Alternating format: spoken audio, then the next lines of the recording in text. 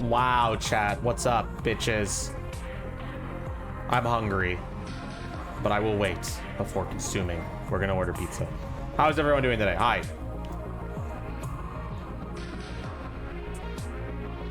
You ready for 100 line Defense Academy last?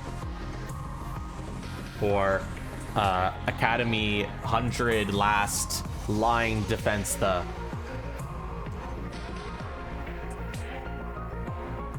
Basically, are you ready for some bullshit with some zombies and shit? Deadshot apparently is ready because they're already assaulting me physically and emotionally. Wow, use my free time to prepare? Oh my. I love using my free time to prepare.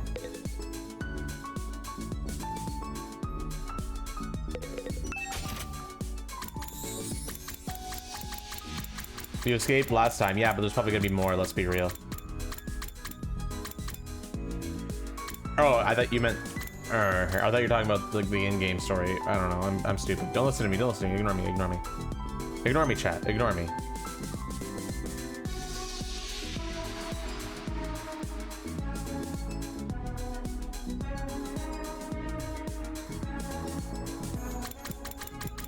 Alright, we've got some BP. Who we upgrade now?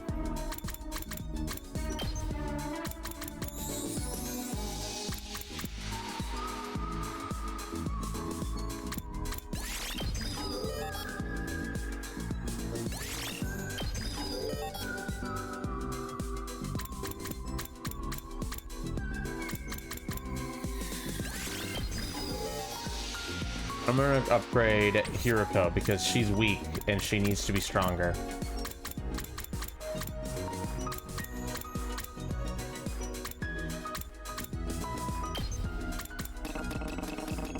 I think the only ability here I'd want to upgrade is potentially Hellfire.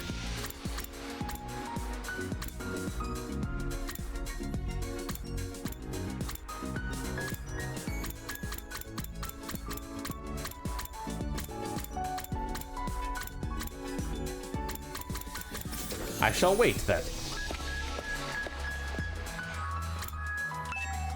Okay, so as a plot summary, zombies. We're pretty sure that Gaku and Darumi brought back brainworms, and now they are creating zombies. You know, perfectly normal stuff. Perfectly normal, acceptable things.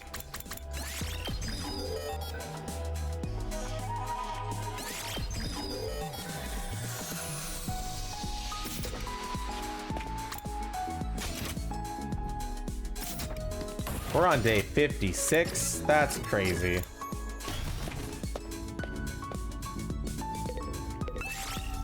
We got a whole other slasher route to do too. Like, we look at the chapter select. Like, we're all going through this. So, okay, there are some time skips. That's good. But we have to do this whole side of the fucking route too. So, I'm hoping that this starts to go quicker so that we can kind of go through it quick. You know, I'm gonna start speed running some of the shit.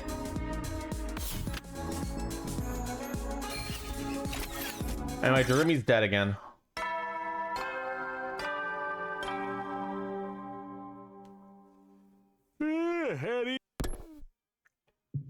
Unfortunate. She can't catch a break, can she? Tired me out. Stretched my long and hard before looking around at the inside of my room. It reminds me, I haven't seen him around lately. Boy cloaked in dying flames. He'd appear without warning and stop showing up for a long time. He was unpredictable, to say the least. Now that it matters too much. I was too tired to stay up any longer and crawled into bed without much thought. But when I closed my eyes, my consciousness fled from me.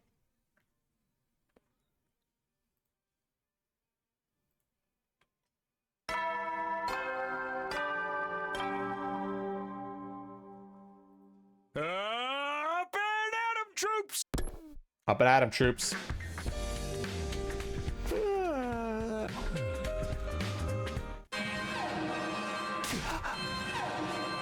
Alarm! Intruder alert. In defense mode initiation.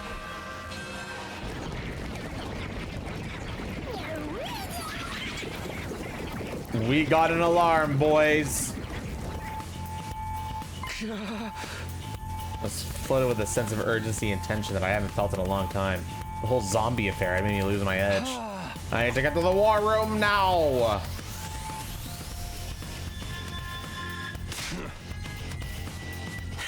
We're moving out, Takumi. Are you ready? Ready as can be. I'm focused now. Let's protect this school, bitches. We're gonna watch this cutscene. We haven't watched it in a while.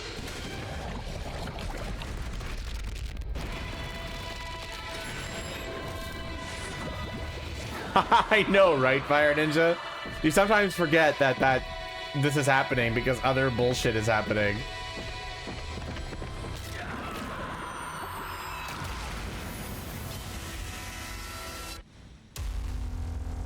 So much other garbage is happening. They sometimes forget that. Oh yeah, we are still in danger, aren't we?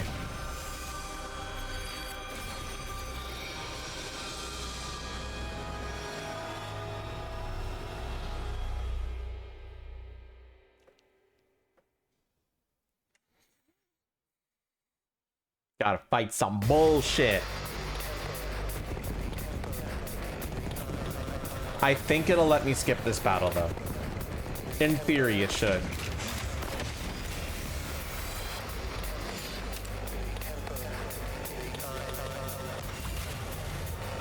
Correct.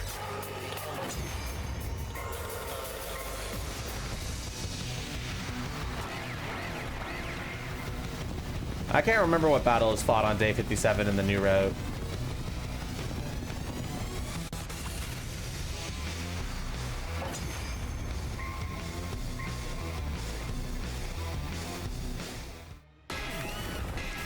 Oh, it's the clone one.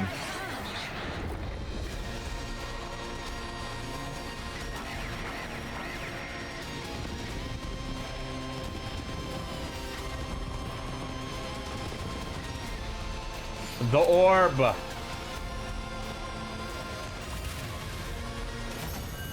Yay.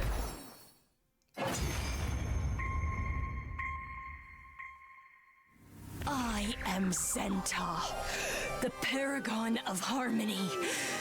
Even if my flesh is destroyed here, my soul shall live on eternally. And it will destroy you all. Prepare yourselves, invaders. I'm pretty sure it's not going to. You've said that every single route, and the shit that's been bad is due to other reasons. Who do we give this one to, chat?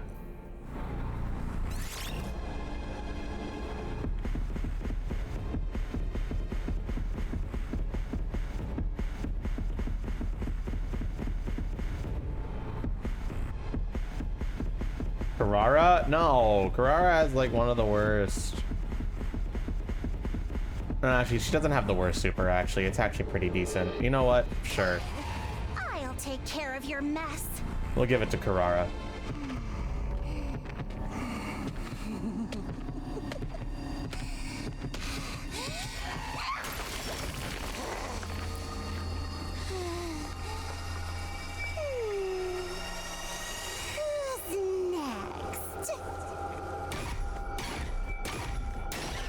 Miss Tomato Head over here. Like, of all the masks that they could have given Carrara, why did they go for a tomato mask?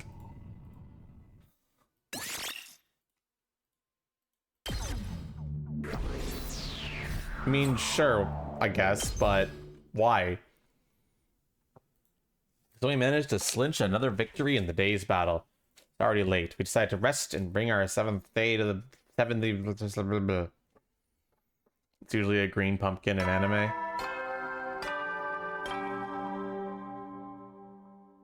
Right, so this is like some sort of Japanese cultural thing that I'm not aware of.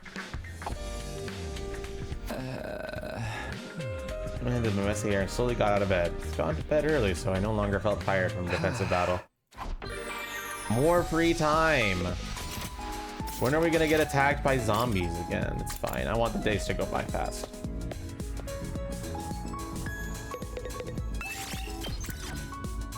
Good thing, Deadshot. You missed nothing.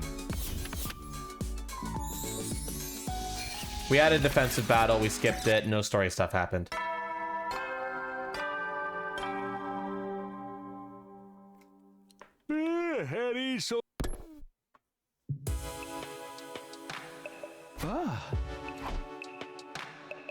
I collapsed on my bed at the end of the day. That had simply flown by. Hey, what should I do tomorrow? What would the next attack be? I tried to conjure up my memories from the last time around. My eyelids grew heavier and heavier as my mind wandered. For long, I had fallen asleep. I was jolted awake by a scream coming from outside my room.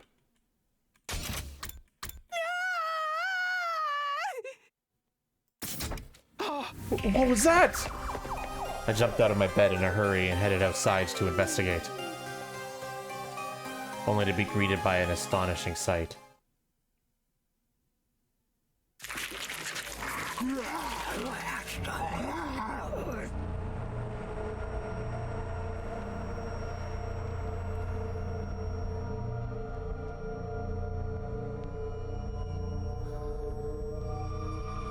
Oh, fuck. Very normal. Very normal. Very normal. Is that Kako? That is Kako. I think Kako's fucking dead.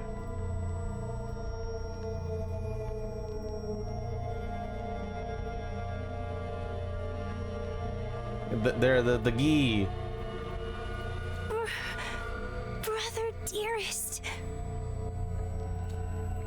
There should only be two. This criminal figure had their mouth flashed out of Kako's neck. She was losing a lot of blood and on the verge of fainting, and their attacker wasn't letting up.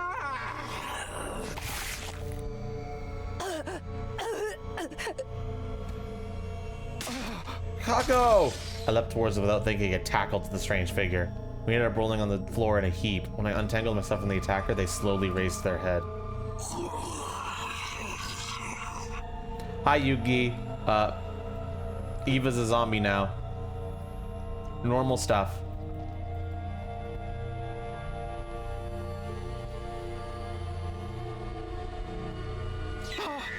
Ava? There's Ava who stood before us, our captive enemy commander who had most definitely been dead last time I checked. Her skin was pale and bloodless. Her eyes were sunken in. Parts of her body were in a state of decomposition. Hey, what's all the noise about? Ah, what the hell's going on here?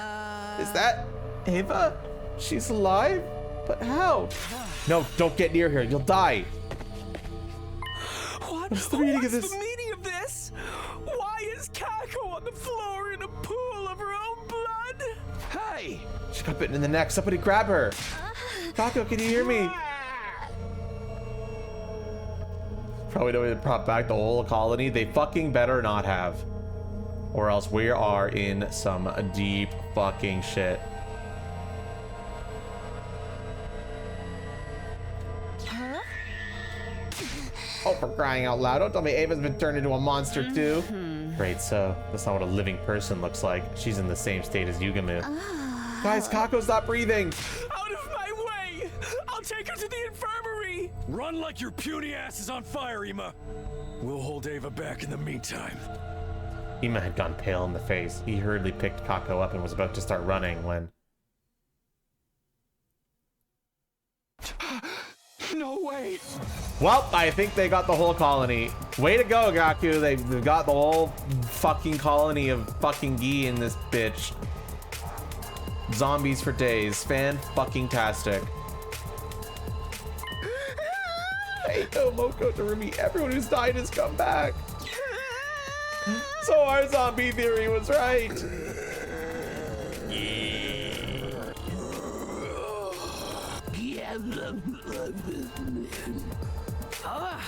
We've been surrounded. We have no choice but to hack and slash our way out. I'll deal with Ava. You guys take the others. Ima, get Kako out of here. Ava leapt towards us with the ferocity of a beast pouncing on its prey.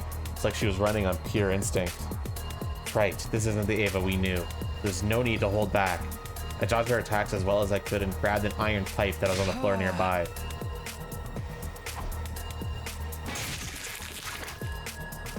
The moment I found an opening, I thrust the pipe towards her head and rammed it into her head.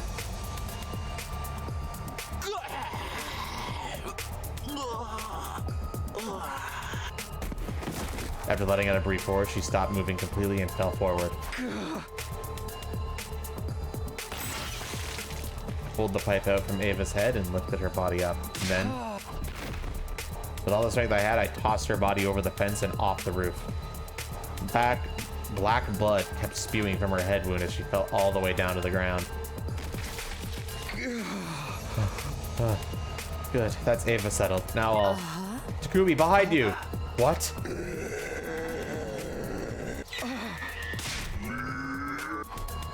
Watch out! Oh shit! Hiroko, no!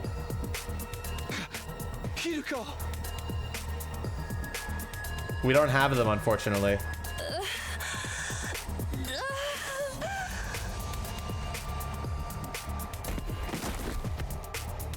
I had trouble wrapping my head around what just happened. All of a sudden, Hiroko was losing blood from the hole that had opened in her back. Hiroko! Hiroko, stay with me! She died protecting me? Why did our dead friends come back to life like this? Why were they attacking us? Nothing was making any sense. Ah! Blood of a frenzy screamed and leapt towards Eito in a rage. When I lifted the pipe to run it through his head, something heavy struck me and I was flung through the air like a rubber ball. My vision changed in an instant. As I gazed the night sky, I realized I had fallen off the roof. Sorry, Hiroko.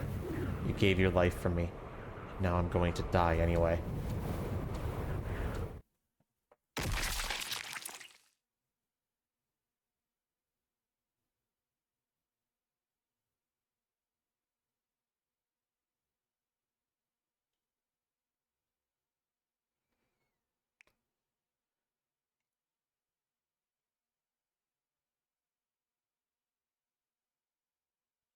Oh shit. The Fire Husky, thank you so much for the follow. Wow, we're just skipping ahead.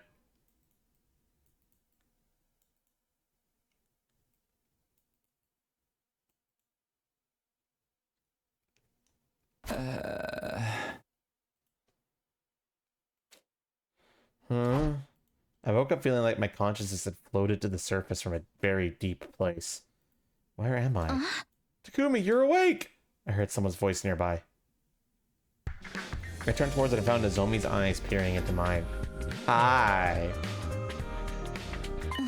Oh, thank goodness. We were all so worried. You just wouldn't wake up.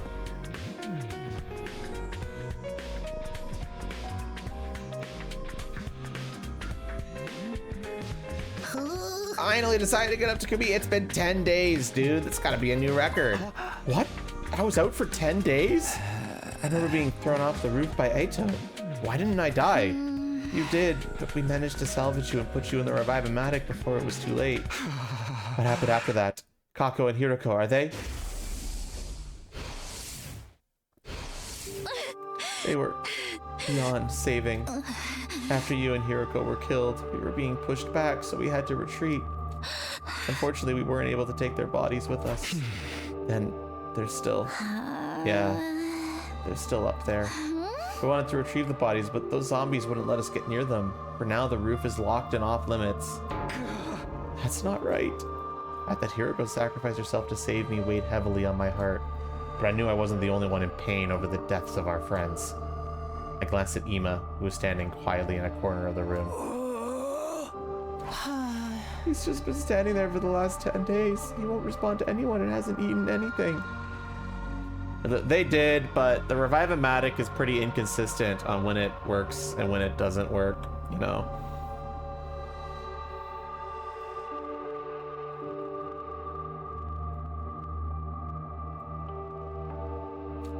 He wasn't in any state to join us for the battle either. There was a defensive battle? Yes, on day 63 while you're out like a light. We only had to deal with minions this time, so I took the liberty to clear them out with one shot. I must be rewarded for this. Prove that you're grateful. I want a victory parade held in my honor, with you leading the way sitting on a spiky medieval torture device. Hey! That sounds more painful than the battle. Actually, shouldn't we be doing something about Ima? It's really concerning to see him like this. Can you blame him? The guy worshipped the ground his sister walked on. He's not going to be able to deal with it right away. We should just leave him be. Got real violent trying to get back to save Kako before. I had to restrain him physically. During that time, the others went out to get your body. Oh, okay. Thanks for saving me. What about Ava? Did you find her body next to mine? We've already disposed of that prisoner in the Wall of Fire. You mean like we did with Yugamu? She wasn't moving, so she was probably well and truly dead, but you can never be too careful. This is just a guess of mine, but... I got it! Without their heads, they're powerless! Fuck.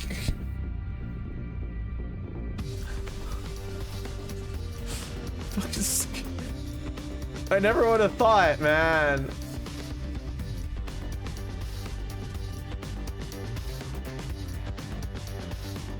When I put that iron pipe through Ava's head, she suddenly stopped moving. So we either have to either do a headshot or burn them in the undying flames to permanently kill them. Or to give me with the metal of duh. Indeed. Unfortunately, hemoanima appears to have no effect on them. They almost killed me when I last fought them. They moved so quickly I barely had a chance to deal damage. We've also discovered some other things while you were asleep. First of all, the zombies can move around normally during the day. They don't have the usual undead weaknesses. We can't count on sunlight to make them weaker. The second thing is about their senses. They can't see very well. On the other hand, their sense of hearing is super sensitive. They can pinpoint our locations by sound alone. Sound alone. That's not good. There's something even worse. It seems the zombies have incredibly superhuman strength. Yeah, all it took was one punch from Eito to send me flying over the fence. And he pierced right through Hiriko's back like it was a piece of paper. We've been through our fair share of tough situations too, so becoming stronger must have made them even stronger. It means their bodies still remember the strength they had when they were alive. I mean, we don't stand a chance against them. Because we can't go back to the roof, we decided to make the metal shop our base from now on. We've got all the tools we need to fight here, and it's near the cafeteria as well. We don't have to worry about starving, at least. I see, so that's why I was placed here? Come to think of it, is that power Saw Yugamu was using still around? Yep, right here. Goes opened a locker in the room and showed us what was inside. Good, we may have some use for it yet. Power Saw that once struck fear into our hearts was now a shining beacon of hope. Oh, anyway, those were the 3 things we discovered while you were out. We still don't know what's turning the dead bodies into zombies. We considered the possibility of a viral infection, but some things didn't quite match up. Wait, are we going back into fantasy territory again? I guess so. Everything is pure supposition at this point, after all. If Durumi turned because she had been bitten by Yugamu, who or what turned Ava, Moko, and Eito? Their deaths had nothing to do with zombies. They died before zombie Yugamu showed up. It doesn't seem like any of them are interested in biting dead bodies either. When you've reached Yugamu's state of perversion, anything goes, right? He totally seems like the sort that'd be into necrophilia. Great. I don't think I needed to hear that.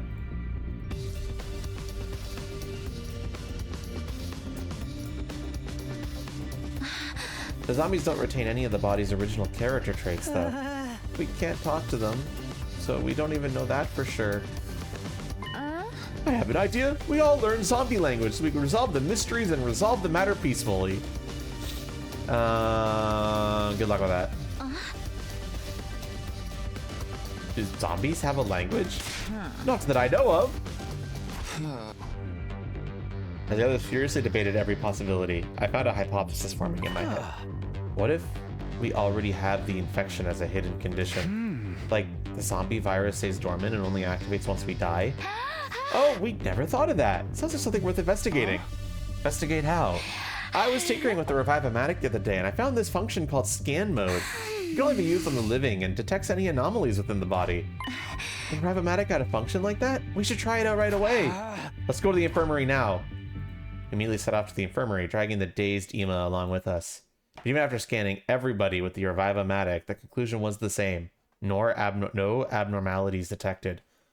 Okay, so that means we don't have brainworms right now on this route? Interesting. So when does Takumi have brainworms and when do they get removed?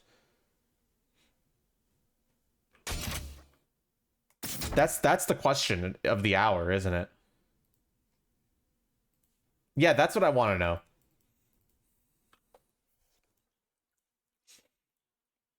Also, maybe we want to wait a little bit before we continue on. We're getting into some important plot stuff, and a lot of the people who are invested in the plot aren't here yet.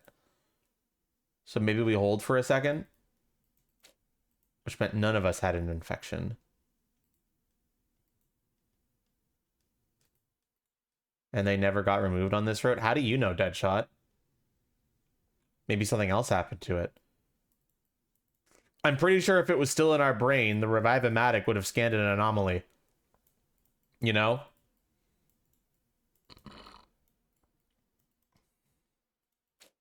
Day 69 without any clear answers emerging from how the zombies were being created.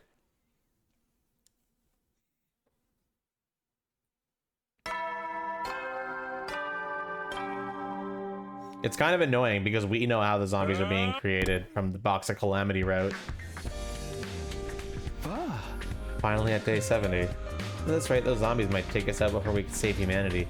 We ended up puzzling over how to solve our new problem that morning until we heard shouting. Everyone! Everyone! It's Ema!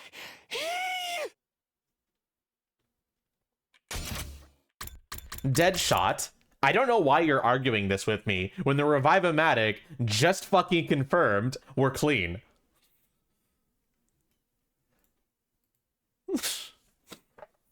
Space Marine 2 win? Probably not. How you doing today, Killzone? Would it detect it? I don't know. And also, like, there's also the argument of Takumi going 70 days without trying to kill anyone. So if we had a Gi in our brain, we would have done that a long time ago. So I don't know.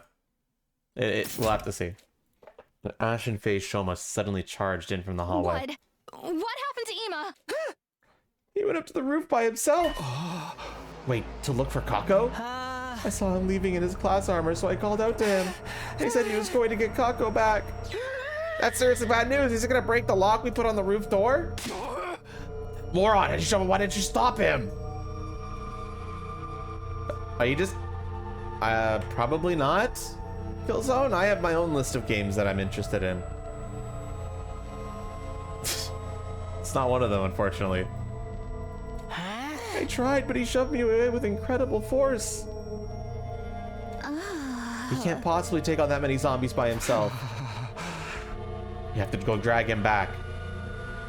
Check out my infuser. I was about to transform when someone stopped me. You don't be wasting your time in creating more zombies.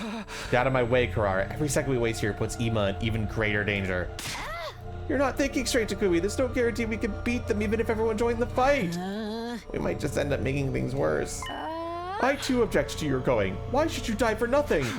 It's not nothing. Don't you guys want to save Ema? Of course we do, but we gotta think about the risks. I don't care. If there's even the slightest chance I could save him, I'll fucking do it.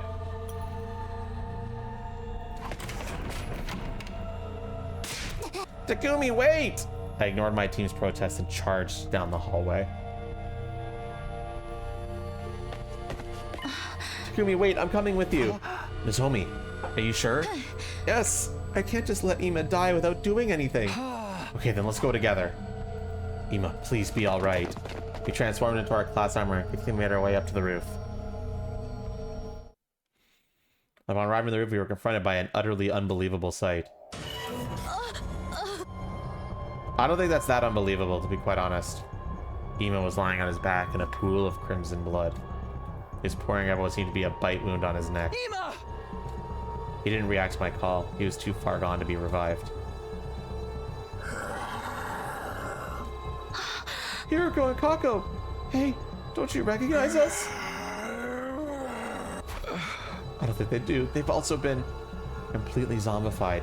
I prepared myself for this possibility, but it still hurts to see them like that. Did Ema pass away in despair after laying eyes on the zombie Kako? Or was he happy to be able to hold Kako in his arms again, no matter what form she was in? Watch out, Takumi! Aito leapt at me with tremendous speed. I barely managed to evade his bite. The zombies moved incredibly fast, launching themselves at us with loud, feral cries. I knew they had superhuman strength, but I never expected to extend their jump speed too. We should retreat for now. We early ran back to the school building. Oh no, the zombies! Our former friends had broken down the unlocked door to the roof and were now chasing us further into the building. Just keep running!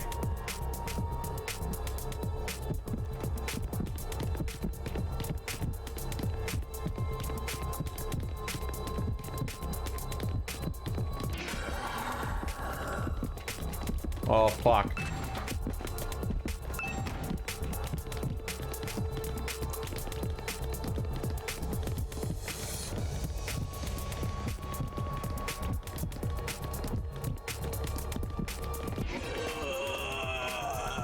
We gotta go, motherfuckers.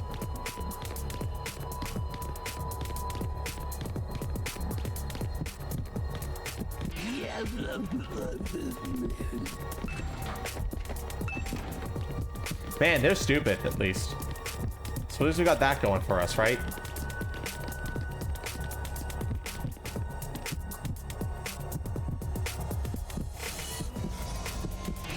Oh, fuck you, bitch. I can still fight. Well, I messed up. Blah, blah, blah, blah. Blah, blah, blah, blah. Ah, blah, blah.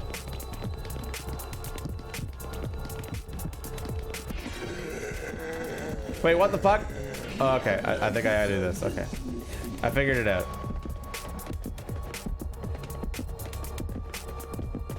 I figured it out, chat.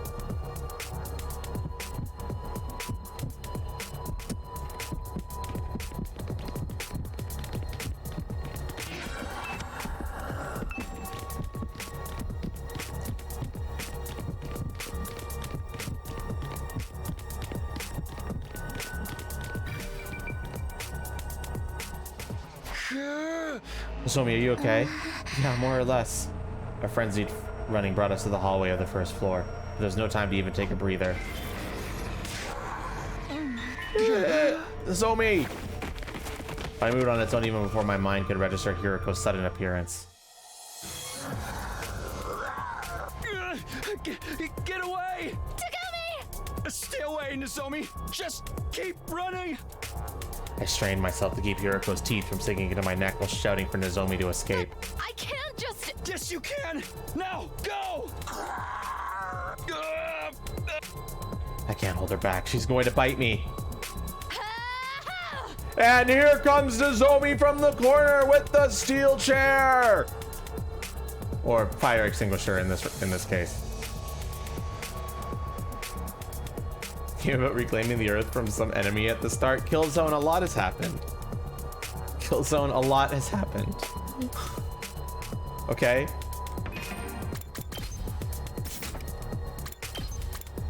A lot of stuff has happened, and there's been a lot of different routes that we've gone on with different situations and different endings, and a lot of stuff is going on.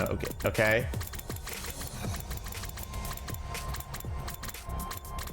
Like, this is the flow chart of all the story paths that you could potentially go down.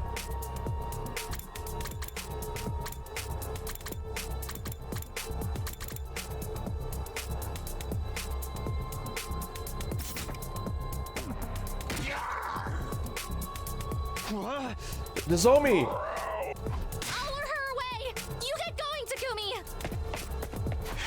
What are you saying? No, don't do it!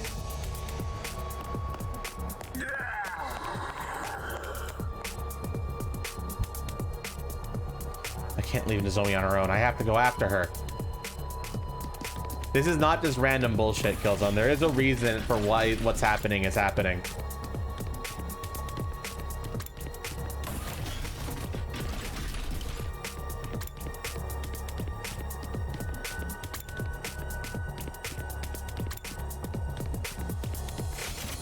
Where'd she go?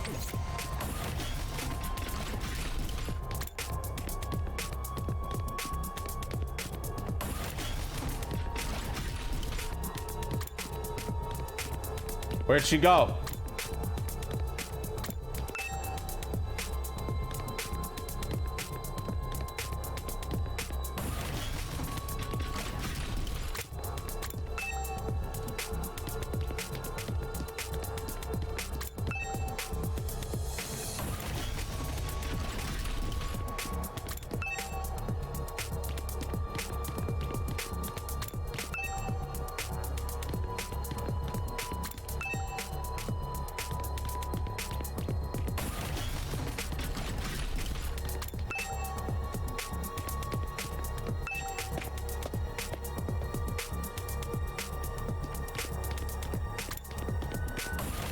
Where are you, Nozomi?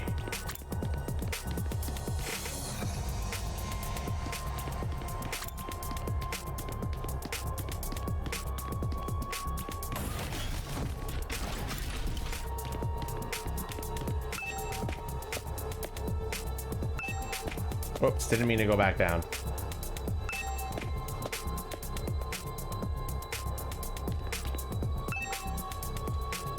Okay, she's on this floor.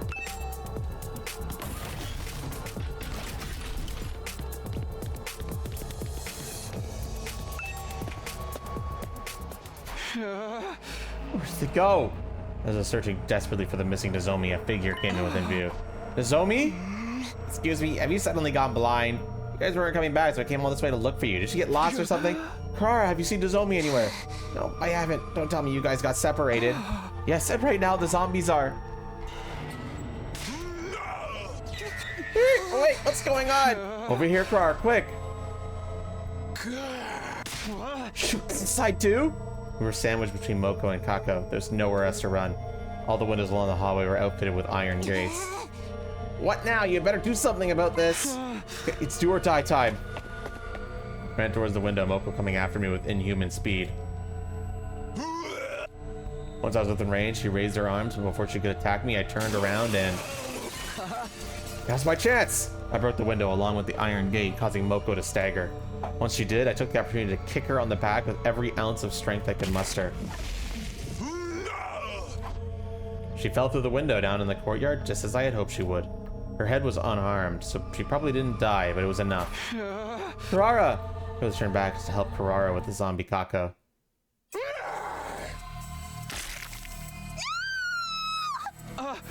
Kurata! Oh my gosh, Noodle, thank you so much for the raid. How was Claire Obscure? We're getting chased by zombies. Rah, rah, rah, rah, down, down, down, down. We are getting attacked and assaulted by zombies. A lot. If you are new to this game, I'm sorry, you won't understand a single thing of what's going on. Through the first area so far? Hell yeah. Grab my hand and start running. I bolted, half dragging Karara along with me. This is bad. She's been bitten. We have to hurry and get her treated. We ran around in a blind panic until we managed to shake off Kako and return to the metal shop. Huh? Finally back to me. I thought you were done for. What a relief. And Karara's back too. Huh? Where did Nozomi go? Talk more later. We need to treat Karara first. I'll be fine. Leave me alone. Are you injured? Let me see. I told you I'm fine. Don't touch me with your contemptible hands. He's hiding something. Hey, did you? Oh, stop! Lady Karara, is this? It's a bite mark. You were bitten by a zombie? Thankfully, these zombies don't work like actual zombies. She should be fine. This isn't funny, man. Now you're infected with the zombie virus. Wait, Karara's not dead. If we just treat her injury. For now, yeah, but you can't guarantee she's gonna stay the same forever. Sorry, Ryan, letting you keep her here. Oh, fuck off. It is with great bitterness of heart that I must declare the Holy Jumanji Sword and I are in agreement. Come on, we're her friends. We'll treat her injury, of course, but without an antidote, we can't let her stay here. Yeah, maybe better to quarantine her to avoid risks. I'm so sorry, even though a mud-eating pig like me deserves to be quarantined more than you. Should we put her in that weird room on the first floor? The door's pretty tough and we can lock it from the outside. And with the strange devices from when we were at Kamakura General Hospital. That place is definitely much better than a cage. Put me there with her. It's my fault she was bitten to begin with, recklessly running off to the roof like that. No, Takumi, just let me wait it out alone. But now that the zombies have gotten inside, we can't leave you by yourself. Wait, the zombies are inside now? You didn't tell us about that. Have fun, Noodle. Well, explain what happened to everyone. How Ema had already been killed, the zombies flooded into the school, and how I got separated. Hey, Free Wolf, thank you so much for the follow. I appreciate it. This is exactly why I told you not to go up there. This whole thing's shot to hell. I know. What happened to Zoma and Karara is my fault. So I'll find Nozomi whatever it takes, and after that, I'll join Karara in the quarantine room. Takumi. But without Sir Takumi, we would all be in hot soup if anything should happen. No need to worry about that. There's no way I'm letting him stay with me. Who knows what sort of perverse acts he'll force me to perform once we're alone in that room. And manager all to take me there right now before he starts getting ideas. No time for dawdling. Karara, wait! In the end, Karara was locked up in the mysterious room on the first floor after receiving some basic treatment for her wounds. She kept talking through those usuals, but nobody knew what kind of face she was making underneath her mask. I'm so sorry this had to happen, Kurara. I'll come check on you again. I spoke to Karara through the door while making sure it was properly locked. She didn't say a word in response. Sir Takumi, you have returned. Yeah, I put her in the room like you all wanted. Now I'm going to go look for Nozomi. You mean now? By yourself? Now's the best time. I didn't sense any zombies nearby when I was in the halls. What if you run into them while you're out there? It might be safe if you're only going out for a short time, but it's too dangerous to wander around for very long. Lady Tsubasa speaks the truth. Do not forget what happened to Sir Ema. I know it's risky, but I have to help her no matter what. I tried to push away my friends and stop them from holding me back. All of a sudden, a hand appeared from behind and put my neck in a chokehold. I was careless. The hold tightened until I couldn't breathe. Soon, I found my consciousness slipping away. Sorry, man, but it's lights out for you. Sir Takumi's eyes rolled up in the back of his head. Is he still alive? Yeah, that's so cold. He needs to stop fussing like a brat, at least for today. He does tend to get carried away when it comes to Nozomi.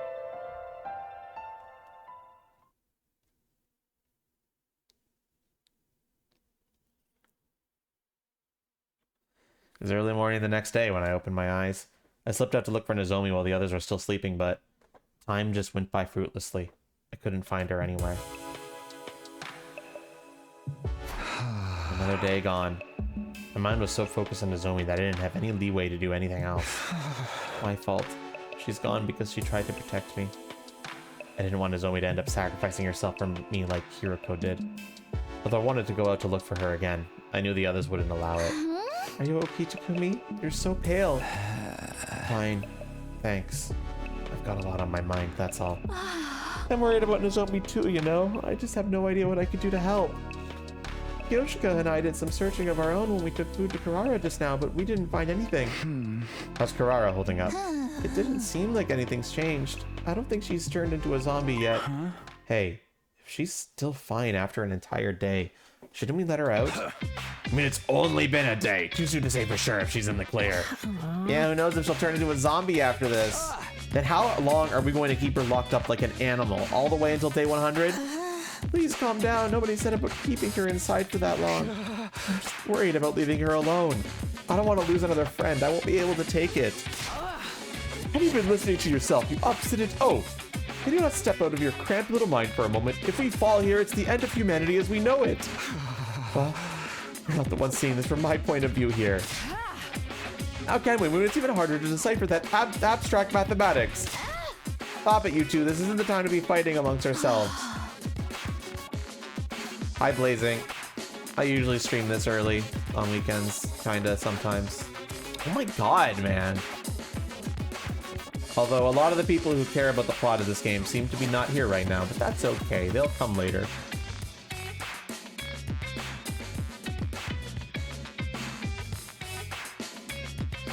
We just gotta keep pressing on. Yeah, it's me. You both need cooler heads. So just go catch some Z's or something. We all went to bed in a tense, unpleasant atmosphere. But I didn't sleep. I just simply held my breath and lay in bed waiting. I waited until I could tell everyone else had fallen asleep before quietly sneaking out. Rara, are you awake? If you are, then talk to me, please. What are are you doing here in the middle of the night? I'll kill you if you try to touch me inappropriately. That's not it. I promised to come check on you again, so here I am. Sorry it took so long. The others wouldn't let me out of their sight. How are you feeling? Anything out of the ordinary? Not that I'm aware of, though my mood has never been worse. Right, if you stay healthy, we should be able to release you from quarantine soon. Just bear with it a little while longer. I'll try my hardest to convince the others too. What are you actually up to? I see no reason for you to be so concerned about my well-being. You want me to owe you a favor so you can extort a large sum of money from me later? Can you stop being so obtuse for just 1 minute? You came out looking for Nozomi and me because you were worried about us, right? It's the same feeling that keeps me coming back here. I never truly knew stupidity until I saw you. Hey, I'm trying to be nice here. Your voice is grating on my nerves, so get lost already. You just that without telling anyone, right? Don't get me involved in your shenanigans when they find out. Fine. I'll come check on you again. Good night. All things considered, how is this glad Karara was still herself? I quietly kept back to the metal shop in relief. This time, fell asleep for real.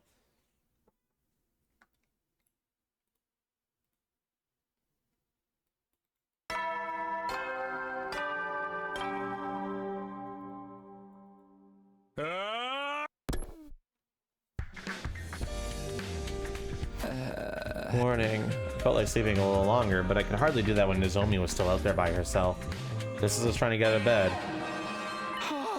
Oh shit. Of course there's a battle. Kind of forgot that those are things that we still have to do, huh? Intruder alert. Intruder alert. Unauthorized personnel detected on school grounds. Oh, balls, chat.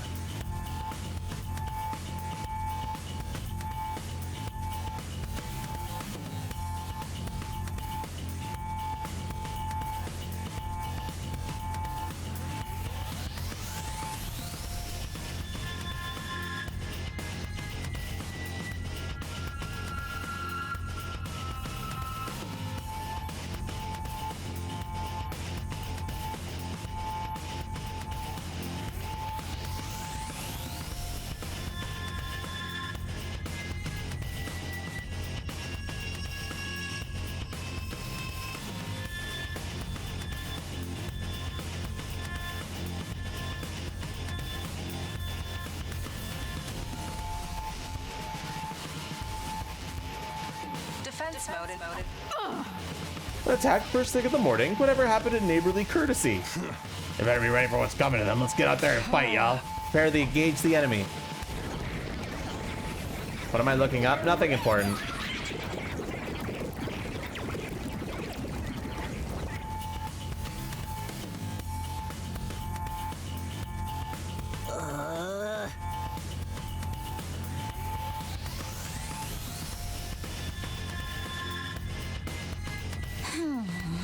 Hi, MRL.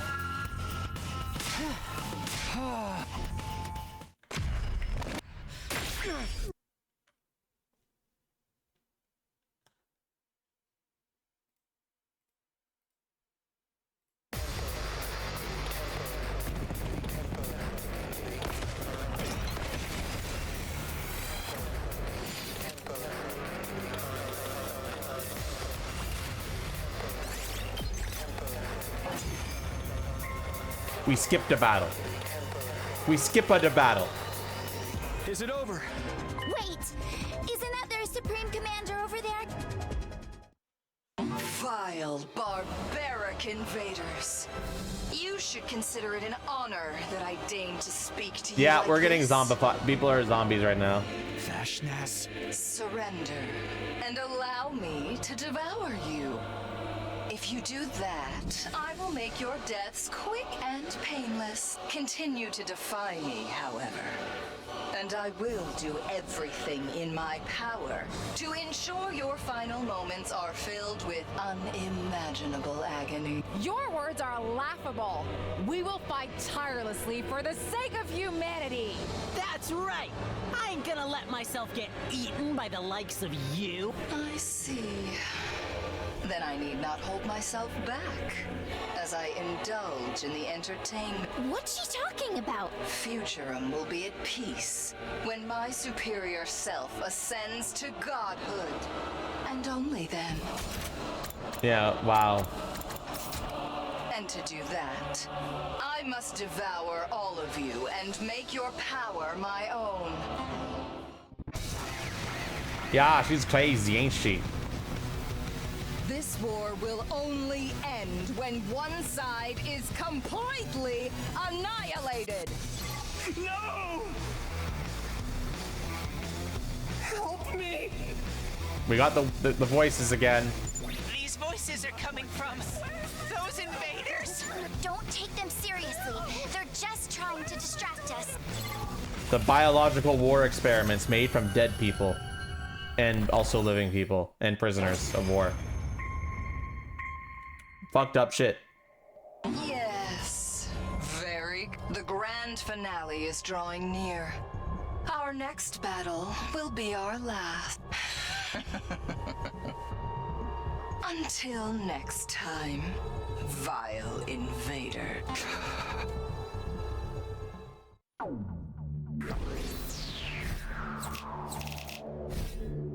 Not good.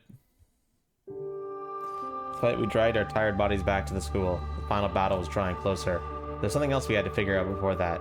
Namely, the cause of the zombification and how to prevent it. The school would be wiped out long before Vecious got to us if we didn't resolve that first. The fact that Nozomi was still missing was making me more and more impatient, too.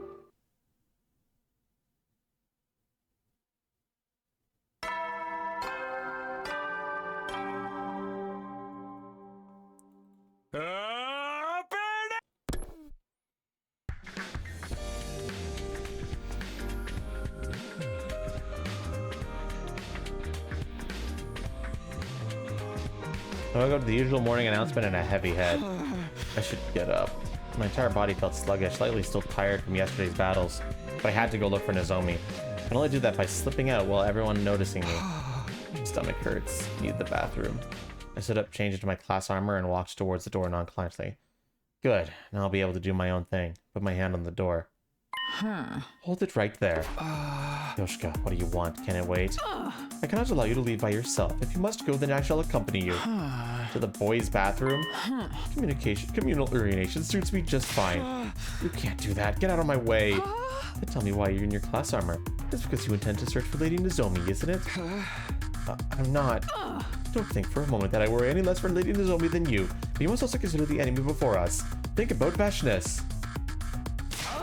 We cannot lose more men if we wish to best her. Surely you understand that? I don't know. I don't think he realizes just how much deep shit he's in. Deadshot. Like, I don't even think he himself realizes. I do. I completely understand, but you can't just ask me to give up. We're not going to resolve the zombie problem by holding up in this place. Hey, cool it, you two. You're gonna attract all the zombies in hearing range. Oh, right. Sorry for yelling. Look, I get what you're feeling, but Kyoshika's right. We can't lose any more soldiers. We really have to go looking up for Nozomi. Take someone with you. We'll be keeping a lookout here as well. How's that sound? I'll go to the library after delivering breakfast to Karara. Maybe I could find out something zombie-related there that could help us out. Oh, can I come along? I've been told to make a fairly sturdy stepladder. In the end, the whole day went by without me being able to accomplish much. The unholy mix of frustration and restlessness from having my movements restricted was slowly making my anger boil over.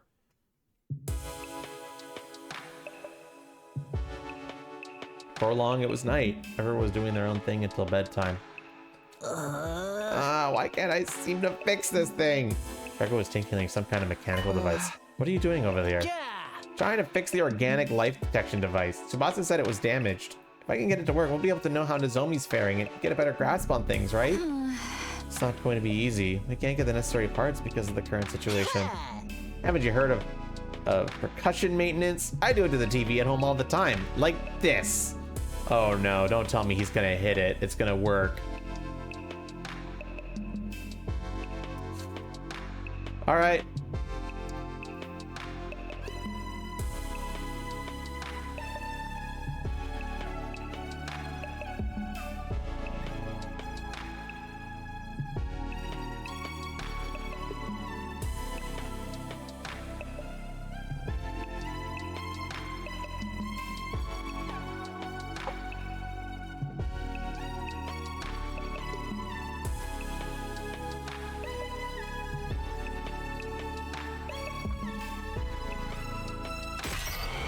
Kaga hit the device forward and caused a shrill beeping sound to ripple through the room. Don't do that! What do I do now? Stop the sound, the zombies will hear it! The only way to do that is to completely destroy the device. Those who retrieved a hammer and I was about to hit the device when... And the zombies are here! 6 zombies suddenly appeared. Including one that was once Ima. Run everyone, run! Run where? Cover your eyes and ears! Yikes! Why is it so bright? Run while you can! Did we just flash bomb them? There's a figure curled up in front of the door. Yoshika, are you okay? I tripped and fell. That is all. Get outside quickly, Sir Takumi. Not without you. Come on, let's go together. You've been surrounded. Fortunately, the locker was right behind me. I immediately took the power saw out of it. We can't possibly take out so many zombies at once. Transform into your class armor, Kyoshika. We're going to bulldoze our way through.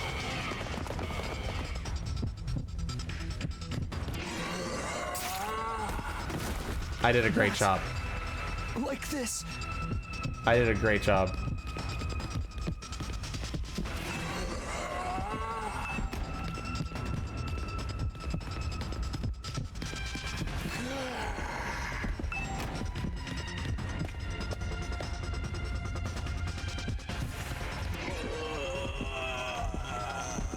Don't ask questions, Deadshot. Oh, fuck me. I didn't realize that was a dead end. Can still fight. Which means I need to hide.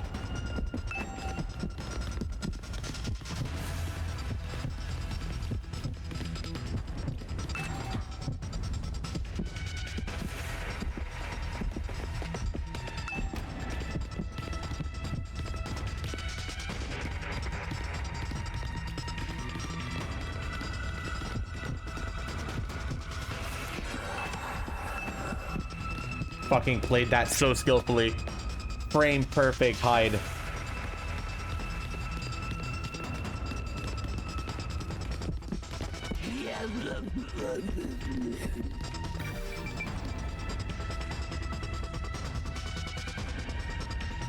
Yeah, like we can't use the hemo anima weapons. Good, I can handle just one. Sorry, Darumi. I'm really sorry. I braced myself and pointed the power saw at the approaching Darumi.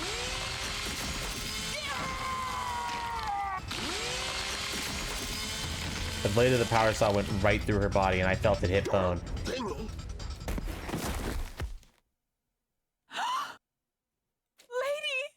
Tarumi! We were stunned and stood before the motionless Darumi for a while. The gym was filled with nothing but sound of Kyoshika's sobbing. Then I heard it. Footsteps getting closer from behind. I turned around and my eyes widened. Nozomi? No! She's dead! Rest in peace, Nozomi.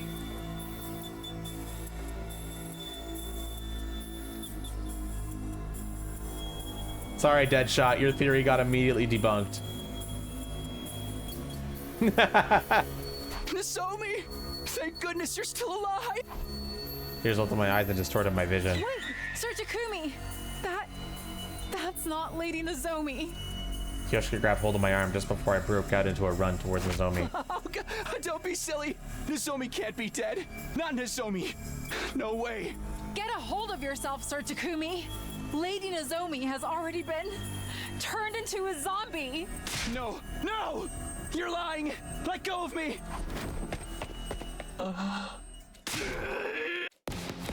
Sir Takumi! Kyoshika! Stop! Nozomi, please! Stop! We're being big dumb right now. The moment I saw her, I knew she was no longer the same Nozomi, but I refused to face reality. Sir Takumi! Get away! Hurry! My hands and feet were shaking. My gaze fell on the power saw I was holding. What was I so conflicted about? Kyoshka would die if I didn't do this. If I didn't kill. I raised the power saw and...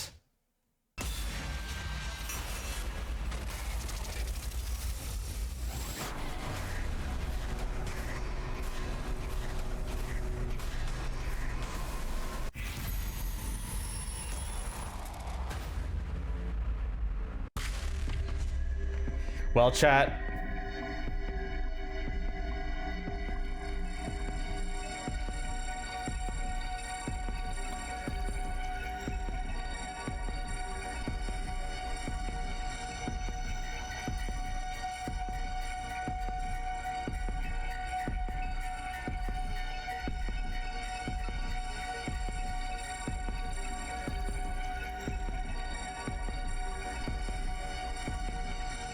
What are we doing, chat? Go ahead and vote.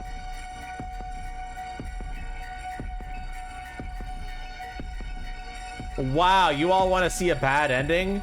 At least I'm assuming.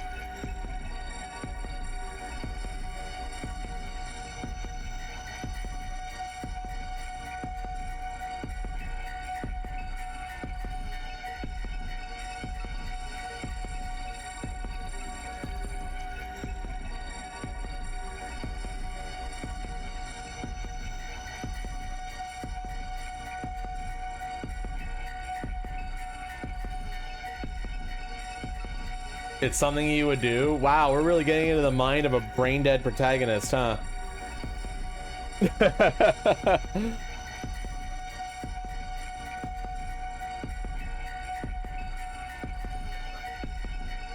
Man, I'm starting to get hungry. It might be pizza ordering time.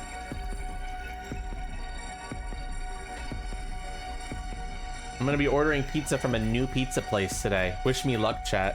We'll see if it's good.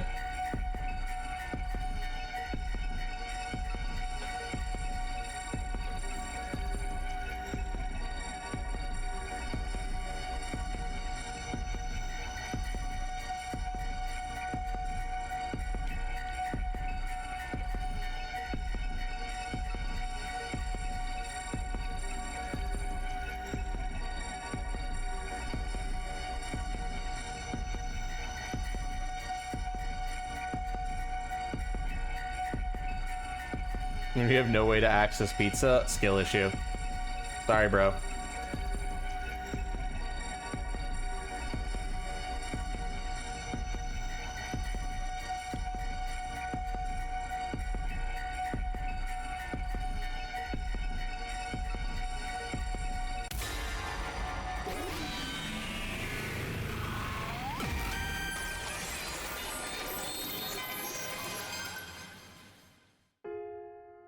Memories of the times I spent with Kara kept surfacing in my mind, one after another.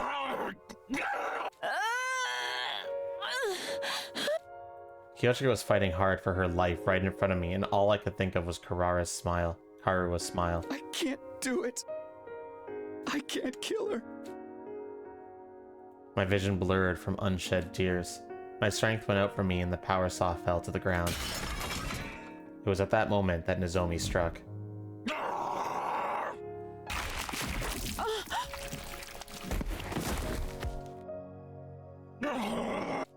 She shrieked with a loud voice and turned to face me, her mouth still stained with Kyoshika's blood.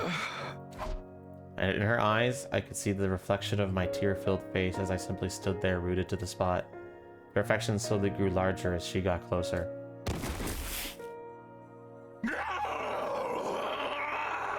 I'm sorry, Nozomi. Sorry I couldn't protect you. Sorry I couldn't kill you. Sorry, I'm just so sorry. I closed my eyes and mumbled tearful apologies under my breath again and again.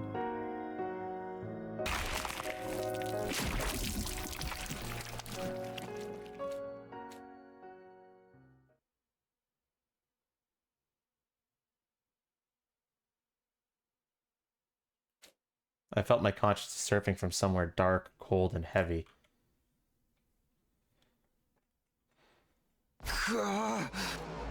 I could see dim light from behind my closed eyelids. When I opened them, I saw that I was laying face up on the floor of the gym. Thick fog hung over my mind, making it hard to think. looked around myself to find something that might have jogged my memory. And I saw it. The side of the power saw lying a short distance away made me remember everything. With her abandoned Kyoshka back there, I was attacked by Nozomi. Then why was I still alive? I didn't understand. I had to look for the others. I stood up and dragged my faltering body out of the gym. Where did Takemaru, Tsubasa, Gaku, Shoma, and Kurara go? I wandered around the hallways, desperately searching for anyone who might still be alive. Nobody here either. I hadn't detected anyone's presence even after making it to just outside the entrance hall. As I was trying to figure it out, I heard voices from somewhere. We managed to pull through somehow. I was so sure we weren't going to make it. All thanks to Kurara's specialist skill. That was all sorts of awesome. Oh, that's who they were. It was most satisfying to be able to put that vicious woman in her place. Thanks for helping us, even though we kept you quarantined for so long. We would have been wiped out without you. Now that you have seen the power of the Azuki family, be sure to grovel before us until the end of time. They seem to be talking about Veshness. I had to join them quickly. I could tell that they were nearby now. I broke into a quick run towards the entranceway.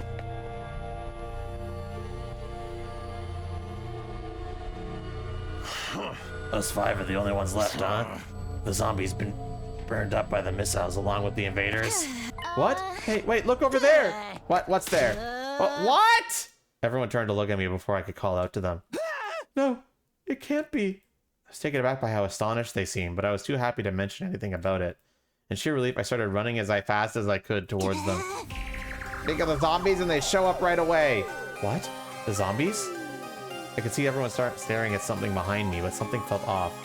A scented tread crawled over me as I slowly turned.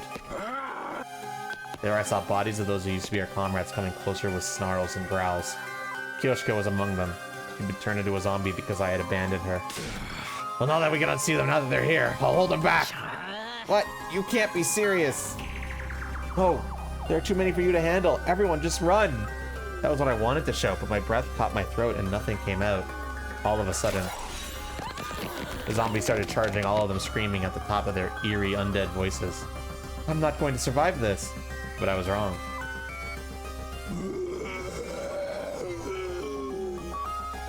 Wait, what? The zombies ran past me like as if I was invisible. Out of my way. This is my show. There might be something going on with Takumi that's different. We'll see. Y'all get the hell out of here and stay alive. Understand? You ain't getting your way. Not if Takemaru Yakushiji has anything to say about it.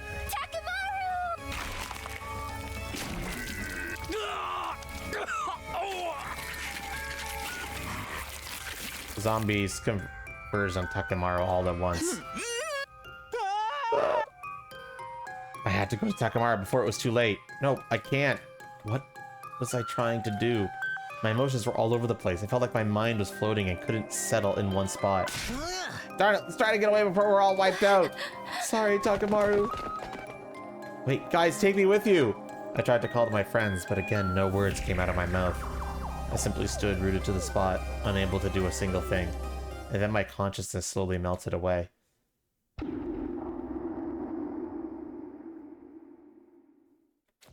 I woke up in the metal shop despite having no recollection of going there. How did I get here and where did everyone go? I remembered running away from the zombies, but nothing after that. I looked around to see if anyone might be nearby. Is that? Scared looking Tsubasa was snooping around cautiously.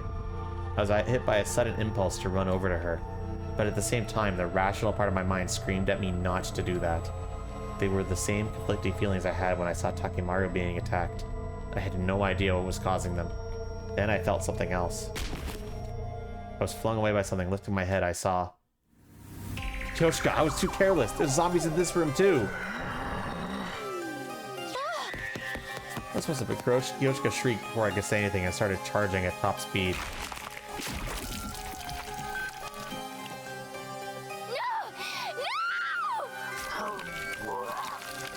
It happened so quickly. Kyoshka sank her teeth into Tsubasa's neck and began feasting on her flesh like a starving beast. Tsubasa was being eaten alive before my very eyes. Once again, I could do nothing but stare at the shocking scene. I couldn't even get to my feet. As Kyoshka kept feeding, I caught a glimpse of a Nozomi. The corners of her lips turned up. Was she smiling? The next moment, she caught my gaze, and the look in her eyes changed to that of pity. Come join us, Takumi. It'll be more fun that way. What did she mean? I didn't hear her say anything, but I heard her voice in my head. Then, all of a sudden, a screwdriver pierced through her head, and she collapsed on the spot. Black, congealed blood pouring out of her wound. I looked over to see who had done it. You damn mindless monsters, just drop dead already! I'm gonna hunt down and kill every last one of you! As I looked, Gaku standing there, trembling in rage and sorrow. Something inside that had been holding me back burst apart. My mind completely shut down, and I gave my body over to my uncontrolled impulses. Ah, get away from me! I looked down blankly at Gaku as I fed on him. There was no sadness or guilt. Nothing except the excitement and satisfaction of filling my senses with the delightful taste of blood. I looked over where Nozomi was laying. Her eyes were empty and clouded over. She was just a lump of inactive flesh now. She had no way of communicating with me, and yet... You finally joined us. I got the feeling that's what she was saying.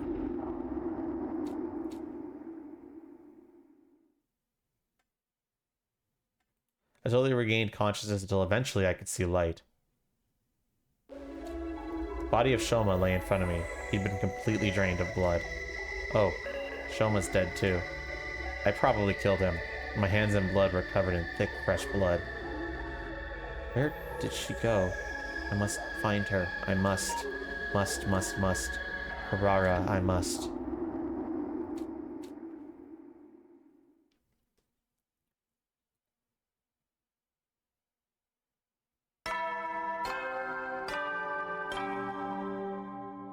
Troops! Congratulations at the most. Get yourselves a...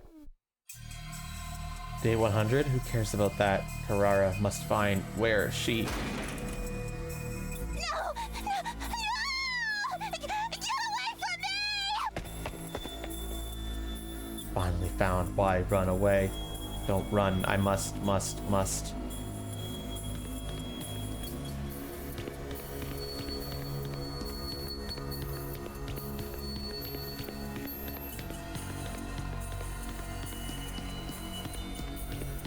We zombie chat.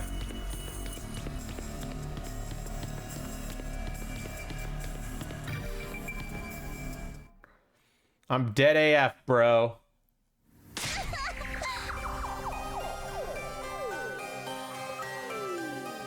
I'm sorry, please let me live. Why so scared?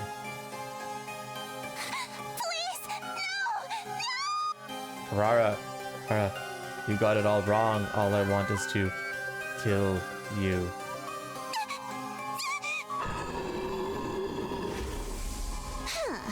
Stop wasting your energy on sad vibes. Let's figure out how to keep us alive, you pathetic peon. Maybe don't ever leave me alone. You're coming back, so I came all this way to look for you. Did you get lost or something? Harara, I must.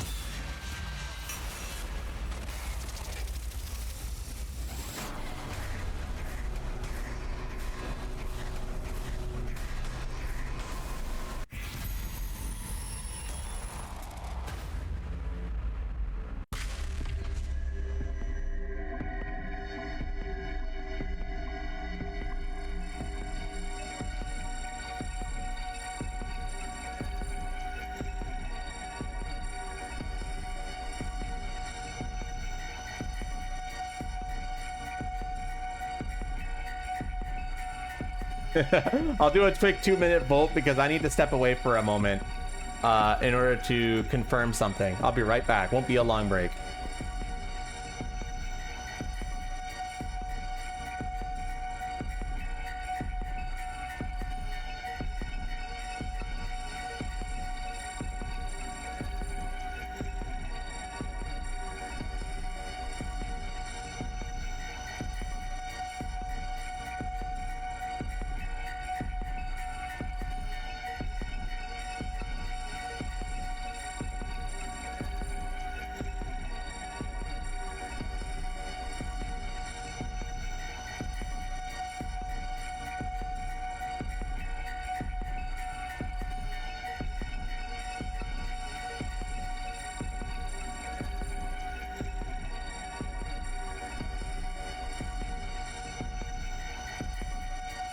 All right, chat, I'm ordering a pizza. Bear with me a moment.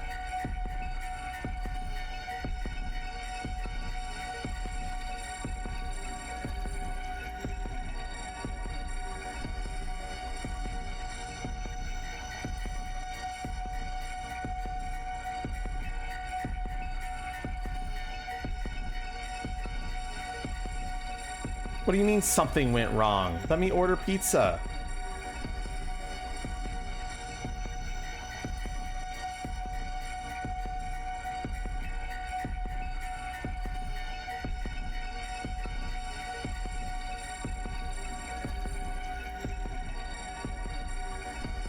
Fuck off. Will it work better on my phone?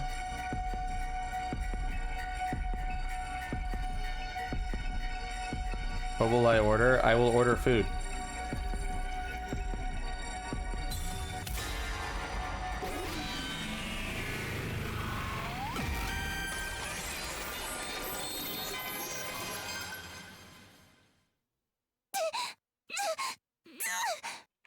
I'm gonna put this on auto while I'm ordering food. Enjoy the story. I'm reading too. I can't do that to Carrara.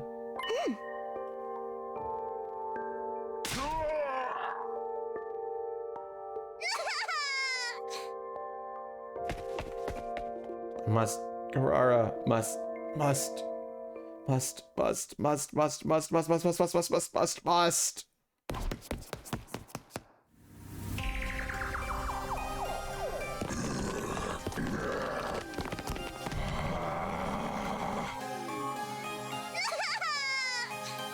Stop it already.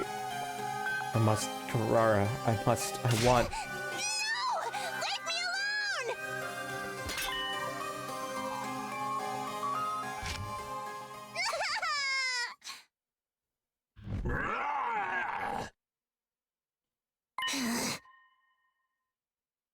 That's it. You're all going to die for this! I'll kill you! I'll kill all of you!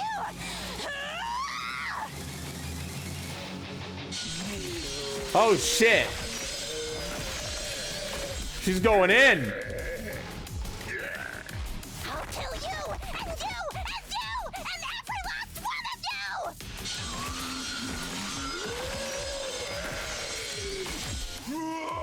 It's not working. Why?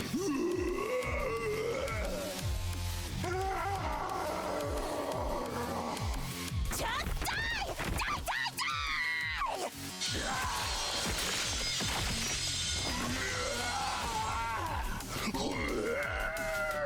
For fuck's sakes! Sorry, I'm trying to order pizza online and it's not fucking working.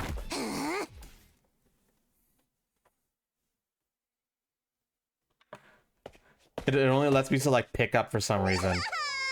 You hesitated just now when you were trying to attack me. If you can still hear my voice, then listen up. This bad ending can't have been what you came back for, right? Then use your power to redo it. Come back and save me. Save us all one more time.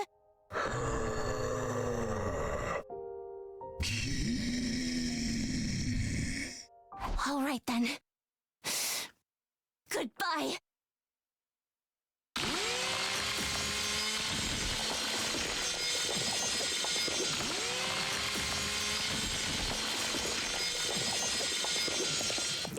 Yeah, it's not working. Fuck! I guess we gotta call them. Why didn't they let us deliver? It's so stupid. Alright, ending. We did it, chat. This is what you wanted. You chose this, chat. You told me that You wanted this, chat. go a separate way, so now you go there. But I go straight through this way, turn back the clock, break through the air, reset my everything. You only went lore accurate? I don't think this is lore accurate. Carrara's last stand.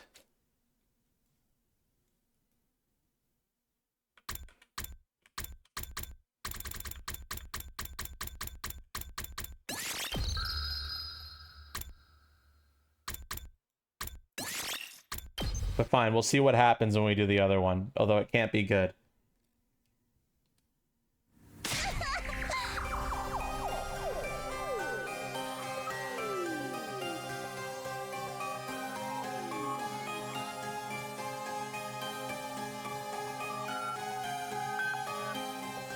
Still not working.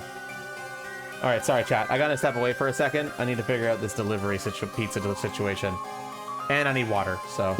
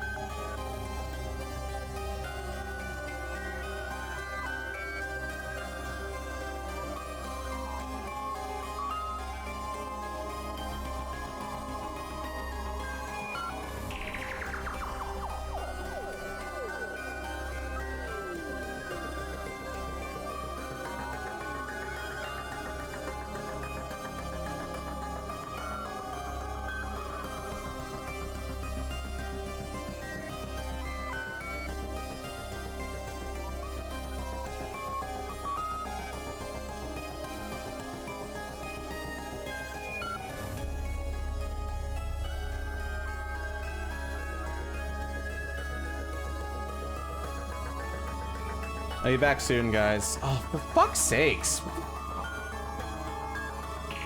I don't understand what's going on with everything in this stupid stream lately.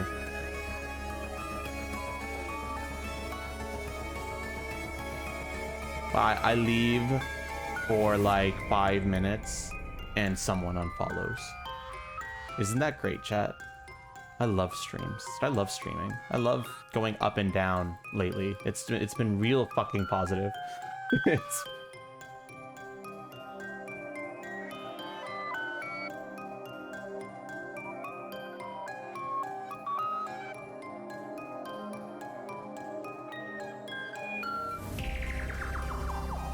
Anyway, the pizza place I was gonna order from, their website wasn't working, and the only option would be to order through Uber Eats, where it's like way more expensive. So not doing that. Unfortunate. We're gonna order from somewhere else then.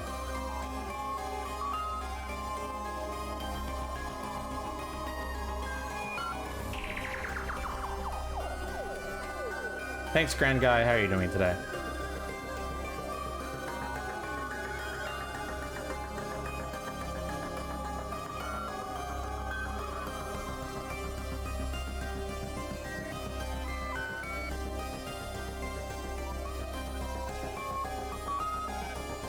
Why is it getting so much harder to wake up? No idea. 1 second.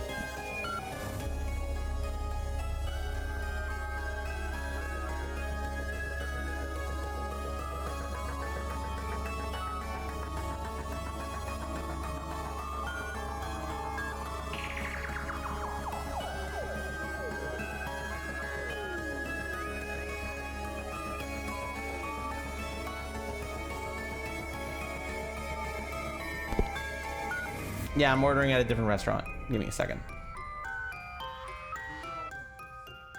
Second.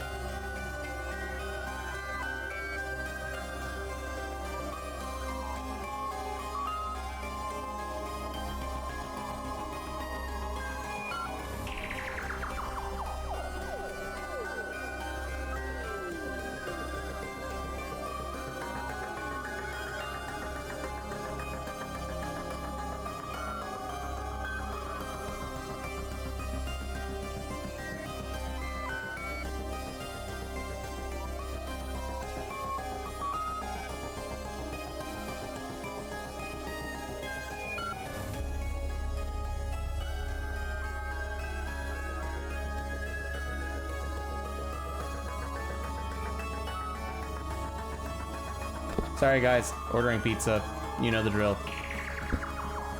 I'm just here. I might as well do this.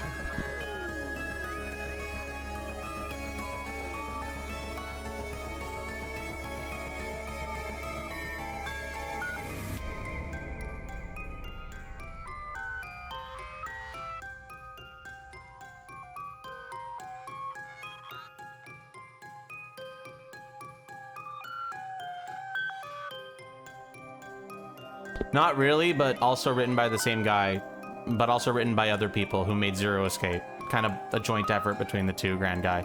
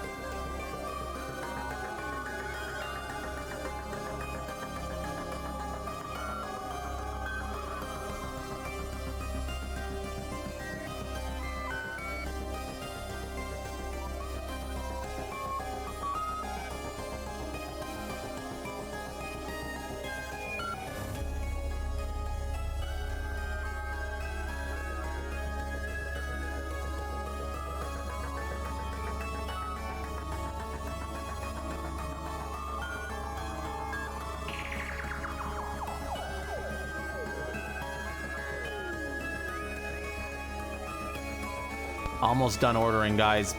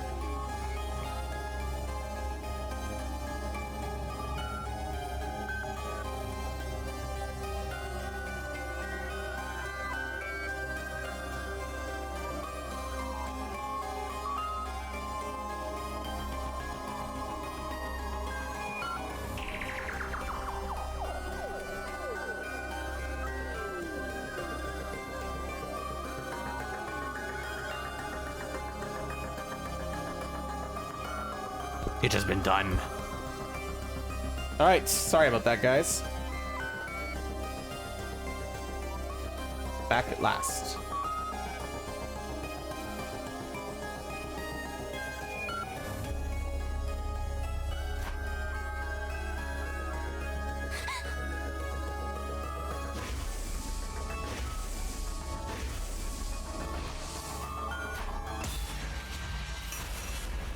Please do not.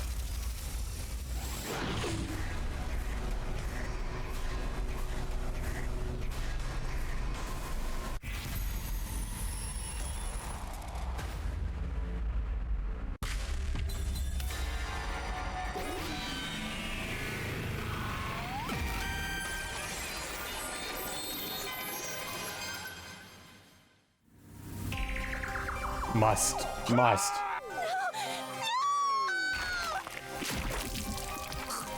I have consumed.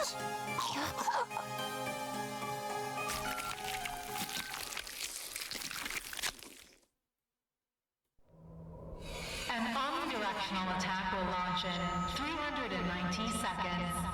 Special defense unit members report these spot in the schoolyard immediately. Don't worry about it, Grand Guy. We're a zombie right now.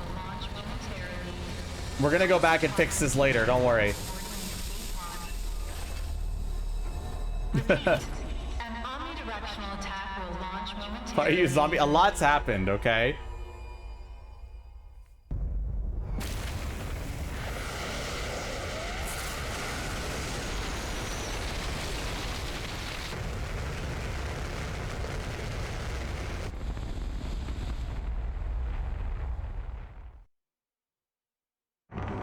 Oh, shit. It does mean that, Deadshot. It means exactly that.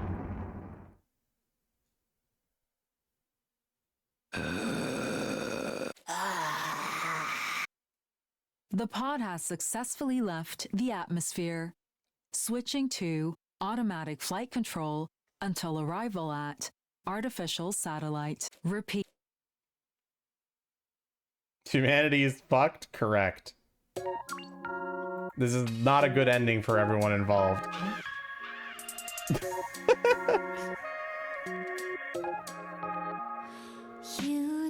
Good game, everyone. Good game, everyone. Good games. Ending 74. Slasher route. Flight of the Living Dead.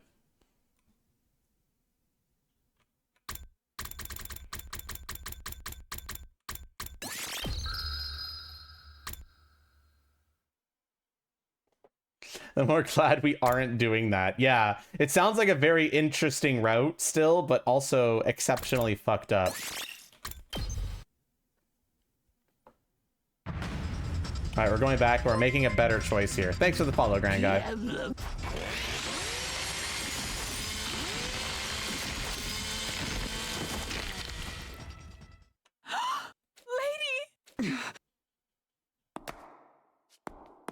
All right, so chat, now that you saw what happens when we decide to not kill the zombie, we're going to actually kill the zombie this time. You know, as we should be. Stop, Nozomi.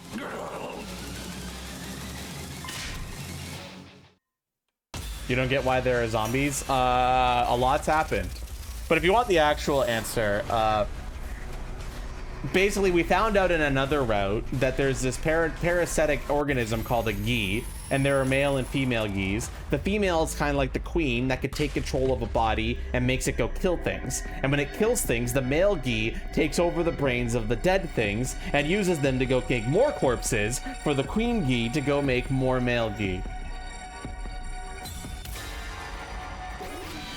No, Grand Guy he was not here at all. Parasite zombie horror, yeah. And we found out that all in another route. But if you did this route first, you wouldn't know why there are zombies. We don't, like, you wouldn't know at all. I swung the power saw down in sheer desperation. It slammed into something and warm blood sprayed on my face. Damn it, damn it, damn it!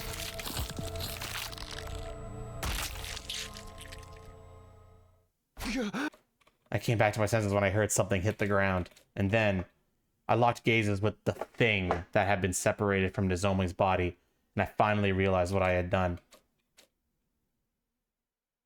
Did we kill Kyoshka as well by accident?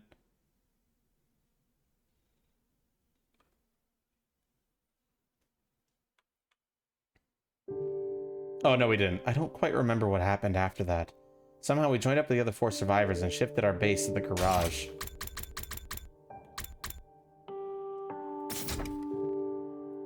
Decapitated Nozomi, probably. Alright, I should do the trick! Finish reinforcing this side as well. Not that I think they'd be much use against zombies' inhuman strength. Better than doing nothing. This should ward off some attacks at least.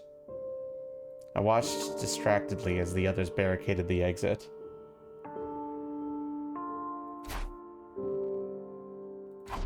I killed Nozomi.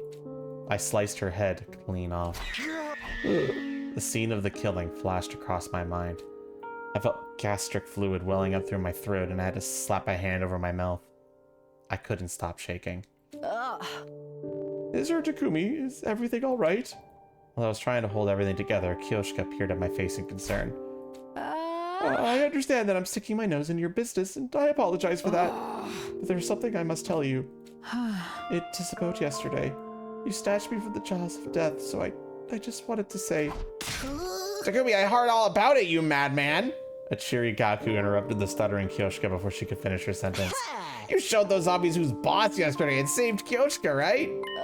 Sir Gaku. I saw your two shifting each other before now, but now I know you're more than just talk. By the way, just so you know, the bodies of the zombies have all been thrown into the fire, so we're safe now.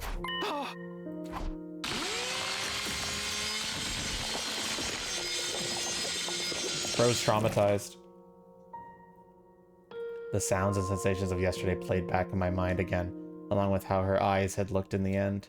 All of a sudden, it was hard to breathe properly and my body started shaking again. Sir Kaku, that matter has already been concluded. There was no need to tell Sir Takumi about it. Why are you yelling at me? I was just trying to help him feel better. Ouch, what was that for? Where'd your brains go? Read the room, dingus. Yeah, Takumi can't be having a good time after what he had to do to Nozomi. Right. Sorry, I wasn't trying to stir up bad memories or anything. I said I'm sorry. I'll do anything you want. Just please forgive me. Enough about me. More importantly, can we release Karara from quarantine now? Karara? That is my earnest desire as well. In view of the situation, it's too dangerous for Lady Karara to be alone in that room.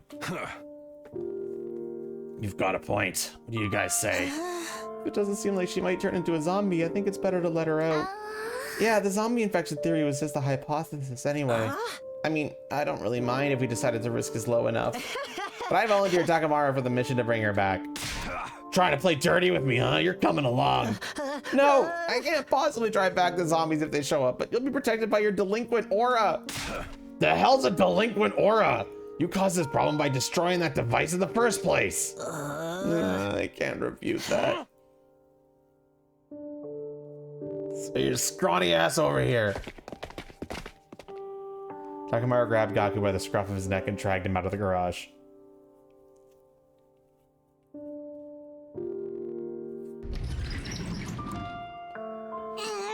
Is it going to snow in school tomorrow? Are you going to ask me to call my father for ransom money? Of course not. What do you take us for? Although I wouldn't mind if you wanted to give me some. Even after bringing Karara back safely, her suspicion of us was at an all-time high. She wouldn't stop glaring daggers at us from beneath the mask. I'm sorry, we'll explain. We told Karara what happened. She listened quietly without reacting. Very well, I understand now. Mumbling those words, she turned to me. And yet you still found time to show concern for me, you stupid bleeding heart. No, you're just stupid, that's all. I'm not stupid, but thank you. You're most definitely stupid, but it's the good kind. The kind that I approve of. I don't like owing anyone favors though, so I'll repay you one day. I swear it in the Azuki name. Lady Karara. Kyoshika must be feeling so relieved. She was pleading for your release along with Takumi. Kyoshika, I suppose I can measure out an ounce of gratitude for you as well. I will take it. A few more ounces and I will soon have a pond. I'll tell you what you missed, Bakiri. Zombies. There's a lot of them now. We're barricaded because there's a lot of them. Nozomi died. We decided to not kill the Nozomi zombie at one point, and we got some endings where we became a zombie. Interesting stuff.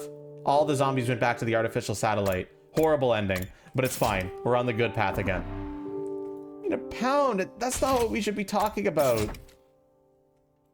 While still in a daze, I watched the others tease each other playfully like before, feeling like I was an unrelated bystander. Karara's gratitude, Kyoshika's elation, everything went past me like it was air. Inside, I felt nothing.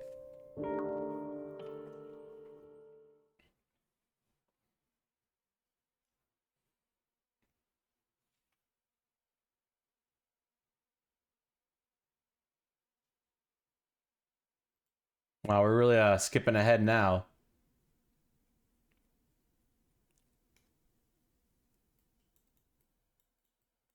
Three days went by after I seemed to have lost touch with my sense of reality. The situation had not improved. I know it's because there are zombies out there, but damn, it's hella depressing to be holed up in one room all day. Yes, we need some entertainment to lighten the mood. Kyochika, swallow your sword and push it out your backside.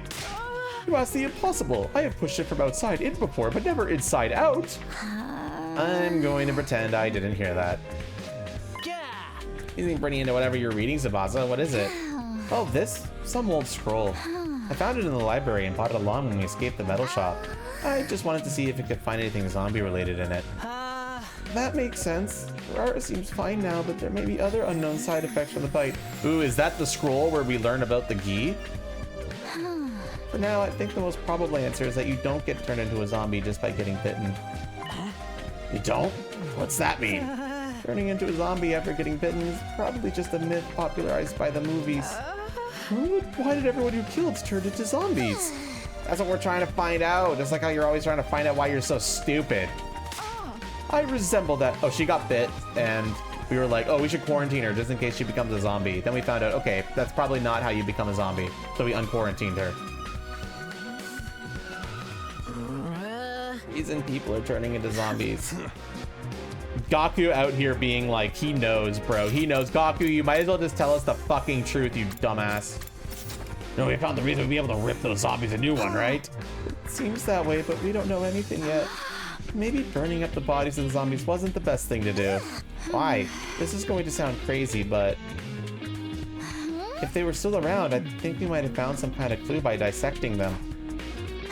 It's just a theory, of course. There's no way to check now that they've all been burned up. Not all of them. We want zombie bodies, we can always get more. Huh? Let's go out there and catch us some zombies! And how do you propose we do that? Let me handle this. I got an idea. I ain't about to cower in this room forever. About time we gave those slum bitches some payback. I would never put faith in this vulgar peon's ideas, but I'm fed up with all this sneaking around too.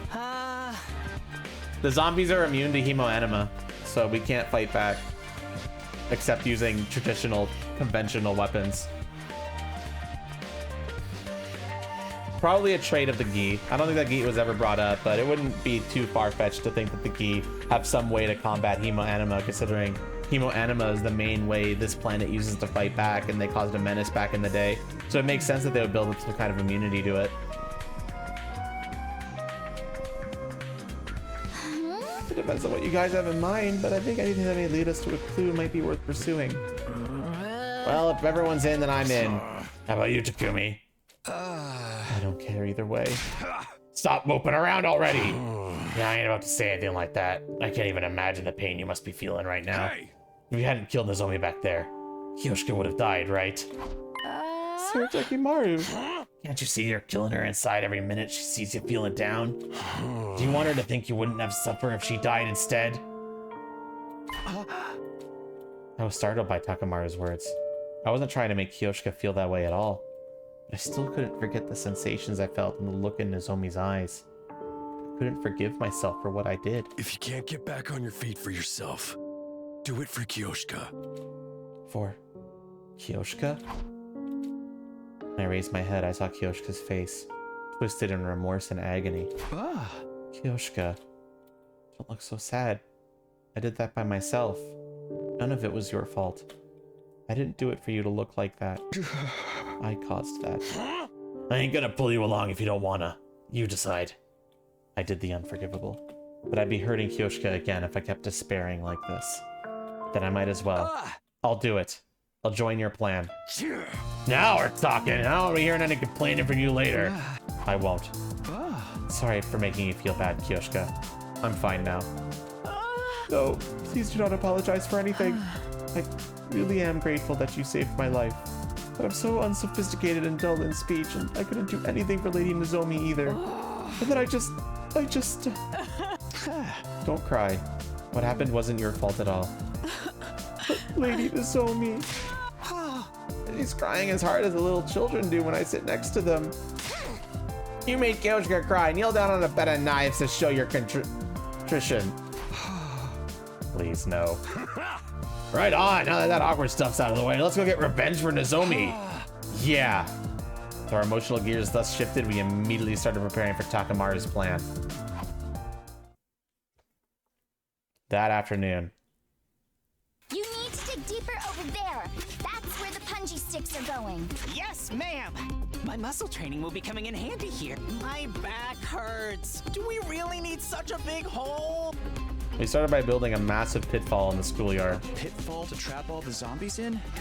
I couldn't have thought of anything more straightforward if I tried. Yeah, I'm real smart, huh? As clever as a brain-dead punk can be, I suppose. Would Vietnam War with this shit. That goes without saying. The training arc is my favorite part of any story. He's had a lot of time digging the hole. Good, this should work. The zombie trap was officially completed after we spread camouflage over the pitfall. Now we just have to make a lot of noise to attract them here. I thought you'd never ask. Takamaru took out his infuser. I'll lure him out here on my bike. He transformed his class armor and started tearing through the school on his motorcycle.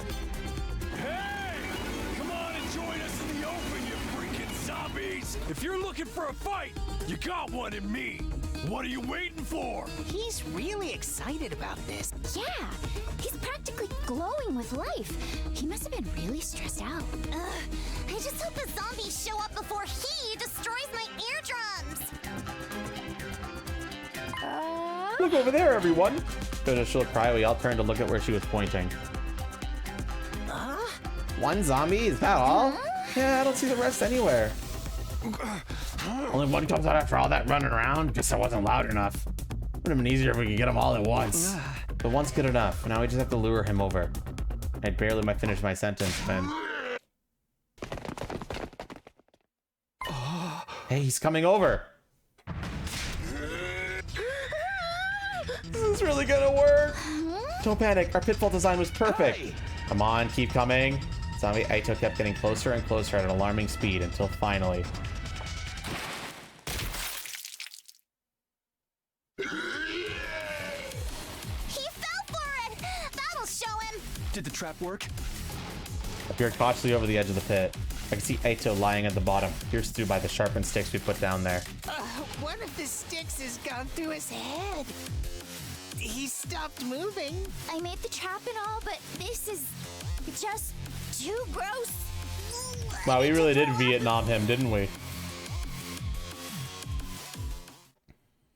The male Gi are not smart at all, Bakiri. Hell yeah, get a load of that. We did it. It was a barbaric plan, but at least all that digging I had to do didn't go to waste. You hardly did any digging. Seeing a former acquaintance falling for such a gruesome trap wasn't a good feeling, even if he had been a traitor. We quickly moved Aito's body to the garage before the other zombies had a chance to show up.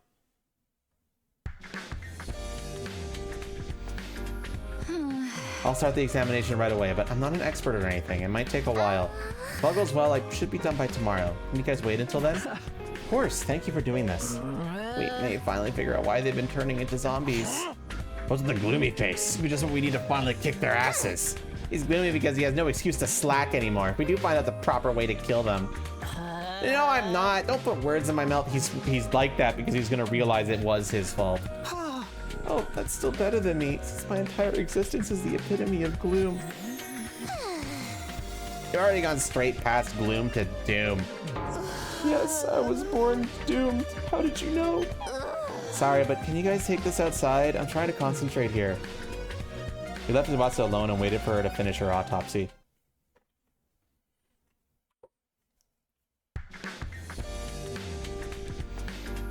Next morning, around the usual time announcement played, Tsubasa informed us she had finished her examination. This should be okay. Thanks again, Tsubasa. Did you stay up all night? Are you feeling all right? I was rushing to finish because there was something I wanted to look into. And you found the answer? Yep, I finished that dissection. Everyone come over here. Look at this. Yep, that's I think that's what the male Gi looked like in the box of Calamity, right? What the hell is that? Is that a worm? I've never seen one this shaped before. I found it inside Aito's body. To be precise, in his brain. His brain? Yeah, I remember the male Gi look. The female Gi looked more like the squids. The male Gi looked like that, I think. Yes, it's similar to a parasite. You see these super thin tentacles? That looks disgusting. What even are those? They stretched out from his brain and ran through every corner of his body. I think these tentacles are spliced with all of Aito's nerves to make his dead body move around. It's probably the same for the other zombies. So the slimy little things the reason dead people are turned into zombies? Never seen anything like this before. What is it? Neither have I. You're lying. You probably have a toy for a tentacle play that looks just like this. Certainly not. I am unfailingly loyal to the Holy Jumanji Sword. Yeah, back to the topic at hand. So, I actually have an idea what this thing might be. You do? Its characteristics match something I read about in that old scroll the other day. I was wondering if they could be the same thing. Let's see, it's this part here. Gi. That's the name of this thing? Gi! Wait a minute, this looks a little different than the one you pulled out. I'll explain that part too. It's going to get complicated though. Yeah, it seems like it was in the library. First of all, the Gi depicted here is a Gi queen. This queen is the egg-laying type. So, something like a queen ant? That's right. The difference between them and ants is the Gi queens exist in two different states. The one we're looking at here is in its female spawning phase. It only gives birth to a single female egg. And this is the male spawning phase. In this form, it only gives birth to male eggs. So there's two types, each able to produce only male or female eggs. Exactly. Now here's the important part. The male spawner lays her eggs in dead bodies. Dead bodies? Wait, that means... Whatever you're thinking right now is probably right, Takumi. Look at this. When a male spawner lays an egg in a dead body, it immediately hatches into a larva. The larva then crawls through the body towards the brain. Once there, the larva makes use of the nerve fibers to control the host's body. So from the outside, it looks like the body has come back to life, like a zombie. But what you showed us just now was... Yes, this Gi larva was the reason Aito turned into a zombie. Seriously? Aito was being controlled by that thing? And any other information about the other type of queen? The female spawner? There is some, but I'm not sure I understand it very well. It says a queen in its female spawning fate inhabits living bodies instead of dead ones. No other details, huh? I think I get the gist of it now. Okay, so we don't learn about what the female Gi does in this route. I don't know. There is evidence to show that we don't have a queen Gi in us right now due to the scan from the Revive-O-Matic, but I don't remember there ever being a moment for it to be removed.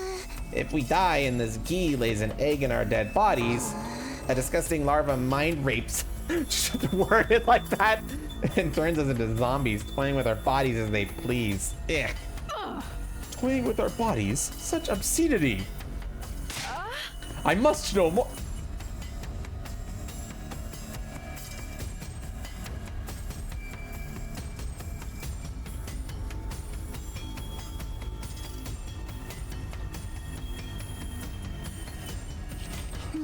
Yeah, I think there's something about that written here. This picture shows a zombie attacking someone. It looks like the victim's getting infected too. Looks just like what's happening here. This is how the Gi operate. By controlling dead bodies to attack the living, they can create more dead bodies. The more dead bodies there are, the more seed beds the Gi queen has to lay her eggs in. That's how they multiply.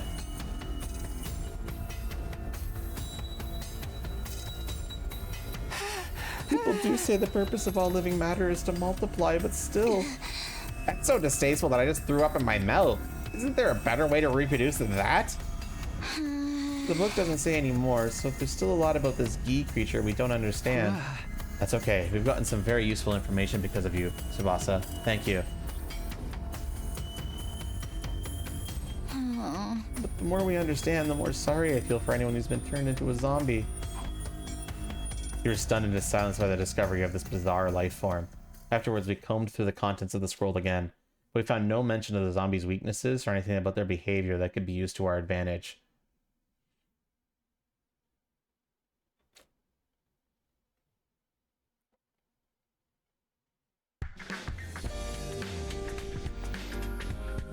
It happened that afternoon amidst the tension that was still lingering from the Gi revelation. Takumi? We've been keeping a lookout for the openings of the bigger case. I did let an astonished cry. What? What do you want? No, it's... Wait, what? That's weird. I thought I just saw you running down the hallway. Wait, what? Huh? Takumi? The hell are you talking about? He's been here the whole time. I know, I definitely saw him in the hallway too. He was being chased by zombie Hiroko and zombie Moko. No, wait, maybe it wasn't Hiroko? I'm not lying, I really saw it. Sir Takumi, do you have a twin? That kind of plot twist is so overused. The players are not going to like it.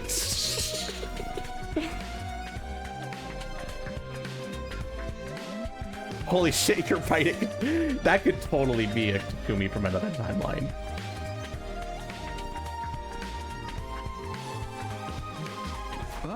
I'm an only child and I haven't taken a step outside this place. Yes, everyone makes a mistake once in a while except me, who's one big walking mistake. Come on, guys. Why doesn't anyone believe me? Are you tired, Gaku? You haven't been yourself lately. Huh? Don't think I haven't noticed. Anyway, I'll take over as lookout. You just rest for now. Come on, change the shift. Okay. Thanks, Yamasa. No sweat. Yeah, he's freaking out because he knows he's the reason why this is all happening. It fell and day 79 drew to a close.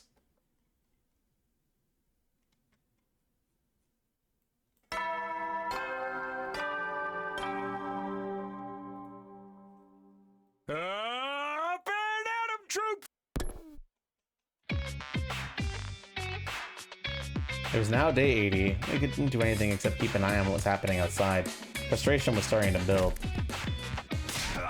Come on, how long are we gonna be trembling in fear of those zombies? Shut up and keep your voice down. I'll cut you up and feed you to them. Just try saying that again. I don't hit women, but tomatoes are fair game. Stop it, you two. We can't be fighting amongst ourselves right now. I understand why they're feeling annoyed. We found the reason everyone's turning into zombies, but nothing about their weaknesses, if they have any.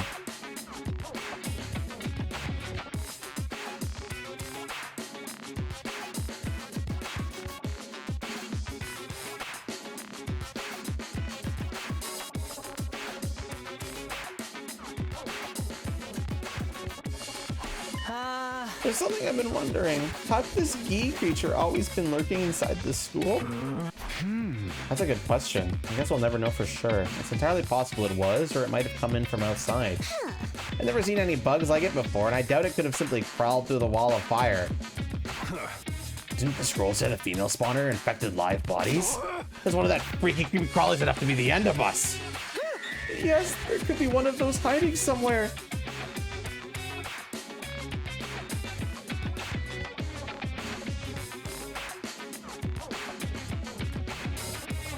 I think it's more that they are doing that, Grand Guy. It's just off screen. I know this saying. If you see one, there's 100 more.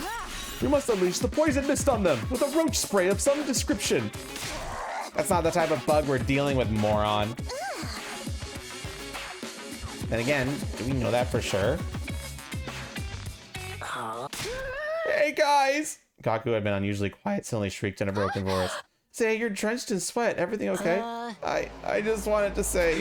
What? That it's, you know... Just spit it out before I get any madder. Okay, I'll talk!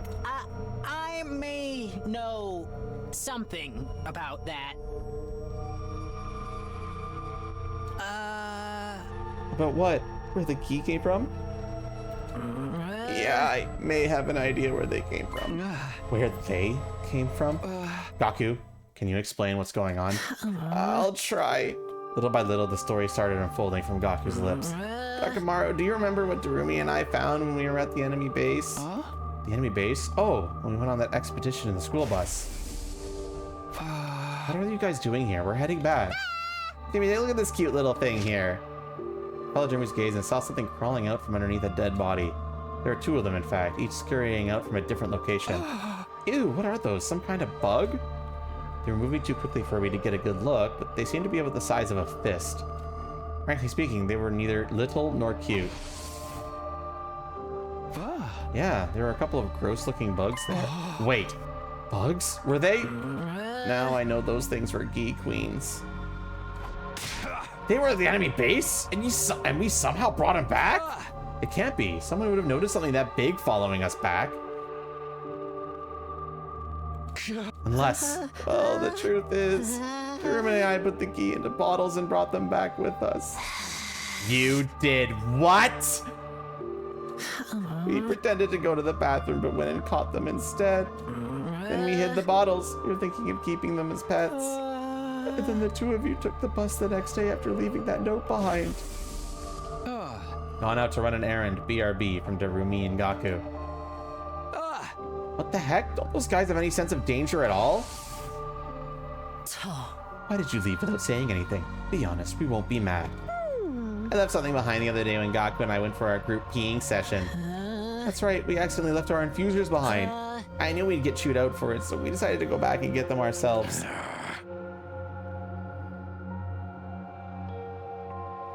Both of you lost it at the same time? How could you be so dense? We'd actually gone to recover the ghee bottles we'd hid in there. You said they just now, right? You're referring to both a female spawner and a male spawner? Yeah, we caught 2 of them.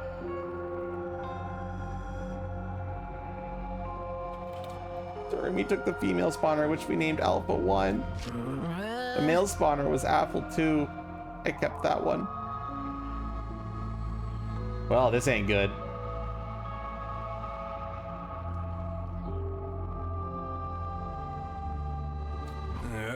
Oh, I see what's going on. And who is to blame for this mess? Look at what you've done. All this because you wanted a stupid pet? I'm sorry. How would I know they turn out to be something so nasty? Please don't beat him up. If you want to punch something, rearrange my unwanted face instead. Control yourself. We need the information Gaku has right now. Fine. You okay, Gaku? Yeah, thanks. This war criminal ought to be tied and torn asunder right away, but I'll let you at least explain yourself first. Why did you do it? I just wanted to keep and rear something. Something that would bring me some relief from this stupid war I never agreed to joining in the first place. Trust me, we all get it. But even so, how did things end up like this? What went wrong? You have to let us know. The A2 I've been keeping suddenly stopped moving one day.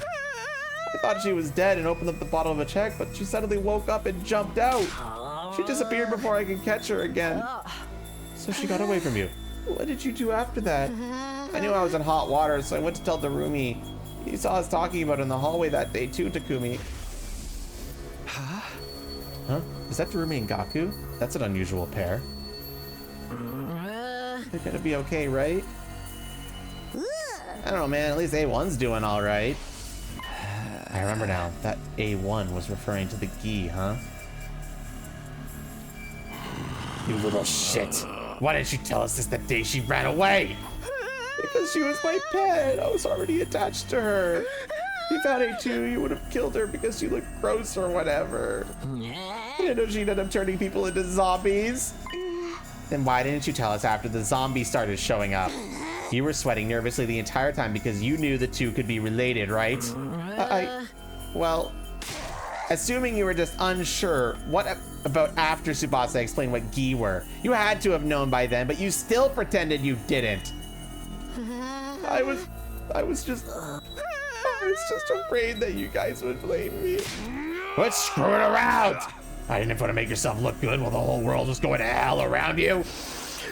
I'm sorry. I'm really sorry. Gaku. Let me get one thing absolutely straight. The ghee that escaped was a male spawner, right? Yeah, I'm pretty sure it was. Yoshika, do you remember the other day when we were in the hallway near the morgue?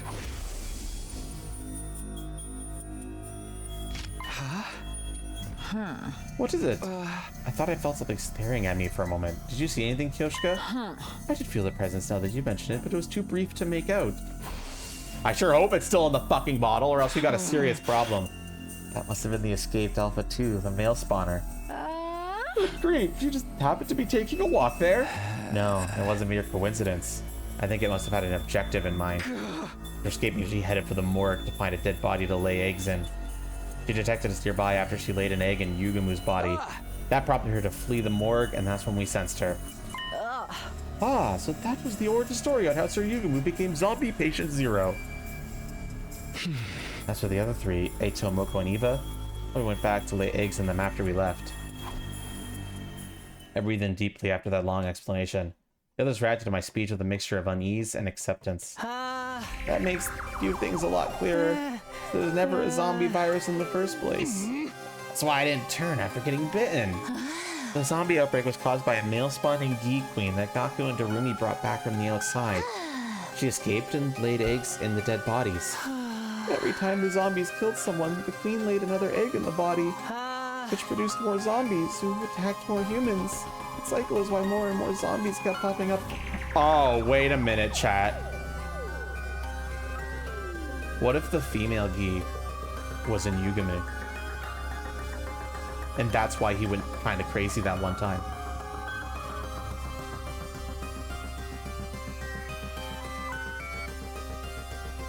and the reason why we haven't seen any mass murderer.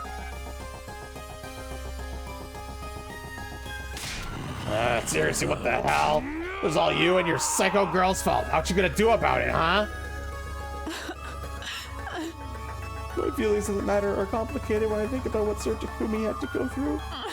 If there were no zombies, Sir Takumi wouldn't have had to do that to Lady Nozomi. No point crying over spilt milk if you ask me. It's not like Gaku wanted this to happen. As if I'd be so nice.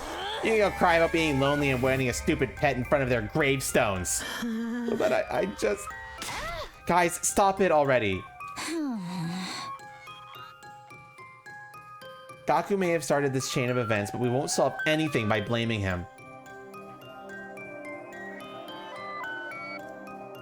The stopping could be explained by he took control for a brief moment. Tsubasa? Pretty words won't fix anything either.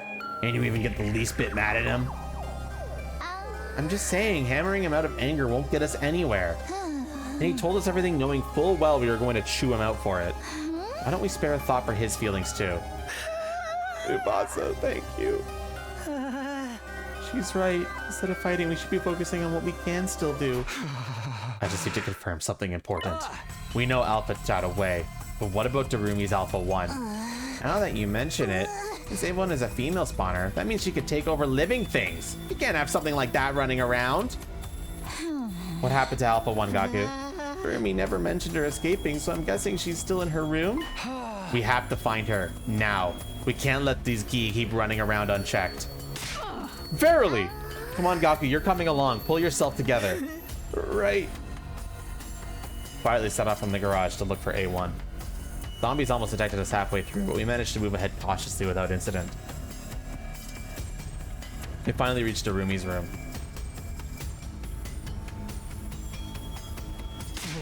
Where's the bottle with Alpha 1 in it? It should be somewhere here. I know Darumi was keeping it here. We may be looking in the wrong places. Let's all calm down and search again. Went through the room with a fine-tooth comb, but no matter how hard we looked, we couldn't find Alpha 1 anywhere. The female spawner was too dangerous to leave alone. We had to find and exterminate it, one way or the other. Everyone agreed on that, so we decided to split up and search the school for it. However, days went by and the female spawner never turned up.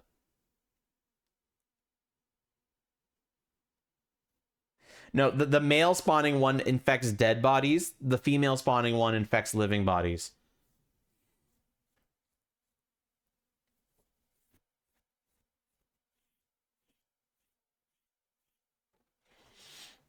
So we were dealing with a female spawner in the Box of Calamity route. And on this route right now, we're dealing with a male spawner. I realized we were one person short. Where's Shoma? No idea. He was already gone when I woke up. Maybe he went out for a walk or something. In this situation, we've been going outside more often lately to search for the missing Gi. If Shoma had simply gone out to a nearby familiar spot, I might be getting worried for nothing. You better not have gotten killed and turned into a zombie. That's not even funny. I'm sure he'll be back soon. Just wait and see. Yeah, it's possible. But there's a very real chance, Deadshot, that we're gonna find that out when we go all the way back here. Because there's a very real chance that we don't kill Yugamu here.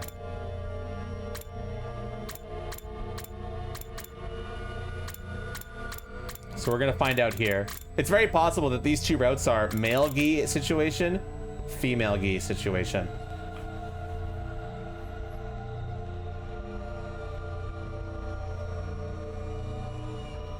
And we got to do both for the true ending, so...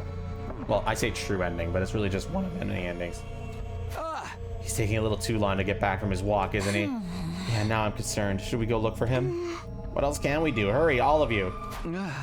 Wait, we don't want to make things worse, so let's split up into teams of 3 just in case. Got it. I'll watch your backs. As you wish. We immediately transformed into our class armor. Kyoshika, Kirara, and I would search the first and second floors. Takamaru, Tsubasa, and Gaku would take the 3rd floor and roof.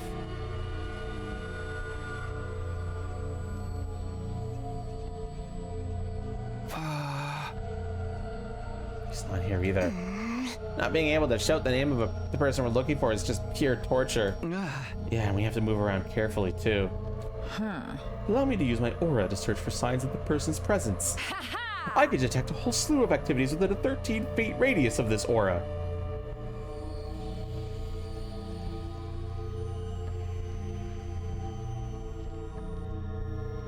Wait a minute, I just realized something. Where's my pizza? They haven't tried to call me or anything like that, and I ordered it like 50 minutes ago.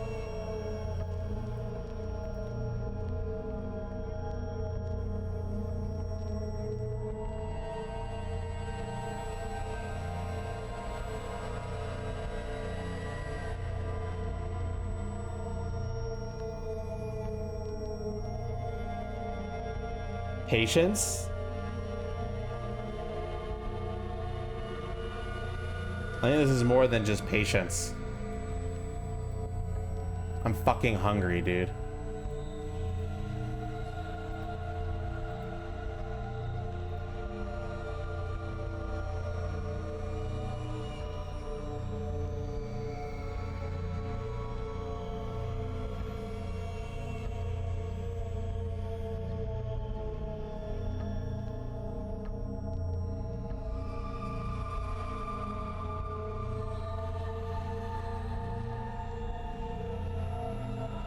One second. I'm gonna figure this out. I won't be long.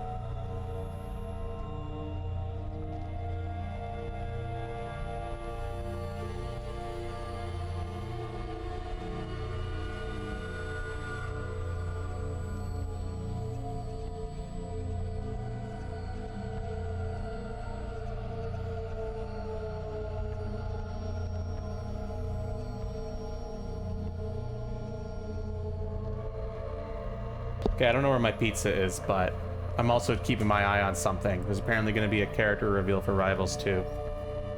So I might be wanting to just take a quick little peek at that.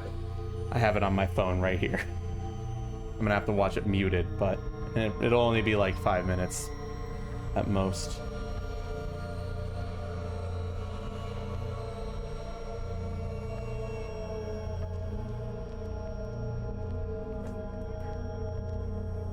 Or some kind of announcement. I'm assuming it's a character.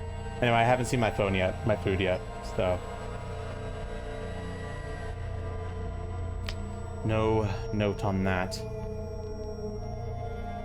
My phone number is not typoed, so. What, Aura? You're just doing a visual sweep of the surroundings. Talk about useless. Regardless of the method, I have grown stronger. My previous record was 6.5 feet.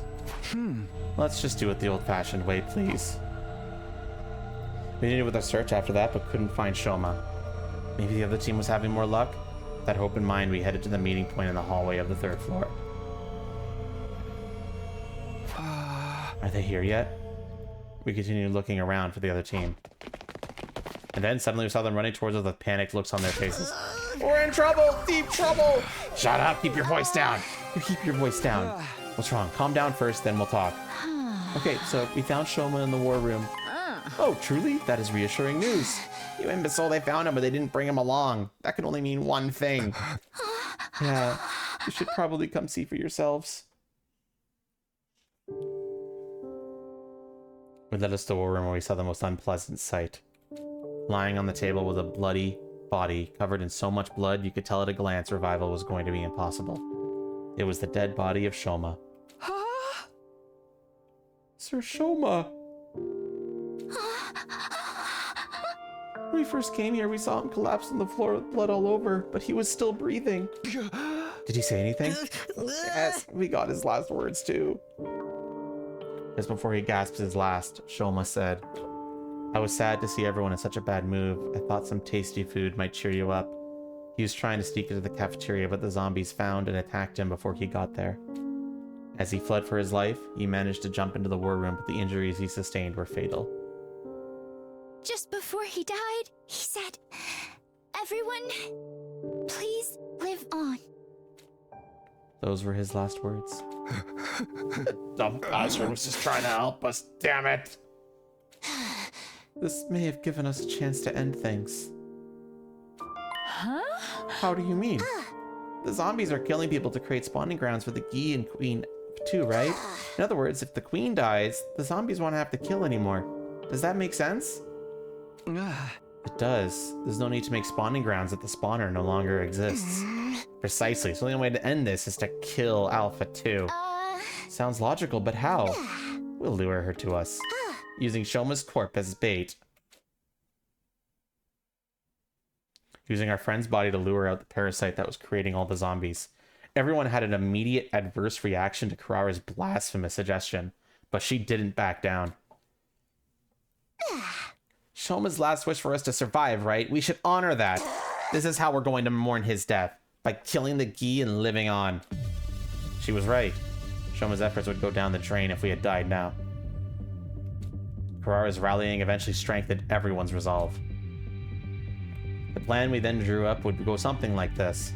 We would lure Alpha 2 out using Shoma's body and, while she was laying her egg in it, shoot a net down from the ceiling to capture her.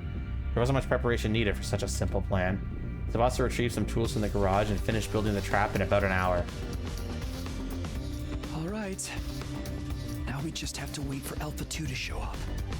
We hid ourselves from sight and quietly watched over Shoma's remains. Do you really think we can catch the Gi like this? The simpler the trap, the more effective it is.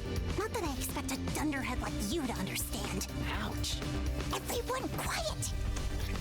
Look, she's here. Damn, that's an ugly motherfucker. That is an ugly ass motherfucker, man. Ugh. To be honest, she is too revolting for me to even lay my eyes upon. Kaku, can you confirm if that's Alpha 2? Yep, that's her all right. The same Alpha 2 I was keeping. She's already trying to lay an egg in Shoma's dead body. Tsubasa, we only have one chance. Don't mess it up. I know that. Tsubasa was staring hard at Alpha 2, her hand trembling from nerves, just ready to activate and switch the trigger of the trap. Then when the Gi stopped moving and began to lay the egg, she pressed it. Yes! We did it! We stopped her in her tracks! That's the shittiest looking net I've ever seen. Good job there, Tsubasa. And too bad. Now we just have to kill... We lowered Shoma's body down to the floor, net and all, but something was wrong.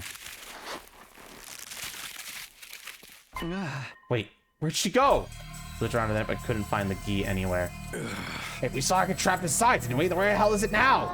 Oh, did I miss? I was so sure I got her. What now? I messed up our only chance. It wasn't your fault, Tsubasa, right, guys? Yeah, you were perfectly on time. We all saw the net come down over the Gi. I remembered what Gaku had mentioned previously and gasped in realization. The A2 had been keeping suddenly stopped moving one day. I thought she was dead and opened the bottle to check, but then she suddenly woke up and jumped out. She disappeared before I could catch her again. Hey, I know this sounds ridiculous, but could she have done that on purpose? When A2 escaped from her puddle, it was because Gotku thought she was dead and let her guard down, right? Yeah, what are you getting at? She was deliberately playing dead in order to escape from the bottle. I get it. You think the Gi may have noticed from the start that Shoma's body was bait? I'm just guessing here. But she might have already known how to escape from the net and done all this way to toy with us. Sounds like a stretch. A mere insect wouldn't have that level of intelligence. It's as likely as Kyoshka suddenly growing fur. Am I lower than an insect to you? With Karara on this, ain't no way a bug would be able to do all that. Right, yeah, I'm probably overthinking this. Sorry for making things weird. Forget what I said. Although I tried to brush the matter off in front of the others, the idea still stuck with me. This creature we're dealing with was so out of this world. She may have... The way she acted like she knew what we were up to. Were we really up against a mere bug? Or was she something more complex than we'd imagined? Uneasiness clung to my mind, and despite my best efforts, I couldn't quite erase it.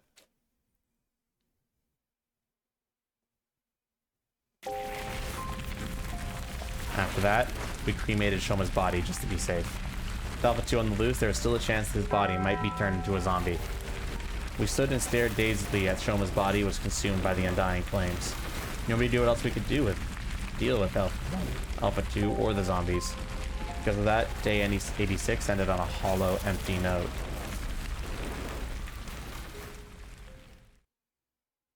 Where's my fucking food, man? It's been an hour!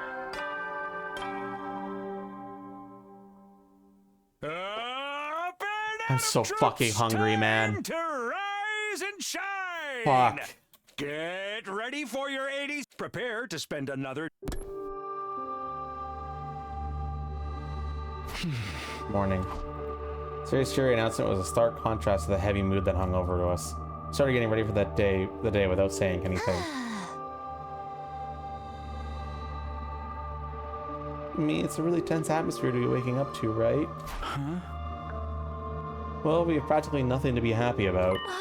I actually have a suggestion. Why don't we make graves for those who died? Graves? Yeah, Ava has a grave marker, but none of the others do yet. I think we should do something for them. I mean, we even used Shoma's body as bait. Yeah, we shouldn't be in too much danger if we're only going to the schoolyard. I'm in for that. Some grave markers are the least we could do. Can I join you? I know I have no right to, all things considered, but I want to apologize to them. Of course. Let's all go together. Tsubasa, thank you, really. I'd accompany you as well. There's safety in numbers after all. Sure enough. Well then, what are you peasants waiting for? Okay, we'll get going once everyone's ready. Okay, 1 second. Rivals 2 announcements happening, so I guess I'll watch that. Just on my phone.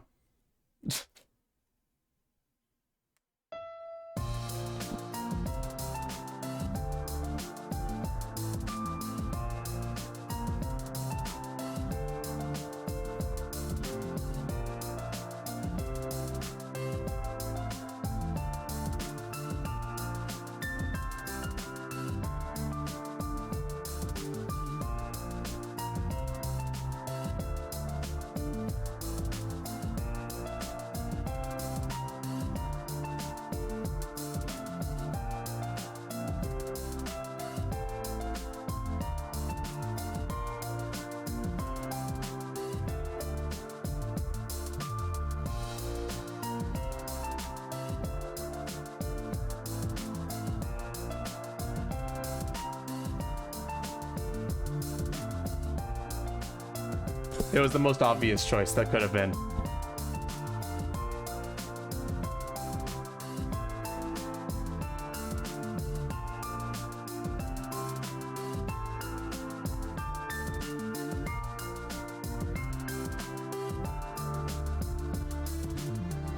It's Absa.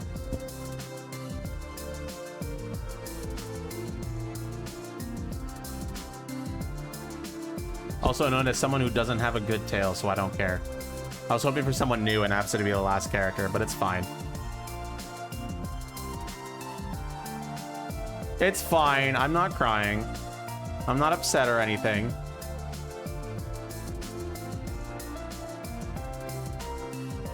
Who's that? They're from the first game. All right.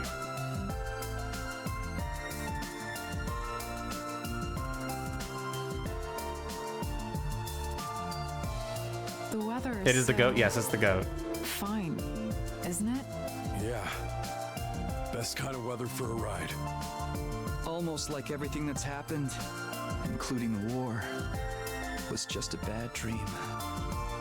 I am in full agreement. Wait, what? What? What the fuck?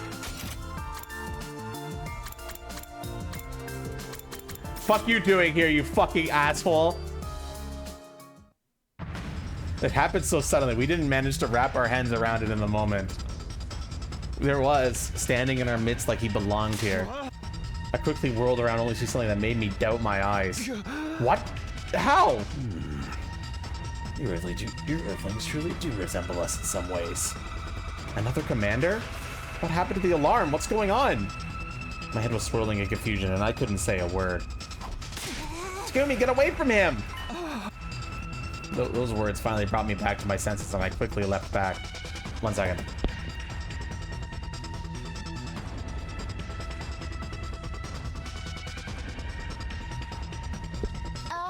How did the enemy get in without triggering the alarm?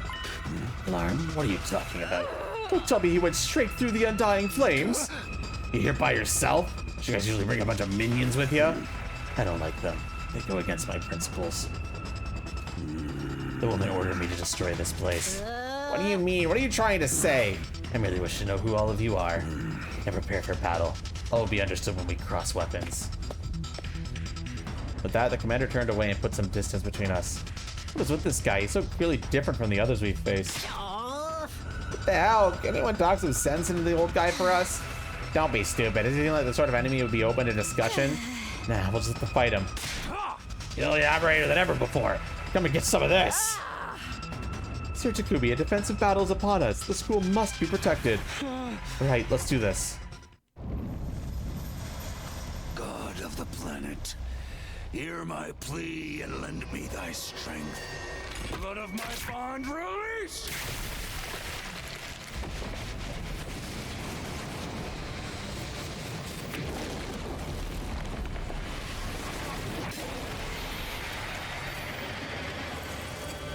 He didn't leave.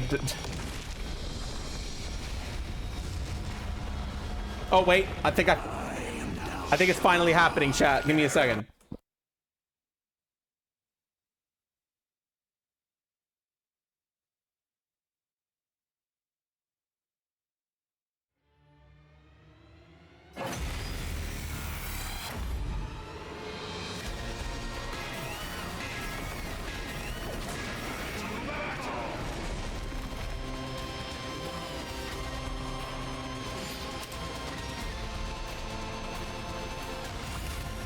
Alright, sorry about that, chat. We're skipping this battle. My pizza's finally here. My brother's going down to pick it up. What a powerful foe! It's so hard to counter his moves. He packs a punch, I'll give him that. But why aren't any of our attacks working on him? Maybe that's his ability. It's probably what got him through the wall of fire, too. We can't give up now. Keep going, everyone.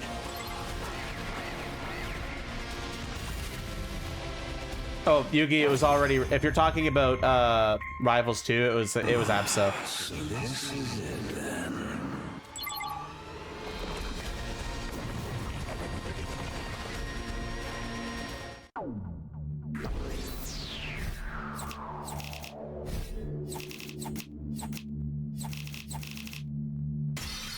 Which is a little upsetting. I was hoping for someone with a tail, but it's fine. It's fine. Maybe the next one will be one with a tail.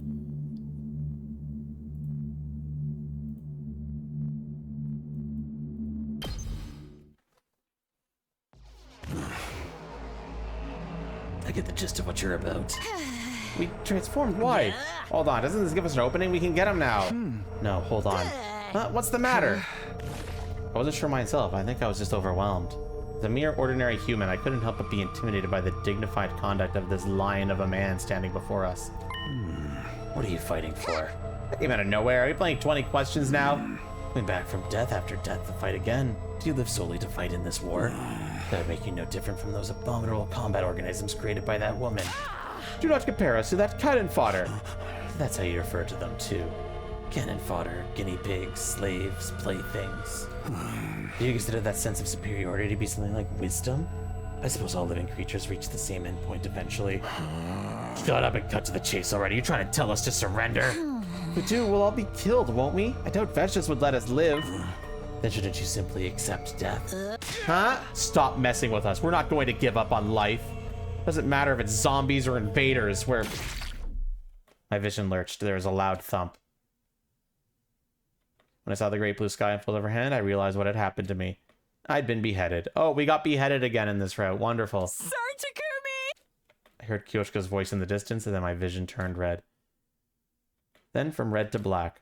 What a dick. I know, this is the second time he's done this to us. Motherfucker. Well, we'll get revived. It's fine. But, fucker.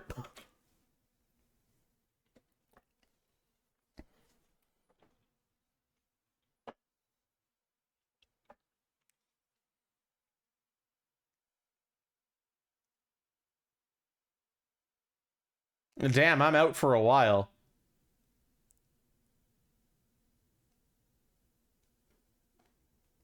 Holy fuck. I guess getting beheaded does that to a man.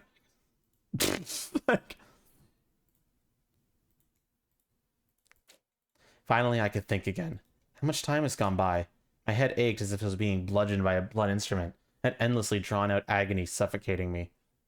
How are you supposed to revive? It's explained at the very beginning of the game, though, Grand Guy, but we have this device called the Revive-O-Matic, where if we haven't lost a lot of blood and the death was recent, it can revive us using the hemoanima power within our bodies. But if we lose a lot of blood, it won't work anymore. And that's what happens when the zombies bite their necks. They lose a lot of blood, and we can't revive anymore. Unfortunately, it's a little inconsistent on when we can or can't revive someone. It definitely feels like plot, whether or not they want someone to die or not. And then it all suddenly eased off. I found myself suddenly awake. I strained my eyes and saw the familiar interior of the garage. Oh, my body.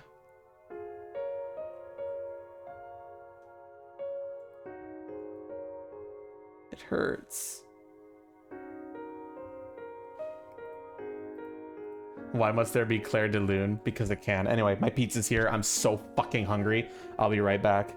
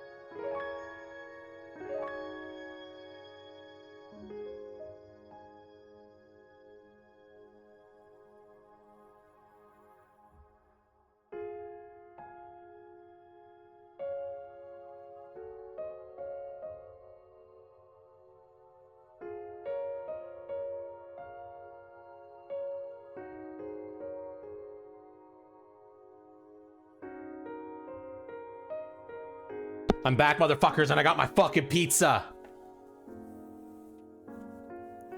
Okay, now that you guys are done listening to Claire the Loon, I'm gonna put this on auto while I eat pizza and read this out loud, okay?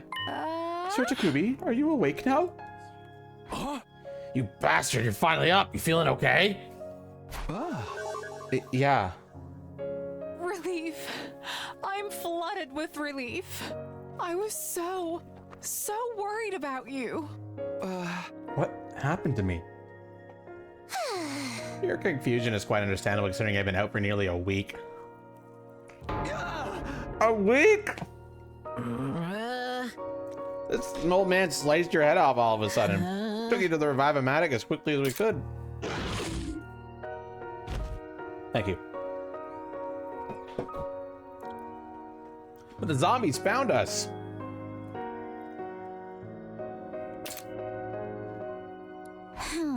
The revival was cut short halfway through as a result.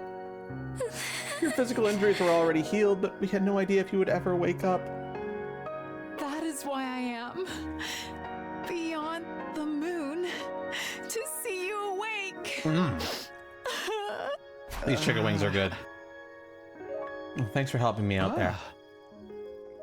What happened with that Dalsha guy? Oh man, he just left. He said he'd be back soon.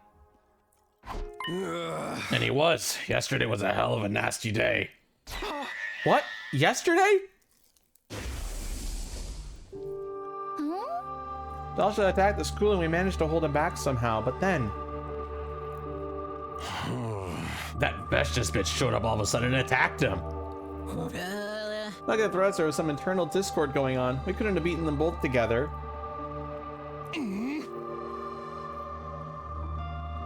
They started to fight each other.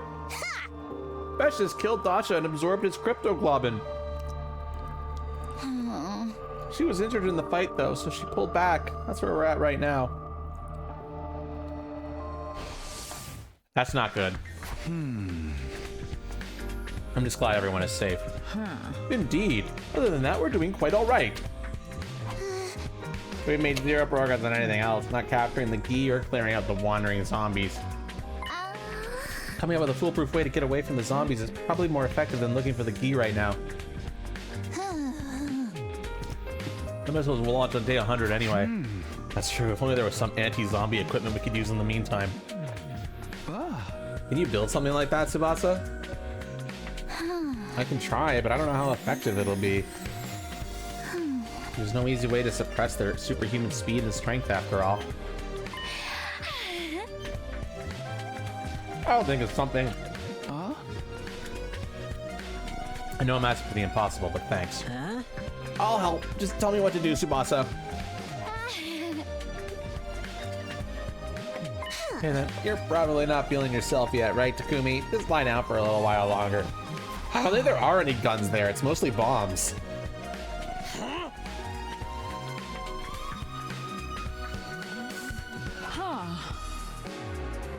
You may even use my thighs as a pillow if it makes you more comfortable. I would rather not. I'll rest like you all want me to. So you will need to be eating my thighs.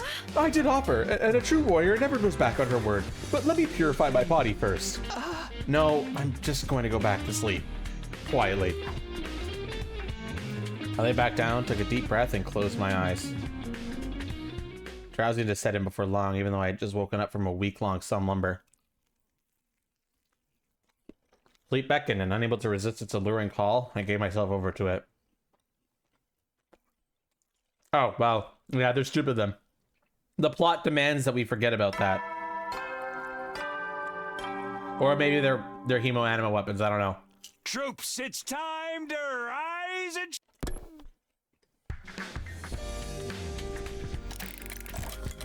This morning, I woke up to the sight of Tsubasa tinkering with a few devices and Gaku waiting next to her. Morning, you two. Morning, Takumi. You're awake. You guys are up early, or have you been working all night? Yeah, I've been trying to develop a tool we could use for the zombies, but it's not as easy as it sounds. I can't think of any material or structure that's strong enough to resist their strength. Just so you know, Tsubasa's been thinking about it non-stop since yesterday.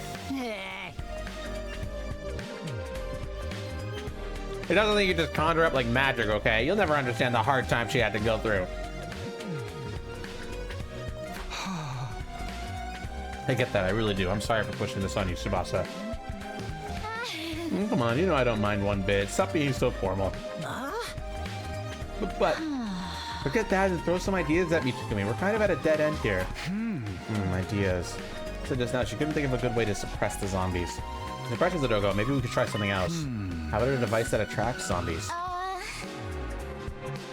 Attract them? I don't have to defeat the zombies, but to survive until day 100, right? And how about something that produces loud noises to attract them to a particular spot?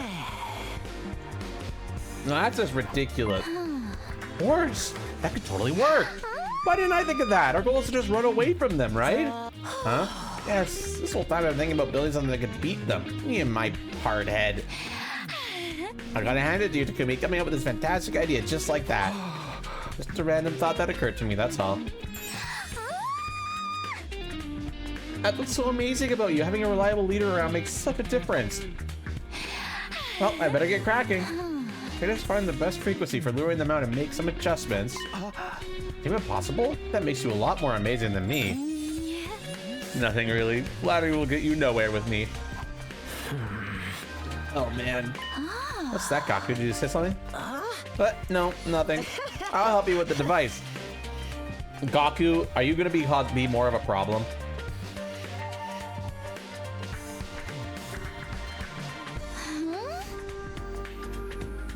I appreciate it, but don't push yourself too hard, alright? You can rest if you want. Vegetables should know all about the gi. I would assume that most of the people on this planet would know about the gi, right? I mean, they've had to deal with it in the past.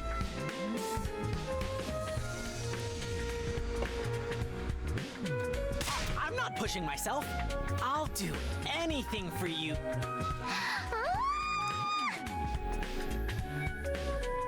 Alright, get ready by tonight.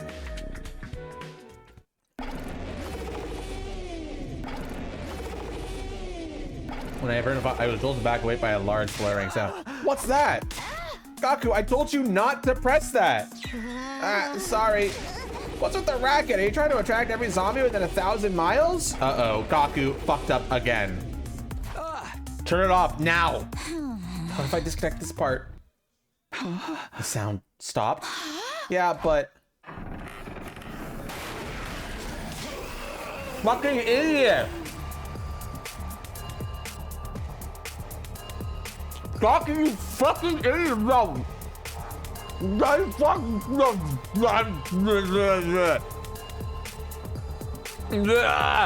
Angry noises.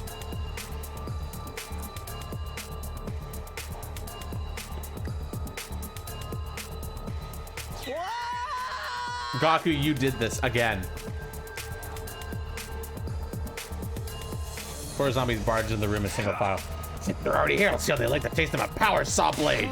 No, I won't let history repeat itself. Hey, Takumi. I jumped Takamaru away and charged towards the zombie at full speed. Climbed to the one at the front of the line, Moko, with all my strength. Okay, that created a domino effect, and the other zombies fell to the ground after another. Amazing. Run while they're down. I kept running and running to get as far away from the zombies as possible. It should be far enough. I turned around. I saw that I was standing alone in the hallway without a single zombie in sight. Where'd everyone go? We'd scattered on our escape, and now I had no idea where the others were. We created a device to attract zombies, and then the fucking idiot Gaku decided to activate it like the dumb fuck he is.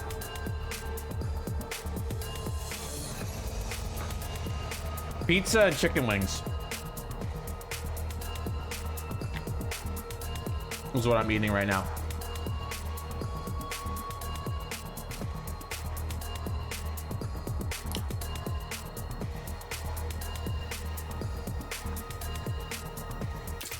Put this on auto again. I want to eat more. It was dangerous to walk around alone. I had to find and regroup with them as soon as possible. You goddamn freaks in nature! That sounded like Takamaru. The sound of fighting coming from the direction of the cafeteria. Is he fighting the zombies? Remember he had the power cell with him when he ran off. But even so, it wasn't going to be easy for him to fend off the superhumanly strong zombies by himself. I forced my exhausted lungs to take a deep breath before running as fast as I could towards the cafeteria. You think you can beat me, huh? Oh shit. Are you okay? Takumi? The hell are you doing here? I'm here to help. I'll fight with you. Bastard! You mind your own business! I'll handle this! You just run as far as your legs can carry you.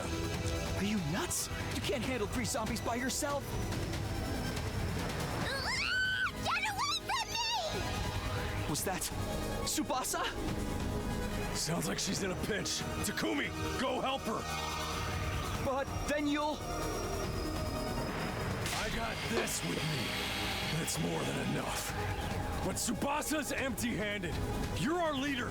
You want to know who needs more help right now? Don't think, decide. Even a single second can be fatal. Decide now. What should I do? Don't you dare die on me, Takemaru. Who do you think you're talking to? I'm Takemaru Yakushiji.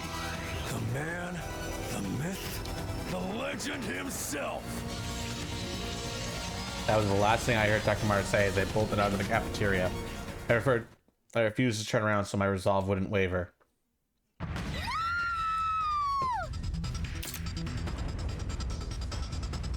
Tsubasa's voice was coming from the floor above. I had to save her. I couldn't stand by and watch another friend die. I charged upstairs without pausing in step.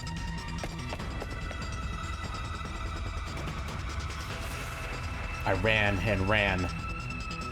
I just kept running.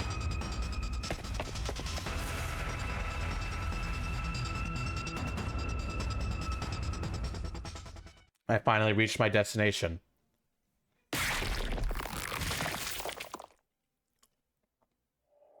We were greeted with the worst possible scenario. What? Again. Well, that sucks. The zombie's hand had gouged right through Tsubasa's body. Fresh blood was pouring out from her wound, staining the floor beneath her. What's this? What is this? My body couldn't stop shaking. Run. At that moment, I heard a faint voice calling to me. Takumi, run. It came from Tsubasa, who was barely alive. No, I didn't want to run. I couldn't. She was still breathing. I had to help her. She was still alive.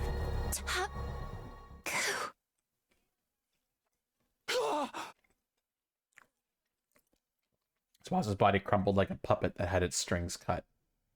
Her eyes glazed over. There was no longer any life in them. Tsubasa. Tsubasa just died in front of me. She had lost too much blood to be revived. There was no hope for her. And when I understood that, a searing hatred boiled up from within me like a magma waiting to erupt. Damn you, zombies. Damn you, Gi! I clenched my shaking fist so tightly I could hear my nails digging into my palms. You bastards! Give them back! Give my friends back to me!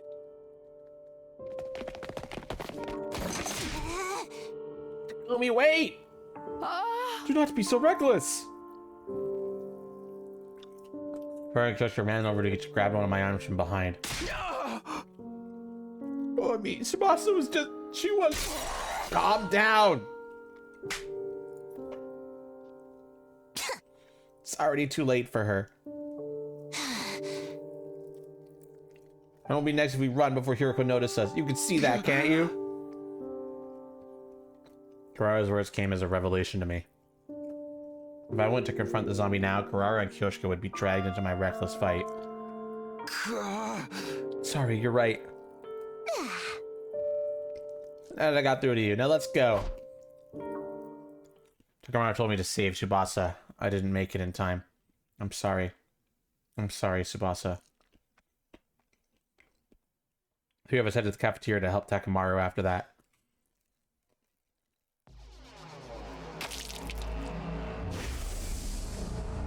All that awaited us was yet another terrible sight. There was no more Takamaru, only what was left of him. When I laid my eyes on the torn up pieces of flesh scattered over the cafeteria, I threw up violently. Tears wouldn't stop streaming down my face. The barricade on the garage had been completely destroyed and couldn't be salvaged. We couldn't use the garage as a base anymore. We gathered some necessities and decided to shift locations. We created a new rule that would always move around in class armor since we didn't know when the zombies might strike. I retrieved the zombie luring device that Tsubasa had created from the workbench as well. We bumped into Gaku there and agreed to evacuate the rec room for the moment.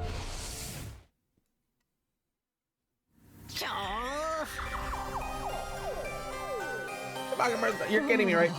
It's finally down to the 4 of us. Wait, what did you just say? Didn't Tsubasa manage to get away? She's just hiding somewhere out there, right? You know where she is? We gotta go get her. Why aren't you saying anything? Hey, answer me! Tsubasa was killed by a zombie. We saw it. No, wait. This isn't funny. Hey. Always too late. She died right in front of me. I'm sorry if I just gotten there in time. Stop apologizing. It's not gonna bring her back. Tsubasa. Tsubasa. You were there, you said? Why couldn't you protect her in my place? Why are you still alive when Tsubasa's dead? Explain yourself, dude. Sir Kaku, that is enough out of you. It was not easy for Takumi either. Bitch, this is your fault. I understand how he's feeling. When I lost Nozomi, it was like my mind fell off a cliff. If there had been someone I could yell at back then, I would have done the exact same thing Gaku was doing now. I couldn't bring myself to stop him. You understand how I feel? That's the funniest thing I've heard in my life. What do you think you understand, huh? You think you're so high and mighty? Damn it, damn it, damn you! I simply stood there and silently endured Gaku's enraged vetting.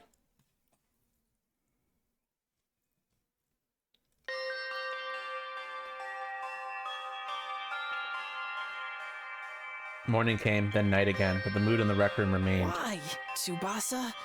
Why did you die? Gaku had been mumbling to himself with a vacant look in his eyes since yesterday. Leave him be. He's not coming back to us anytime soon. We ought to focus on what we can do to survive the next 4 days. Kurara. Huh? It's just as Lady Kurara says. As heartless as it may sound, our friends' sacrifices will be for nothing if we get wiped out now. I'm getting through this alive by any means possible, even if I have to use Kyoshika as a meat shield. I would rather be a sword than a shield, because that means my holy Nagamori I can finally... Keep your obscene delusions to yourself. They're too niche to be understood. They were being so normal that I couldn't help but let a laugh slip through. It was just pointless banter like always, but it uplifted me in this dire situation for some reason. Yeah. I can't believe you can still laugh. Gaku bristled and glared at me. Yeah. It'd be so nice to be able to sit there and laugh like a fool. Even though Tsubasa's dead. I already Tsubasa. And here you are laughing like nothing's happened. Who the hell do you think you are? Kaku. Who the hell do you think you are? Are you quite done here? What? I've had it up to here with you as well. You are testing my patience to the limit. And if you did not make that loud noise with the device, someone had to say it. Finally, somebody fucking said it. I was just trying to help Tsubasa. Enough with the excuses. You're the one who brought that geek creature to the school in the first place. Have you forgotten about that? But Darumi, now you're using the dead as an excuse? Downright despicable. let me make something clear. If I hadn't been for you, none of this would have happened. I was not trying to make it seem like it's Takumi's fault, and Kurara, that's enough. You basically killed Tsubasa yourself. I didn't. That wasn't what... You two are way out of line. Gaku didn't do that on purpose. I killed Tsubasa? Tsubasa? Tsubasa? Tsubasa? Tsubasa? Tsubasa? Tsubasa? Tsubasa? Tsubasa? Tsubasa? Tsubasa? Damn, the text is running off the screen.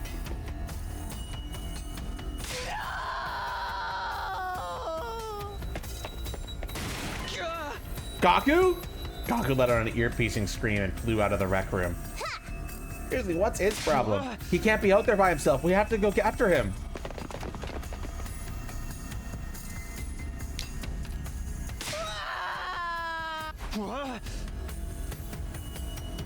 Stop yelling, Gaku. You're going to attract all the zombies. Sure, Takumi, look up ahead.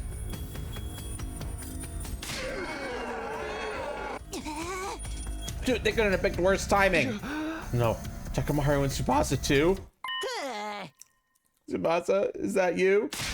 No, that's not the Tsubasa we know anymore. Tsubasa? You're alive! You're still alive, Tsubasa! No, Gaku, come back! I'm so glad you're still alive, Tsubasa! I'll protect you this time! I swear I will! Tsubasa! Sir Gaku! Tsubasa bit down on Gaku's neck and tore out a chunk of flesh. Blood starting spurting out from the wound. Gaku collapsed into a heap on the floor with a satisfied smile on his face.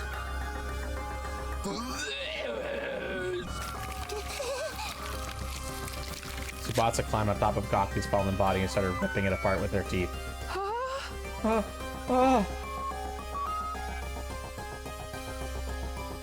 We watched our former friend get torn into shreds right before our eyes. Despite the many times I had seen it before, it was still too shocking and my mind blanked out.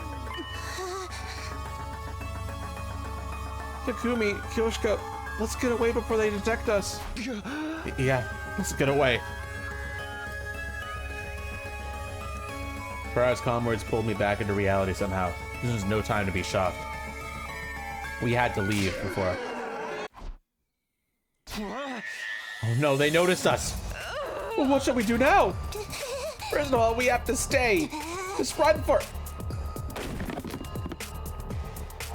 Kurara tripped and fell dramatically, knocking her tomato mask off her head.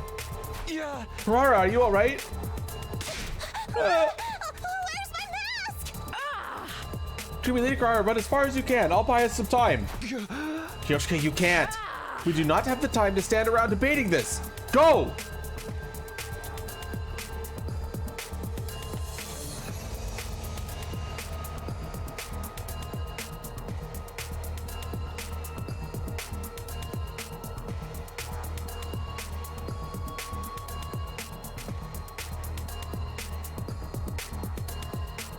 The determined glint in Kyochika's eyes broke no argument. I nodded and did as I was told. Kurara, can you stand? We have to run. Yeah, she does have a normal ass sword.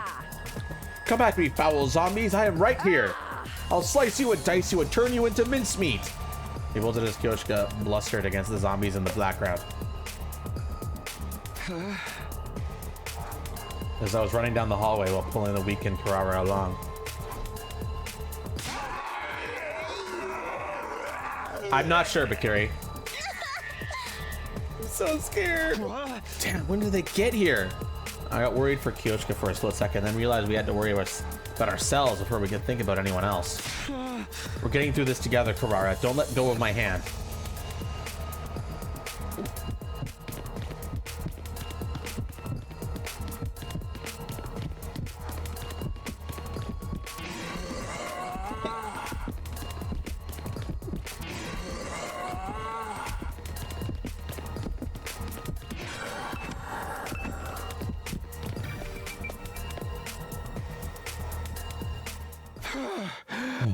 At long last, we managed to shake off the pursuing zombies and flee to the roof. But there, we saw Kyoshka, who seemed to be losing in her struggle against zombie Takamaru. Kyoshka! Come any closer! Get away! Karara moved before I could even react. Karara, who should have been weakened by the loss of her mask, leapt out from beside me.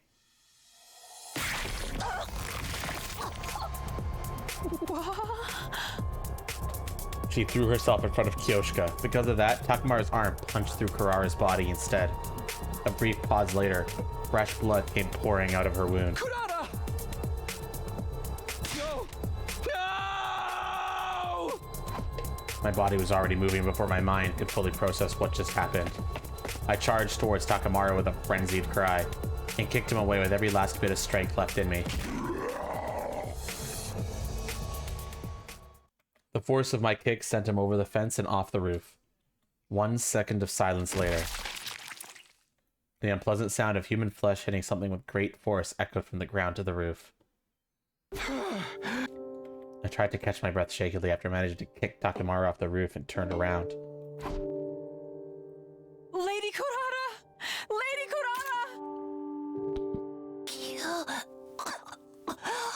Don't try to speak. You are bleeding heavily. Lady Kurata, why did you do that? Weren't you supposed to use me as a meat shield to keep living? We must take her to the Revive-O-Matic. You live. Lady Kurata? This is not the kind of prank that will make me laugh. I am a fool. A gullible simpleton who's easily deceived.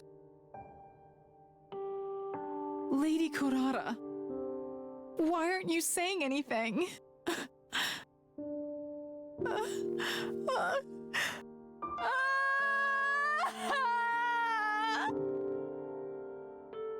Kyoshka's anguished cry echoed into the night sky. It was clear we wouldn't be able to bring Karara back. That's why I said nothing, so we watched over her during her final moments. Kyoshka held Karara's remains and bawled incessantly. I couldn't find the words to comfort her. All I felt was an empty void swirling within me. We stayed on the roof for the longest time. At around the time Kyoshka's loud cries had died down to muffled sobs, something flashed across the corner of my eyes. Isn't that... It was a familiar-looking bottle rolling around on the ground in the wind. I thought she was dead and opened the bottle to check, but then she suddenly woke up and jumped out.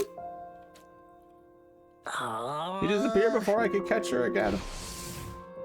Of course, it's the same kind of bottle I've seen Gaku with before. He kept this, so this one had to be the one Darumi was keeping Alpha 1 in. So it was here all along. But the bottle was empty. The second Gi Queen had already escaped them. A1 was a female spawner that possesses live bodies, right?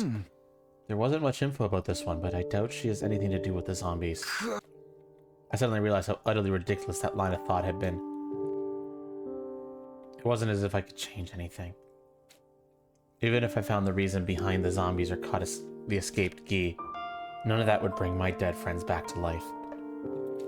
Kyoshka and I were the only ones left. It was too late to do anything now.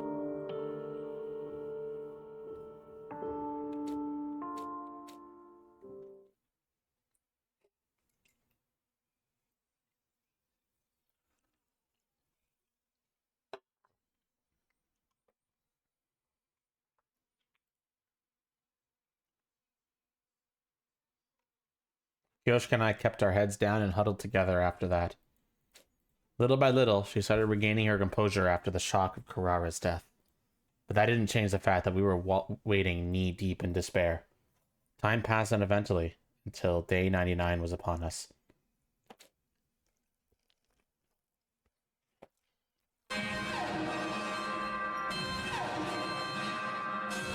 Then the intruder alert blared loudly throughout the room we were in. Yeah, I thought so. Intruder alert. Intruder alert. Unauthorized. Defense mode initiated. All available troops prepare for battle immediately. What could the two of us do on our own? It wasn't like we could escape either. Let's go, Kyoshka. This will be our final battle. It certainly will. We decided to move out directly without getting to the war room to avoid giving the zombies a chance to attack us on the way there.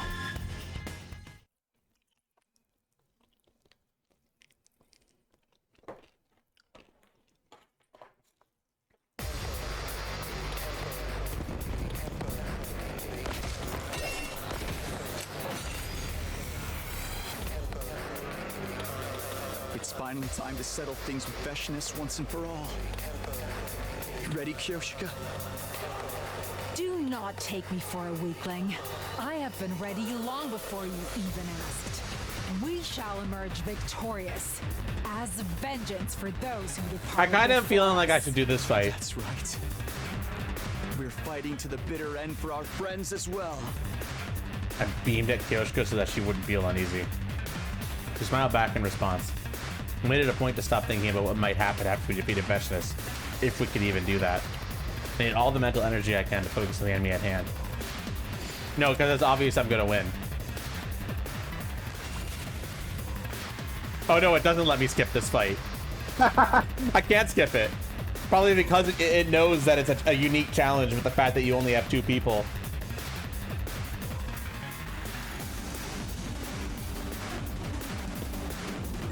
Alright, that means Grand Guy gets to see the gameplay of this game for the first time. Ready when you are.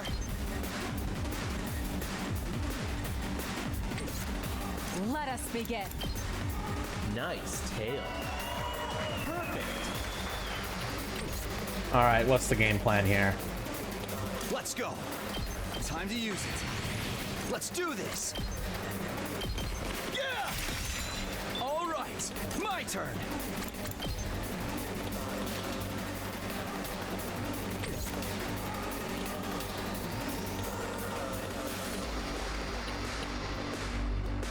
Two arms! Let's put this to use. Onward!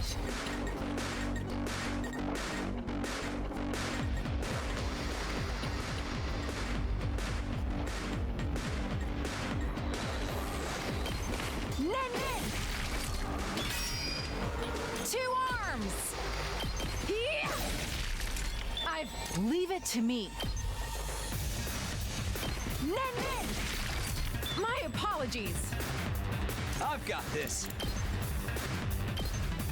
Here. Let's do this. That's it. Got it. Let us begin. Banzai! I've got you 2 arms! Bro, I'm a legend. I've got this. Easy, man. Not even breaking a sweat.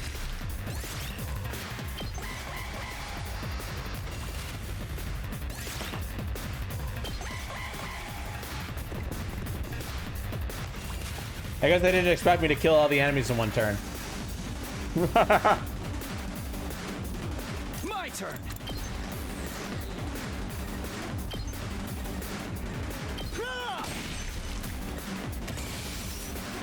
Let us begin. You've left yourself open! 2 arms!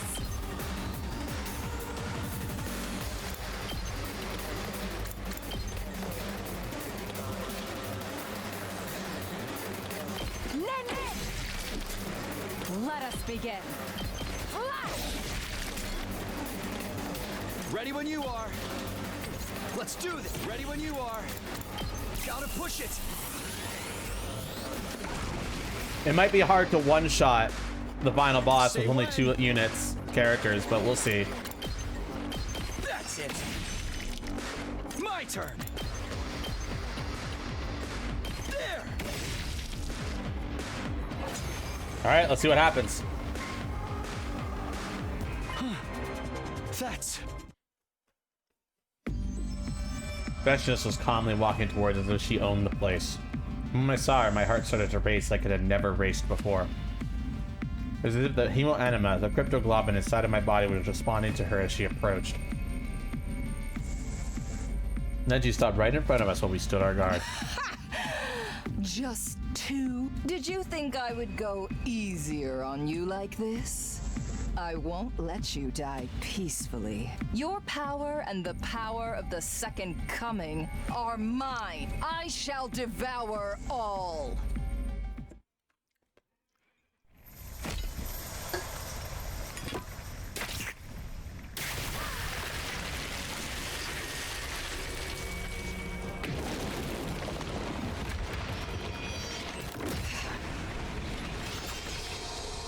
Wicked invaders! Showing ways before your new god!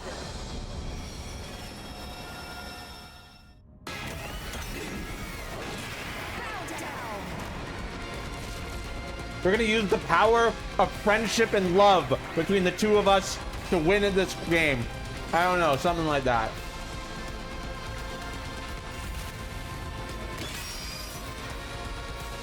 Here we go. My turn. This should do it. Say when.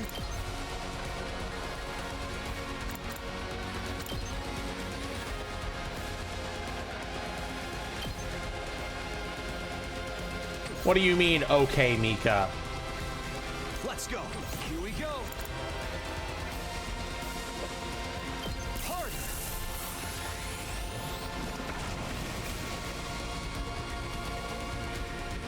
Ready when you are. Here. Let's do this. Ha! All right. Onward! Two arm! Leave it to me. Let us begin. This should hinder them. Onward! Banzai! Leave it to me. Hiya! My apology. Onward! Okay, here's the game plan. You ready? We're gonna not do anything this turn.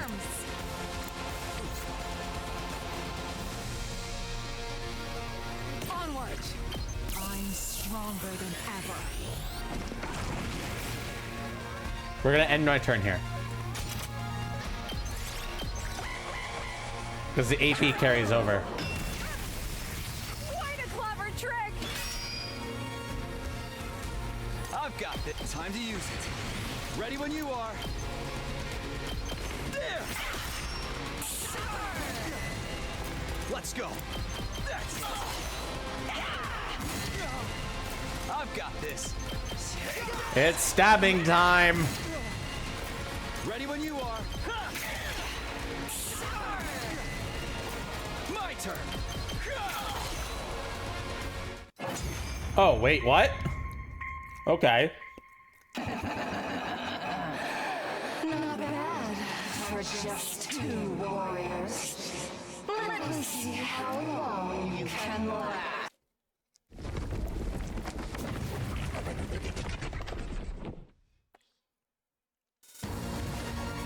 How pathetic. Coming back to life after getting killed again. Now, teacher Tan, I bet you look entirely at ease, seemingly enjoying to toying with us. Guys, the two of us are at our absolute limit, both physically and mentally. Let me savor the sight of your faces as they become contorted. Sir Takumi! How shall we put an end to this foul villain? I do have an idea, but it's all or nothing. I gripped the thing in my pocket tightly. It was a zombie luring device that Tsubasa had made. This was the only strategy I could think of that could take down Veshness, who had grown much stronger after absorbing the bond of her comrades.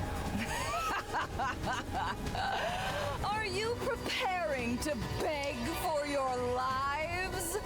It will do you no good. Stand meekly. Sick 'em with the zombies! And allow me. What's that sound? Sir Takumi! Are you? It hurts to use them for something like this, but I can't think of any other way. I tossed the device in Veshness' general direction, and before long... What are you? Dead invaders? You foul, nasty monsters! Be gone from my sight!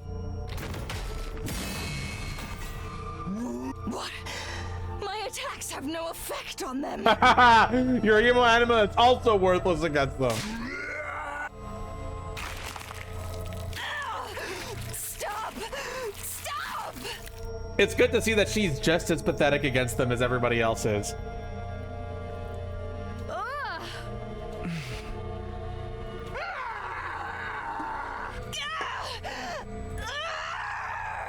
Accursed beasts! Impossible!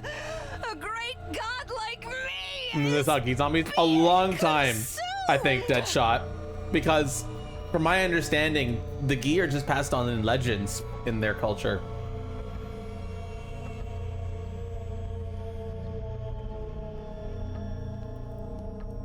This food isn't all bad. Stop!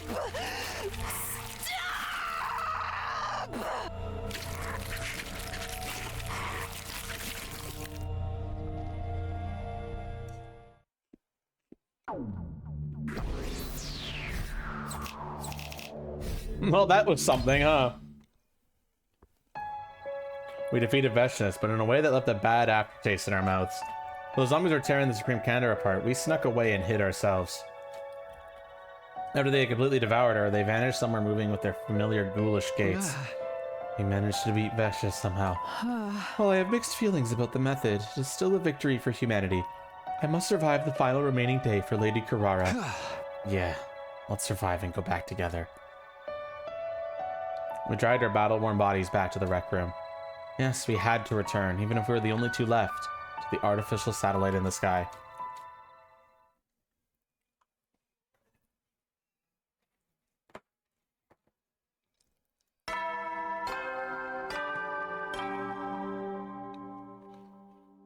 Troops, congratulations at long. The most. Get yourselves in order. Hi, Siri. You've been dead for a while now. At long last, we made it to day 100. How strange. It doesn't feel like we've reached the final day. I don't know what you mean, but it's true. This is the day we say goodbye to this school. We've survived. Indeed, we have. And once we return safely, there is something I must do. What's that? Travel? Games? A hobby? I wish to rebuild everyone's graves. Properly this time. That's a great idea. I'll help too. Truly. I will take that as a promise. Hey, we have some time before the escape pod is ejected. Let's talk about what else we're going to do. That should make time go faster, yes? To begin with, the Holy Jumanji Sword and I will... We shared the secrets of our hearts and talked about everything under the sun while waiting for the time to pass. And then it finally happened. It's almost time, Kyoshka. Let's get moving. Indeed, to the schoolyard we go. We walked as quietly as we could to our destination, but fate was not done antagonizing us yet. The moment we entered the hallway, the zombies all leapt out at once, as if they had been lying in wait for us. What? Why now? Everything we've gone through makes us stay. We cannot let them catch us now. We must shake them off, Sir Takumi. Yeah, let's go. I've got hiccups.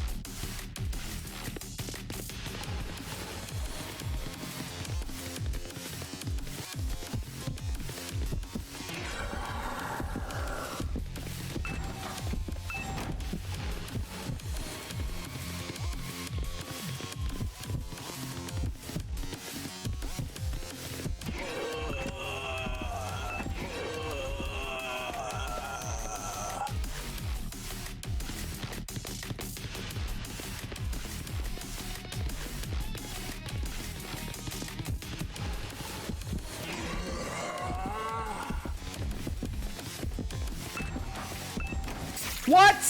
Bitch, I was totally behind them. Like this. Fuck this game, man. I was behind them.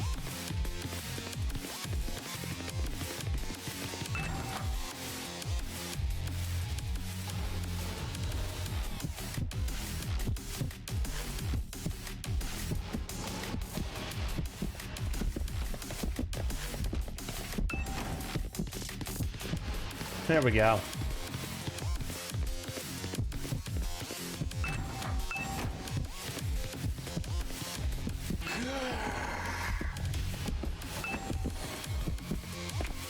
There we go. Oh, fuck off. Okay. I got bamboozled, chat. Fight.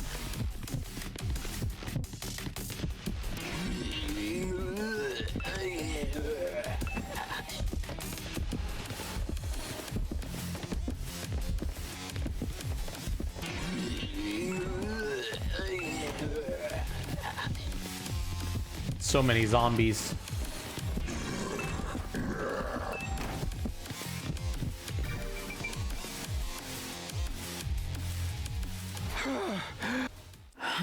My sides hurt. We eventually reached the schoolyard after dodging the zombies' attacks. We should be safe now. All we have to do is get into the escape pod. Yes! We were still trying to catch our breaths, and a normal sight caught our eye. There were several huge cannons jutting out from the top of the school building. Are those turrets? Where the missiles will be fired from? They look so sinister. So, this is the weapon of mass destruction that will take out invaders and zombies alike? Where's the escape pod? It should be the right time. There's just an announcement rang out all around us. An omnidirectional attack will launch momentarily. Leading up to the omnidirectional attack, all defenses will be rerouted to the intercept system. Special defense unit members, please board the escape pod in the schoolyard immediately. Yeah! That's... An omnidirectional attack will launch in 390 seconds. Special defense unit members, please board the escape pod in the schoolyard immediately. An omnidirectional attack will launch momentarily. Please depart immediately after boarding the escape pod. Repeat. An omnidirectional attack will launch momentarily.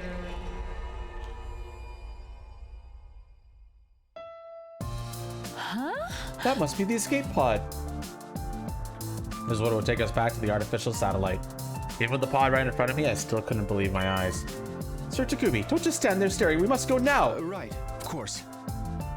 Let's go home. We glanced at each other and nodded, but just as we were ready to run towards the escape pod.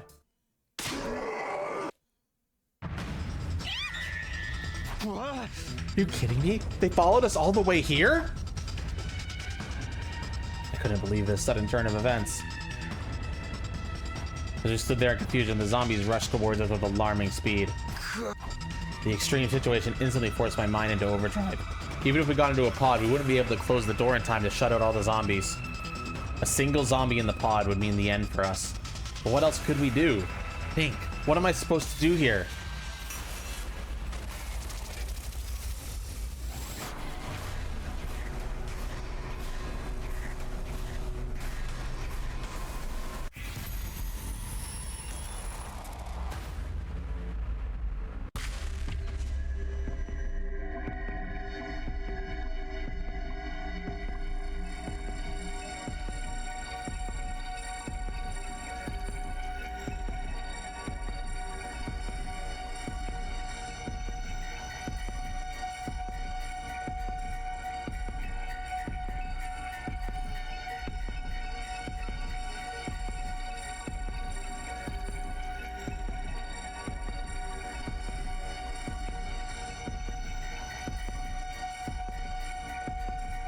Which one will it be, chat?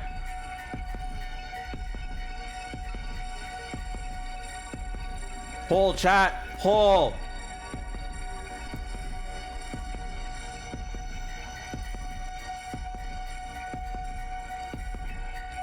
Pull.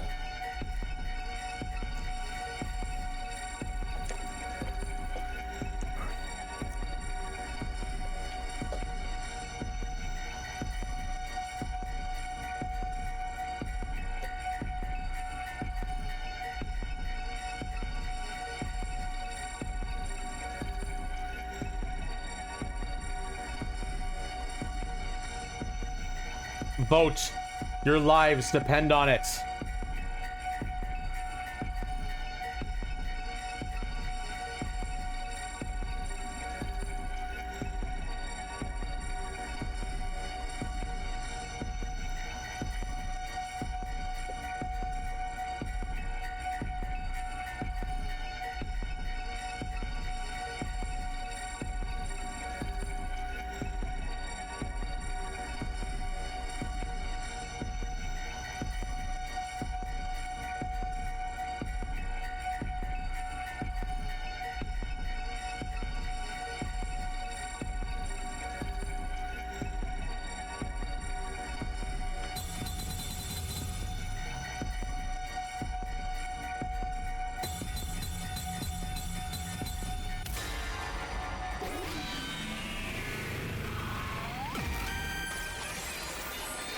It's your future.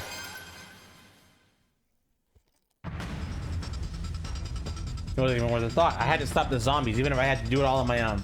At least find a way to get Kyoshika onto the escape pod while they were distracted, too. I've already grabbed her hand and started running before my mind reached that conclusion. Run to the escape pod, Kyoshika. Out of my way! We got nearer and nearer to the escape pod while dodging a continuous stream of attacks from the zombies. Get in now, Kyoshika.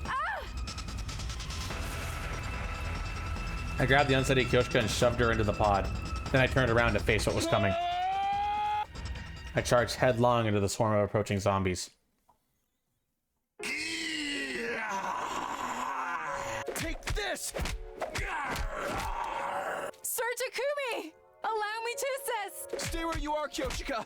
Escape by yourself. What are you?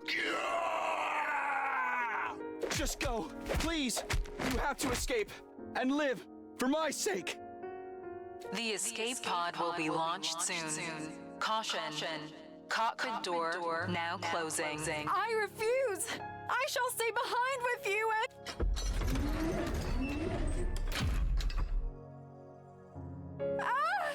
Sir Takumi! Sir Takumi! Sir Takumi!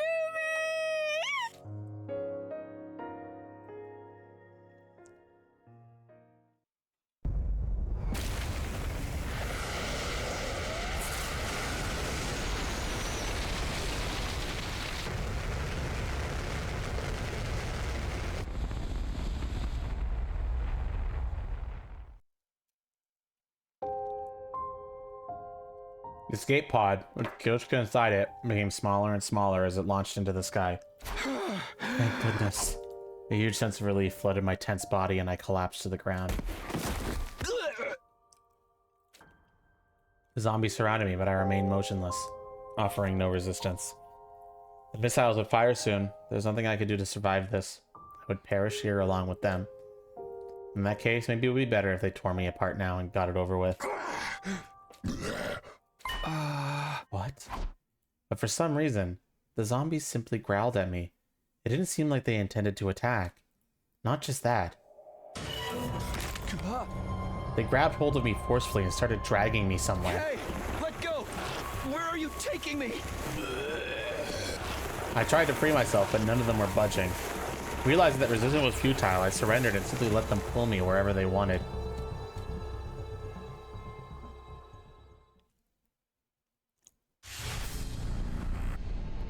The 6 zombies dragged me to a classroom on the 2nd floor where they tied me down to a table. What the? Let me go. What are you trying to do? This didn't make any sense. I would have rather they just devoured me. This weird sense of purpose they were showing filled me with a terrible sense of dread. Oh, fuck. An unpleasant feeling ran over my body as I saw something ghastly crawl on top of me. I remember seeing that thing with its countless wriggling tentacles before. Not a Gi larva, it looked like a slightly different version of the Alpha 2 Queen. Of course, the Alpha one that Darumi was keeping in a bottle. It one was a female spawner that parasited live bodies. Be what she was planning to do? No, stay away from me! Stay away! Stay away! Ah!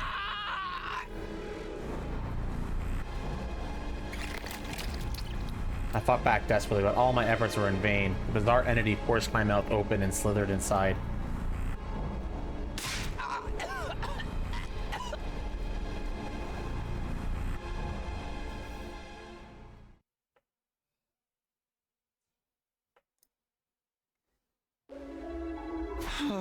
Where am I? I found myself standing on the roof by myself without any remembrance of how I got there. Never mind. No need to think about that. Once the omnidirectional attack begins, I'll be wiped out along with that thing. Just then, my head nearly split apart with excruciating pain. I tried to hold my head, but my body refused to move. It wasn't listening to me. You seem to be in pain. Unknown laughter echoed through my head. You know who I am, right? You saw me just now. To you, I am known as as the Gi Queen. What did you do to me? I've infiltrated your mind by passing through your nasal cavity and up inside your skull. My tentacles are now connected to every single cell in your brain.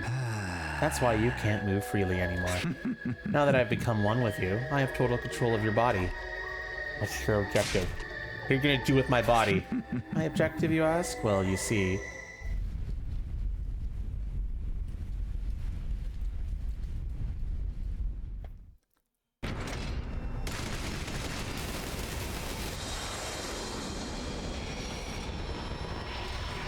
Oh, this is the first time we actually see this attack go off.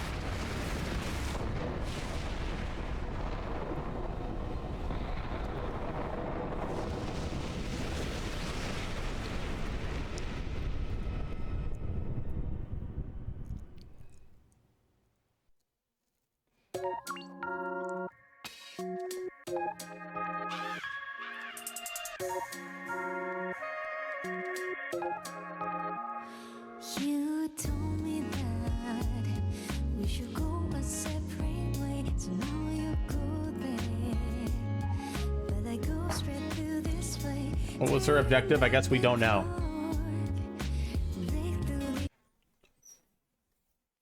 Ending 76, slasher route, history repeating. That ending 76 is one of the 2 remaining endings we need to unlock the lock.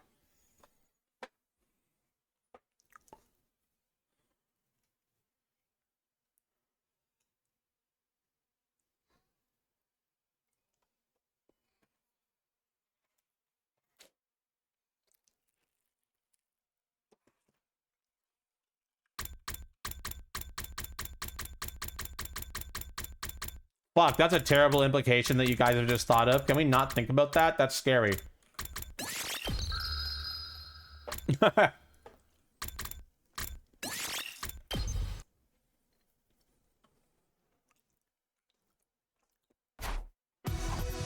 Potentially, yeah.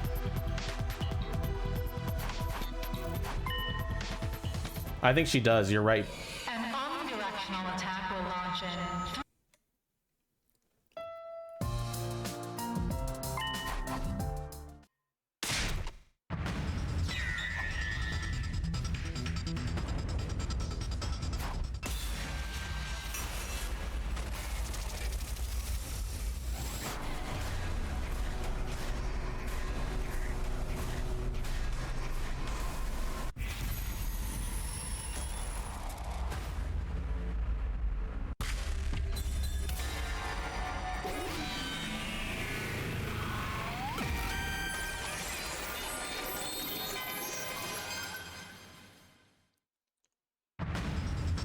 It wasn't even worth a thought, because if I wanted to survive, we had to get on that escape pod.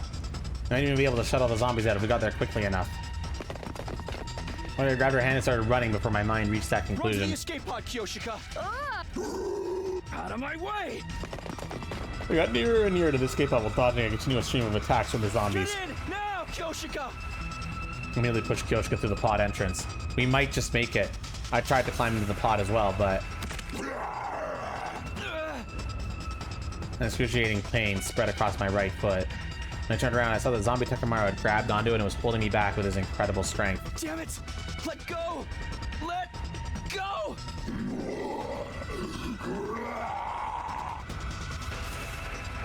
Tried to kick his hand away, but instead of loosening his grip, he only tightened it. Sir Takumi! My dagger continued crushing my foot, the pain almost making me lose consciousness. But I had to at least make sure Kyoshika got to return safely. And I had the last of my strength to do just that. What? Kyoshika flew out from the pod entrance, pounced up Takamaru, and held him down in for a double shoulder lock. He responded by letting go of my foot and grabbing onto her instead. I stretched my hand out to pull her away, but... Kyoshika! Her body slipped through my hands and she fell back down to the ground along with Takamaru.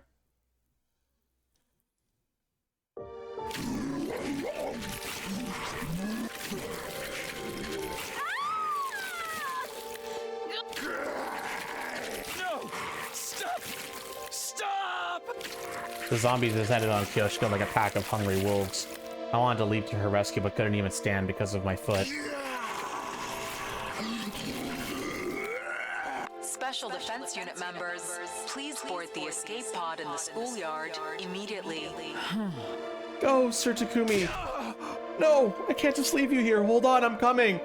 I tried to call to her, but I wasn't making any progress. I lost all sensation in my lower body. Move! Hurry up and move! Live for me as well. Promise me you will. The escape pod will be launched soon. Caution. Cockpit door now closing. Yoshika!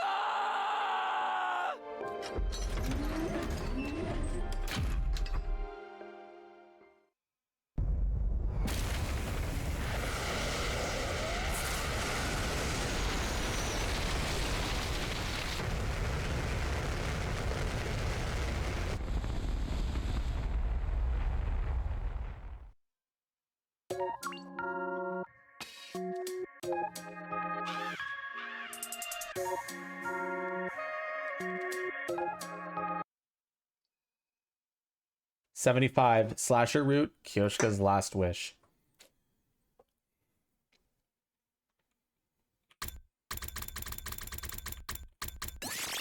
"20 endings. We're a fifth of the way through the endings, chat. Isn't that great?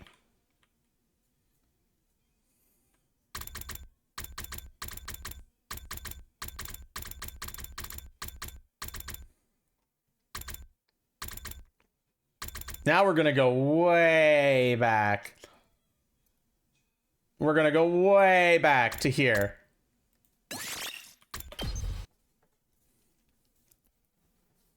This is before any zombie stuff showed up. That's still good. I can't run anymore. Takumi. Nozomi was still glancing around nervously. I could see her trembling. Don't worry, it's all going to be okay. I'll think of something. Doing my best to sound confident, but on the inside I was already choking on my own despair. If hemoanima attacks won't affect the killer, am I going to have to tackle them and try to steal the power they saw again? Oh no, they found us! What are we gonna do? Where can we go? I'll have to head outside. Normally I ran towards the nearest window, but then... So, the other route was zombies. This is Jason. This. Which was haunting us beforehand. And last time we dodged the attack, and that ended up with the power saw falling on top of him and killing him, and it ended up being Yugamu. So we're gonna see what happens now, aren't we? Damn it! We're too late! I don't know what you should do, MRL, in regards to that. I've heard it, I mean, it's a decent show, isn't it? But your choice. Even if we escape out the window, this is the 3rd floor. Can I get both of us to the ground safely? I need to make a choice here, and fast. What do I do?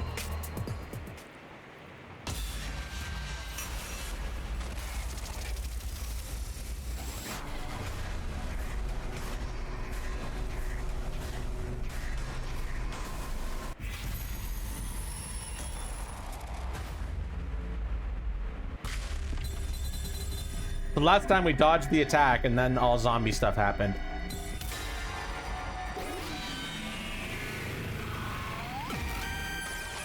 This time we're jumping out the window.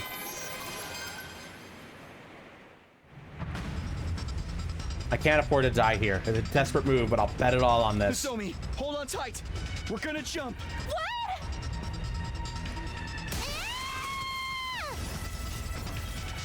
I grabbed Nozomi around the waist and charged into the window with all my might. There's a sound of breaking glass, and then we were in the air. For a moment, it felt like we were floating there in the rainy night sky. But of course, that didn't last.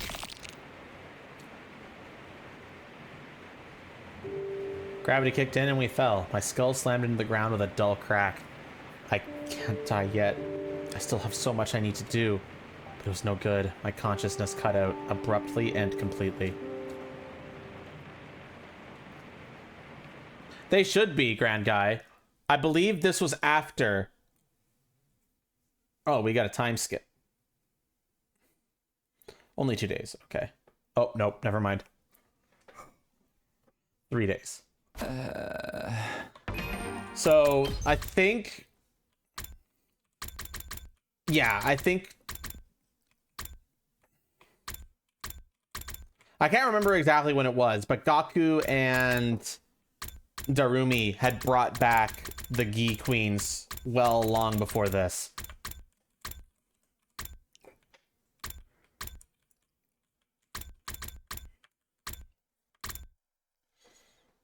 I can't remember what day that was on, though.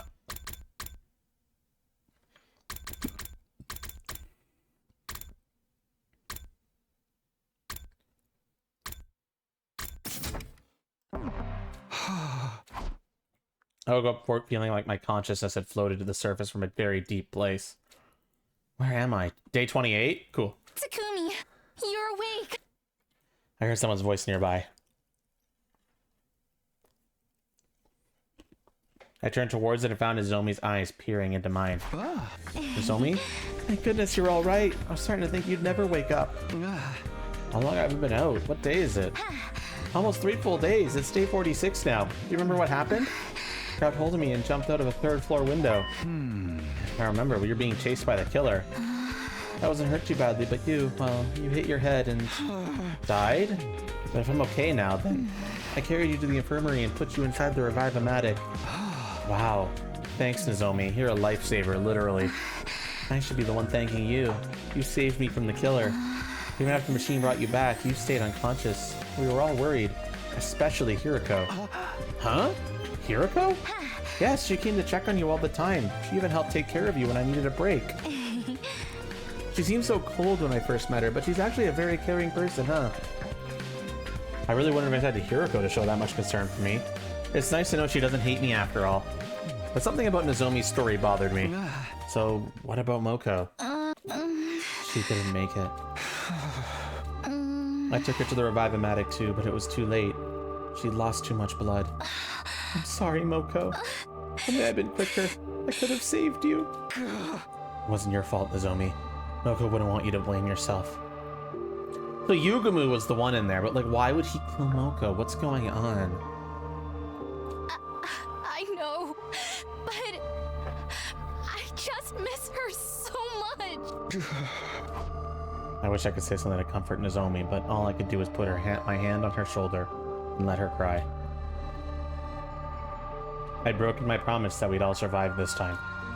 Only we found the killer sooner, or if we'd gotten Moko to the infirmary in time. Regret washed over me in waves. Even after coming back in time, I'd failed. Was there any point in going on? Oh, by the way, Deadshot, I just remembered now. There was a moment in this timeline where we got knocked unconscious and potentially have gotten the Gi Queen removed.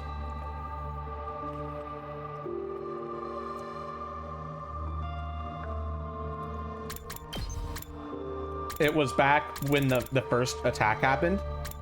We were knocked out, remember? And then we were in the biolab with Hiroko, and then we woke up and saw a guy in the leaper suit standing over Hiroko with the saw blade. Do you remember that?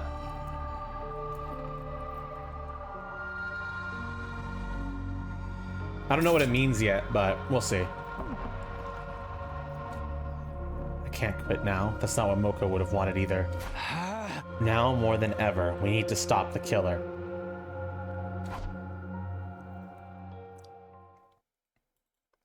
After a while, Nozomi calmed down and went to tell the others that I was awake.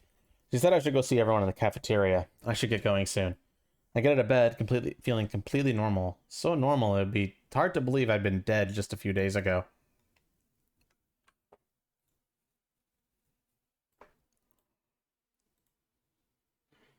You were dead.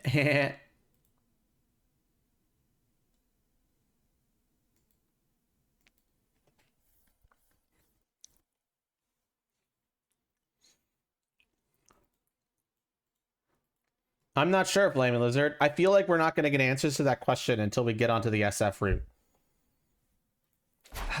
Okay, next stop, the cafeteria.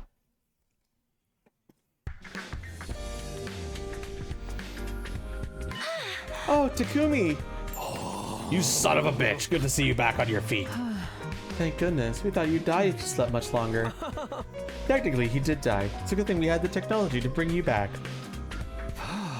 Sorry to put you guys through all that, but don't worry, I'm fine now.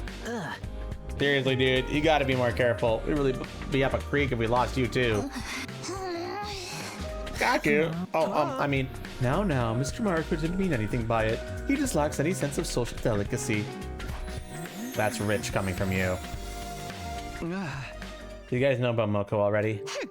Nozomi told us. She said the killer attacked the three of you. And you bring me through that night. I can't believe I missed out on more murder. Quiet, you. Don't make me shove Kyoshika's perverted sword down your throat. Yeah, be nice and quiet from now on. Nozomi got us all together that morning and told us what happened. We carried Moko's body to the morgue and put it in there for now. Everyone's faces clouded over as they relived the tragedy anew. I knew how everyone felt, of course. For them, this was the first time one of our friends had died. Hold on. You carried Moko to the morgue? What about the drones? I was curious why they didn't activate too, so I decided to look into it. Weird thing is, there's nothing wrong with the drones themselves. They're operating exactly as intended. But how can that be, Takumi? What is the meaning of this? You might not believe me, but none of this happened in my future. I was so determined to save everyone this time. But I couldn't protect Moko. I'm sorry.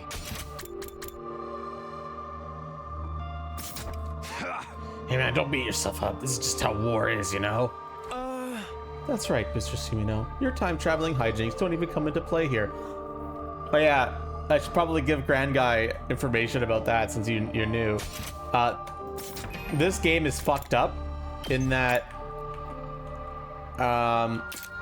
it did an entire first 100 days without any choices at all before eventually you get to the last 100 and Takumi decides to go back in time and redo the 100 days.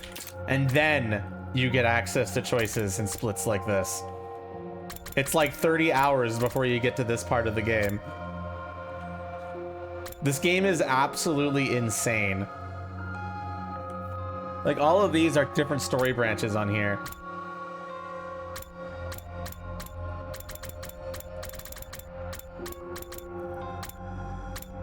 And there's a lot of choices. It branches quite heavily, as you can see.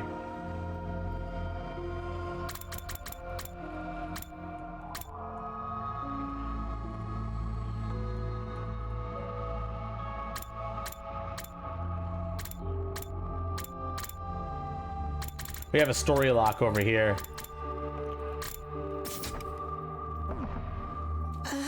At this point, it doesn't really matter what we believe you about that or not.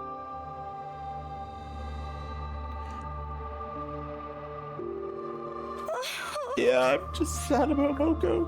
Why did she have to die? Lady Moko, I swear on the holy Jumanji sword, you shall be avenged!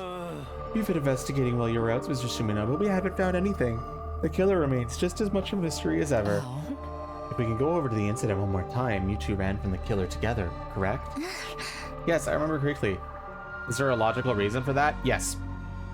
The main logical reason for a story lock is that it likely spoils other locks or other routes. Especially once you get into context as to why we got the first story lock.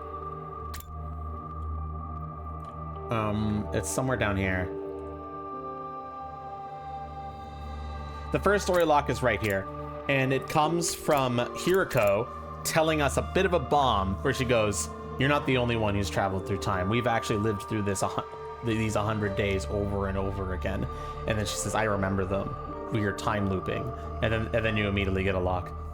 So my assumption is that knowledge from other routes is going to become critical in this route, where we remember stuff that potentially happened in other routes. And that's Zero Escape shit. If you've ever played Zero Escape, that should be nothing new. And it's also nothing but, like, you know. And then you get the story lock. And there's also a machine that's revealed in this one that allows them to go to another parallel timeline. So we're suspecting that there might be situations in the routes that we're playing through right now where characters from this timeline that's locked potentially jumped and altered what potentially happened in these routes up here.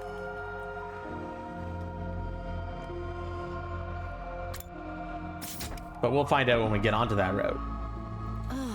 I see. Tsubasa, what's your current life sign total? It's 14. That means the killer's still out there. And you were all in your rooms that night, right? That's right. You, Nozomi, and Moko are the only ones who were up. Liar. Liar. Liar. You're lying. This is the motherfucker that was in the suit who died in the other route. This is the motherfucker who died in the other route. I have no idea why he would do that, though, but we'll see. That is exactly where it's coming from, Yugi, and why I'm suspecting that. I feel so bad that I was sleeping on him. Yeah, like, my assumption is that he actually did see us, except he saw us from potentially, like, another route. It's gonna get fucked up. I feel so bad that I was sleeping on, like, a piece of human trash while all that stuff was going on. It's not like we could help it. I'm still in the middle of the night. Could you two please grow a spine? Feeling sorry for ourselves won't bring Moko back. If you've got the energy to spout all that nonsense, why not use it more productively by finding the killer, for example? Easy for you to say. If Moko got killed, what kind of chance do we have? If you got an idea to kill a freaking power saw murderer without using hemo anima, then I'm all ears. Hey, that's right. The killer had their suit and power saw when they attacked us. That's gotta mean they had some spares or something, right? I mean, the ones we found were locked up in the metal shop. Yeah, about that. We checked the locker and the suit and the power saw were both gone. They're gone?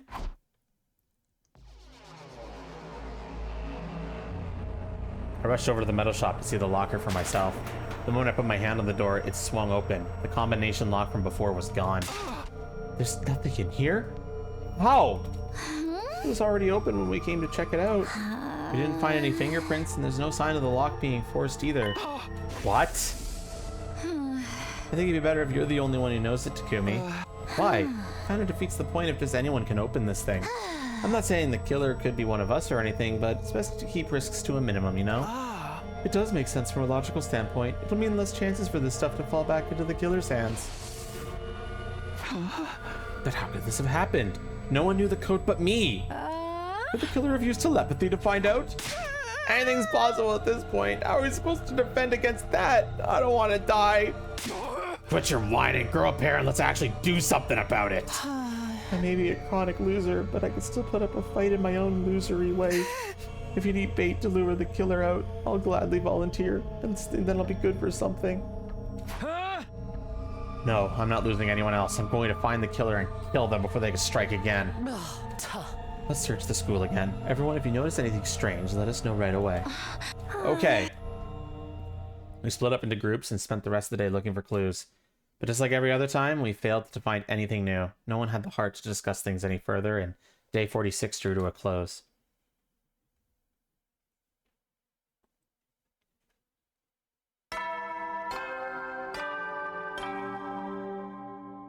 Up and at 'em, troops! Time to rise and shine!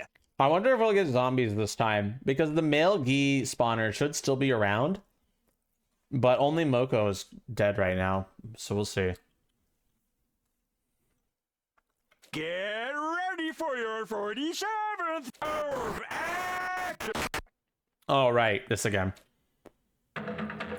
Prepare to spend another day enjoying the unendurable. Get ready to give your lives to it. Last time Hiroko saved us from this.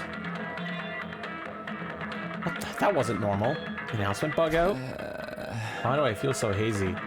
Felt like a thick fog had covered my mind. My body grew lighter and lighter. Felt like going back to sleep. What is it? I was brought back to the land of the living by the unrelenting ringing of my doorbell. That was a close one. I almost went out like a light. I hurried over to open the door. Takumi, good, you're still safe. Hiroko, what happened? What do you mean safe? No time to explain. Use these to plug your ears from now. Hurry. Huh? Earplugs? Knowing why, I insert the earplugs Hiroko handed me. Then she pulled out a notepad, scratched something down, and showed it to me. We're under attack from an enemy who uses special sound frequencies to create illusions. So the announcement just now. Oh, you can't hear me. Give me a sec. Borrowed the pen and notepad from Hiroko and hurriedly wrote out a message. Oh, we'll help them now.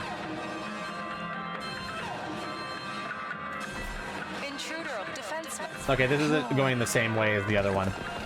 So we're just gonna go through this quickly. Literally identical.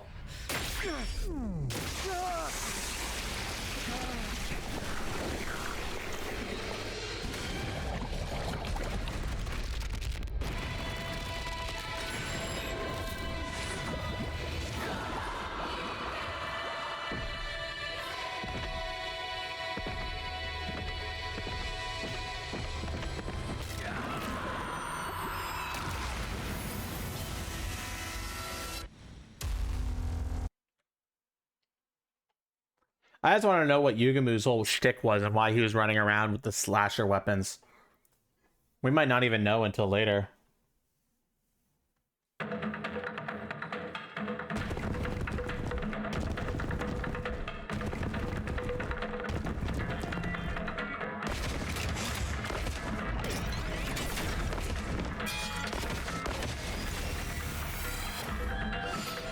Infernality? No, I don't. Not usually. In fact, I've never done it. I'm dying for some water, so I'm gonna take a short break, grab some water.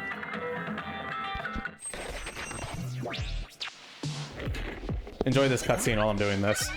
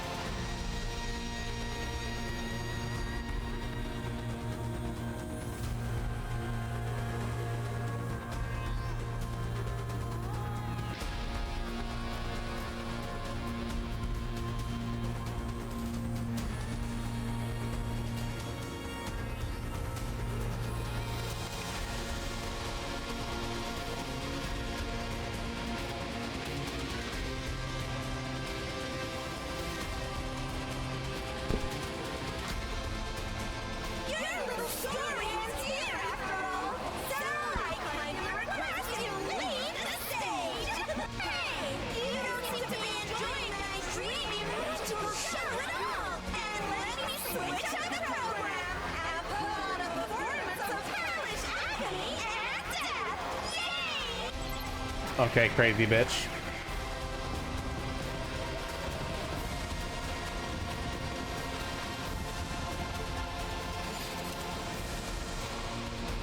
Watch as I win this battle in 2 seconds.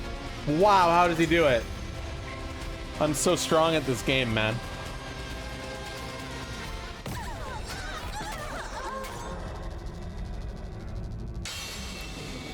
We're not gonna watch this.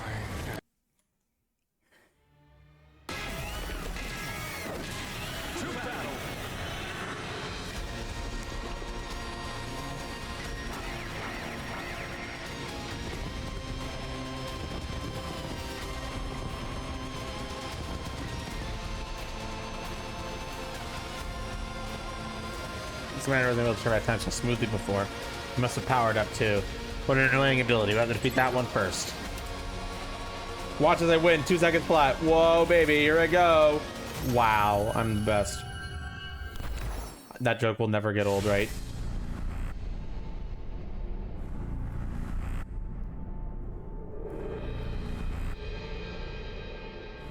Who do I give this to, chat?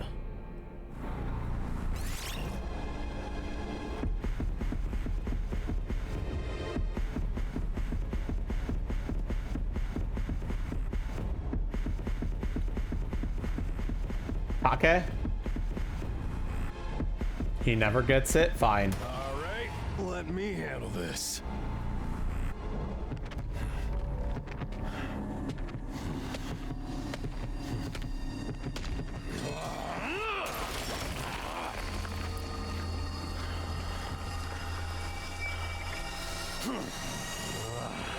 I'll wreck 'em all.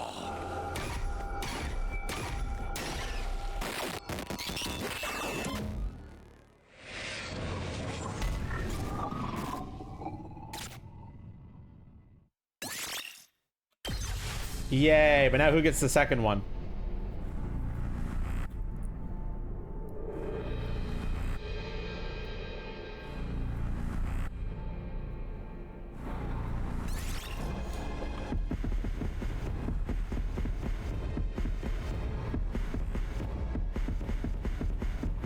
Kiriko? Maybe? It really doesn't matter. Let's give it to someone who's never gotten one before.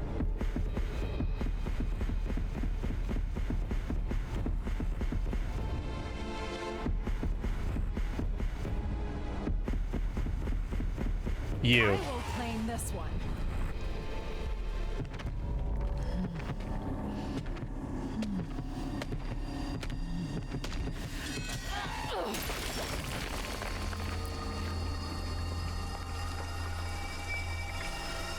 This is it. It is done.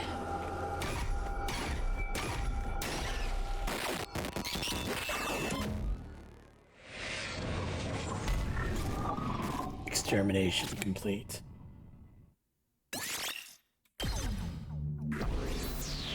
Yay.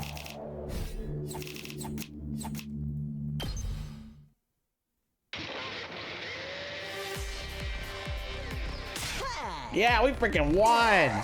Keep it down. You broke my boy voice. It's even more grating than usual. We fought with our ears plugged the entire time. I know it was to stop the auditory attack, but it was exhausting. Yes, the Holy Jumanji Sword and I weren't able to hear each other, and it made for an agonizing fight. Wait, what? That sword can hear? Why did you let me enjoy the illusion? I wanted to see the happiest ending of all, where we have fun killing each other. If you want to hallucinate that badly, come see me. I've got the good stuff. No way, man. That shit's against the goddamn law. Don't make me kill you. Oh, please. It's perfectly legal. Probably. At any rate, it was Takumi and Hiroko's quick thinking that saved us and allowed us to react so quickly. Yeah, your experience in the future really saved us this time. Actually, this wasn't... Oof. Hiroko suddenly pinched my arm, cutting off what I was about to say. Does she not want them to know it was her idea? I mean, exactly. I remember how this commander fought back in my future. Good thing we made it in time. If you remembered, why couldn't you have told us earlier? Maybe then I wouldn't have had to experience the nasty illusion of my dear sister backhanding me when I tried to follow her into the bathroom. That wasn't an illusion. I'm just glad we managed to defend the academy without anyone getting hurt. It's up to us to fight harder now. For Moko. You guys must be tired. Let's all rest up. I'll see you tomorrow. We won the battle and parted ways in a friendly mood.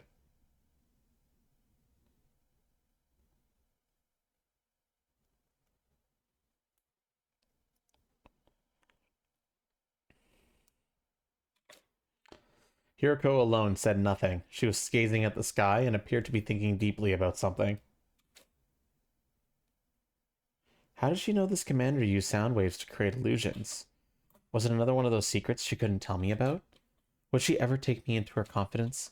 Went back to my room with my heart feeling weighed down. I was so tired that I fell clean asleep for very long.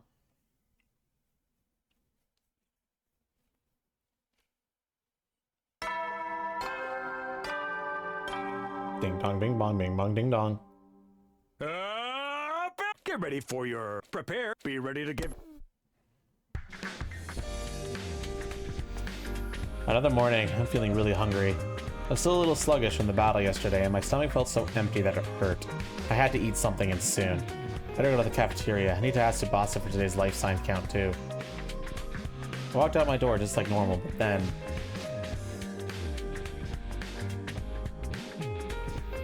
Next thing I knew, I was standing by the pool in the leisure lounge, spacing out and still feeling hungry. Huh? What's wrong with me today? I'd definitely gone to the cafeteria after leaving my room, but I didn't get the impression I'd eaten anything. It's hard to imagine I've been that hungry and not found anything I'd actually want to eat. And why did I come here afterwards, of all places? Got no reason to be in the leisure lounge, apart from being so tired. I did die pretty recently, after all. Huh? Maybe I'll rest here a while before I get back to the search. The organic life count inside the school was still 14. There'd be no change at all since Moko's death. Losing our comrade like that had inspired us to pull together. There's no telling how long our morale would last. Wait, what was that moment where... I'm trying to remember, like, at what point did we get jumped? Do you remember what I'm talking about?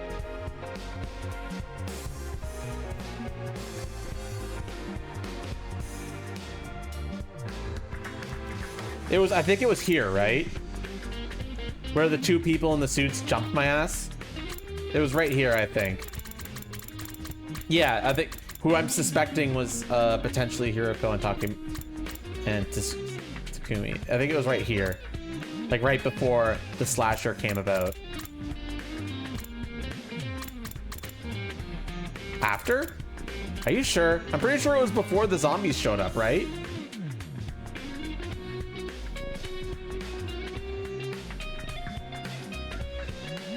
Am I gonna have to check the VOD now?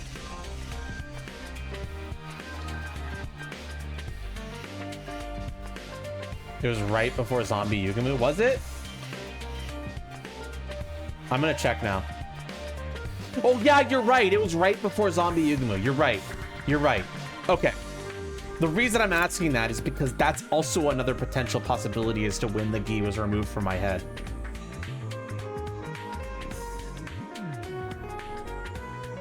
I guess the real question is, even if there is a gi in my head, why is the gi acting like Takumi?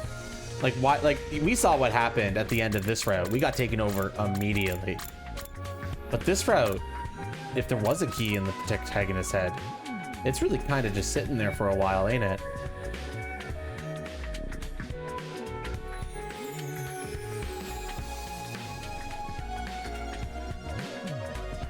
Yep, I remember now. Fear of the killer had crept into our hearts, and it was starting to feel like we'd never fully dispel it.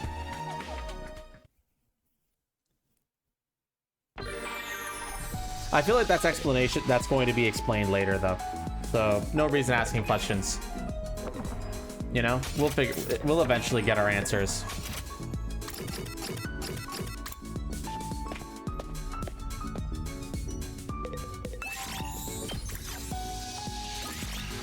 Move out!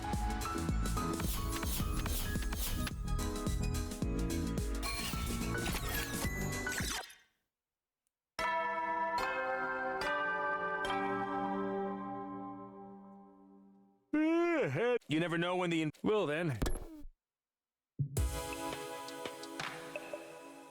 Another day without catching the killer. I could feel our repeated failure eating away at me. I didn't know how much more of this I could take. I was at the search even harder tomorrow. Trying to psych myself out, I got into bed and closed my eyes. As I drifted off to sleep, my thoughts were full of the friends I'd lost, both in my first timeline and this one.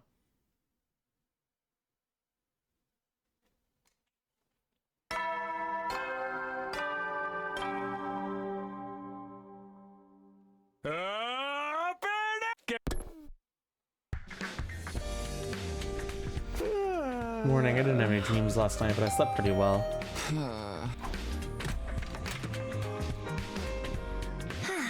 Hello, Takumi. Sorry to call on you so early. Kako, what's up? Are you okay? It's about the last time the killer appeared. There's something I haven't told you. You mean the night Moko was killed? Yeah, we said we were all in our rooms back then, but actually, I noticed something strange, so I went out to investigate it myself. You did? I got up for a drink of water during the night, and I heard Nozomi scream. I was worried, so I went to find her, and then I found Moko's body in the classroom. And? Did you see the killer too? No, I'm sorry. After I saw Moko, I wasn't thinking straight. I just screamed and ran away. I was going to go back to the roof and tell the others, but then I heard some footsteps coming down the hallway. I thought it might be the killer, so I ran into the bathroom and hid in one of the stalls. I stayed there the whole rest of the night. But I don't understand. Why didn't you tell us this sooner? When your brother found out, he'd overreacted and made me sleep in his room again. But I thought I should mention it now, just in case. I'm sorry it took so long. Okay, thanks for coming clean. I'm just glad you're okay. That must have been scary for you. No, I was fine, but I really regret not fighting alongside the rest of you from the start. I want to get stronger and fight the invaders on my own terms. But first we have to take the killer down. Let's both give it our all, Takumi. Absolutely. I know we'll get through this if we work together. Kako gave me a determined smile and bounded away looking a lot more motivated than before. I'll keep this a secret for Ima for now. It's not like anything actually happened to her. Alright, back to business as usual today. We can't just sit around when the killer's still on the loose.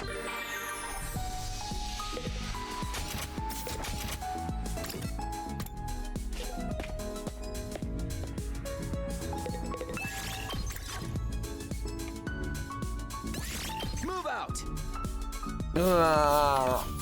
My eyes.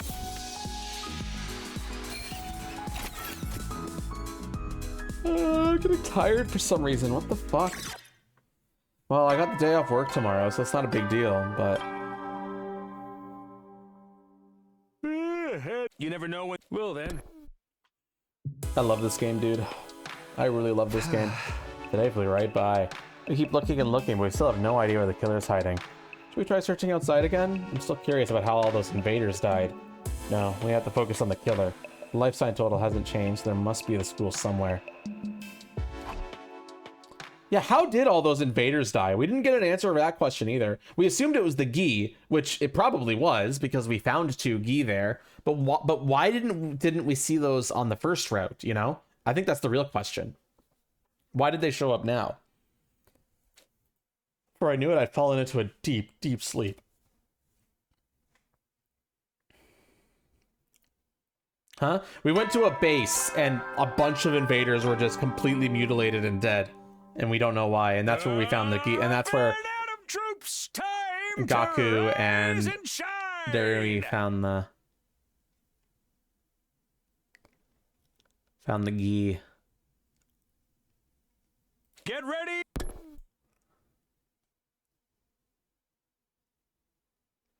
Made it to day 50, huh?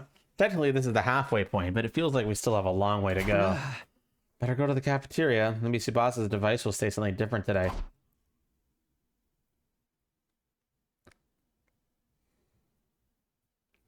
When I reach the cafeteria, everyone else is there too, having breakfast. Why are you yelling Calamity Box?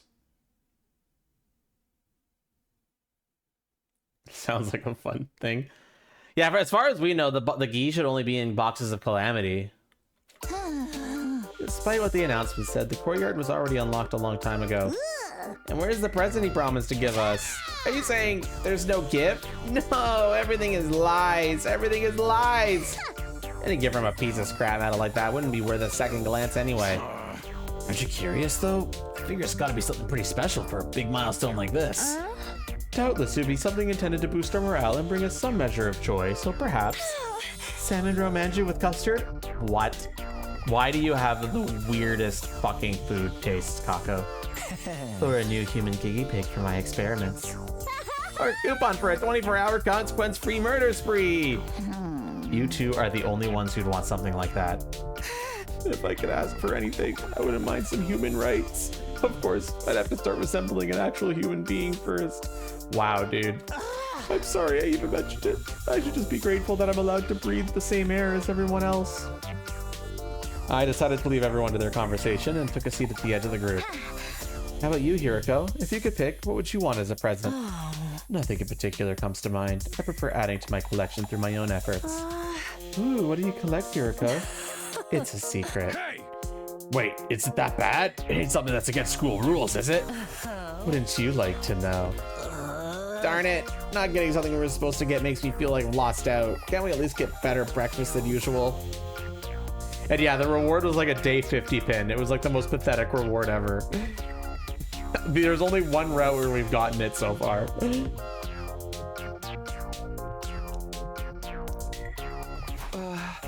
You can use the ration-o-matic for that. I'm not talking about actual food. More like the vibe, you know? So, what breakfast party? You aren't the type of party animal with an idolized image of Christmas, are you? Who said anything about Christmas?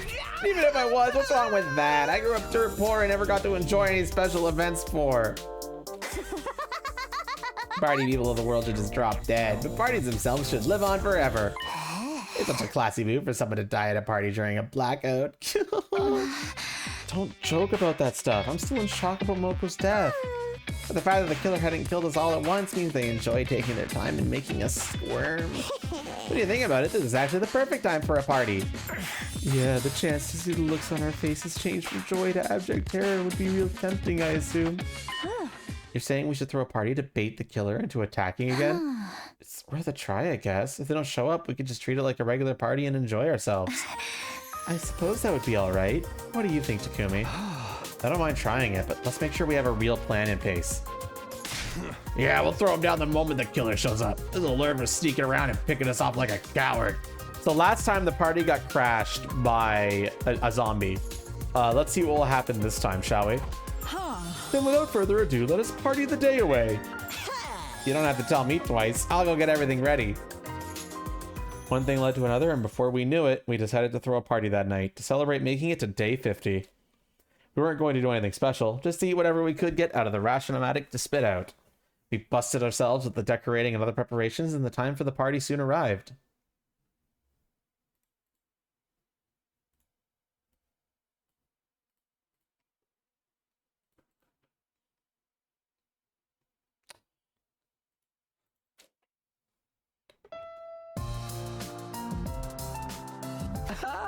Wow, this is unexpectedly nice. The fruits of our combined labor. Even the holy Jumanji sword approves. Pretty nice, huh? Don't be shy, everyone. Eat as much as you want. Baku directs the food preparation, and I helped. My dear sister, knaps are to die for. There's also chocolate kimchi, fish roe custard, and liver sashimi whipped cream. Fuck off. Are you sure they're not penalties for losing a bet? Then he makes it clear this is a party for the unwatched masses, but I suppose I could lower myself once in a while. You do at least have caviar, yes? Wine goes well with caviar. Unfortunately, this place isn't stocked with alcohol. Of course not. What if there were an attack? I thought you were supposed to be the model student around here. Can we get this party started already? The food's gonna get cold. That was earlier, Deadshot. It's already happened. Those two queens are already here. Has anyone seen the party poppers? I thought we made some earlier. Sorry, we did make some using the gift-o-matic, but I forgot to take them out of the machine. By way of an apology, please put my useless body in a cannon and blow me up as dirty fireworks instead. There's no need for that. I'll go get them. You said you left them in the gift-o-matic, right?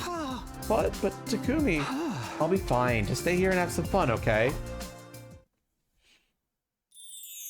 The gift-o-matic's in the rec room. That's on the 3rd floor. Okay, so last time we went to the 3rd floor, we got jumped. Let's see if that will happen again.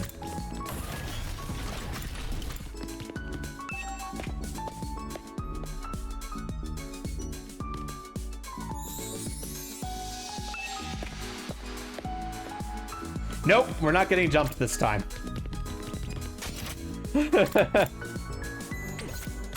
That's exactly where we got jumped last time.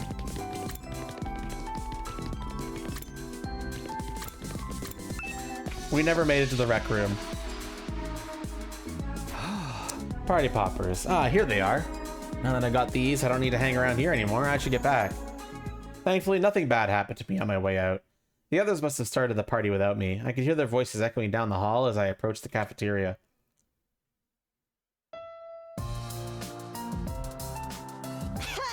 Hey, I got more food to serve up. Someone bring me the plates. I think we've run out already. Do you want to use my useless body as a replacement? I don't think that's gonna work. Plus, it's not exactly hygienic. Ooh, holy Jumanji sword is my friend. I know she'll be gentle with me. I'm so glad you found someone just as degenerate as you. You two deserve each other. I keep telling you I'm not a degenerate. I still can't believe you're getting drunk on non-alcoholic drinks. Loosen up that robe and go lie down or something. Who's up? Who wants to do blind tasting? I threw in a ton of mystery meat. I don't recommend invader meat as an ingredient. It's all fat and sinew. You mean you've eaten it before? Sister dearest, why do you look so excited by that idea? Setting off the party poppers would be redundant at this point. Takumi, you're back. We were starting to wonder if you were all right on your own. Thanks, Nozomi, but I'm fine. Seems like all I do lately is make you worry. Not at all. In fact, I'm grateful. You're working so hard to keep this team together. Just don't do anything too reckless, okay? I don't want you jumping out of any more windows. I know that. I'll hold you to that. Nozomi looked so much more like Kara when she smiled that I had to turn away for a moment. I probably have the weirdest look on my face right now. I can't let her see me get like this. Nozomi, get away from that miscreant. His perversion might be contagious. Oh, Karara. Sorry, Takumi. I better go talk to her. Sure, take your time. I grabbed a drink and sat down in the corner of the cafeteria. It didn't look like the killer was going to show up, but we still had to be careful. Just then, I felt someone beside me. May I sit with you? Huh? Hiroko? Disappointed that I'm not Nozomi? Quit kidding around. Go ahead and sit if you want. Thank you. I'll do just that. Hey, you helped take care of me while I was knocked out, right? I never got to thank you for that. It was nothing. I just wanted our leader to be back in action as soon as possible. Yeah, of course. Don't worry. I wasn't reading anything into it. I was concerned about you too, you know? I don't know what I would have done if you'd never woken up. I had no idea. Sorry to make you worry. How about I get you something like a combined thanks and apology gift? Is there anything you'd like? What? Oh, right. You said you prefer to get things you want yourself. Well then, how about a soft vinyl figure? Huh? I collect them. Ones of cats. I like cats. Ideally, I'd like a calico.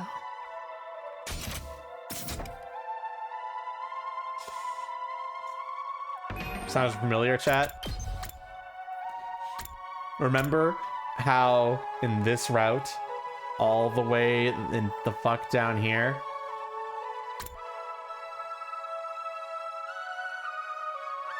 right here.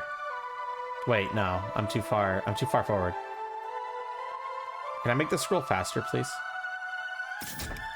Fuck. But anyway, during the lock in that route, we got her that. And we got her that by asking around for things that she would like. But there was one interesting thing that Takumi said where it says, yeah, I asked around, but I felt like I knew that that's what you would have wanted. And he said that during the persuasion thing. And now we're finding out why Takumi said that. Why he said, I felt like I knew.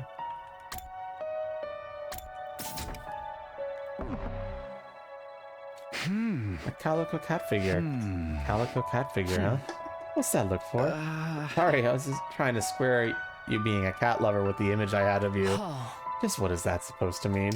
I mean in a good way. You're kind of like a cat yourself. You act like a queen, I never know what you're thinking, and you don't let people get close to you unless it's on your terms. But on the other hand, you do have a softer side. And it can be pretty cute when you let it show. What? Oh, I was talking about cat. Cats are cute that way, you know? Yes, they certainly are. Hey, what's this sickeningly wholesome atmosphere over here? You better not be trying to seduce Mistress Hiroko Takumi. Of course I wasn't. Quiet, normie. Get your good vibes out of here. It absolutely explains it, yeah, and why she would say that.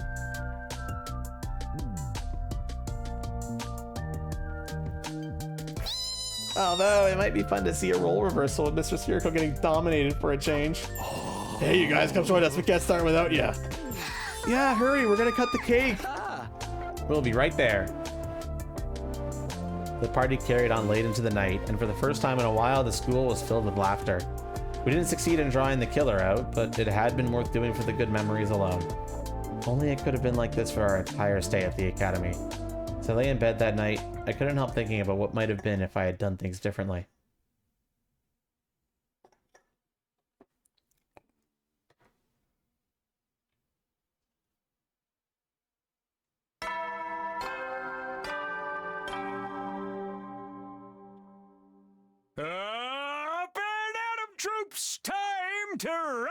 is in charge! Get ready. Prepare to spend... Morning already? I feel weirdly tired this morning. Maybe I'll just take 5 more min. Of all the times. I dragged my heavy body out of bed and begrudgingly opened the door. Standing there on the other side was... Yugumo, what did you want? At this early too? Things have taken a turn for the worse. I need you to come with me. Huh? Hey, wait up! Yugumo looked uncharacteristically serious. That couldn't be a good sign. Hoping that I was wrong, I ran after him. But the place he led me to, and the sight I saw there, only confirmed my worst fears.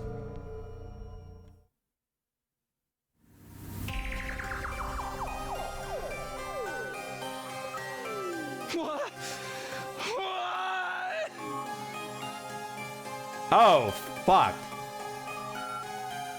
Well. But Yugumo, weren't you the fucking killer? What's going on?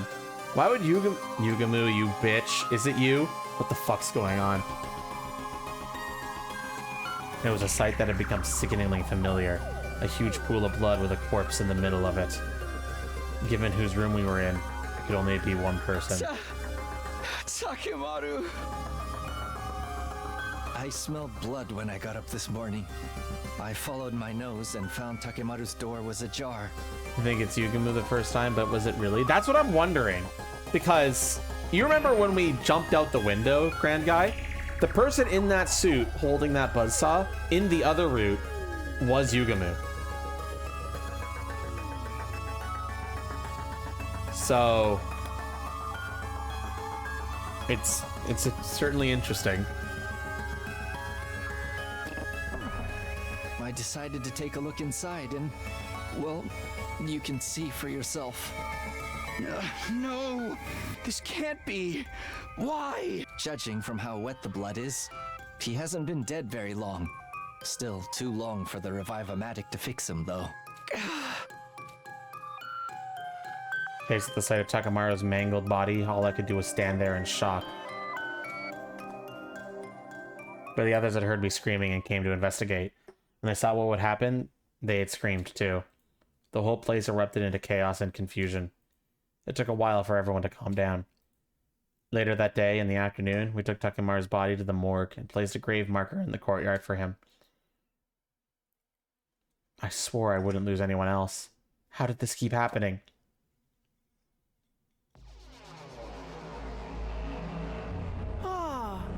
Would anyone like some sea cucumber sandwiches? I've got natto over rice with bananas and whipped cream, too.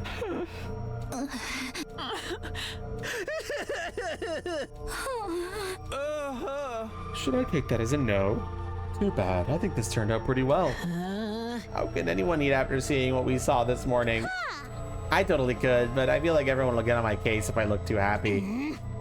Do whatever you want. You can behave like a pig, degenerate that he is. Don't get me wrong, I still feel bad for Takemaru. That doesn't mean I don't still have an appetite.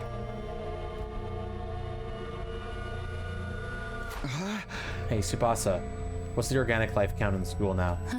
13. Takemaru's gone, but the killer's still out there somewhere. I'd say the murder occurred sometime between midnight and daybreak. Did anyone see anything strange during that time? Yugumo's question was greeted with silence, either because no one had anything to say, or they just couldn't bear to speak. Wonder why the killer went after Takemaru, and why did they have to kill him in such a cruel way? No reason at all. I told you right, this killer enjoys killing. Taking their time picking us off one by one is just more fun for them. The blackguard! What kind of barbarian sits on the sidelines and revels in the suffering of others? Takemaru's wounds are the same as Ava's and Moko's. He must have been torn apart from the power saw just like they were. That's if the same culprit is behind it. What do you mean, Hiriko? Nothing. Just thinking out loud. More importantly, we need to make plans for the future. Clearly we aren't safe in our rooms anymore. Hey, that's right. Where are we supposed to sleep now? So I'll stay in the gym tonight. The killer probably won't attack if we're all together. What? You expect me to sleep with the rest of you peasants? Is now not the time for that. Please just go along with it. I've always wondered why you sleep with that dumb mask too, because this is my chance to find out. If you dare to peek at me, I will call my father and have him fire a nuke at you. That blew up the whole school away.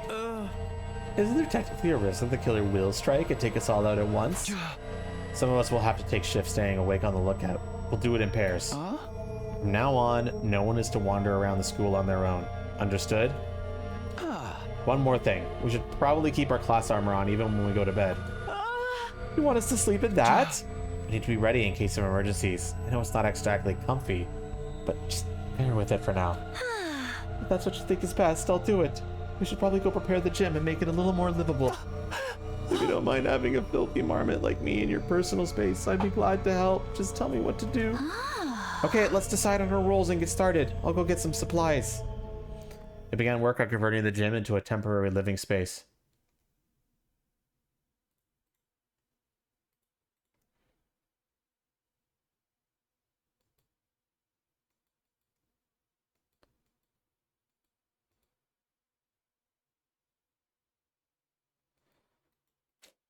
By the time we were done setting up beds and bringing in supplies, it was already night.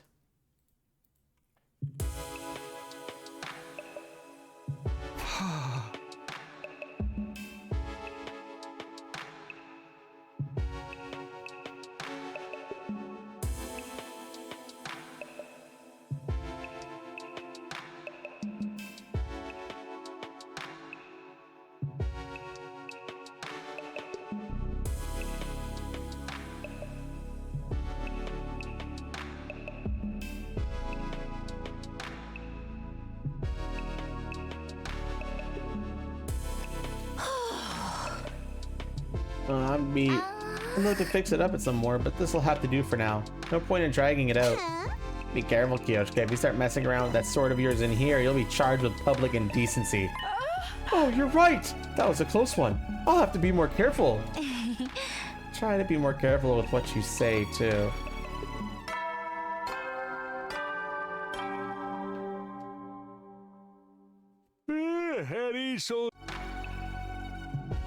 Oh, whoops.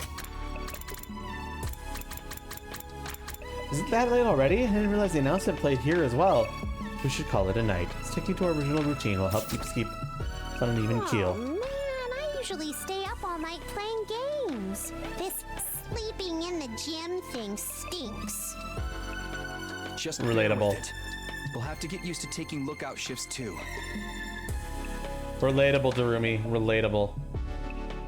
If my raggedy mongrel breath gets too much for anyone, feel free to strangle me in my sleep. Obviously, we're not going to do that. All right, lights out time. Everyone into your class armor.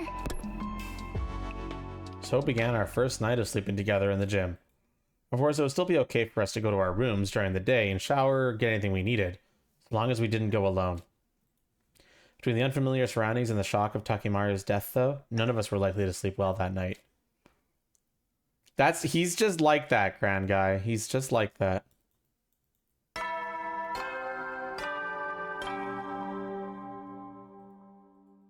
Up and Adam troops, time to rock. Get ready for your prepare. Again. Wait a second, where am I? This feeling seemed unfamiliar. I panicked for a brief moment, then I remembered. We all slept in the gym last night for safety. I stepped out from behind the improvised curtains surrounding my bed, and saw Tsubasa was also awake. Morning, Takumi. Did you sleep well? I know I didn't.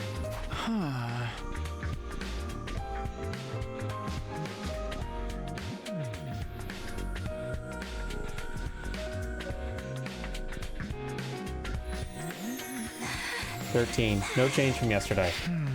I guess we should search the school again today. I guess so. I feel like we've looked just about everywhere already, though. The SF route? I mean, not much has happened in the SF route. And it still didn't do any good. Takimaru still got murdered. Yeah. Oh, sorry. I didn't mean to sound so negative.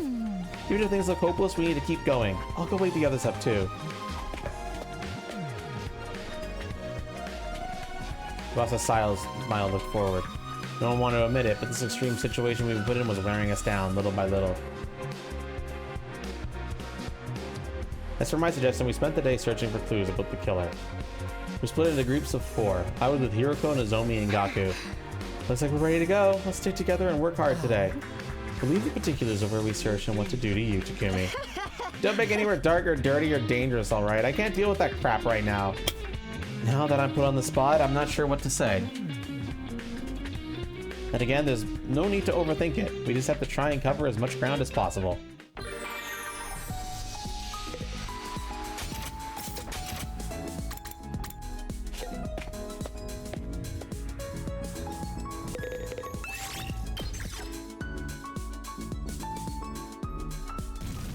Oh, fuck. I did not expect it to just suddenly go into... I thought it would give me like a simple one. It didn't. Fuck me. Oh, shit. Yes! I guess we're doing this now.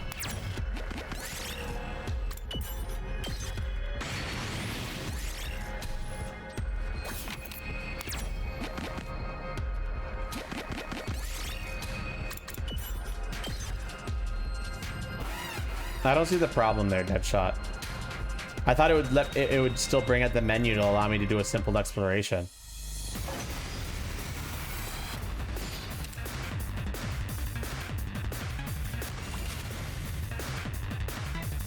Here we go. Yeah! Got it! Let's freaking go! My turn. Ready when you are. Take that! Let's go. Take this! Say when. Here! Oh, here we go. Take this! Got it!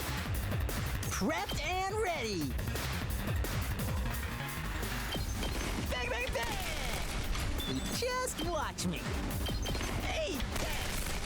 Did you see that? Let's go. Yeah! Got him. We did it.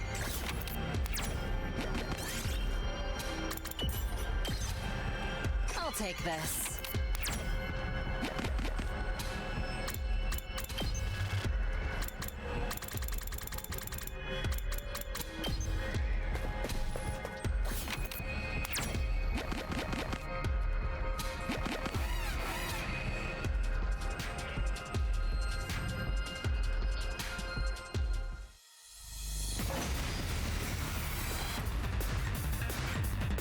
Now then, to business.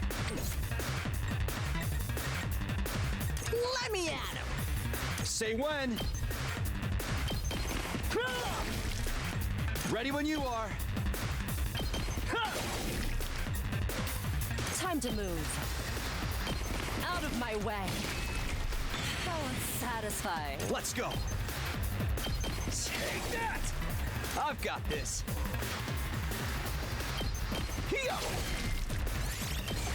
Oops. I made mistakes.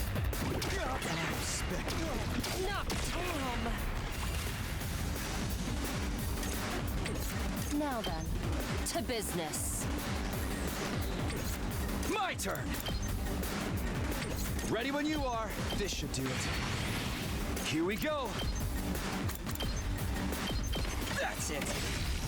All right. Let's do this. My brain shut off for a second. What the fuck? Take that. My turn. Let's do this. Take this. My brain legitimately just shut off for a second. Whoa, fuck, that was weird. A little something for me.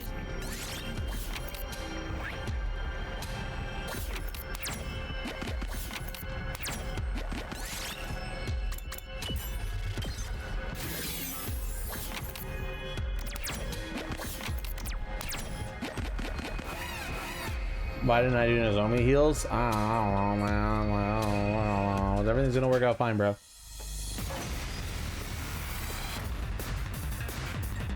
Good to go. Here. All right. Ready whenever. Take this.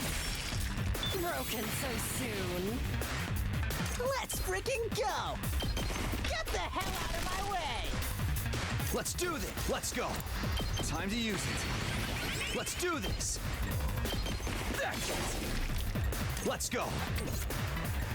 Time for action! I'll patch you up!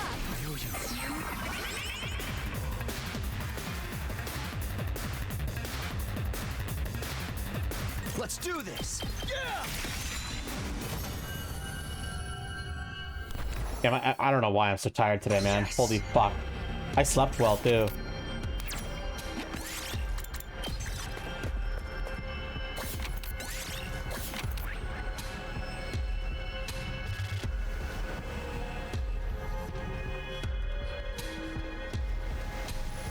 Okay, just put me on the coast. Got it. How much did I party yesterday? Not much. I went out for dinner and that's it. And then I went to bed basically when I got home.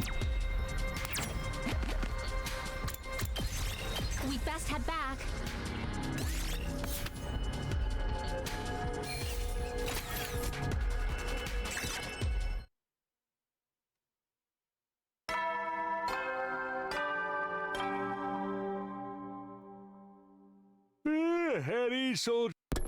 Don't yawn at me. I'm tired. No new information today, huh? I heaved a deep sigh of frustration. We still weren't getting anywhere. I laid down on my simple camp bed, but then a shadow fell across the dividing curtain. Come on, Takumi. It's our turn to go on lookout. It was Nozomi. I'd forgotten we were getting paired up tonight. Sure, I'll be right there. After the nighttime announcement, the lights in the gym dimmed, and Nozomi and I sat awake, wrapped in our blankets. This almost feels like we're staying up late without our parents knowing. I remember I used to sleep over at a friend's place and stay up like this too. You two must be very close. You think she's still okay? Up there on the satellite?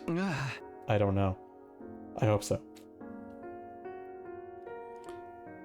That's not true. You are Karura, Nozomi. I don't know how you forgot, but that's who you are. Incorrect. That is not who they are.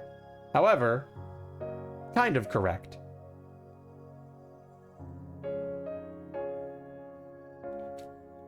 I decided to come clean and tell her everything. I had to make a supreme effort to keep my mouth shut. If I'm being honest, I was a little scared of you when we first met. I still don't like that you know so much about me from the Nozomi in your future.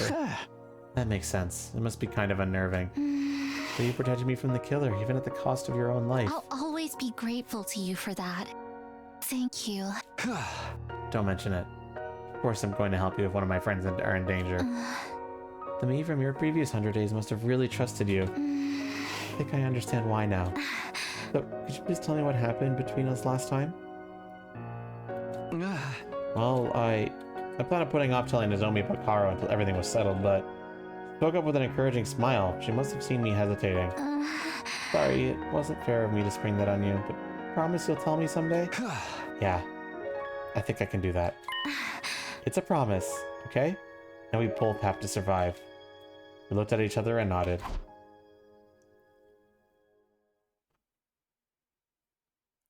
We passed the rest of our shift talking in hushed voices and stifling our laughter so we wouldn't disturb the others.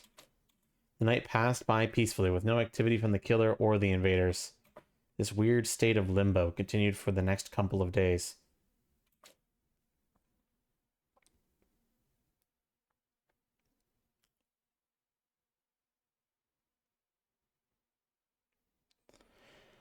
Yes, please skip ahead.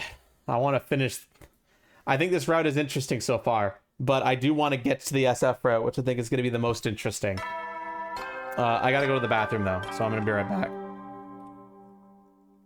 Up and Atom troops, time to rise and shine!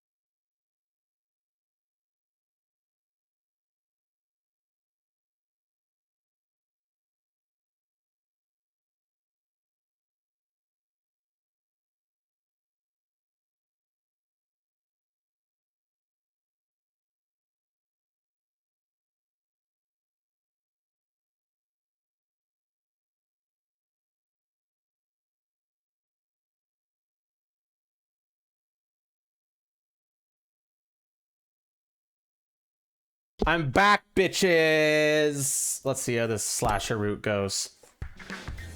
Now that we're on the serial killer side and not the zombie side. Got to be free to stretch my tired body. I was finally starting to get used to these camp beds. Getting dressed, I can hear sounds of the others stirring as well. Huh? Maybe we should get to the cafeteria and... Intruder alert. Defense mode initiated.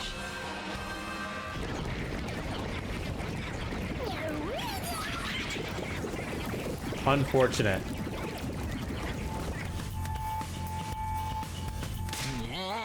Seriously, an attack first thing in the morning? Everyone wake up and get ready. We got a battle on our hands. Hi, Doling.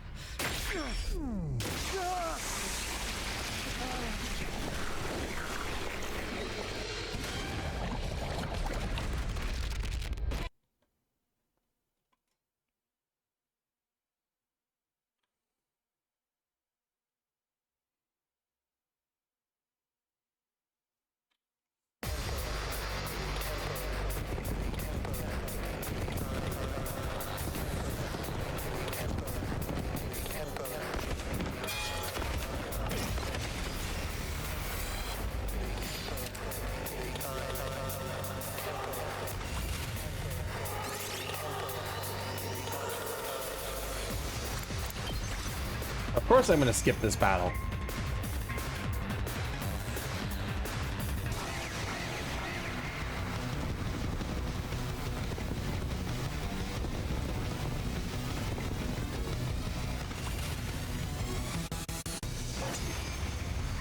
Wow, I'm so good at video games. The orb.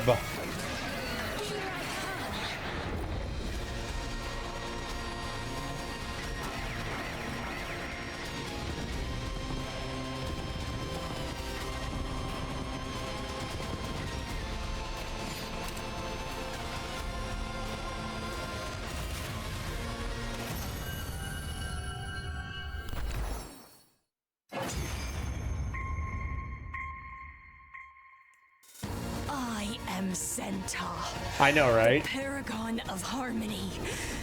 Even if my flesh is destroyed, my soul prepare your... Who gets this shit?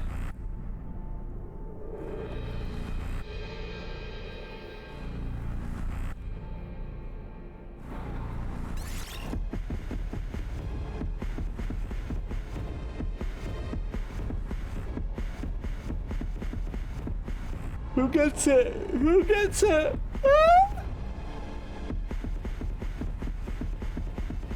Just gave it to Yugamu.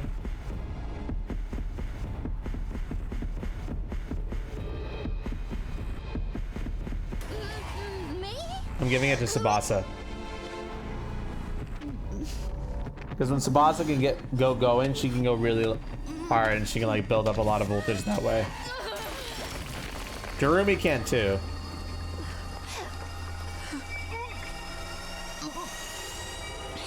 It's done.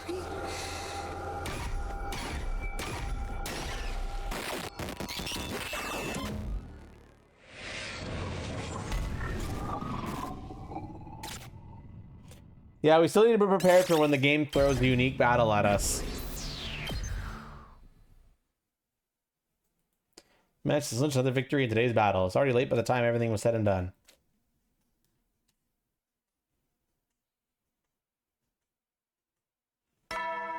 Really dependent on the plot remembering it exists. Yeah, more like they probably just didn't want to bog down some of the routes with things that didn't matter. And I think that was the right call with the story that they wanted to tell. Our group for today is Gaku, Shoma, and Yugamu. And then what should we do today?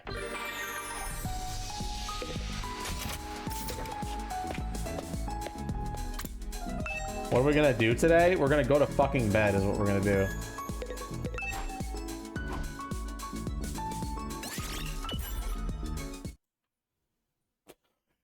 I'm going to fucking bed. Good night.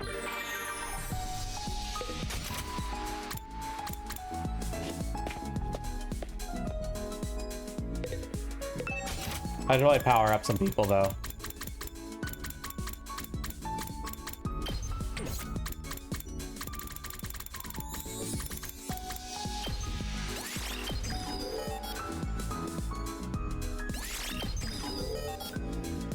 Kind of sacrificing the consistency. I can agree with that, but at the same time, I understand why they would do that, right, Deadshot?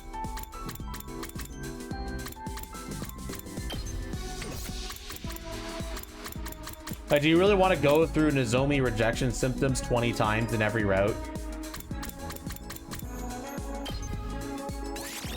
I mean, maybe you do. I don't know.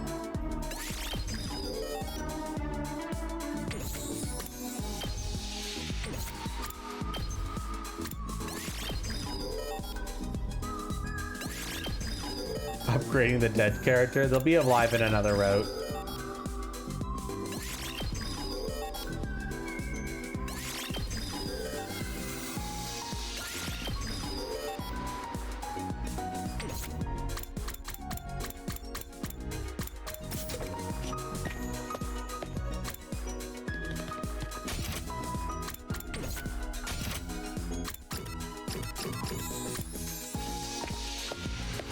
Oh, right. I won't have automatic investigation right now.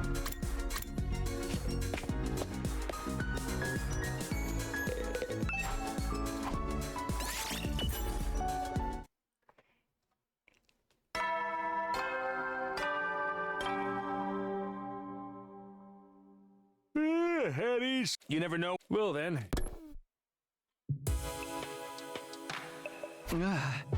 Total number of life forms is still 13. We had nothing to show for all this searching we've been doing, and we're starting to get desperate. We could just get one clue, one new piece of information. There's nothing in that. My eye fell to the pile of supplies we placed at the edge of our living space. You know, I forgot about it until now, but I still have those old books in my desk, the diary and the history book, both of which mention the killer. I got quiet about them to avoid causing further confusion, but how much worse could I make it at this point? I should tell the others. Now's not the time to be holding anything back. Before I do that, maybe I should check the library one last time. There might be something in there that I've missed. Maybe tomorrow will be the day we finally have a breakthrough. Going to bed that night, feeling a strange mixture of frustration, fear, and a tiny bit of hope. That happened earlier. We found this weird book that explained about some immortal killer or something like that.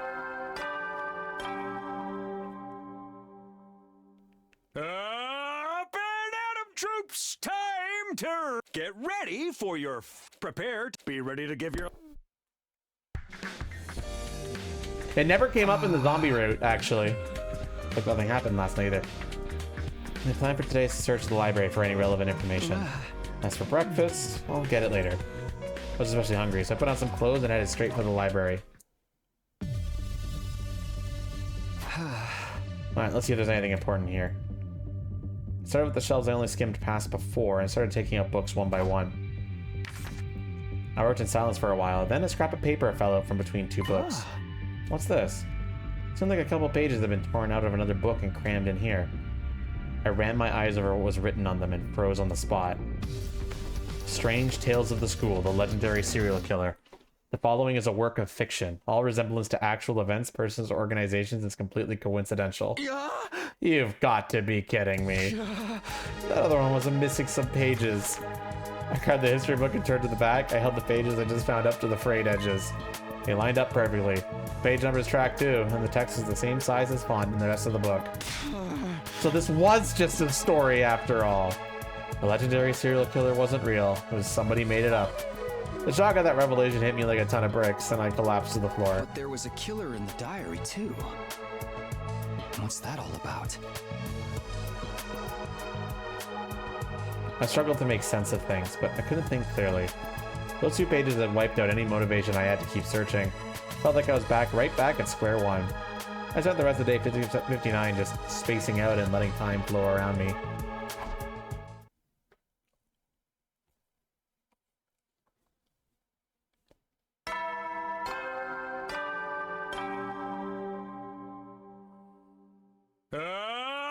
Today is your. Honestly, I'm kind of out of ideas at this point, so I didn't prepare anything. Anyway, for your remaining 40 days, keep fighting with hope for humanity. Okay, let's get going for the day.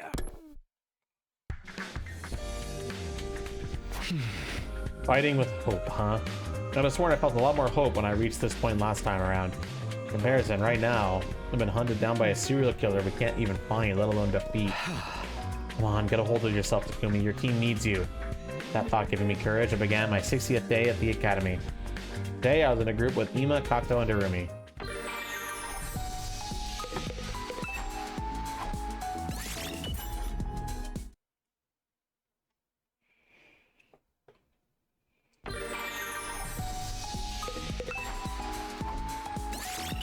Skip the free time, baby.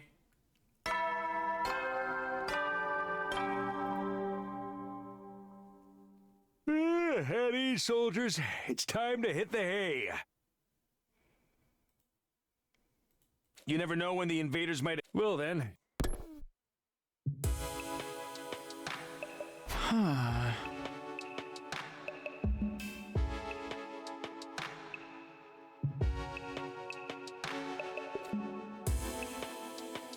Am I scheduled for the night's lookout shifts? I flop down on my bed. Will the killers show up tonight? If they do, when will they strike and where? Thinking over the past attacks and trying to find some pattern in the madness, I found myself starting to drift off. There was no attack that night, and day 7 ended quietly and peacefully.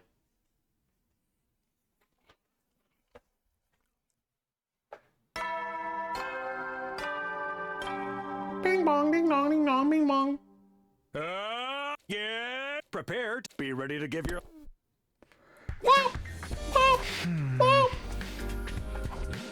I hadn't decided a plan for today yet, but I knew I should do what I could to prepare for any future emergencies. I was idly turning some ideas over my head. How dare you lay hands on that without my permission? You'll pay for this, peasant! What was that? I heard Carrara's voice raised in anger on the other side of the gym. I scrambled to get dressed and hurried over to see what was up.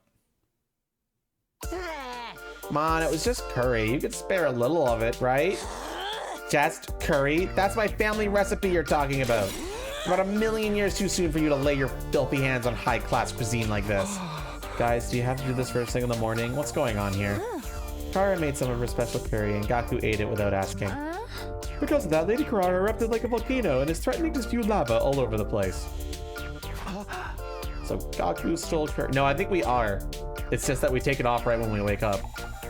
So Gaku stole the curry, and Carrara is mad. That's the gist of it. Don't you start lumping it in with the regular curry, too. Ozuki curry is an irreplaceable cultural heritage asset. I put so much love into mixing it, cooking it, spooning it into a cooler box to eat later. I even sang it lullabies before bed. For a filthy peasant like you to sneak in and make off with it just as I slept. Don't think you'll get off easy for this. Just committing suicide isn't gonna cut it. What part of that is getting off easy? You are the one in the wrong here, Kaku. The least you could do is slice your stomach open to atone. Nay, allow me to behead you. I promise to make it quick. Whoa, I'm sorry, okay? I got really hungry during the night, and since we're not allowed to walk around on our own anymore, I figured there'd be no harm in taking just a little. So that's how it is. Remember something like this playing out last time as well. Back then, the teams of the two academies hadn't gotten used to each other yet, so it escalated really quickly. Of course, we're all just one big team now, so I'm sure Carrara will... I'll never forgive you for this, you thieving little gutter rat! You sent him flying! Magnificent, Lady Carrara. I could never hope to pull off a technique like that. Darn it, after I apologized and everything. You should have been more careful. I might not have noticed if you hadn't spilled it on your shirt. It's just one more reason I hate having to stay here with all of you. The killer has a lot to answer for. Hey, I didn't like it either. I never had to take that curry if we weren't in this crazy situation. Except he totally did in my future.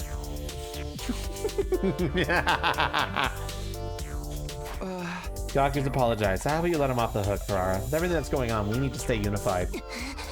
Next time I catch you doing something like that, I'll boil you, mash you, and stick you in a stew.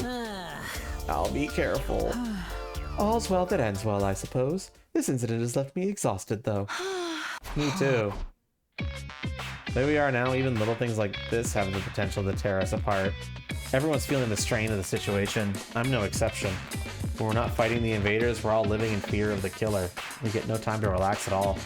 It's no wonder we're all going a little crazy. I don't know how much longer we can hold ourselves together. I should probably put those thoughts aside. Thinking about the future will only make it worse. I decided to focus on the here and now. The group for day 61 consisted of me, Tsubasa, Carrara, and Kyoshika.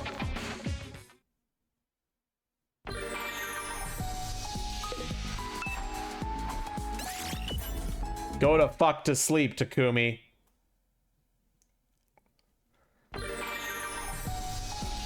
Go to fuck to sleep.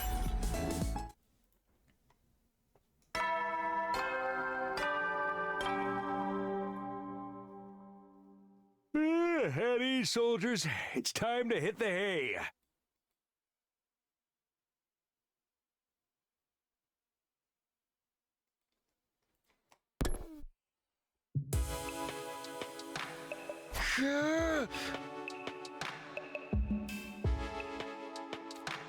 Things have been quiet for the most part, but we're still feeling the effects of Gaku and Kurara's morning tiff.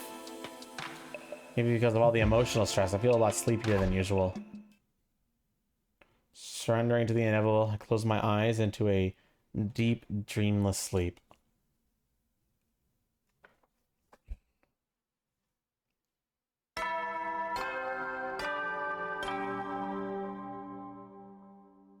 Up and Atom troops, time to rise and shine. Get prepared to be ready to give your lives to protect our. Okay, better get dressed and go to the cafeteria. I wonder where we could find some rare ingredients. Rare ones? You mean like royal jelly or wing of fat or that kind of thing? Kind of, but not exactly. What do you want them for anyway? You planning to cast a curse on someone? No, just to cook with. I feel like we need some new menu items. Everyone's so exhausted, it's more important than ever for us to have nourishing meals. Bravo, sister dearest, you truly are an angel. You offer hope to everyone. Nay, you are the embodiment of hope itself. You're exaggerating. I just want everyone to have nice food, that's all. For back home, I'd be able to supply you with the most high-grade ingredients money could buy. There's not a lot I can do here. Best we can do is hope for some rare drops or carve up our enemies after a battle. Maybe not, though. Is Sirius' body still around? Are you suggesting we eat him? Hey, if you want good eating, you can do better than Frog. Their meat's lean, nutritious, and you can get them for free if there's a pond nearby. I don't want to fucking hear about fucking people eating frogs. I have fucking trauma with that. So does Gaku want them now? Is Gaku brainwormed now? Is that it? Anyone who's talking about eating frog, I'm very sus of. Frog? Really? Indeed, I've eaten them during my training, and they're most delicious when prepared properly. I heard they taste like chicken. I might need to psych myself up a little, but I'm willing to try it. That might work, but is there anywhere around here we could find frogs? Can we not talk about this? Everyone, look, yes, I get it. Frog legs are a delicacy. I understand. But, fuck, dude. Best way to find them is somewhere with lots of water. I want to eat frog too. How do we get some? We really need to hear the story. Everybody so far that has been infected with the female laying gi has wanted to eat frogs.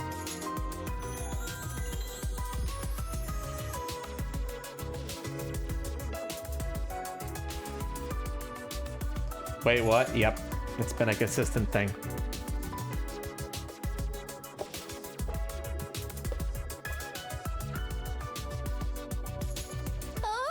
Oh, have you eaten them before, Takumi? Somehow I didn't think you'd be the type.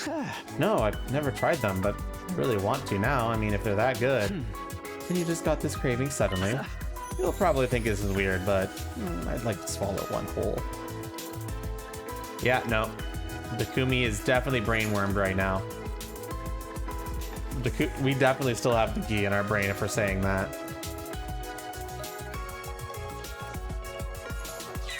What? Really? Dude, gross. You could get parasites from eating meat raw, you know? We're talking swallowing whole. I wouldn't mind trying it with an eyeball. Anyone want to pop one out? Why stop at eyeballs? I'm sure I could find lots of other stuff. There was a reason for a dead shot. It's just... I forgot what the reason was. So it's like, when we learned about the gi the first time, it talked about their diet. I don't really like trying things I can't be sure of, so maybe I'll stick to what I can find nearby. That's a surprisingly normal attitude for you. I'm so hungry now I can barely stand it. Has the part of my brain that controls hunger gone completely insane?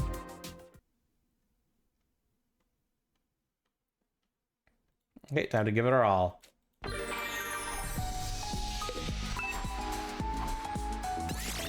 This also, it increases the odds of my theory of us having it get removed in the other route just to get infected again at the very end. Fantastic, huh?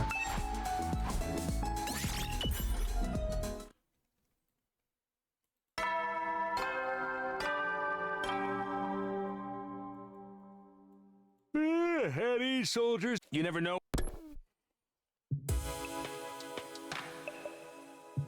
It's a while until my lookout shift. I'll get some rest for now. Nothing happened that night, and the curtain fell on my 62nd day at the academy for the second time.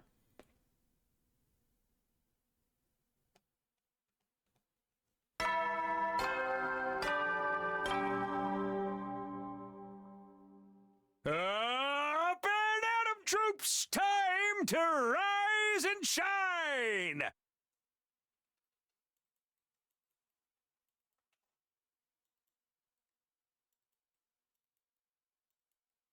Oh yeah, there was something about that. Get ready for your 63rd day of active service here. Prepare to spend another day enduring the unendurable and suffering the insufferable. To pave the way, be ready to give your life.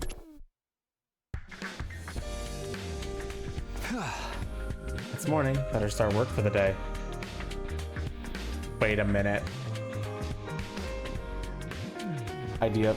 I just got an idea. Thoughts are coming to my head, chat, and they're not good thoughts. Takumi is the murderer on this route. He killed Moko. And he killed potentially the other one. The reason why Yugamu attacked us is because he realized maybe. No, but that doesn't make sense, because then Yugamu would continue to attack us. He wouldn't stop just at one failure.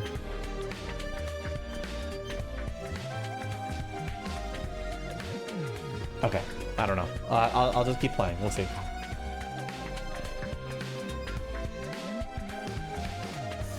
I just went to the roof, only to see Hiroko coming out of her room.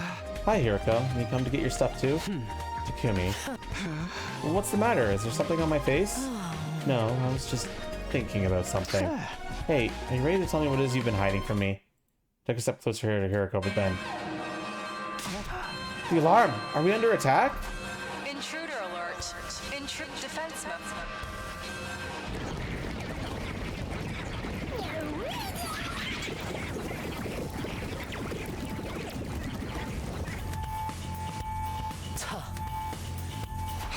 You're right, let's go.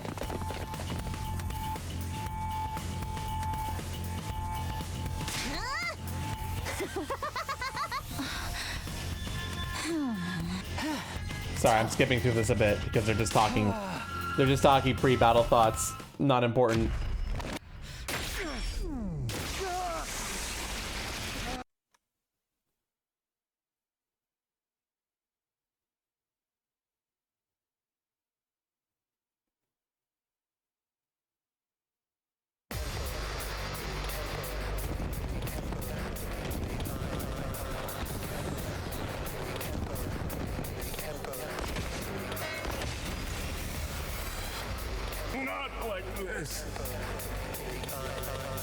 Help me!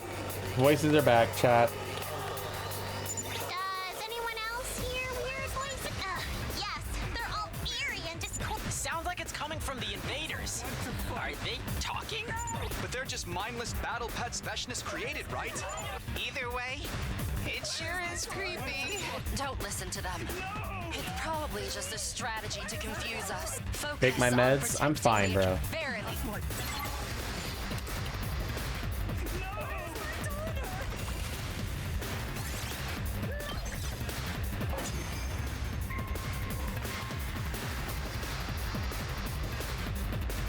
Phew. We've fended them off for now. But those voices... What are these things? Why did they start talking all of a sudden? Is it just a trick to rattle us? Or is there more to it than that? Looks like there's more of them coming.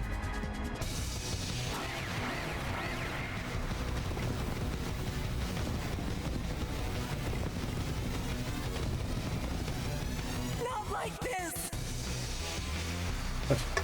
Whenever they say not like this, all I can think about is this. Haters and trolls. I have no idea what they're thinking, but I'm gonna gobble up their XP. That's all I can think of. Get rid of them quick. They're freaking me out. That fucking not like this emote. Ah, man. Was that the last of them? I think so. No sign of reinforcements either. Veshness didn't show up this time.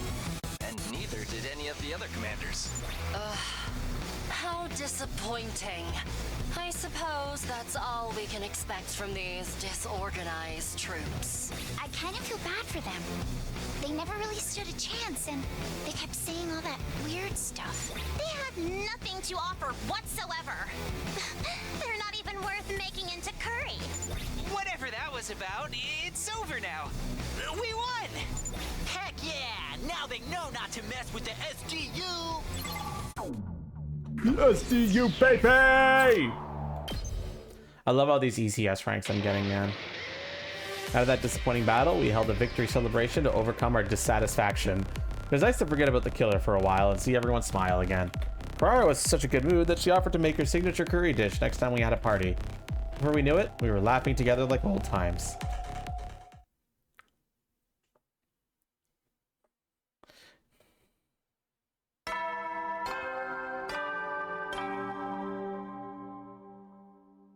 Up and Adam troops, time!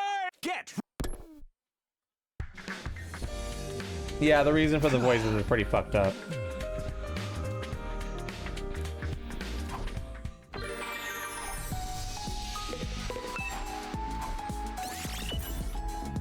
Skipping days. Skipping free time days. Skipping free time days. Skipping free time days. Oh yeah. Oh yeah. Let's go. Let's go. Oh yeah. Oh yeah. Let's go. Let's go. At ease, soldiers. It's time to hit the hay. You never know when the invaders might attack, so rest up while you still can. Well then, good night. What do you mean, Deadshot? Like I said, it's a lot later, but today really flew by. Got the lookout shift from midnight to dawn tonight. I'm with Yugamu, I think. I better get some sleep before then. Set my alarm and crawled under the covers for a brief rest. By the midnight, I got out of bed. Yugamu and I took our watch at the edge of the gym. Looked kind of sleepy. Shook my head to wake myself up and inspected my surroundings. Everyone else was sleeping soundly. The gym was as quiet as the grave. It's not a lot to do when we're on lookout duty, huh? If anything happened, we just had to sit there and keep watch. It was the last Defense Academy second scenario that we learned it. It had to be done. We couldn't very well slack off and risk the killer slipping in unnoticed. I was just thinking about that when I noticed something. Carrara? I wasn't seeing things. It was Carrara, and she was walking out of the gym. I scrambled to my feet. Did she go into the bathroom? But she shouldn't be going alone. Even for a simple errand like that, we have to stick together. I better go with her. Hey, Yugumo, I'm gonna step out for a second. So can you... You fell asleep? Sheesh, so much for lookout duty. I'll have to remember to slap him awake when I get back. First, though, I should go make sure Carrara's okay. I dashed out of the gym and in the hallway. Slap him awake now, bitch! Ugh, whatever. Where did Carrara get to? I looked all around in the first floor halls, but the dark, it was easy to lose track of her. Can't go into the girls' bathroom. I think Carrara is only replaced in the mystery route, but we'll see. But then my thoughts were interrupted by the sound of footsteps not far away. Carrara! What in the world? What are you doing here? Me? Where were you going on your own at this time of night? That's none of your concern. I was only gone for a minute. It's nothing to worry about. Of course I'm worried. Come on, we're going back. What's the matter? Why did you freeze up all of a sudden? Behind you! Behind me? I turned my head to see. Aw, fuck. Alright, it's the killer. They're back. Quick, let's get out of here. What? No! Ah! Carrara! Where's my mask? We'll come back for it later. Just run. I grabbed Carrara's hand and we both took off running with all our might. I have to find somewhere she'll be safe.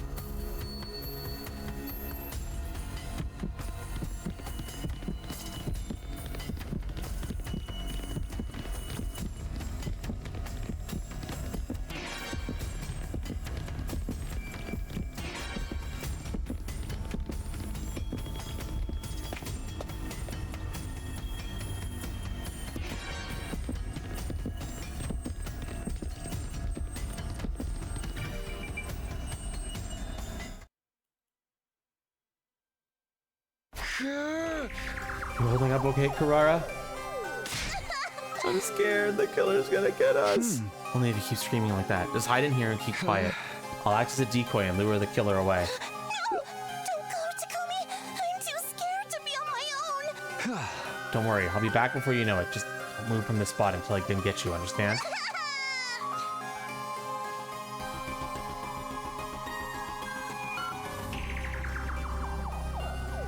She's so fucking dead, dude.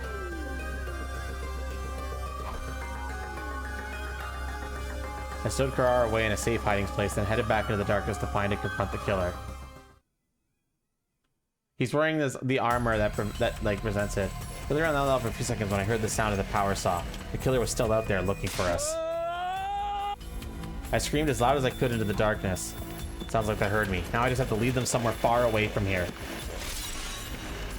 Now the killer knew where I was and they'd already begun closing the distance between us. Okay, good. Now. I took off in Runaway, leading them deeper to the bowels of the school.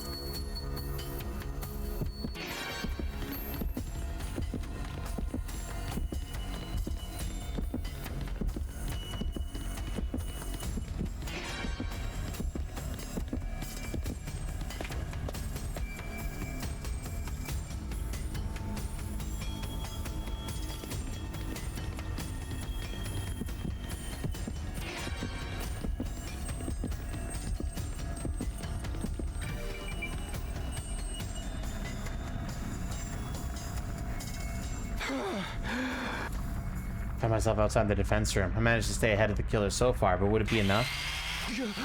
Oh, good, they're still coming! The killer refused to back down. They were like a beast on the hunt, and I was their prey. It's weird, though. I don't sense any murderous intent from them. It's not like they're taking some kind of perverse pleasure in all this. I better get out of here before they have their way with me. I darted to one side, ready to race down the hallway when... I lost my footing and stumbled, coming down hard on my butt. This is it. I'm going to die. Horror seized me and I began to tremble all over. It was like I was frozen to the spot. I could hear the killer revving the power saw coming closer and closer. But right before they got me... Still... Must kill. Kill now. I seemed to hear a strange voice speaking to me from the depths of the darkness.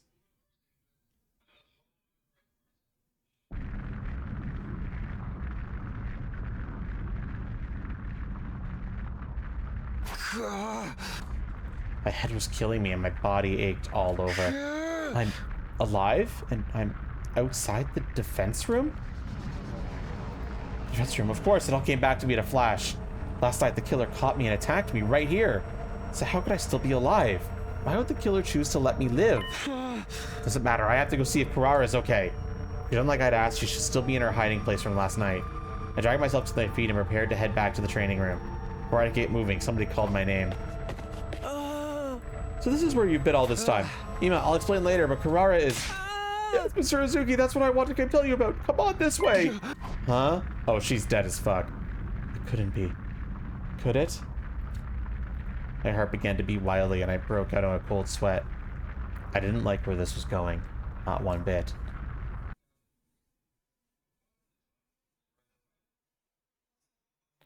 Ima slowly led me down to the hall. My heart dropped when we stopped outside the training room. Inside. It can't be. How? Kurata! What are we standing around for? We have to get her to the infirmary! It's too late, Sir Takumi. She's lost too much blood to be revived anymore. Kurata! Why? Damn it! How the hell did this happen? When I checked the life sign count this morning, it had gone down to 12. We noticed that you and Carrara were missing, so we went to look for you. We found Carrara's body first, right here inside the training room. Where were you last night, Takumi? You were supposed to be on lookout duty. Yeah, a lot happened. I told the others about mine and Carrara's late night adventure right up to the point where my memory cut out. Yeah! I see. The killer must have gotten to Mizuzuki while you were passed out. That seems like the only explanation. In other words, this is my fault. Carrara is dead because I couldn't stop the killer. Don't blame yourself, Takumi. The killer's the one responsible for all this, not you. Laz Yugin was the one who fell asleep when you should have been on the lookout. You're right. I'm truly deeply sorry. Duotone, I'll let you all to torture me as much as you want. I'll put up with anything if it'll ease Carrara's soul. That sounds more like it'd be torture for us. There's no point in blaming anyone. Nothing we do will bring Carrara back. I agree with Lady Kako. Lady Carrara wouldn't want us to start turning on each other. What I don't get is, why did the killer leave Takumi alone? If you were passed out, you'd have been a much easier target than Carrara. It's just like I said before. The killer's picking us off one at a time because that's how they get their kicks. Knock it off, Darumi! There never was a legendary serial killer. Huh? Takumi, what's wrong? Sorry, I didn't mean to yell. I guess I'm a little emotional. Something wrong, Hiroko? You've been staring at the corpse ever since we came in. It's nothing. Shouldn't we do something with the body? We can't just leave her like this. Yeah, we may not have been able to save her, but we can at least lay her to rest. Tears still in our eyes, we transported Carrara's body to the morgue. We made another grave marker to add to our collection, but after that, nothing. I didn't want to do or say or think anything. It was like all this tragedy had broken something deep inside me.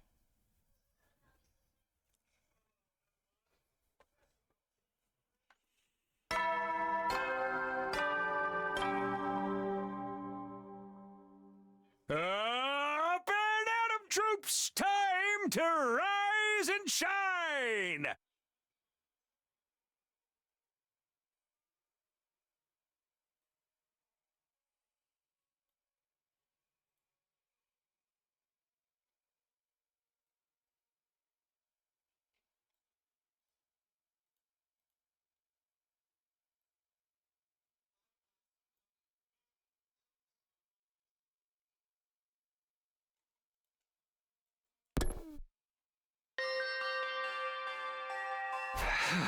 It's day 66 now, huh?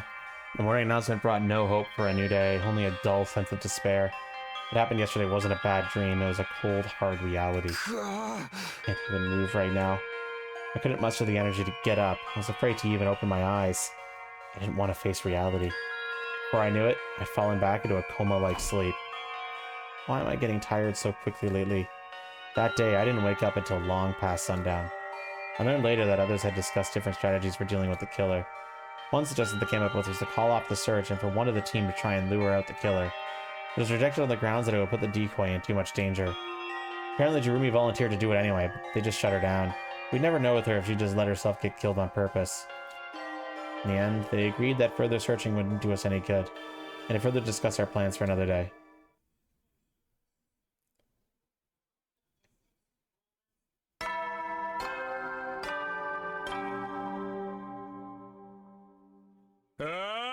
Get ready! All will be revealed, Deadshot. My head still feels fuzzy. Sleeping the day away yesterday had done a lot to help me recover from the shock. Everyone's probably in the cafeteria already. I should go too. Oh, Hiroko, good morning. Huh? Hey, Hiroko. Gotten into her all of a sudden. Maybe she's just not feeling well? It's probably nothing to worry about.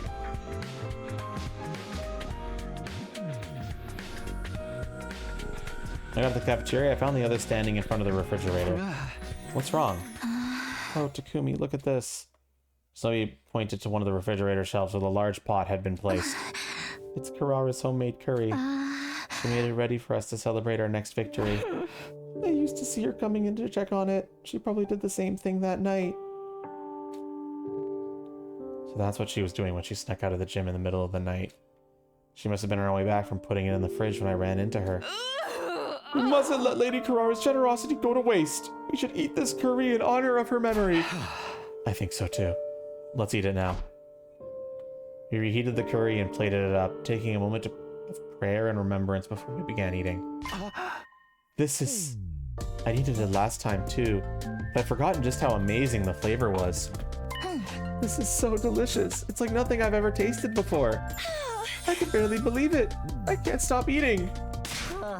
So good, so good, so freaking good. I mean, the portion I took before was great too, but the flavor's so much deeper now, and the rice and the sauce are in such perfect harmony. Lady Karara's skill was sublime. This curry deserves a platinum medal. Even the Holy Jumanji sword is enraptured with it. Fuck, I had a curry craving earlier today before that switched to pizza, but now the curry craving is coming back. I think I'm gonna need to make that happen this week. I don't know when or how, but I need to get some good ass fucking Japanese curry. Your sword has a sense of taste? Really? I had my doubts about curry for breakfast, but this was clearly a perfect choice. It's outstanding. Every bite feels like a new experience. I could eat this every day and never get tired of it. I'm sure Karara would be happy to hear how much we all like it. She was always really passionate when she came to her curry. Lady Karara. One of these days, we'll put the killer in curry and offer it up at Karara's grave. You sure that's not disrespectful to the recipe? Speaking of the killer, we called off the search and rejected the decoy plan. What exactly are we going to do? I guess that's what we need to decide on today. I've been thinking about it myself, and I still don't have any ideas. How about you, Hiriko? Did she just turn away so that she wouldn't have to look at me? She was acting weird earlier, too. Is she gonna start avoiding me again? Hey, here, I was about to call her again when something stopped me. Takumi? What's wrong? You look terrible. All of a sudden, I got splitting pain in my head, and my vision started to blur. It was like my consciousness was being forcefully dragged down into darkness.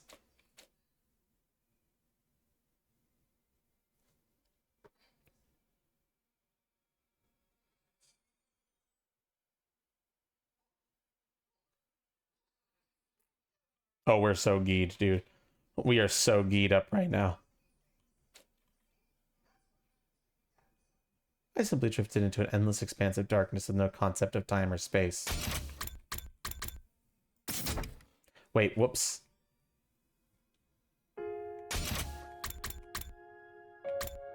My head, my throat, my arms, my legs, they were all burning up. Somebody, save me. Please, get me out of here. Then suddenly I felt a gentle light shining on my face. It felt good, like the sun on a warm summer's day. I found myself being drawn into the light, and then... Nozomi? Nozomi, you came to save me from the darkness?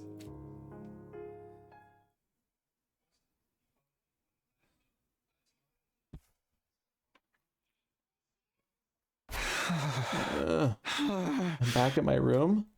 I sat up in bed, slowly but surely coming back to my senses. Takumi, you're all right, thank goodness. You were asleep for 3 whole days. We've been worried sick. Right. I think I remember passing out suddenly. Did you take care of me again, Nozomi? Yes, the others helped when I needed to rest, but I stayed with you as much as I could. Just like last time, huh? Always there for me. Thank you, Nozomi. You made me feel a lot better. Nozomi smiled back at me, looking incredibly revealed.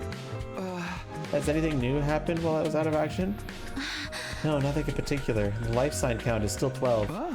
Alright, should be okay then. Well, I can't just sit around in bed all day. We gotta catch the killer. Let's train yourself. You're still recovering. You should take it easy for today. You worry too much. I'm absolutely fine, see? I swung my arms around in a sign of how fit and healthy I was. Nozomi didn't seem convinced. We've all been... We didn't even know what caused it. We've all been dealing with it a lot lately. You need to take this more seriously. What if it happens again? And I guess you'll have to nurse me back to health again, so as long as you're there for me, I'll know I'll always get better. That's not what I mean, you're missing the point. Just stay here and rest today, alright? Don't even think about doing anything else. Sure, whatever you say.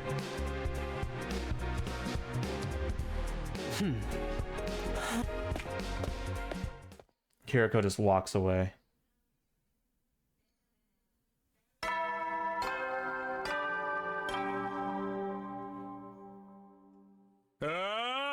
Get ready for your...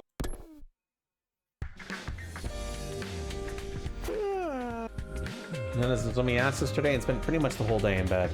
Today, though, things will be back to normal. I couldn't just leave Last Defense Academy and its welfare to everyone else. I'm feeling better, so maybe I'll discuss things with the others and... Wow, wow, wow, wow, wow. Intruder defense.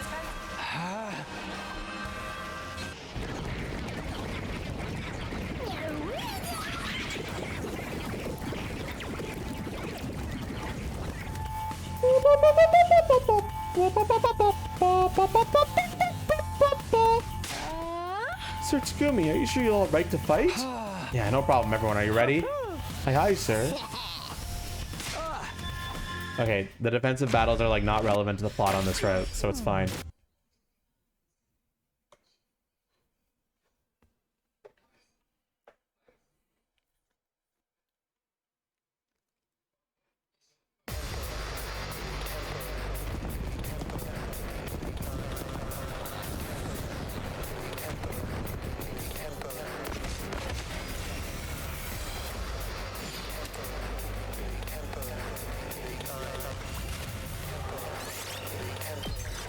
Skip the battle, skip the battle, skip the skip. Is it over? Takumi, look! The Supreme Commander! Vile, barbaric invaders. You should consider it an honor that I deign Hey to Vashnas, speak you want to tell to us you about like what the gi this? are? Vashnas. Surrender and allow me to devour you. If you do that, I will make your deaths quick and painless. Continue to defy me, however. And I will do everything in my power to ensure your final moments are filled. Actually, wait, I don't think she would know about the gi either. Your words are laughable. We will fight tirelessly for the sake of humanity. That's right. I ain't gonna let myself get eaten by the likes of you. I see. Then I need not hold myself back. What's she talking? Futurum will be at peace when my superior self ascends to godhood. And only then. And to do that, I must devour all of you and make your power my own.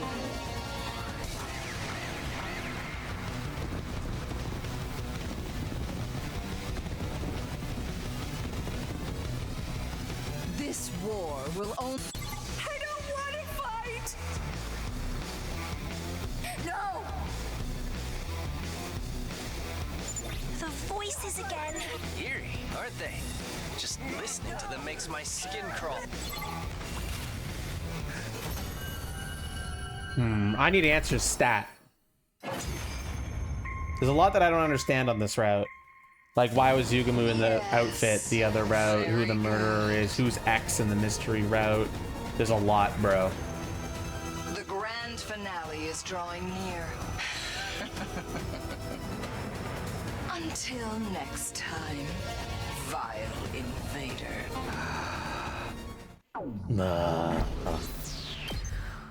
Me too, Takumi. Me too. Final battle is drawing close. Where was the killer? That was the only thing I could focus on right now. The way they evaded us at every turn made me feel like we were trapped in an unsolvable, ever-changing labyrinth. Yeah, I'm wondering that too. I feel like we might not get our answers until the SF route, maybe. But we'll see.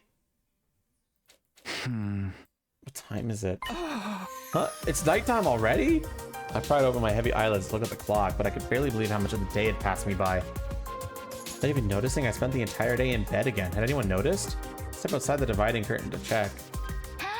Hey, Takumi. Finally awake, huh? Finally, so you did notice I was sleeping a long time. Why didn't you wake me up? That's good, but then Hiroko said I should let you rest. Really? Hiroko said that? You had that weird collapse a little while ago. We didn't want to push you too hard while you were recovering. I see.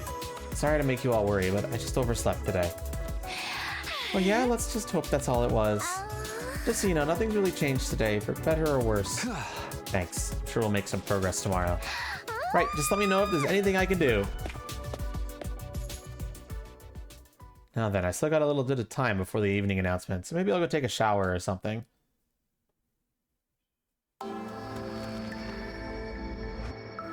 I finished my shower and was returning to the gym when I noticed a figure walking down the alleyway. Huh? Oh, Hiroko. It was such a long time since the two of us had spoken. I heard from Tsubasa you told the others to let me rest.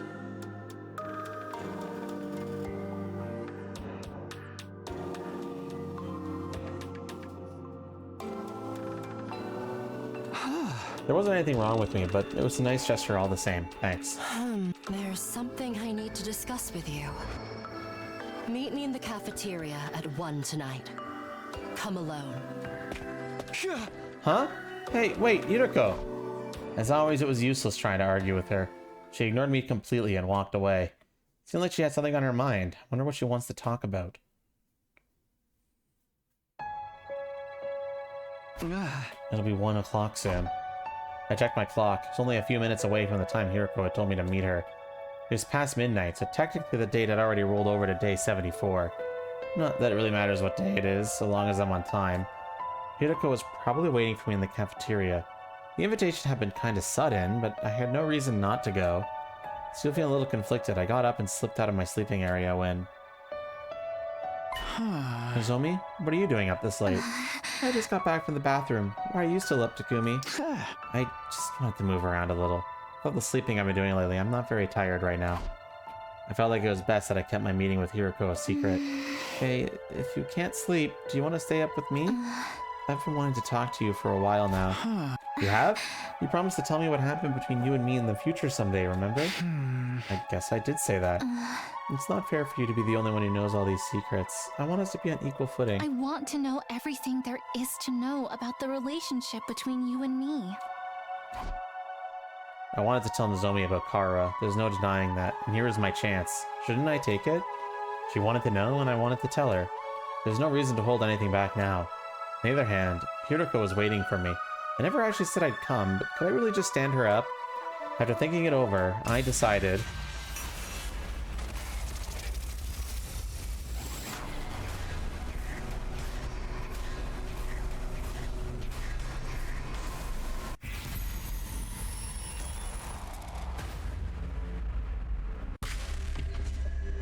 Considering what we know about Hiroko, I would say she's probably the best person to speak to right now, but I'll let chat decide.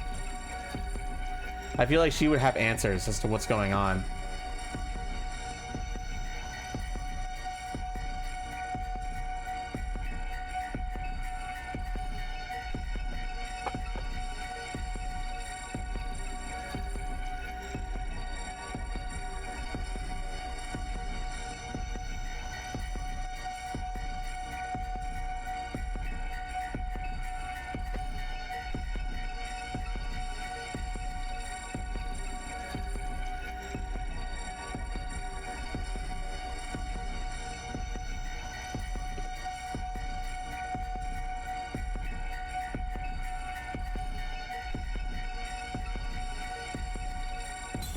It's polling time!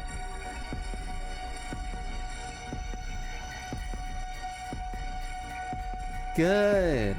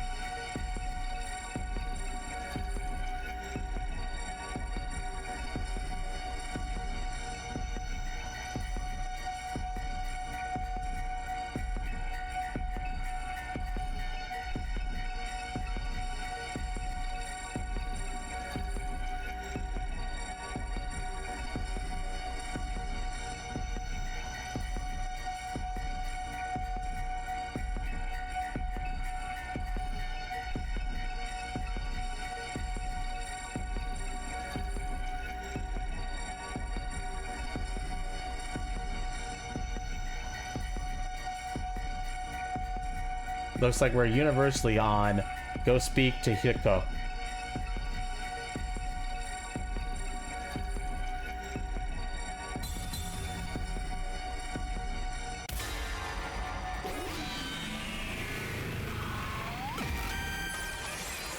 It's your future.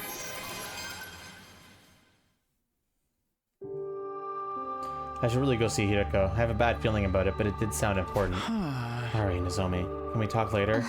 Oh, yeah, no problem. Sorry for springing it on you. I'll head back then. Good night. I feel bad. Nozomi reached out to me, but I had to turn her down.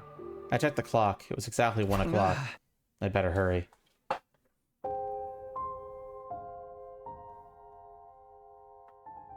Headed to the silent cafeteria, I found Hiroko standing alone. You came. Must be pretty important to you to ask me to meet at this hour. Besides, I've wanted to talk to you for a while. I bet. My behavior must be incomprehensible to you. That was true enough. I had a mountain of questions for her. What was Hiroko doing in the biolab when the killer attacked on day 16? How did she know about the enemy attacks and the commander's abilities? Why was she suddenly avoiding me? I've been agonizing over whether or not I should tell you. I was scared my relationship with you would change if I did. It won't. Huh? On the roof. You told me you're not my enemy, which means you're an ally. Nothing will change that. Thank you for believing in me. Well, it's because we fought together all this time. The same must go for you, right? Oh? Kumi, actually, Hiroko started talking. Who is it? Oh, Yugamu? Perfect. So this is where you are. I was on lookout when I noticed you two were gone, so I went looking. I'm sorry, I was just having a talk with Hiroko. At this hour? Here? I hate to interrupt you two, but don't you think being out at this hour is far too dangerous? You're right, it was nothing. I'll head back now. But Hiroko... Sorry, it was nothing. Forget about it. I must have soured the mood. Sorry, allow me to massage you as an apology. Count me out. Forever. I'll head back then. Sorry I messed up your patrol, Yugamu. Not a problem. Besides... The night excites me. I can't get myself to stay still. Cool. Don't walk around alone too much. In the end, I never got to have a proper conversation with Hiroko. I wonder what she wanted to tell me. She must have given up because it was too important to blurt out with Yugamu listening. Although I decided I'd wait for an opportunity to talk again in the near future. That chance never came, and the days slipped by.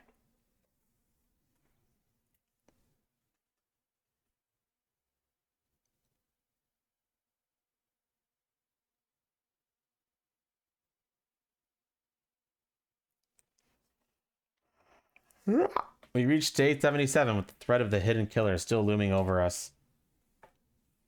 Night already. I suddenly realized the time. It was just before nighttime announcement. The day was nearly over. Oh man, I only meant to take a quick nap. Later today, we all gotten together to discuss how to fight the killer and try out different traps. But in the end, none of them worked out, so we gave up and spent the afternoon working in groups. I was tired, so I took a break halfway through. Must have dozed off. I'm still sleepy. I should stretch and get some sleep. Maybe I should go to the bathroom and freshen up first. I'm gonna put my class armor on just in case. Huh? The moment I was in front of the boys' bathroom, I sensed something that stopped me in my tracks. The lights aren't on. There shouldn't be anyone in there, but the air feels unusual, abnormal, and there's a sharp stench. Please, no. I'm just imagining things, right? There's no way. Just no way. Desperately trying to keep my legs from trembling, I stepped inside the bathroom. And what I saw before me was pure hell.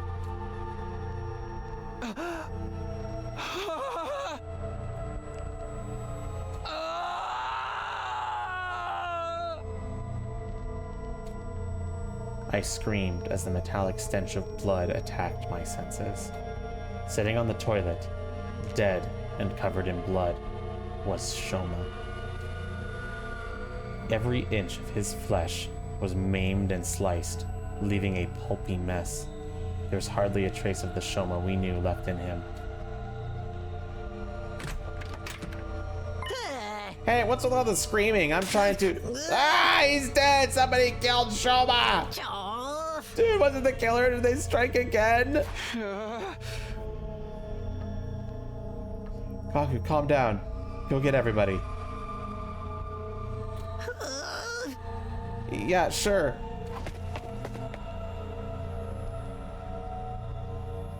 I performed an amateur inspection on Shoma's corpse as everyone waited. There doesn't seem to be anything left behind that might serve as a clue. The only thing here is the body. Holding back my rising gorge, I carefully examined it. Cause of death is loss of blood from deep wounds made by a blade. Exactly the same as everyone else. Based on how dry the blood on the wall is, he's been dead for some time. Wait. Does that mean... Sir Takumi, is it true that you discovered a body? Yeah, in that stall. Yarg! Is that Shoma? So they got Mr. Kanzaki this time. Jeez, the killer really is ruthless. Gemo exactly the same as the others. That killer has struck again. We've lost another one of our friends. The killer is human, but inhuman. No matter how many times I kill them, they won't stay dead. None of it makes any sense. What the heck, man? You're freaking us out. Just a little quote from somebody somewhere. Jeremy was quoting the entry in the diary we found in the library. Knowing now that the other book was entirely fictional, it seemed likely that the diary was just an exercise in creative writing as well. Come to think of it, I didn't see Mr. Kanzaki all afternoon. When did he die? Judging from how dry the blood is, a few hours ago. Agreed. I'd say at least 6 hours. Wait, so he was killed in the afternoon? I noticed the same thing just now. The killer doesn't appear only at night. They'll come to kill even in the daytime. No! So you're telling me we're being hunted by a crazed murderer 24/7? Are we going to end up getting killed too? Butchered like some kind of animal and left to... Calm down. Let's focus on surviving. Anyway, we can't work alone during the day anymore. Starting tomorrow, let's make sure we're in groups at all times. Right. Okay. Yuriko, you keep looking at Shoma's body. There's something wrong? I'm done now. I have nothing to say. Don't worry about it. Okay, well, then let's move on. We need to clean him up. We put Shoma in the morgue and silently erected a grave marker for him under the dark sky. How many of these have we made for our friends at this point? I didn't even want to count. After saying our final goodbyes to Shoma, we all returned to the school without uttering a word. The organic life detection device's total had finally dropped down to 11. Fear steadily invaded the atmosphere that hung around us.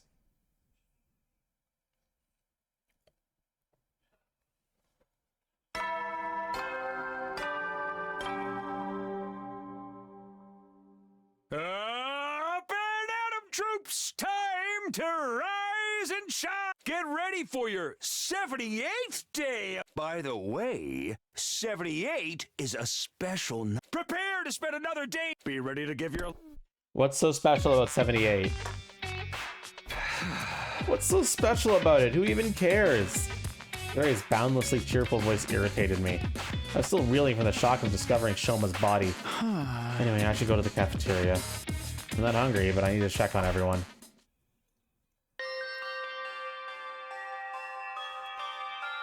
Everyone was already in the cafeteria, but they weren't saying much, just silently eating their food. Good morning, Takumi. Morning. Sure is quiet in here.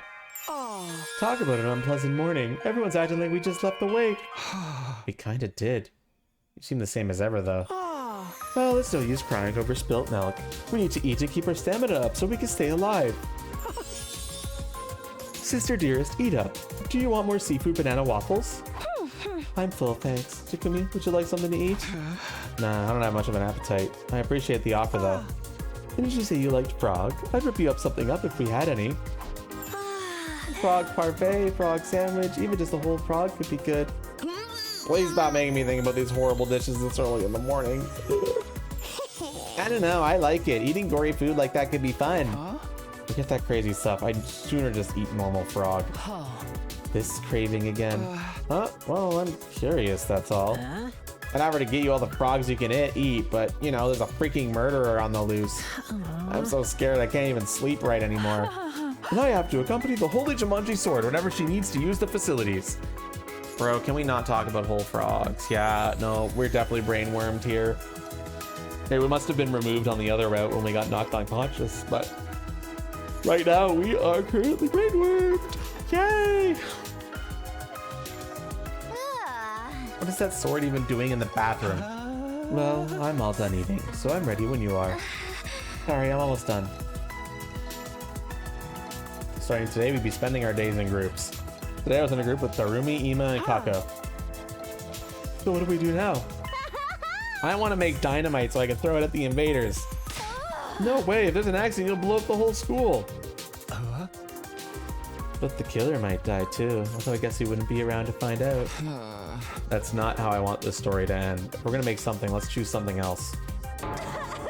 That ending where we all explode and die sounds pretty happy to me. It's so hard living in an unconventional perspective in this world. We made sure we were ready, then split up to get to work. My group headed to the metal shop to try and make some kind of weapon just in case we needed it. I know we said we wanted to make a weapon, but what kind? Why am I so tired? We're not gonna be able to make anything too impressive. How about a trap for the killer? We could lay out super sticky tape. Fly tape for murderers. You're a visionary, sister dearest. 10 out of 10. I'll help you so we can make a bunch. I want to make something too. Is there anything that would let me cheat? Okay, what am I gonna make? I looked at the clock. It was 2 in the afternoon and I had plenty of time. Maybe I'll check out a weapon reference book. I grabbed a few books, sat down, and started flipping through the pages.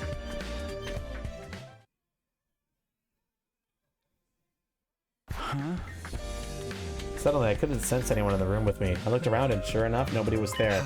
Where'd everyone go? The clock read 3:30 p.m. I guess I was so absorbed in my books I didn't notice. Once I'd said something if they were going to leave. I told them we need to travel in groups for safety too. I had to get back to Ima and the others, but just as I said to leave.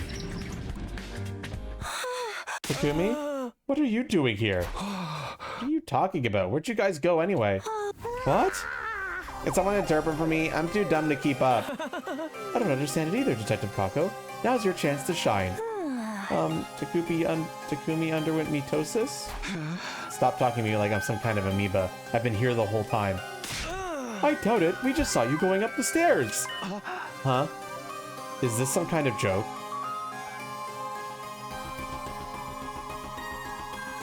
Why is a time leech Takumi here? Are we gonna find that out later?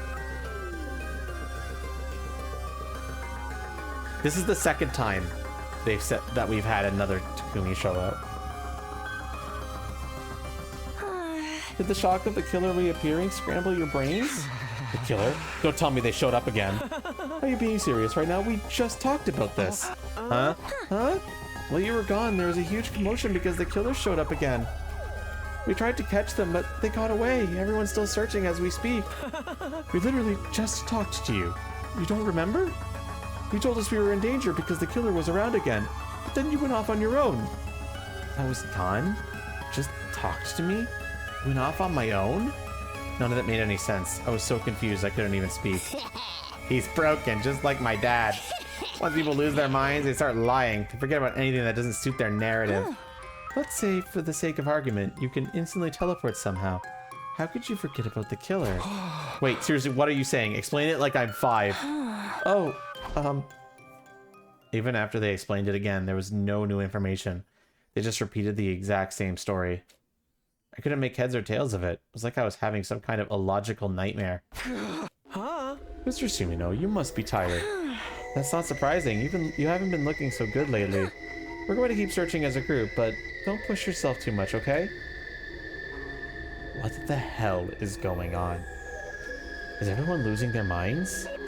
Am I losing my mind? In the end, I joined the search for the killer, even though I didn't fully understand what was going on. We never found them, and the day came to an anticlimactic end.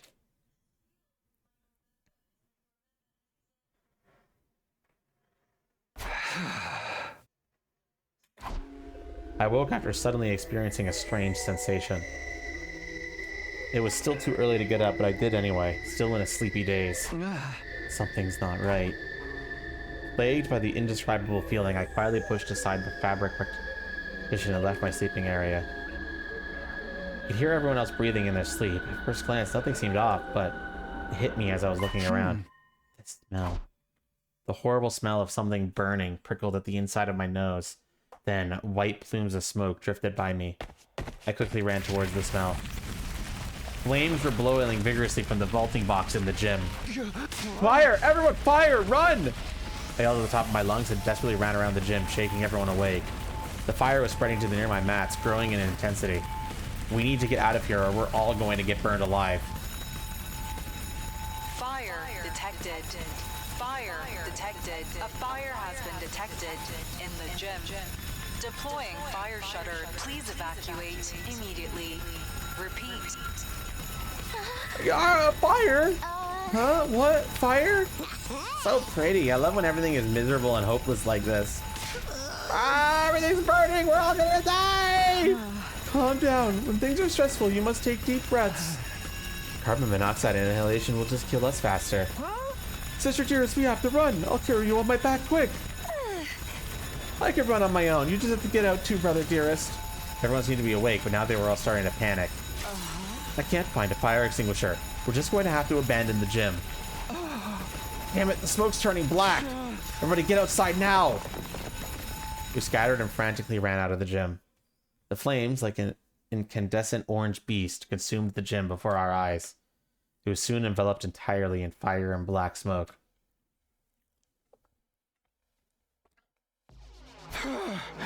Should be safe out here. And that is my cue to go get more water. Holy fuck, I'm thirsty. Be right back.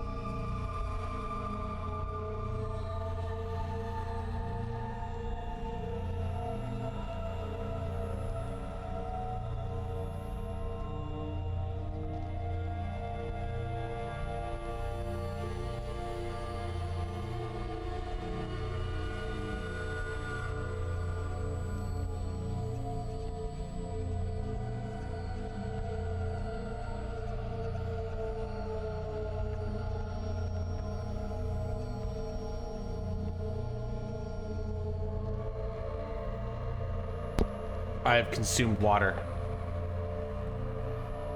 By the way, chat, do you like my tail? Be honest.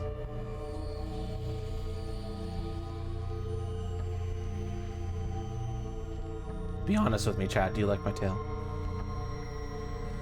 I need to know. It's important. It's all right. Wow. Wow. Can't believe this. Just all right.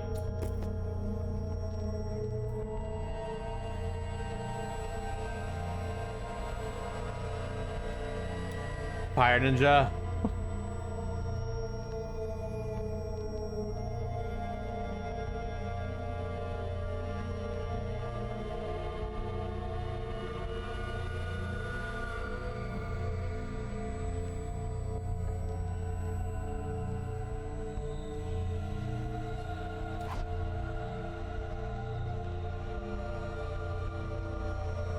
Ran at top speed out of the gym and found myself in the hallway on the second floor. I was thankful to be alive since I got out before the flame spread, but I also couldn't believe this was happening. Everybody managed to get out in time, right? Started to head back when... Oh, I thought I heard someone. A wild Takumi has appeared. Darumi, thank goodness. It seems like you got out okay. Hey, someone must have started that fire, you know? What? The vaulting box was burning, right? No way that happened spontaneously. Was it the killer? Was it? That's not possible. More importantly, we need to get out of here. But the day before yesterday... Suddenly, an eerie metallic sound echoed from down the hall. Darumi, but the day before yesterday, what were you going to say? That sound, it's the killer! Oh my god, for real? Talk about a rare pull. There was even a special animation. Damn it, why now? Here we get out of here, run! Huh? We're not gonna fight them? I bet they drop tons of EXP. Shut the fuck up. We're not ready. We can't take them on by ourselves. I'll distract them. You get out of here.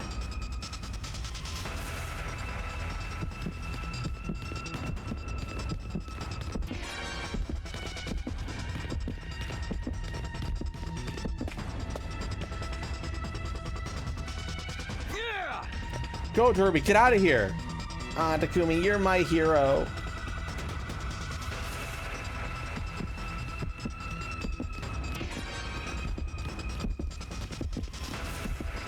Yes, she is Deadshot.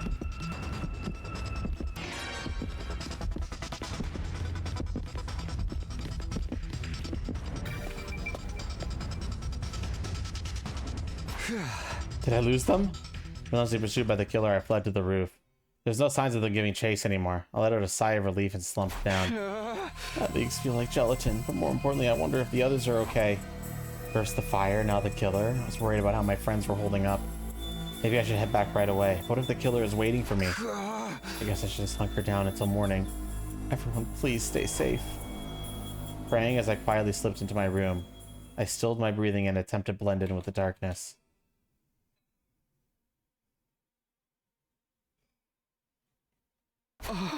Morning? When did I drift off? I realized I'd fallen asleep, curled up in the corner of my room. I have to find everybody, and I want to see what happened to the gym. I totally set up and bolted out of the room. When I arrived at the gym, the stench of fire was still in the air. I opened up the soot-stained fire shutters and was confronted by a grim transformation. This is horrible.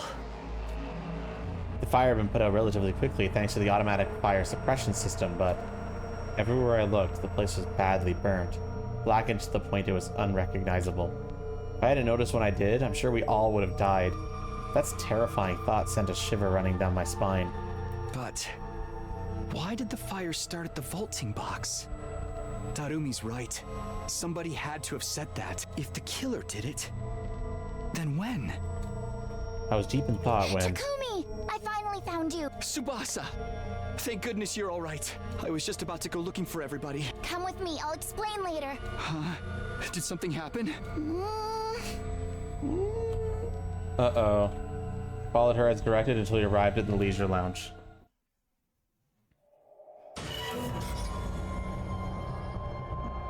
When I entered the leisure lounge, everyone was standing in a line, the atmosphere grim. Nobody was smiling. They were just staring silently at the pool. I was ready to tell them how relieved I was to see that everyone was okay, but words escaped me once I saw what everyone was looking at. It was a body, floating face down in bright red water.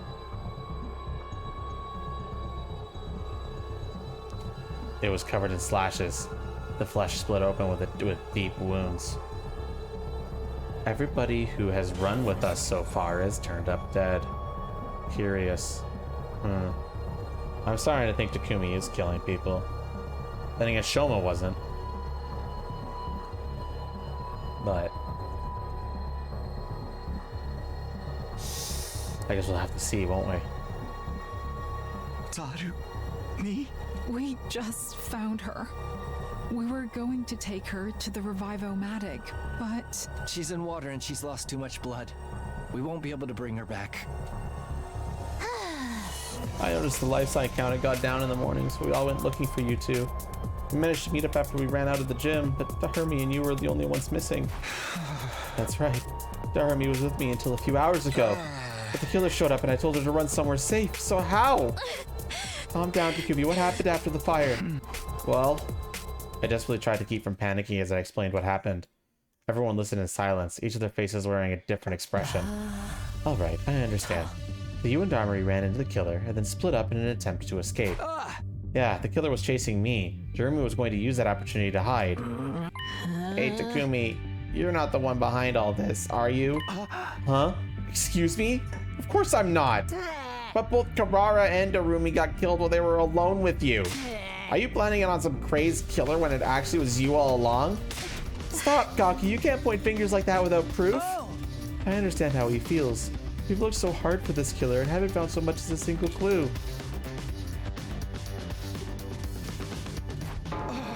Don't tell me you think it was me too. No, Sister Dearest, I could prove your alibi after all. Oh? How's that? Actually, we saw the killer too. Wait, really? After we fled the gym, we were walking down the hall together. Then we hear the sound of a power saw. We hid in a nearby classroom. Then we peeked outside and saw Takumi and Darumi running from the killer. I wanted to go help them, but my dear brother stopped me. My dear sister twisted her ankle while we were running from the fire, so we decided to stay hidden. Sorry. No, I get it. What happened after that? After some time passed, we left the classroom and met up with everyone else. And then Tsubasa noticed the life sign count had gone down by 1. The device read 10 instead of 11, and you two were the only ones not with us. So we panicked and split up to go looking for you. This is my first time hearing that the twins saw the killer too. Terribly sorry, we just never had a moment to tell you. The point is, Mr. Sumino's alibi checks out. Thanks. I appreciate you vouching for me. Ooh, that's a scary thought, Bakiri. We'll see though, won't we?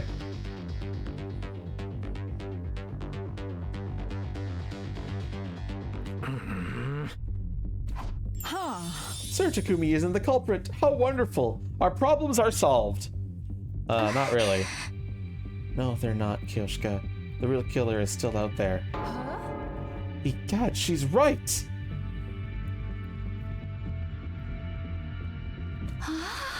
The organic life detection device is still reading 1 too many people. They have to be hiding somewhere in the school. I can't take this anymore! They're just killing us off and there's nothing we can do about it! This blows! I feel like I'm trying to put it on a brave face too, but I can't do this anymore. I feel like I'm going insane. But what do we do? Holy Jumanji sword, I'm scared of the killer. Get a hold of yourselves. Defeatist attitudes are contagious.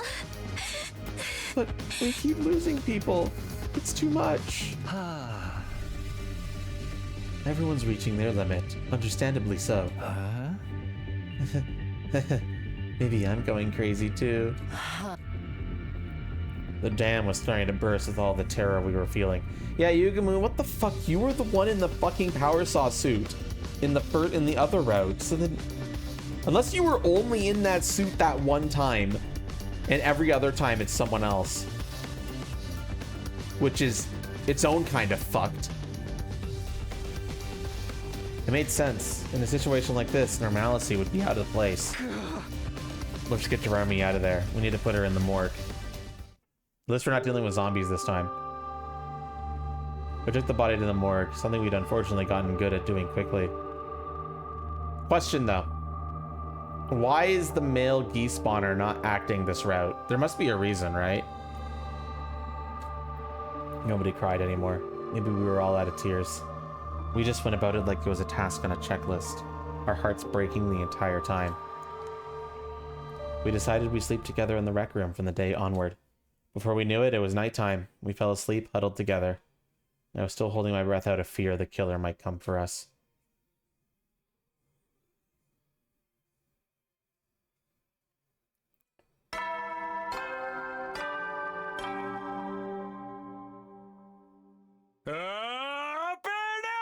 This route for Gorid existed? Definitely not. I don't think that's how that happened, Deadshot. The same writer would have written everything on this particular route. They would know what they were trying to set up.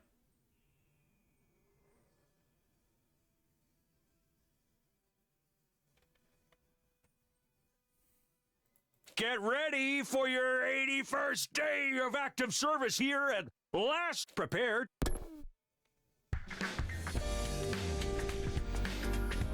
As I woke up in the morning announcement, a dull pain shot through my back. My whole body hurts so bad. Our bedding burned up in the gym, so I slept here last night with nothing but a blanket. I looked around and saw that everyone else was starting to wake up too.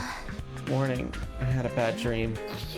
Me too. I dreamed I ate a loofah sponge because I thought it was a big croquette. Even in my dreams, I have rotten luck. I had a dream that the Holy Jumanji sword turned into some kind of cannon. What was it called? Neo Strong Armor? Arm Neo Strong? Jet Clone Arm Cycle? What? Everyone seemed to have calmed down overnight. But their exhaustion was palpable. They were probably barely keeping it together. We're not going to get any quality sleep huddled together like this. It's just making us more tired. We need to do something about our bedding. Let's make a proper set with the gift-o-matic today.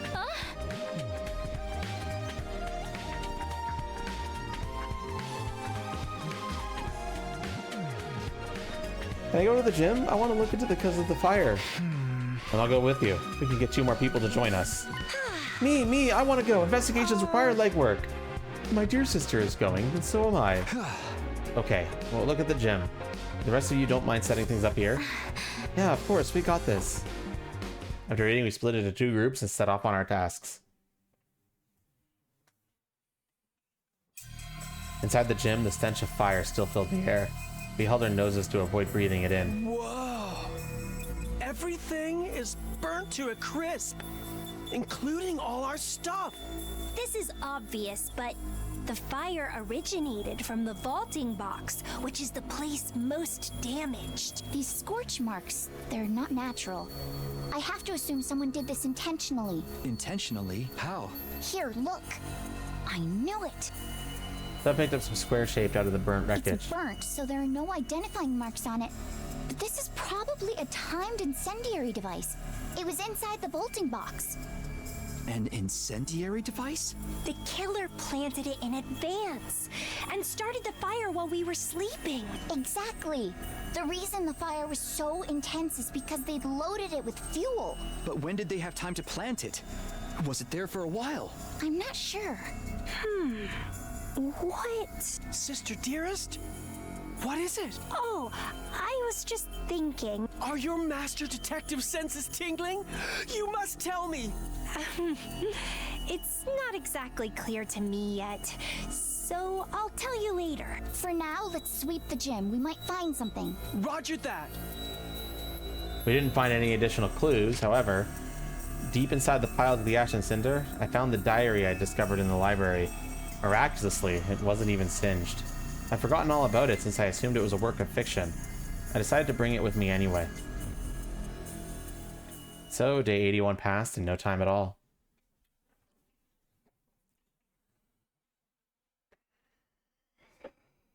Woo! I'm feeling tired, but we're getting close.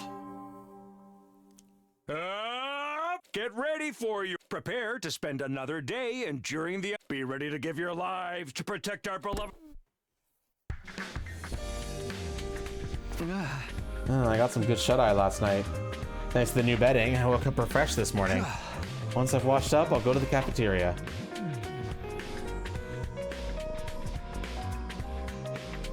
We're all sitting at the dinner table with our numbers decreased yet again. The cafeteria was unnaturally quiet. There's only 9 of us now. There wasn't even time to mourn the past anymore. The only thing on our minds was getting through the day one at a time. Mr. Shimano, what are your plans for the day? Well, maybe I'll try to take a trap for the killer or some kind of weapon. Read all those books the other day and didn't have anything to show for it. Kumi, you already started making something in the metal shop. Huh? What are you talking about? When the 4 of us went to the metal shop together, don't you remember? I only remembered yesterday after my dear sister mentioned it. Playing it dumb won't get you anywhere. In the hands of the famed Detective Kako Tsukimo, your secrets will all be laid bare. Wait a minute, hold on, what are you talking about? You sure you don't have me mixed up with someone else? The 4 of us had gone to the metal shop on day 78, that much was true. I've been pursuing reference book in search of something to make, and then suddenly found myself all alone. Ima and the others reappeared just as suddenly, and they told me the killer had been spotted. So in the end, I never got to make anything. I really don't know what you're talking about. I never made anything. I spoke firmly and clearly. Ima and Kako exchanged mystified looks. Message received. Maybe we misunderstood something. We'll be taking off. If you don't mind, Sister Dearest and I have something we need to do today. Huh? Hey! After arbitrarily deciding that our conversation was over, the 2 of them left the cafeteria. Seriously, what was that about? I have to think about when that happened. They were saying all kinds of nonsense about me instantly teleporting and the like. Do they suspect me?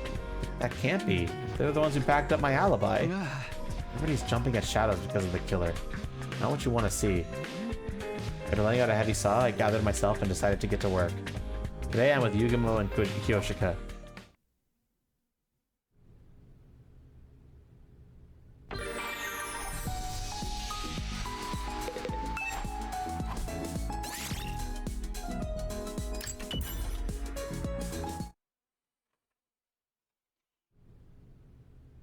I can play around in the rec room. What does that do?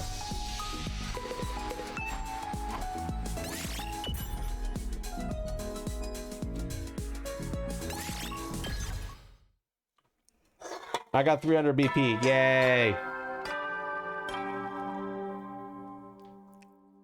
At ease, soldiers. It's time. You never know. Well then.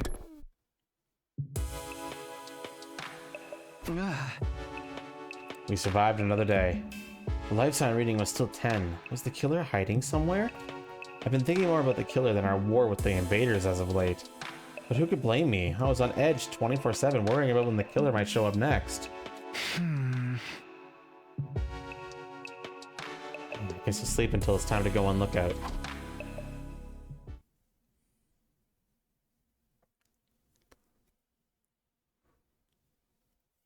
The evening passed without incident, and a morning was soon upon us.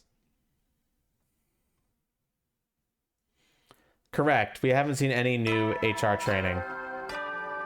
VR training, I mean.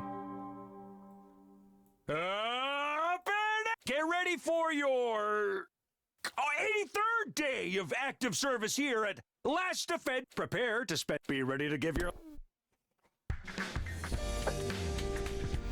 Okay, what do I do today? Good morning, Mr. Shimino. Do you have your plans figured out for the day? No, I was thinking of what I should do. How about you? I was hoping to run some tests on the prototype killer trap I made with my dear brother. Oh, you mean the murder fly tape you guys were talking about before? But of course, it's an outstanding development created by brother and sister. Sister dearest, you should get a Nobel Prize. So they really made it. How did they pull that off anyway? We were hoping you could help us, Takumi. Want to test its durability. I don't mind, but that settles it. The three of us will team up today. The three of us ended up working together in the afternoon.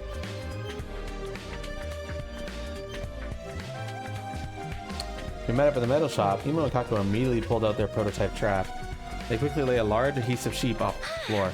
The construction is very simple, but it might be able to catch them at night or in places with low visibility.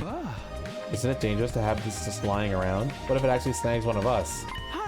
That's the problem. We wanted to see for ourselves, so we're going to have you pretend to be the killer. Me, the killer? This is going to get me covered in glue, isn't it? We have other sheets with different viscosities of adhesive that we made in the biolab. We'll go get them, so wait here a second if you don't mind. I'll come with you. Just stay and look after the sheet here, Mr. Shimino. We wouldn't want anyone to get stuck on it. We'll be right back, so please keep an eye on it. Oh, they're so dead. Thought the two of them left the metal shop. Keep an eye on it. There's not much to see here. Ayanda looked around absently. As I did, my eye just happened to land on the locker. The power saw and suit should have still been inside that locker, but now it stood empty. I had set the combination to 6914. I chose that number to represent the 14 of us and the 69 remaining days we had to try and survive. Only 9 of us left.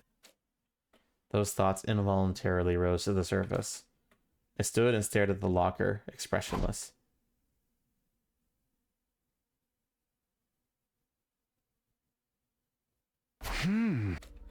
It suddenly hit me that Ima and Kako have been gone for quite a while. This is taking too long. What happened to those two?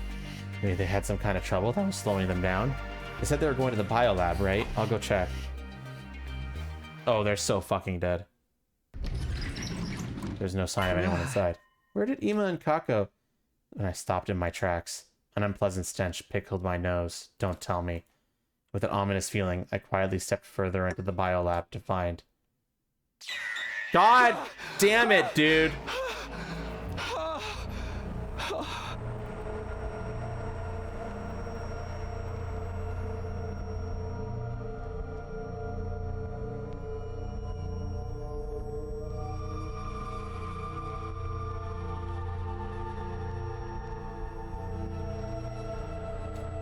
The dead bodies splayed out before me were definitely Ima and Kako.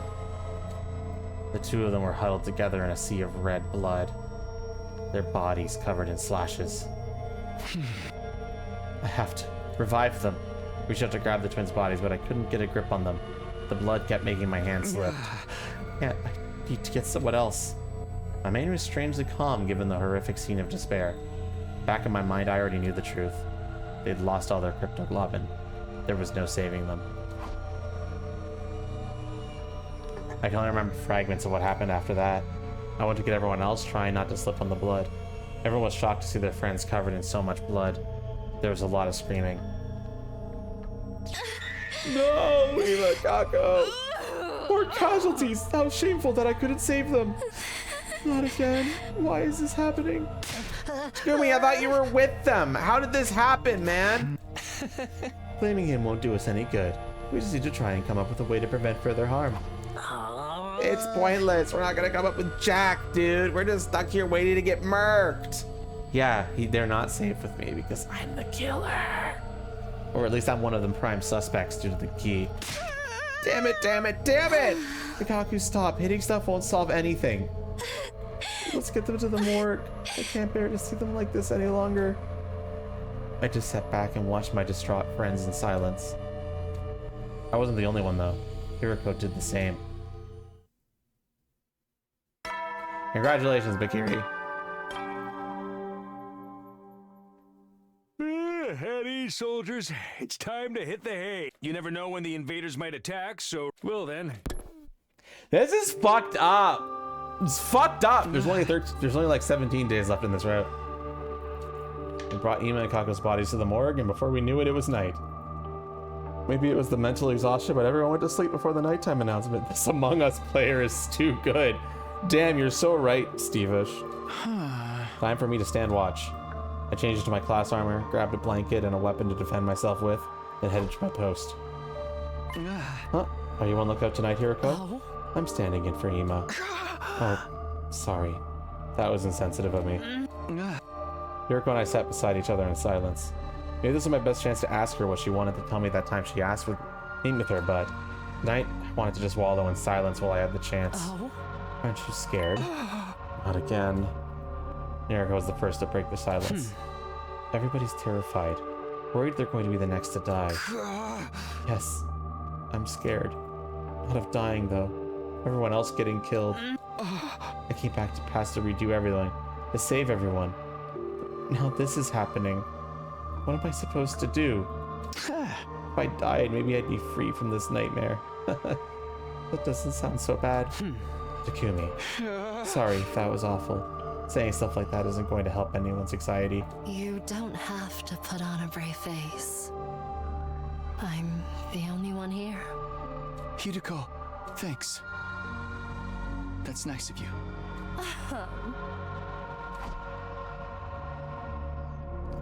I let out everything I've been keeping locked up deep inside as if I was talking to myself. My anxiety, my sadness, my rage. Hideko listened to all of the feelings I've been keeping to myself in silence. The night went by, slowly and quietly.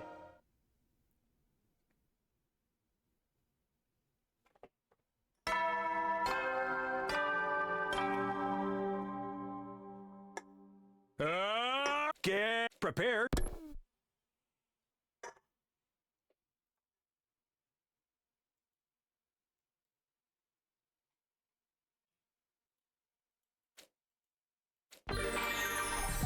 We love free time. We're just gonna play video games all day.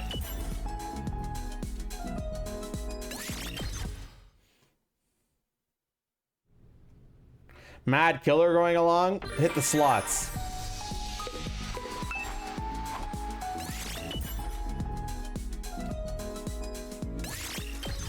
Hit the fucking slots, chat.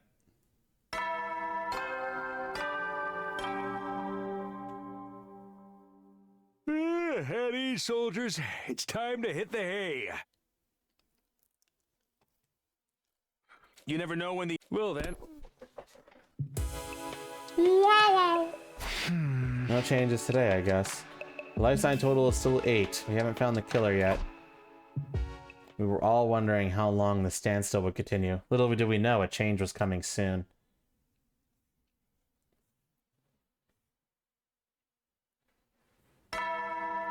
Ima and Kako are dead, Grand Guy.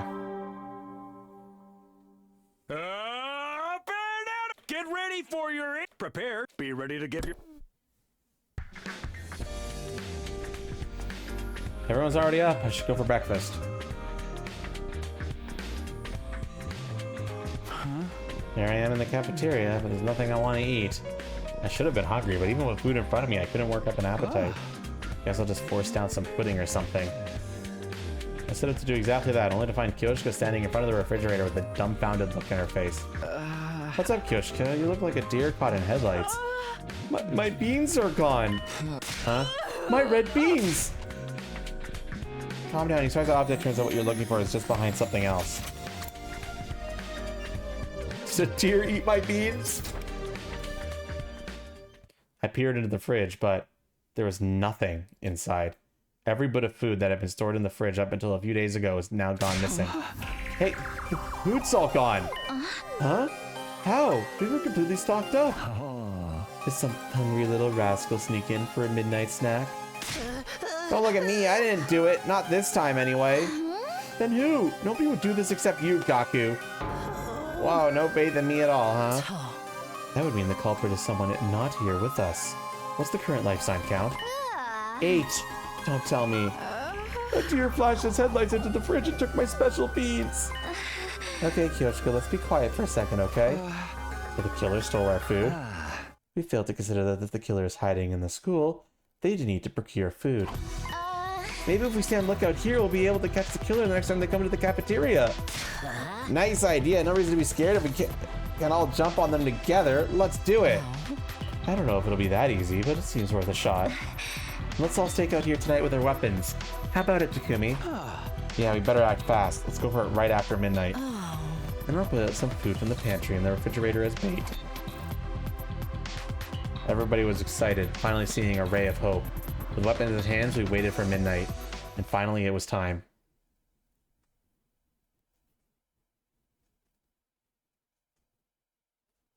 Okay, everyone's in position. We split into 2 groups, both hiding in the cafeteria. I was muffling my breathing, hiding under a table with Tsubasa and Hiroko. Who knows how much time has passed with anything happening. Maybe they won't come tonight? I was trying to hold back a yawn when... What was that?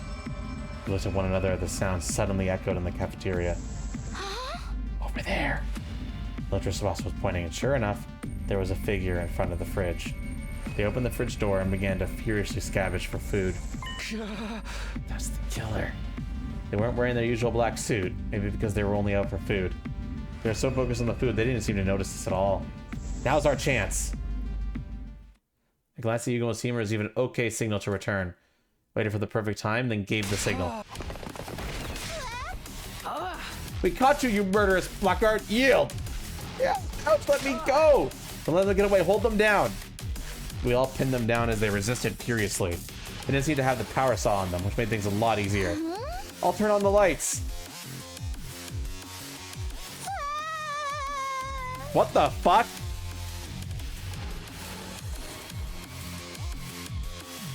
What the fuck? Huh? You're... Our eyes are wide as we took the unexpected appearance of the killer. An invader. What are you doing here? Please! Do not kill me! Please! Enough of your nonsense. We shall avenge our fallen comrades. Hold on. That thing has a weird device on it. She's right. What's that? Wait, don't touch it. No! If you remove that... The moment Gaku removed the device, we began to hear a strange electronic sound. What's that sound? Is it coming from inside the invader? No. Everybody stand back! Suddenly, Hiroko took off at full speed, heading outside with the invader in her grasp. Wait, Hiroko! Hiroko! Confused, we chased after Hiroko until we ended up in the schoolyard.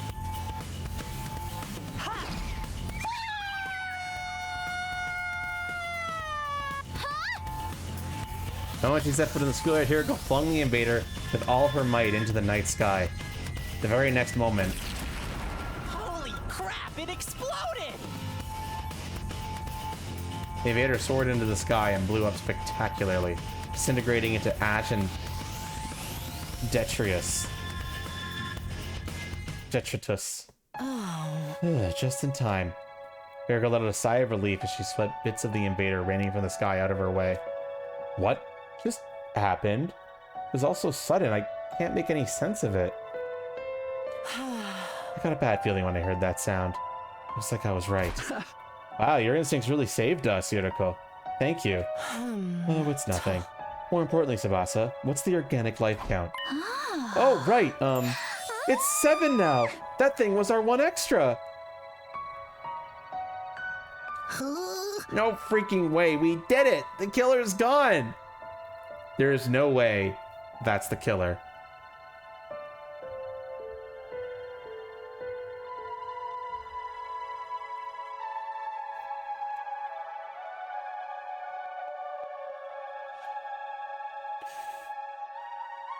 There's no way that thing was the killer.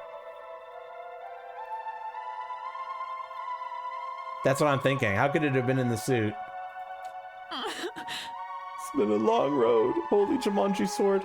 Now we can finally say we've avenged our murdered comrades. Is it really over? Despite everyone else's joy, something was bothering me. Akemi, what's wrong? This feels a little too convenient for me. Was that thing really the killer? Now that you mention it, the person in the black suit and that invader are totally different shapes and sizes. Hi, 7th Meta. Just puts on stilts and runs around. Of course. Yeah, even without the power saw, when we grabbed the thing, it still felt weaker than I had imagined. Don't you think so too, Hiko? I don't really remember. Hold on, you mean that wasn't the killer? But the life sign count went down to 7. That's how many the rest of us are now. I think it's true that the invader was being counted by the organic life detection device. The number went down when it exploded after all. That all adds up. So what are we concluding, actually? I consider the possibility, but still, there was just no way. That the killer might be one of us. So that's how it is. Wait, really? You're kidding? Don't play with me, man. You mean there's a traitor among us? Amugus. Calm down. We don't know if that's true for sure. We don't know that that's not true either. I'm not sleeping with a killer. I'm going back to my room. Wait, it's dangerous to be alone. We need to stick together. Oh, my words fell on deaf ears. Don't anyone come into my room. If you do, I'll freaking kill you. Self-defense. I'm going to sleep in my own room starting tonight, too. I'll take a look at the remains from the explosion. Maybe that invader really is the killer. Sorry, I don't want to doubt any of you, but we're going to have to sleep separately for now. Oh, for the love of murder, what a headache. I hope things don't get any worse than this. Holy Jumanji sword, you're the only one I can trust around here.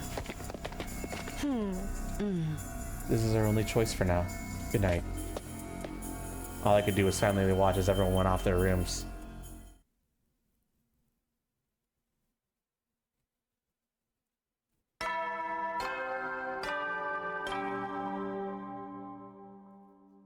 Up and Atom troops, time to rise and shine. Get ready for your 87th day. Prepare to be ready to give. Well, shit, man. That time already, huh? It's been a while since the last time I spent the night in this room. When I was separate ways last night, I couldn't sleep a wink. In the end, nothing else has happened, but the vibe between all of us has changed. Maybe the killer really is one of us. Thrown into chaos by that terrifying possibility, everyone seemed content to stay holed up in their rooms. I guess I'll head over to the cafeteria. There's bound to be someone there. I was hopeful, but in the end, the cafeteria was empty. What should I do today? Doesn't seem like there's going to be much teamwork. I aimlessly walked into the schoolyard, looking up at the sky. The blue sky filled my field of vision. A comfortable breeze grazed my cheeks. And yet, the inside of my head was anything but idealistic. We can't keep going like this. We still have to fight the invaders. I was slumped down, murmuring to myself when I felt a strange presence behind me. I quickly rolled around, only to see something that made me doubt my eyes. What? How? You Earthlings truly do resemble us in some ways. Dalsha just showing up again. You appear to be the commander here. Out here on your own, without any of your soldiers. Unimpressive. This man is a commander? But how? I thought we beat them all. Who is this guy? What happened to the alarm? What was even happening? I was completely overwhelmed with confusion. Takubi, get away from him! Those words finally brought me back to my senses and I quickly leapt back. How did you get on the premises without the alarm sounding? Alarm? What are you talking about? Don't tell me he went straight through the undying flames. Are you alone? Usually commanders bring their minions.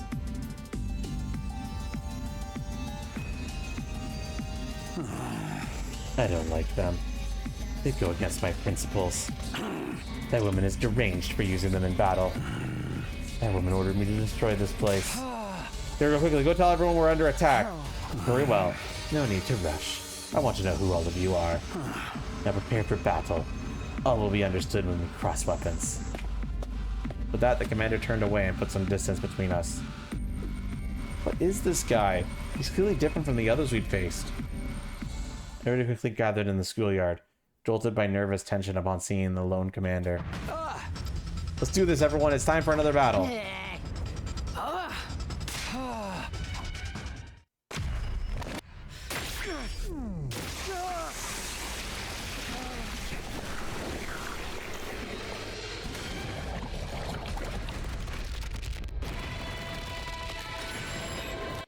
Sorry, Deadshot. I think they did make something that cute and ended it like that. Really apologize. But that's almost certainly what happened.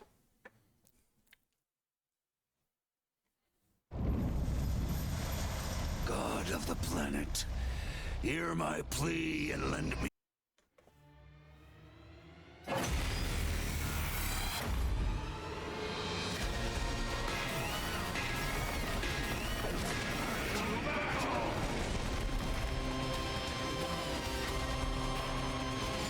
Alright, time to skip this battle.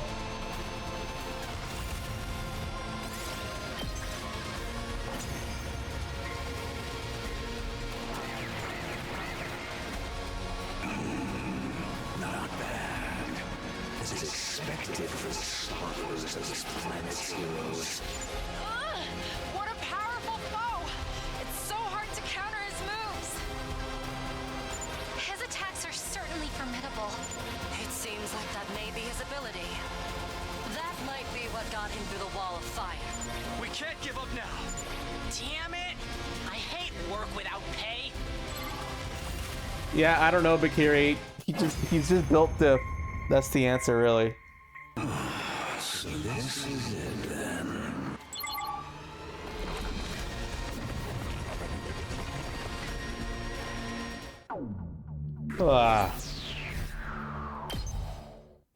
Am I gonna get decapitated again? I get the gist of what you're about. Need to transform? Why? Hold on, doesn't this give us an opening? We can get him now. Oh, hold on. What's the matter? Notwithstanding. Okay, yeah, this is the same text. You seem a bit different from the wicked and cruel invaders I was told about. I want to hear it from the source. What are you fighting for? Why are you asking us that? Coming back from death after death to fight again. Do you live solely to fight in this war? Could make you no different from those abominable combat organisms created by that woman. Are you comparing us to that cannon fodder? Oh yeah, this is the same text. We do, we'll all be killed, won't we? I doubt Festus would let us live. Shouldn't you simply accept death? Stop messing with us. We're not going to give up on life. We swore we'd all survive this. Also pull this out of our despair. That's why we... Yep, I do get decapitated again. Cool.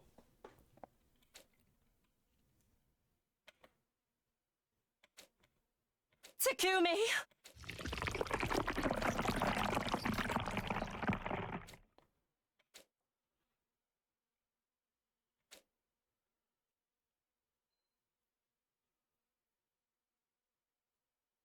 Is it going to skip ahead a couple days now? Nope, just one day. My head ached as if I was being bludgeoned by a blunt instrument, and endlessly drawn out agony suffocating me. And then it all suddenly eased off. Suddenly I was awake. I was in a familiar place, my room. Takumi! Thank goodness you're awake. Are you okay? Yeah, but what's going on? What happened to me? Well, the commander suddenly lopped off your head, of course. We brought you back right away with the Revive-O-Matic, but you weren't waking up, so we carried you back to bed. What happened to that Dalsha guy? How did the battle go after I was gone? After he killed you, he just left. He said he'd be back soon. What do you mean? I have no idea, but I could tell you what he said before he left. In Nozomi, Dalsha was the father of the Squad 1 commander, Mervum. He wasn't looking to avenge his son, and everyone sensed there was some friction between him and Veshnus. I see. How's everyone else doing? Because he's such a strong enemy, we realized we need to come up with a plan or we'd be in trouble. The others are still scared that the killer might be one of us. Everyone's so tense that we're not getting anywhere. Right.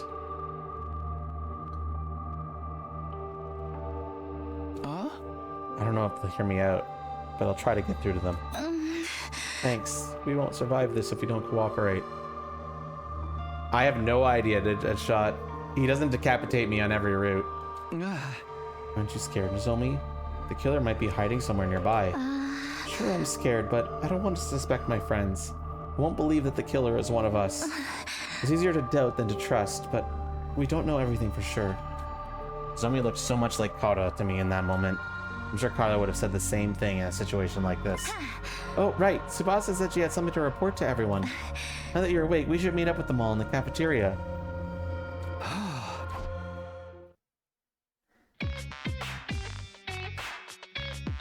No, there are definitely a decent number of routes where we don't get our head lopped off. Sir Takumi, you are awake. I was a little worried. I know things are bad, but it's not like we know for sure you're not the killer, so...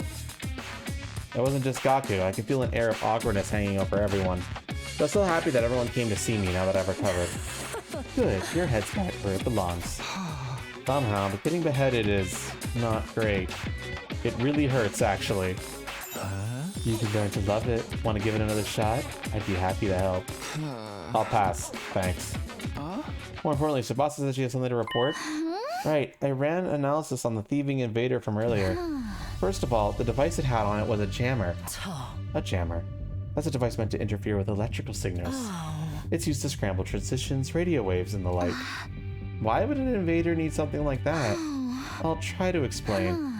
I found a recording device in the remains of the invader. A recording device? Was anything on it? It had everything from voice data to activity logs. I think it was forcefully implanted in the little guy to monitor it. It's amazing the device was still intact. If its host was rigged to explode, you'd think that'd also be designed to automatically erase all the data. The signal from the jammer worked a little too well and ended up artificially jamming the signal on the remote detonation device. The bomb only partially detonated. Normally it would have been completely blown to smithereens, but the explosion was unusually diminished. I see. So that's how some parts survive. So I examined the data and learned a few things, like how long the invader had been in the school. It came here during the defensive battle on day 21. It didn't want to fight, so it ran away from its unit and hid in the school ever since. Day 21, huh? What was the defensive battle on day 21 again?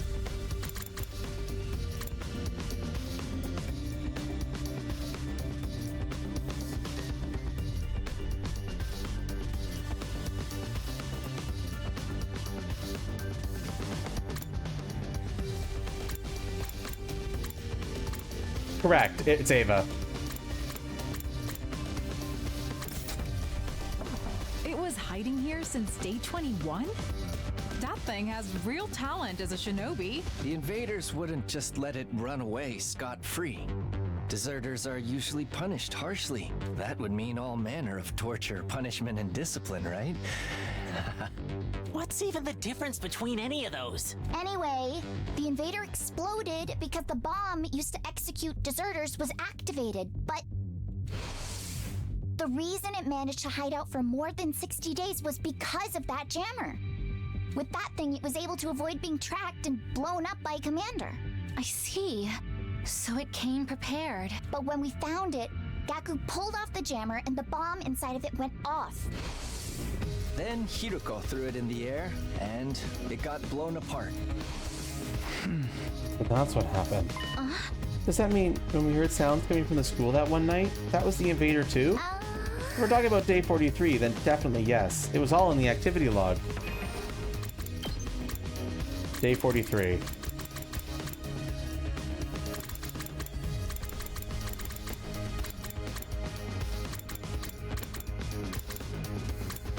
That was the day where we ended up finding the guy to dodge that. I do remember that we and Nozomi went out to examine a noise. Right, okay. Day 43, that's the day Moko was killed. Nozomi and Moko came to my room that night. We said we heard some sounds coming from somewhere downstairs. We wanted to go check out what they were. So that the invader was moving around the night of day 43. And that means the killer really could have been the invader. Unfortunately, no. I checked the reporter data against the estimated times of the killings, but it doesn't line up. Oh, that's all for my report. I was hoping to find some information that might give us a clue about the killer. But now it's clear the invader was innocent, which means one of us is a freaking murderer!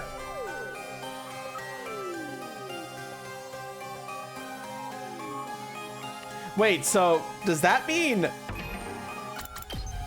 the entire time on this side of the slasher route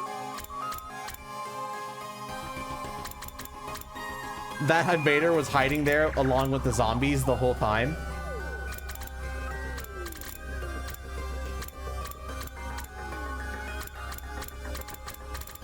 Hardcore, bro. Hardcore. Because even during that time, the counter was high by 1. Interesting.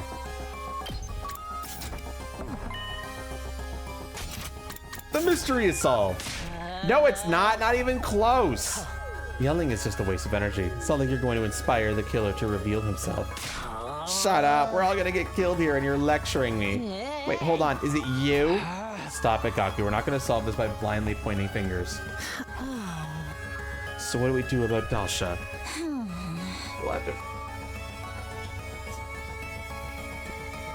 We'll have to figure something out between us. We can't just ignore him. Then we should all stay here, right? The killer can't strike if we're all together. Let's do that. Any objections, Gaku? Whatever, fine. After that, we discussed strategies for beating Dalsha. But the mood was so horrible, we couldn't even begin to decide what we needed to do. In the end, the day ended with no real progress made.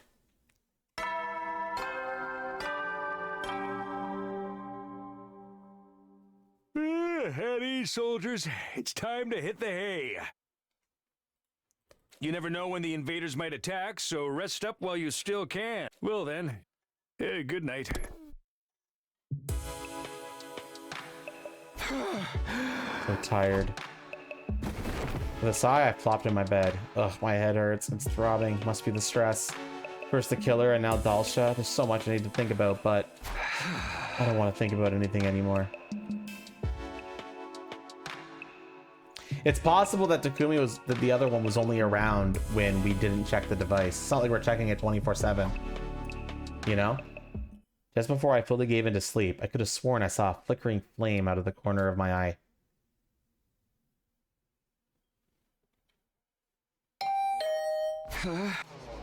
Who's here this late at night? Cautiously, I sat in bed and waited to see what would happen next. They're ringing again. Maybe it's an emergency. Something might have happened, but I should keep my guard up. Just in case, I held my infuser behind my back as I opened the door. I wearily cracked it open to find... Tsubasa, what's up? Sorry, I know it's late. I probably woke you up. Don't worry about it. Did something happen? Well, actually, I've been analyzing the remains of the invader for a while now, and I think something is missing. Judging from the shape of the hole, it's probably some kind of external storage. Like a memory card or something? Exactly. It might have gotten dislodged and blown somewhere during the explosion. I thought about waiting until tomorrow, but I think the sooner we find it, the better. So you came to ask me. You want me to search for this thing with you? Yeah, if you don't mind, that is. Not at all, but... Hey, I'm not the killer, you know. Me neither, but neither of us can prove ourselves innocent either. It's okay. I'm prepared to kill you if things go off the rails. That makes me feel so much better. Anyway, I'll get ready. I know I'm starting at the obvious, but it's really dark out here. I brought flashlights. We're just gonna have to sweep the area. Tsubasa shined the flashlight on the ground and stooped over. I did the same, looking at the ground. This seems pretty inefficient. Man, 3 days since the explosion too. Pretty sure this is where it happened. This is gonna be a long night. I sealed myself and set to searching with Tsubasa. But it turned out my resolve wasn't gonna be needed after all. There's something on the ground here. There's something small and black, covered in dirt. I picked it up and Tsubasa practically lunged at it. Hey, let me see it! She took the thing from me and excitedly began to examine it. Good job! This is the external storage device I was looking for. For real? I thought that would take longer. I'm going to analyze the data on this. Ooh, I can't wait to see what's on it. If they felt the need to blow up that invader to keep it away from us, there might be some important secret intel on it. I'm excited too, but try not to overwork yourself, okay? You can't keep working on such long hours every day. Don't worry, I'm done for today. Let's head back. Looking satisfied, Tsubasa put away the storage device and started to walk back to the school in high spirits. He found what she was looking for without anything bad happening. On top of that, we might even get some new information. My steps were suddenly feeling lighter.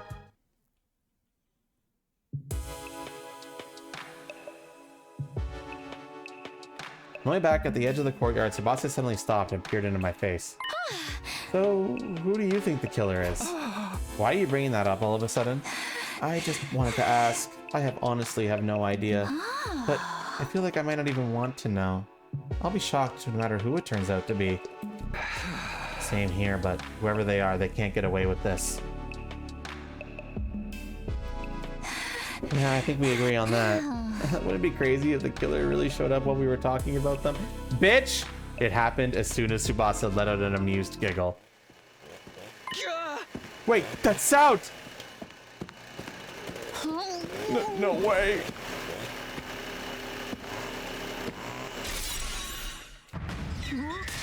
Tsubasa, run this way!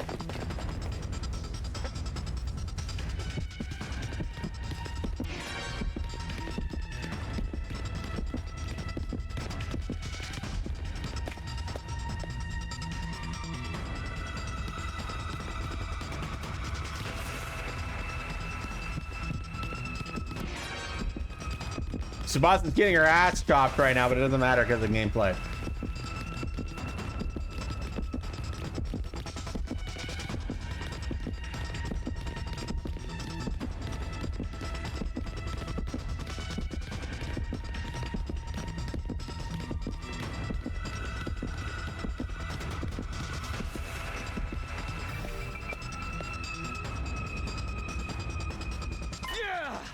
That's how long are they gonna chase us? We ran feverishly as hard as we could, but the killer didn't let up. The roof is just past these stairs. There's nowhere to run after this. We can't let them get to us. I have to do something. Except running up the stairs, suddenly whirling around and looked back at our pursuer. And kicked them with all my might. They tumbled down the stairs and fell in a heap at the bottom. Wait, now's our chance to finally capture them! They groaned in agony, but paralysis must have been setting in because they made no effort to resist. We finally got you, just give up. Takumi, Tsubasa! What happened? I heard a really loud noise and... Huh? Is that the killer? Did we finally catch them? Let's win everything up. Give me a hand here. They're paralyzed, not dead. This asshole killed our friends, damn it! Let me at him! Let me get the mask off first. Ready? Okay. I placed my hand on the killer's helmet and slowly pulled it off. Who I saw underneath left me speechless. Yugamu? Okay, well, that does line up with the other route, so that's something at least.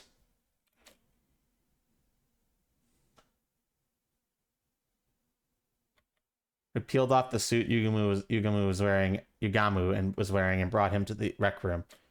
He was limp, breathing shallowly, but his expression seemed almost as if he had traces of a grin. I was fully expecting it to be someone else. We stood around Yugamu as he recovered from his paralysis enough to talk. He kept his cool throughout, maintaining the same composure he always did. I can hardly believe this was your doing, Sir Yugamu. I may have broken Rashidamatic bread with you, but I have no sympathy to spare. I shall avenge my fallen comrades. The Holy Jumanji Sword shall have your head.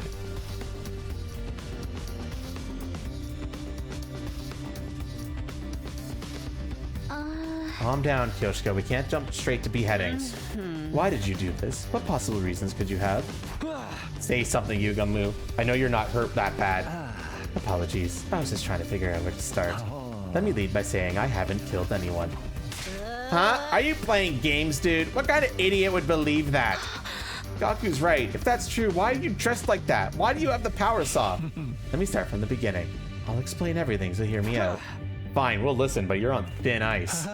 The killer first appeared on day 16. Well, maybe it was already day 17 by then. It was late at night in the biolab. Takumi said he saw Hiroko getting cornered by the killer there. That's right, and we got into a struggle. In the end, they got away, but I managed to recover their weapon in the suit. I was with Gaku and Kyoshka during that time. Huh? You were? I was right here in the rec room on the night of day 16. You and Gaku invited me.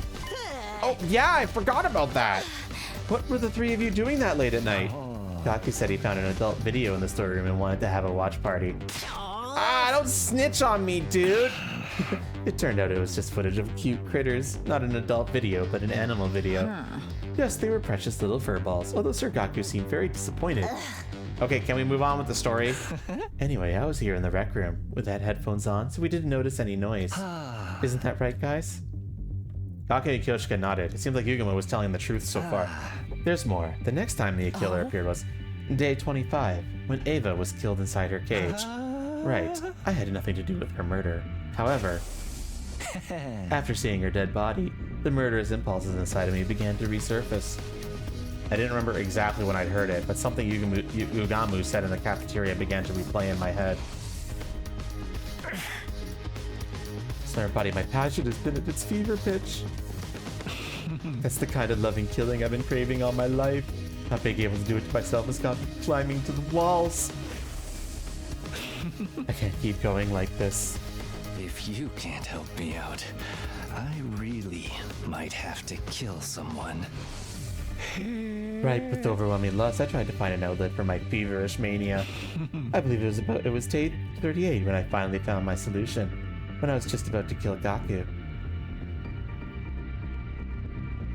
Okay, but can we talk? That doesn't make sense though, because when we killed him in the other route, no one else died except for zombies. So what? Okay, let's hear him out. Let's just hear him out. What? You were seriously gonna kill me? Yeah, I was seconds away from going through with it. I had a lot of pent-up bloodlust. But the moment I saw the fear of death in his eyes, I noticed my dark desire was temporarily sated. This guy's a freak.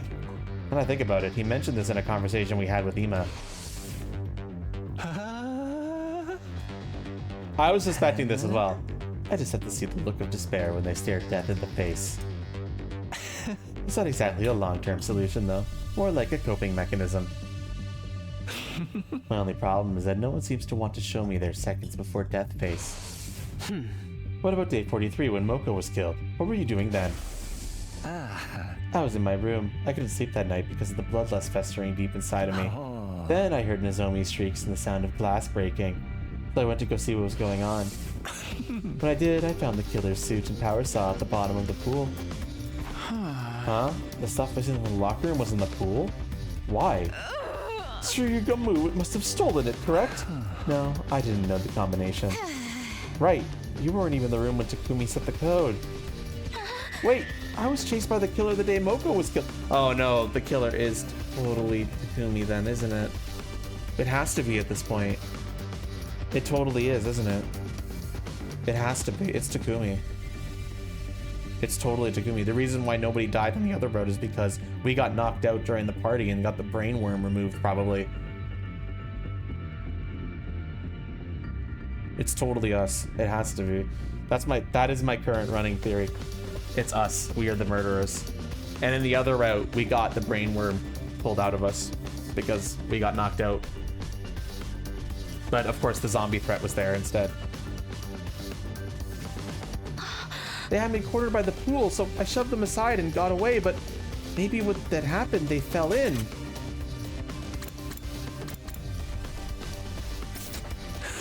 I see, you might be right, but I wasn't concerned about the details. I had other things on my mind at the time, like taking the killer's things so I could dress up like them. Surely you're not telling us you pretended to be the killer just so you could see looks of despair and fulfill your desires? Sorry, I just couldn't hold back the urges inside me. But I really wasn't going to kill anyone. It's true, he wasn't going to. He stopped, in the other route, he stopped the saw right in front of me. And motherfucker, this motherfucker, dude. He died on the other route because of this, because Nozomi pushed him out. Absolute fucking idiot, man. Nothing you're saying makes any sense. What was your involvement in the murders of Takimaru, Karara, and Shoma? I had nothing to do with Takimaru's death on Fate 51. I swear it. The first day I dressed up as the killer was day 64, the day Karara was killed.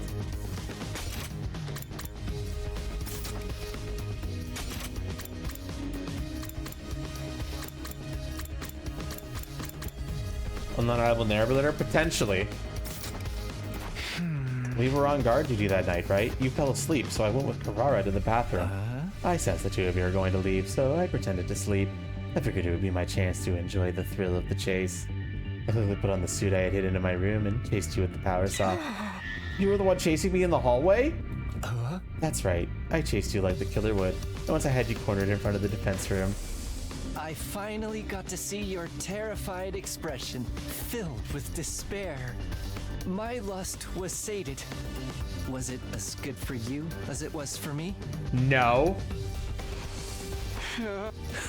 Once I had my fill, I hid the suit and power saw in my room and went back to the gym. That's all I know. So you really know nothing about Lady Karara's death? Speak the truth or prepare to become rest of the blade of the holy Jumanji sword. I'm sorry, but I had nothing to do with her murder. I can't tell you anything. I had nothing to do with Shoma's death on day 77 either. Keep talking. What about Darumi on day 80 or the twins on day 83? When the fire started in the vaulting box, everyone scattered and ran away from the gym. I smelled an opportunity. You're kidding. You took advantage of the chaos to masquerade as the killer? Correct. I went back to my room, got the suit and power saw, and pretended to be the killer for a second time. I went inside and found Darumi and Takumi immediately. I felt bad knowing it would be my second time doing it to you, but you put on such a good performance the first time. I couldn't resist the chance to see you like that again. Seeing the enraptured look on Yugamu's face, I was at a complete loss for words for so many reasons.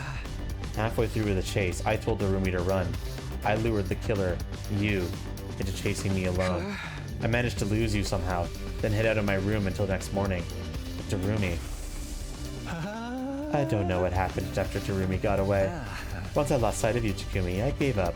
I went back to my room, changed, and met up with everyone else. Right, the life sign count was 11 when Yugamu joined us. But Darumi was still alive at that point. And I had nothing to do with Ima and Kako either. I didn't do a thing to them. Is that everything? You're not hiding anything else? Scout's honor, you might not believe me, but I really didn't kill anyone. You don't seriously think we're okay with what you did, do you? I'm aware I crossed the line, but I couldn't stop myself. The looks of terror and despair whenever I chased you, I needed them so badly. That's why I kept this from you guys. No other reason, I promise. You say that, but I feel betrayed. I'm not going to be able to forgive you and move on that easily. I'll accept any punishment you want to give. Torture me, whatever you need to do. But if it wasn't Yugamu who killed their friends, then who's the real killer? Suddenly, the image of the killer on day 16 crossed my mind. Were they still hiding inside the school? No, that wouldn't add up with the life sign count. Then what? Where are they? I'm getting rather lost. What are we doing with Sir Yugamu? I think we're going to have to keep him separated from the group until we find the real killer. Of course, that should help me with my little problem. How about we use that weird room on the first floor? We can lock it from the outside. Room with the strange devices from when we were at Kamakura General Hospital. That might be the perfect place to lock Yugamu up. Hey, mind if we take the power saw and the suit he was hiding? I'll hide them someplace where nobody can find them. Where's the proof that you're innocent?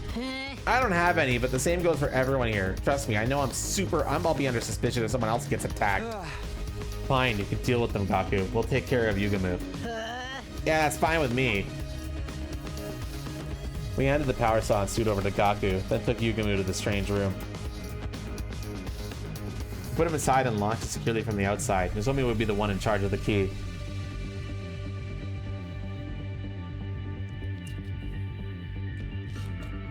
After that, we went back to the roof and met up with Gaku when he'd finished his task. We made sure everything had gone according to plan, then decided to call it a day. Nobody was any the wiser, but a shocking development was waiting for us right around the corner. Ah, shit, Gaku's dead, isn't he? He was alone.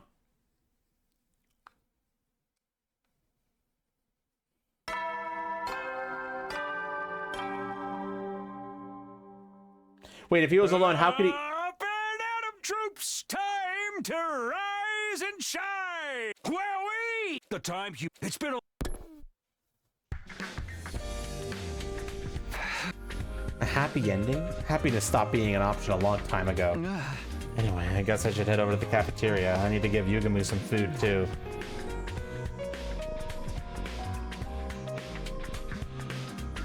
The only people in the cafeteria were Nozomi, Hiroko, and Kyoshika. Good morning, Takumi. Morning. No sign of Tsubasa or Kaku. They might be holed up in their rooms out of paranoia. Maybe, but I hope not. We still haven't worked out strategy for Dalsha. It's too much to think about, and my brain feels like it's going to boil over. Neither of them were wearing their regular clothes. The same went for me. We had a little discussion before going our separate ways yesterday. Anyway, we decided to wear our class armor, or artificial armor in Nozomi cases, all day on from now on. Everything Yugamu told us was the truth. The killer was still out there somewhere. If they're not even showing up on the life sign total, they might even be. Before I could finish that thought, I heard footsteps outside in the hall. Tsubasa burst in the cafeteria, breathless with a grim look on her face. Tsubasa, what's got you in such a hurry? I just woke up to check on the life sign count. It's gone down to 6! Huh? The only ones missing were Gaku and Yugamu, which meant... Let's search the school! We'll start with the nearby rooms. Everyone stick together. We systematically opened every door in the school, making sure nothing was out of place. No more. I'm sick of it. I've had enough to spare for one lifetime. My heart was screaming with each door we opened. In the end, my prayers would go unanswered.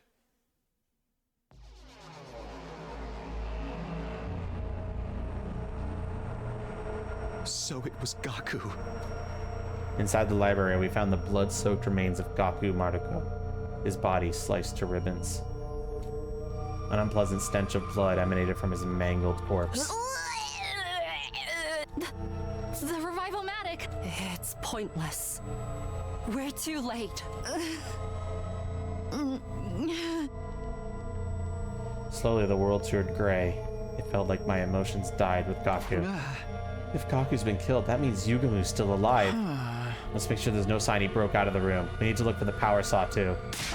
Sir Takumi, how are you so composed? Sir Gaku's been killed! All the crying and screaming in the world couldn't bring him back. So there's no point. Huh? Are you being serious right now? I'm not trying to sound heartless. I just want this to be over. Let's take her to the morgue. Help me out. Wait. Before we do that, look here. There's signs of a struggle. Hiroko pointed to a nearby bookshelf. This shelf was way out of position, and the book's on the ground. Someone must have moved it intentionally. Maybe Gaku bumped into it while he was fighting the killer? No. There's multiple gouge marks on the back of the shelf. That's not natural. What do you mean? It's highly likely that Gaku hid the power saw and suit here. He must have gotten into a fight over them with the killer, resulting in those gouges. I see. So that's why he was killed here. And the power saw and suit got taken again? Maybe someone here has them. You're suspecting us now? It wasn't me. Can you prove that your hands are clean before pointing fingers, Lady Tsubasa? Enough. Suspecting each other serves no purpose. Hiroko and I lifted Gaku's body in the silence. The others came to help soon after, but no one felt like talking. After bringing Gaku to the morgue, we went to the room where Yugamu was locked up. Yugamu's eyes went wide upon hearing the news of Gaku's murder. Then he just stared down at the floor. There's no signs that he'd left the room, but our suspicion of one another was only growing. Our worst case scenario just keeps finding ways to get worse, and there's no stopping it now.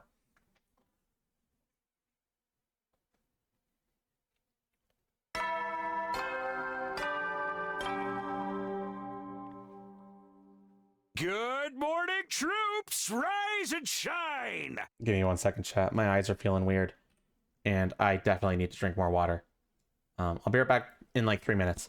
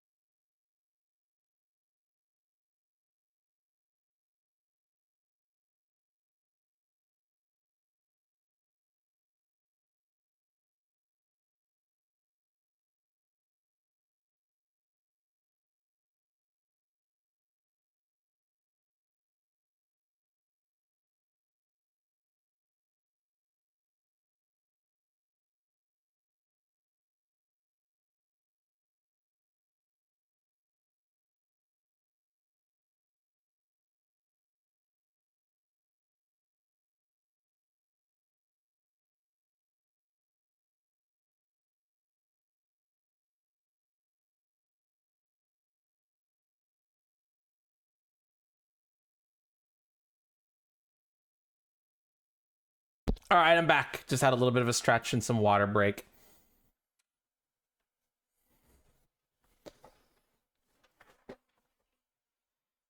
Bro, I am locking in on Takumi is killing everybody route. I'm locking in on that. 9 days. I hate to keep reminding. I'm locking in on that. I'm locking it in. It was Takumi in the room with the knife or whatever clue. I'm locking it in.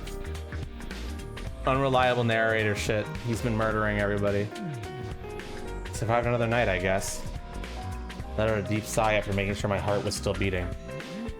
Wouldn't surprise me if I was the next victim. He'd just kill me too. Just taking aback by the words that was left my lips. What was I saying? I need to switch gears. I'll go to the cafeteria.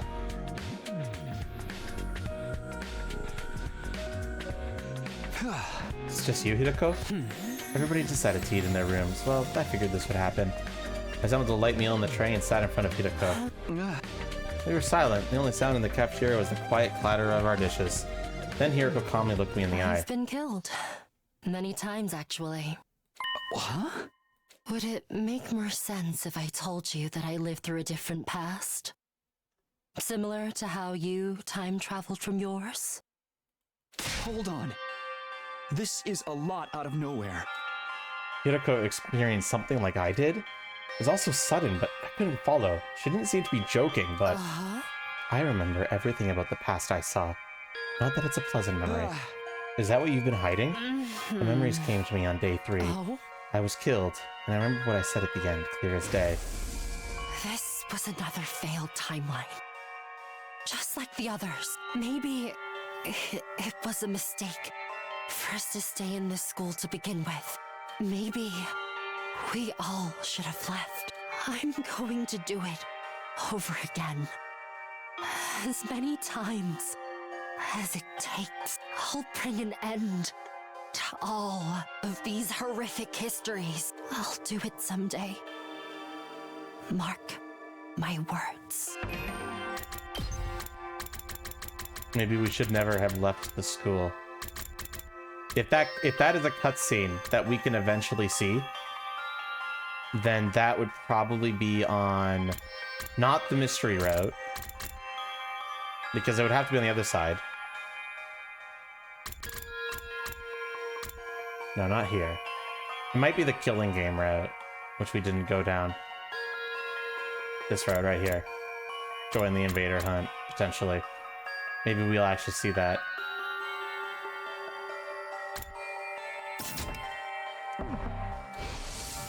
You've been repeating the past. And failing. I thought that by staying in this school, history would repeat itself. I wanted to stop that from happening.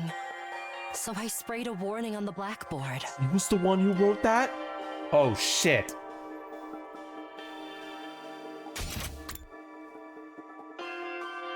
Oh, shit, she was trying to change shit.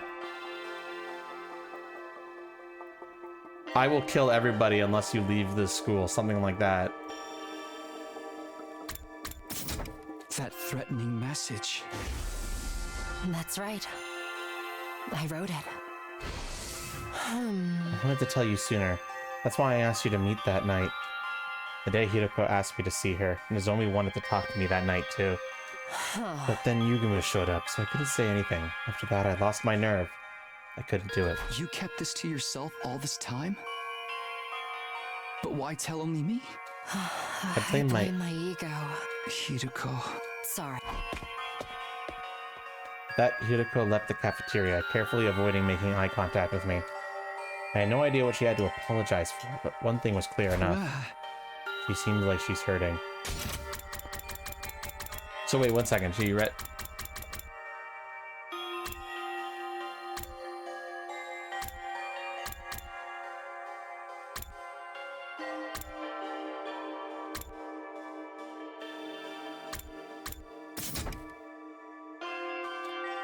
She'd been holding this all by herself, memories of a brutal series of events. After seeing vulnerability in Hideko for the first time, I couldn't bring myself to push her any further. I was worried she might break. They picked a great route to tell me this, Hideko, on a route where I'm very likely brainwormed. At ease, soldiers. Then I guess she's told us that in other routes as well. So another day of fine work, everyone. Get some shit up. So far, we've heard her explain that in the Box of Calamity route, now in the Slayer route, and now she's talking about it in... And she talked about it in the SF route, which further cements that these routes are all connected. The announcement changed. I guess the countdown will begin soon. I got more problems than just the invaders now. It'd have been another day of almost no progress. Slasher route, whatever. We still hadn't solved our Dalsha problem, but there were too many other things to worry about. I can't believe Hiroko time traveled too. Looking back, the things she said and did that hadn't made sense before, all added up now. What happened to the timelines she lived through? And why bring it up now? Always a few step behinds. Oh, my head hurts. Unable to get my thoughts in order, I gave up and closed my eyes. Before long, I fell asleep.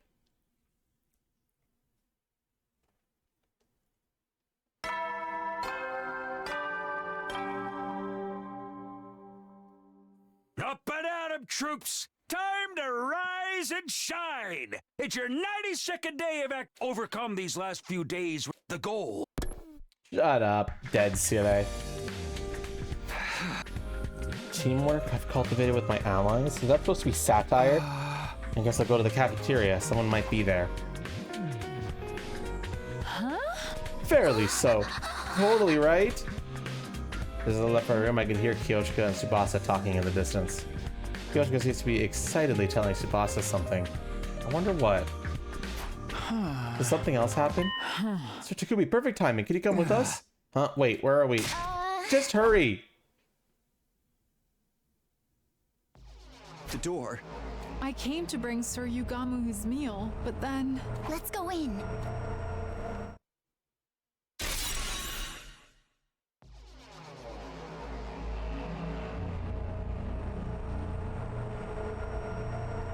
Well, that confirms that. Yugamu. Well, that confirms he wasn't the killer. Yeah, of course, I expected as much.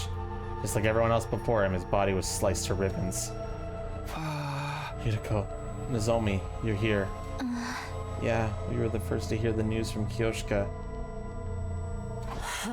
You could probably tell, but he's lost all his cryptoglobin. We can't revive him. Let's get him to the morgue right away. I feel bad for leaving him like this. Right. We need to make a grave marker as well. No one lost their composure anymore. No tears flowed. Even the anger was gone.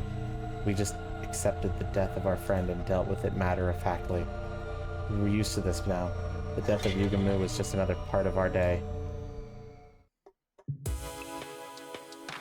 I don't want to do anything. Laying listlessly in bed, I suddenly realized it was long past bedtime. Invaders, humanity, whatever, I just want this to be over already. Just then, I felt a familiar presence I haven't felt in a while. I sat up, and there he was, standing in the corner of my room. I knew it. It's been a while. Right. I guess it has been for you. What do you mean by that? I've been watching you all this time. I know what's happened. But you must not remember. Yeah, you might have been watching us, but we haven't been able to see you. What do you need anyway? Did you find some kind of clue about the killer? Unfortunately, even I'm not sure what's going on or why. No matter what happens, all I could do is watch over you, nothing more. Is that what you came here to tell me? I'm sorry I couldn't save you. With a sad look on his face, the undying flame boy abruptly vanished. What's up with him?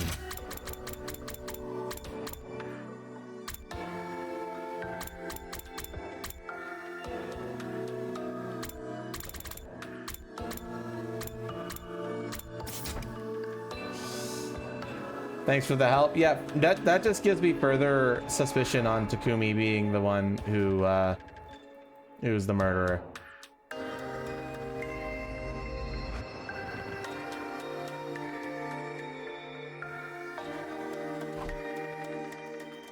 Unwilling to frustrate myself thinking about it, I pulled the blanket over myself and closed my eyes. I wanted to forget reality, to forget everything, find refuge in sleep. The morning announcement hadn't played yet. The sun was only just coming up. And right on cue. The sound! The sound! Intruder, defense. I don't have any plan for dealing with him at all.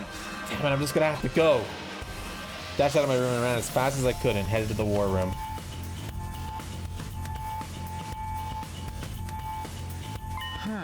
Tasha has come, but the alarm sounded this time. It really startled me. Looks like he brought some minions with him. This fight's going to be harder than last time. We have fewer numbers and no plan. We're just gonna have to go for it, do or die. Wait, about that. We do have one strategy we could use. Huh? Remember that external storage device we recovered from the invader? I finished analyzing the data on it. No one mentioned anything to me about an external storage device. Luckily, the data survived, and I was able to retrieve some confidential information. I learned a lot. I'll spare you the details, but I used that knowledge to develop a bioweapon. That sounds familiar. I looked into it and found that Commander DNA has some strange cells that are clearly different from regular humans. I succeeded in formulating a poison that attacks those cells. Call it a bioweapon that only works on commanders. Once I understood the cell's weak point, I figured I should get to work on something. Nozomi helped me out. Lady Nozomi? Why? Because Tsubasa asked me to. It's not much, but I do have some experience with medicinal research. I'm the ideal candidate for working on a poison that affects cryptoglobin because I don't have much of it myself.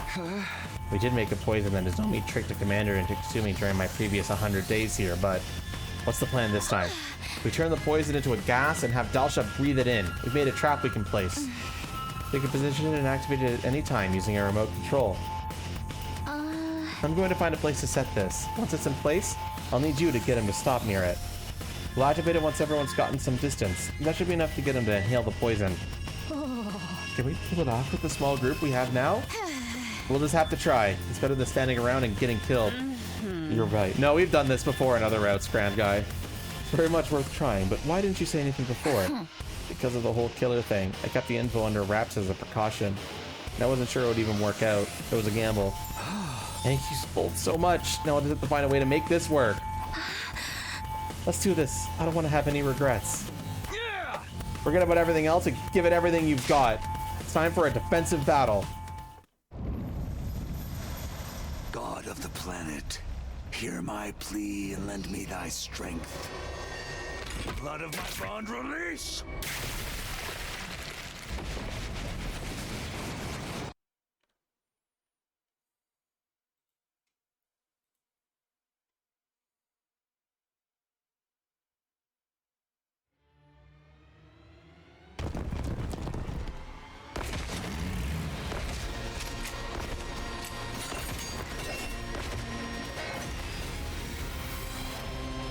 Let us begin.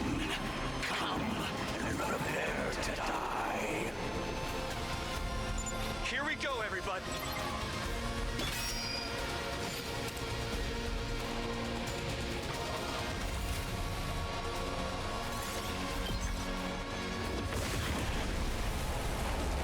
We skipped this battle.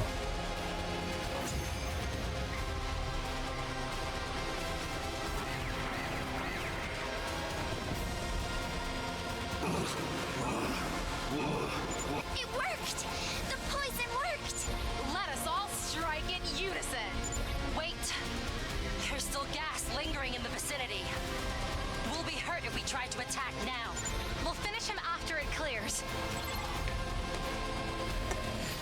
We gassing him up, baby.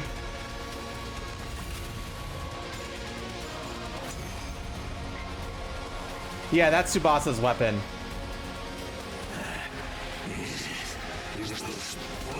Incredible.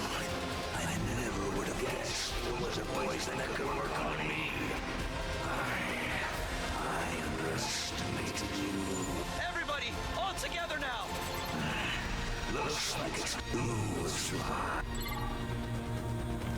Yeah, vroom vroom, motherfuckers.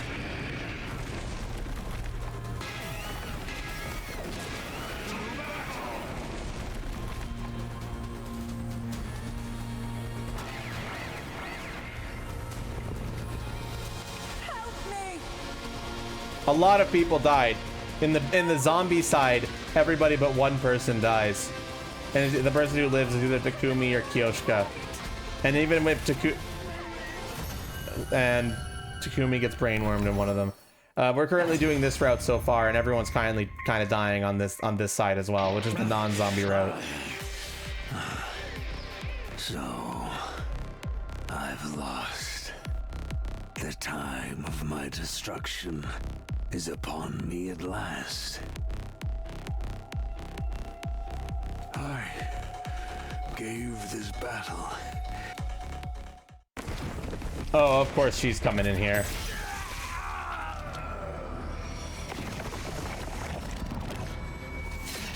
this.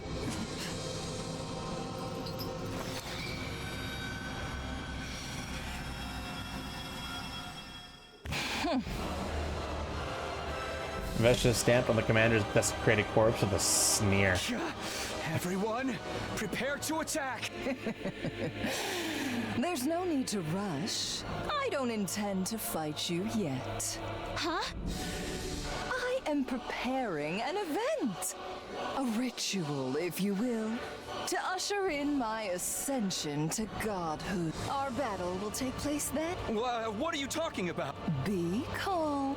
Wait with bated breath, so that you may behold my birth as the one true God. The last time she said an event, she fucking blew up the satellite, so I'm hoping she doesn't do that again.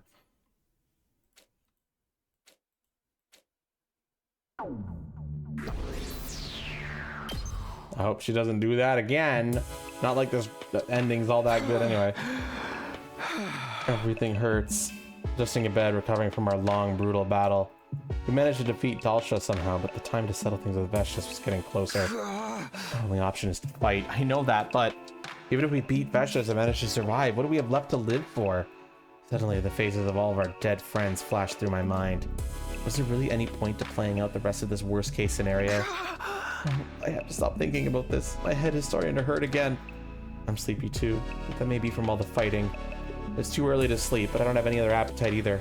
I'll just rest here. Deciding to abandon all thought, I pulled at the blankets and curled into a ball. Eventually, I passed out like a light. There's no zombies, unfortunately, so we're not going to have that option this time.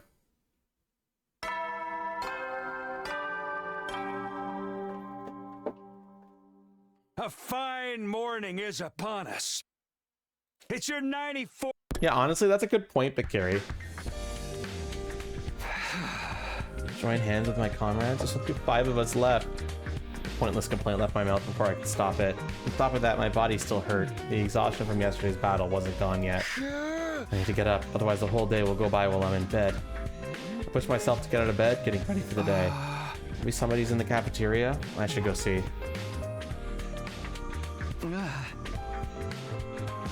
When I stepped out of my room, I saw Tsubasa, Nozomi, and Hirako all standing shocked still. What are they looking at? I followed their gazes until... No! The killer's getting ballsy, dude. That's the door to Kyoshika's room. You can't be serious. Kyoshika? Hey, Kyoshika! I entered her room already half suspecting what I'd find inside. No! Kyoshika's corpse was laid in the floor with a tormented expression. Her body shredded like all the others. Kyoshika! The others had followed me into the room, now stunned by the wretched scene before them. It's just like what happened to Yugumu. The killer broke down the door with the power saw and killed her.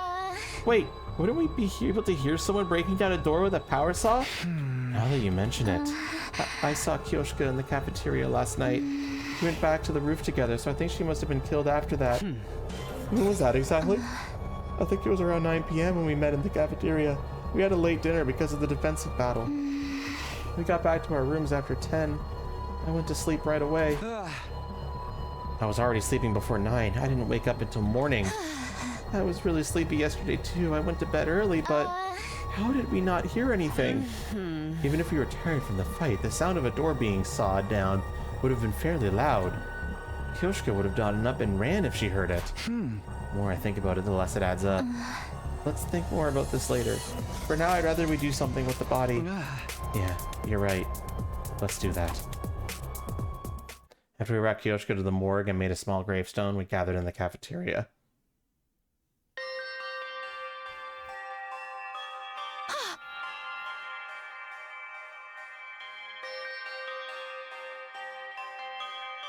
The lifeside count is down to 4. There's so few of us left. Yeah, it's sad, but I don't know what we should do.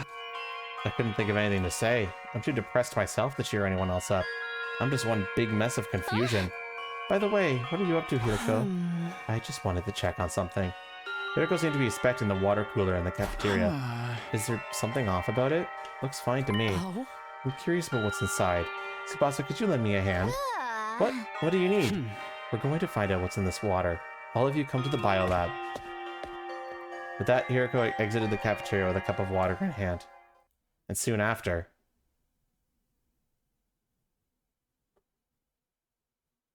Nozomi and I stood up in silence as we watched Tsubasa and Hiroko at work. I was curious about what they were doing, but I didn't want to interrupt. Just then, Tsubasa raised her head in shock. No way! I knew it. What is it? What did you find? We detected sleep medicine in the water from the cooler. Sleep medicine? Oh? The slow-acting kind, too. It takes time to kick in after being ingested. You mean the reason we didn't wake up last night is because we drank this drugged water. Someone laced it in advance. So they went after Kyoshika knowing the drug would keep us asleep? That explains why I was so unusually sleepy. They really will go to any lengths to kill us. I told you right, this killer enjoys killing. Taking their time picking us off one by one is just more fun for them.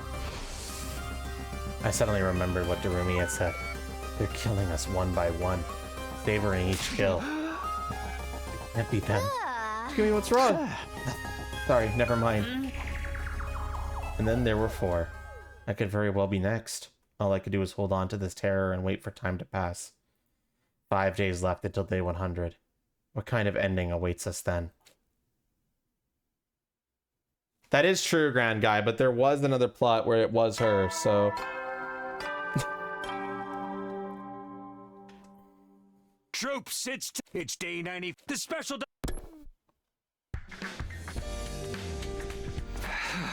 Morning already. I sat upright and barely managed to drag my heavy body out of bed. I should head to the cafeteria. Gotta make sure everyone's okay.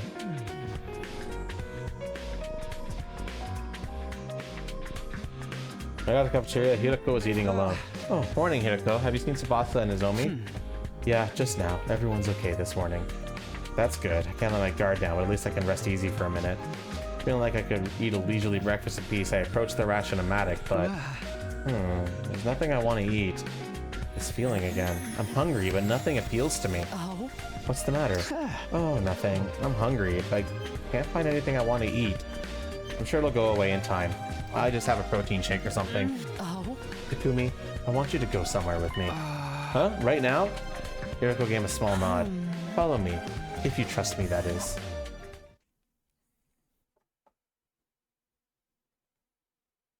Hiroko brought me to our friend's resting place, the morgue.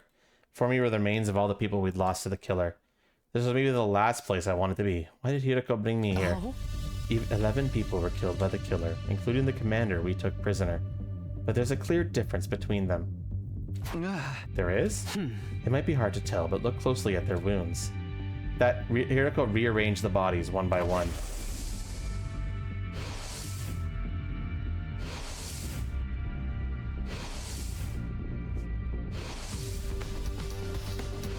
Oh? What do you notice about their injuries?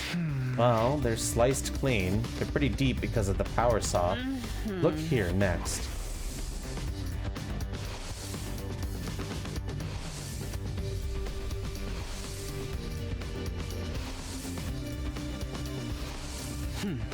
Come, take a good look and tell me what you see.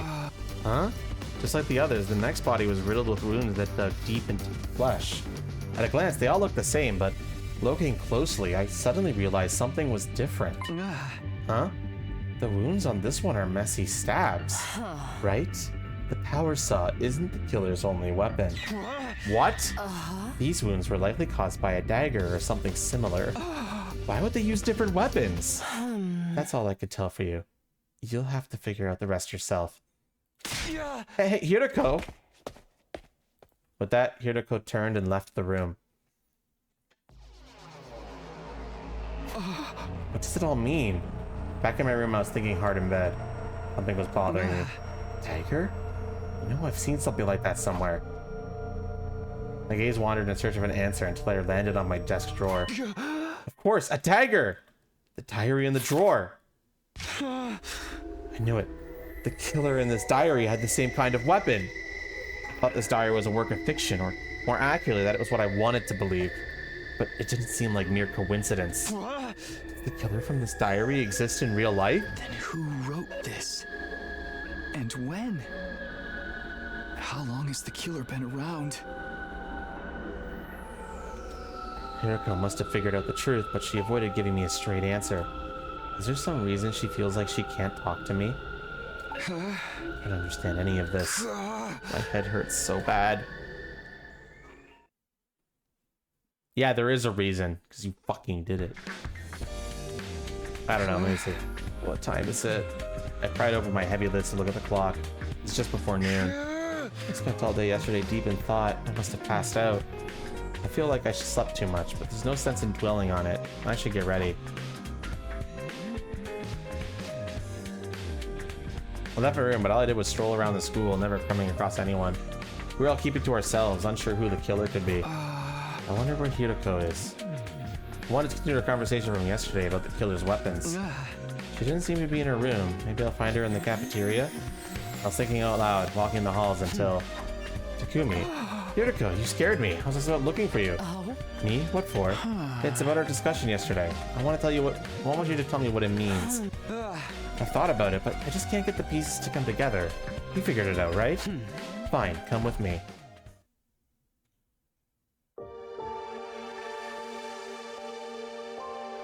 Hiroko took me to the classroom where she once written that threatening message.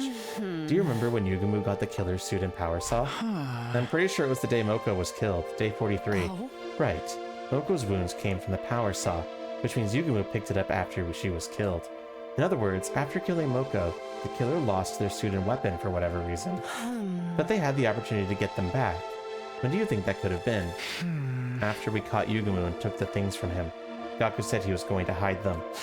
The killer threatened Gaku in showing them where the power saw was hidden. The library. Then the two of them got into a scuffle and Gaku was killed with the stolen power saw.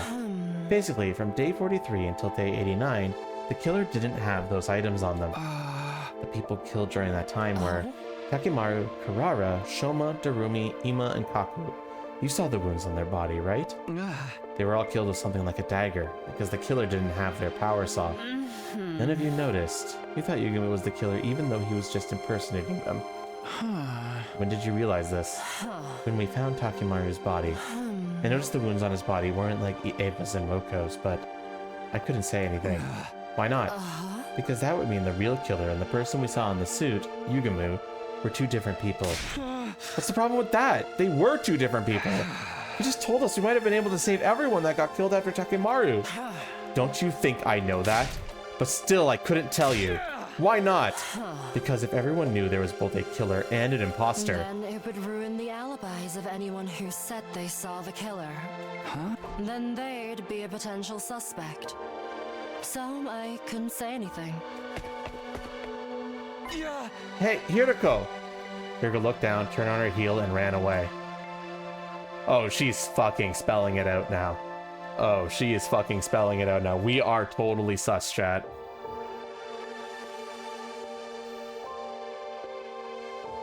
After that, I tried looking for her, but the time just ticked away as I searched aimlessly. I think Hiroko knows, but really doesn't want to because she remembers from other timelines that she likes us. I couldn't get over what she said. Was she covering for someone? That would mean she was trying to hide the true identity of the killer. But why would she do that? Was she connected to them somehow?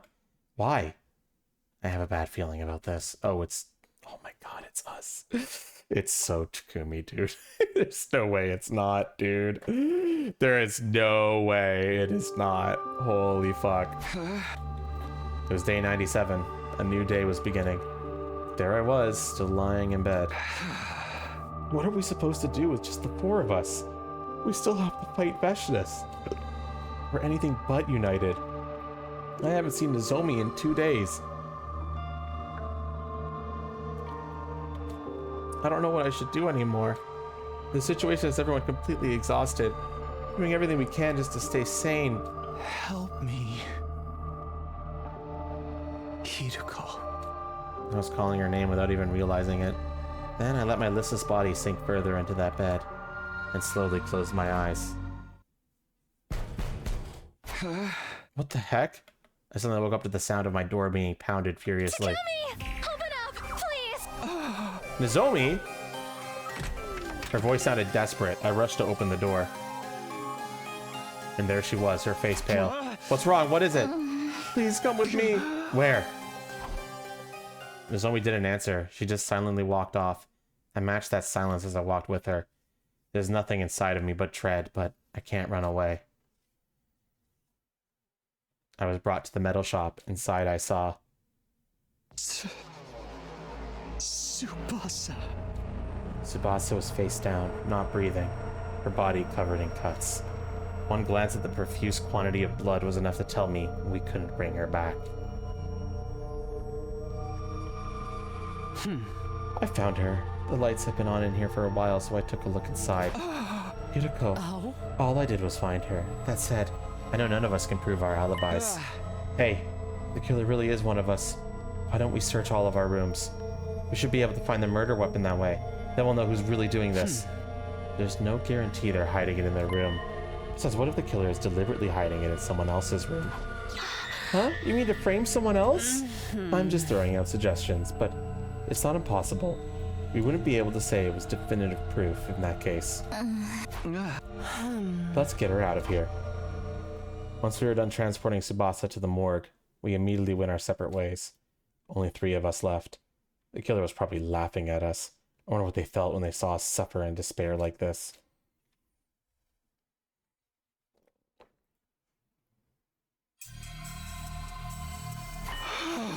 What time is it? I woke up feeling suffocated. My heavy eyelids opened up to see that it was already bright outside. Oh, I hate night sweats.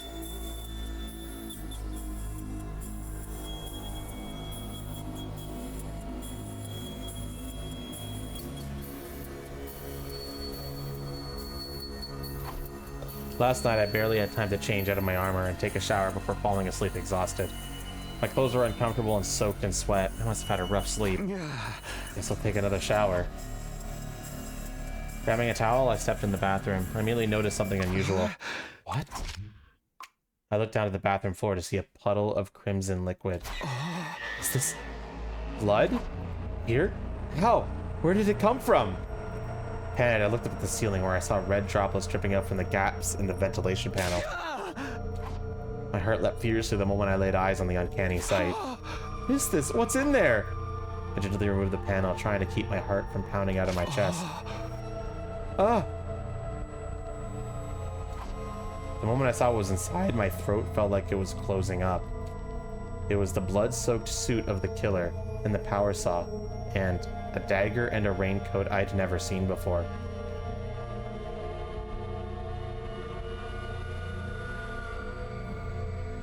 Wow. The evidence keeps piling up, chat. The evidence keeps piling up. No. Why would these be here? Who put these here and when? Don't tell me. Maybe the killer really did hide their weapons in my room, just like Hiroko said. I need to tell Hiroko and Nozomi. Tell them. And then what? Would they really believe me? More importantly, if I hide this stuff somewhere else, wouldn't that stop any further killings? Wait. There are only 2 days left. If I could keep these out of the way. I stuffed them all in a trash bag and put them under my clothes at the back of the closet. I just need to get through 2 more days. The why is easy. Gee. The how is more interesting. Oh, whoops. I couldn't have the will to do anything. The weapons and suit I found in the bathroom had me uneasy. Standing up on unsteady feet, I left my room. It was already dark out. In a haze, I began to walk without any real destination. I find myself in the schoolyard. I sat down at a bench in the corner, looking up at the sky. The infinitely expanding sky and its glittering stars that once moved me so much. They didn't make me feel anything anymore. I sat there in a daze until suddenly I sensed someone drawing closer. Hiroko. Hiroko stood before me in a silence, her face illuminated by the moonlight, looking incredibly calm. I felt like I was being drawn to it. Hey, Hiroko. Please. Stay by my side. Just for a moment. Hiroko didn't answer. Instead, she leaned in close. She cradled my head, wrapping it in gentle warmth. I could smell something familiar, a sweet, mellow aroma. Was this scent lavender? I could hear her heart beating. I was comfortable, as if all my anxieties had simply vanished into thin air. It's okay. Everything will be all right. Comforted by her sweet voice, my heart began to hurt. Intense, uncontrollable emotions were welling up inside of me. This was how I'd always felt towards Karua. This time it wasn't her making me feel this way. This time, for one moment in this hellish, hopeless existence, I felt happy. All I want to do is bask in this afterglow. We didn't say anything as we huddled together under the night sky.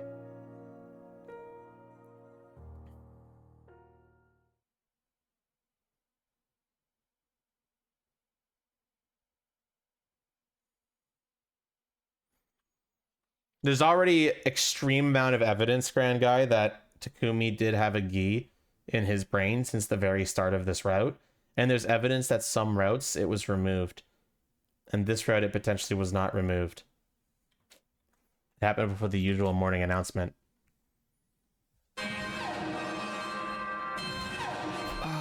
She's finally here. Intruder alert. Intruder alert. Unauthorized defense mode. I don't know where the three of us are going to be able to do, but there's nowhere we can run. We just have to do this.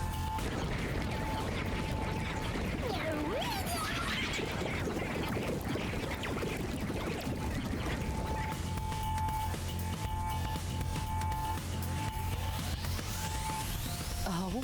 I guess this isn't our final battle. We're all set. Let's get right to it. Wait, before we do, there's something I have to give you.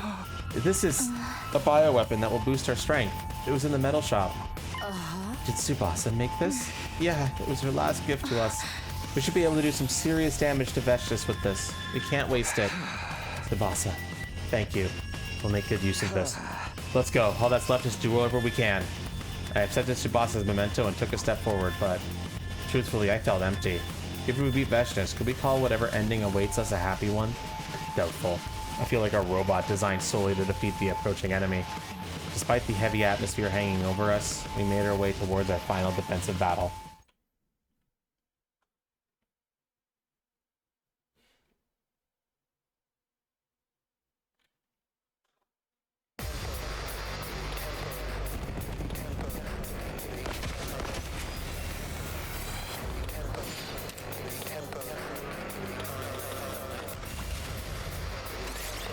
Good, I was gonna say, I hope it lets me skip it.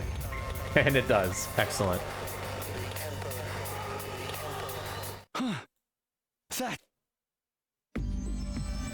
Vestius was calmly walking towards us and she owned the place. The moment I saw her, my heart started to race like it had never raced before. As if the hemoanima, the cryptoglobin inside my body, was resonating to her as she approached. Then she stopped right in front of us as we all stood on guard. Don't think I'll grant you an easy death. Your power and the power of the Second Coming are mine. I shall devour all.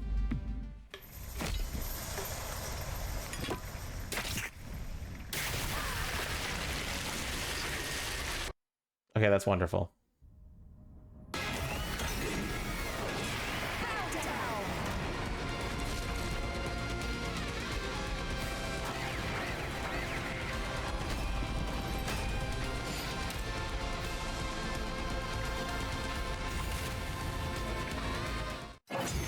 I'm so good at video games, bro. You're all more bullheaded than I could have imagined. Know your place, wicked invaders.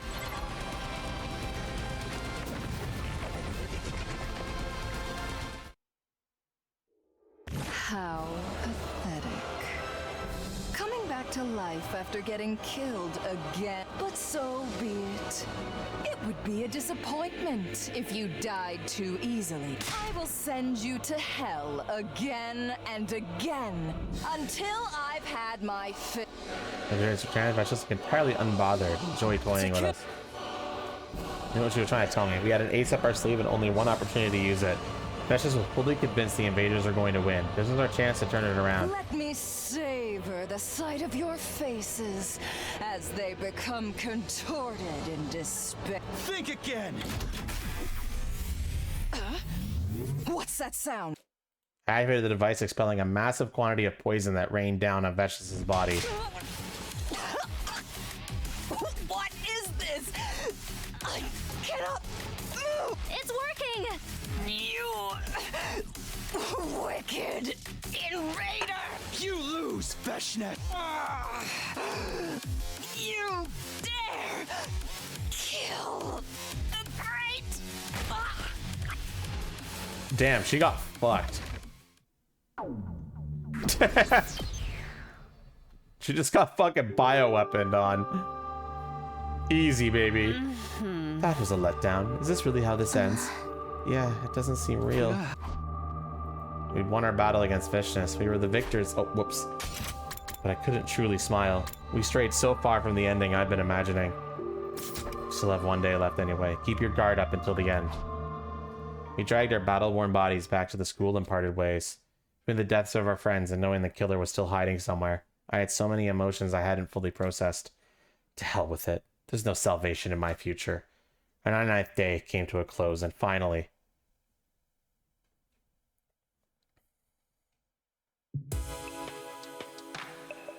a new day had begun. The final day. Day 100. Made it all this way. I didn't feel joy, anger, or sadness. I just accepted reality as it was. When I stepped outside, the stars were still shining and a pleasant breeze was blowing. It's hard to believe this place was going to launch a huge missile strike in a few hours. Once the final attack starts, humanity will be the victors in this war, but who cares about that? What about the killer? We never figured out who it was. Everyone knew they were both a killer and an imposter. Then it would ruin the alibis of anyone who said they saw the killer. Wait, does that mean... No, it can't be. Throb. Suddenly, a violent pain ripped through my head. So intense, it felt like my brain was being split in half.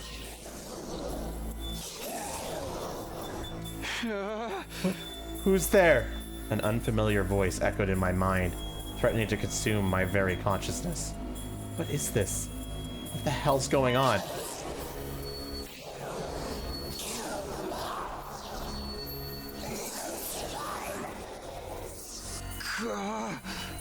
Stop it!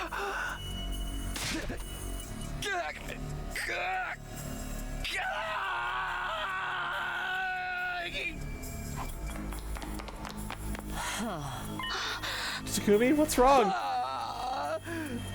Stay back, run away.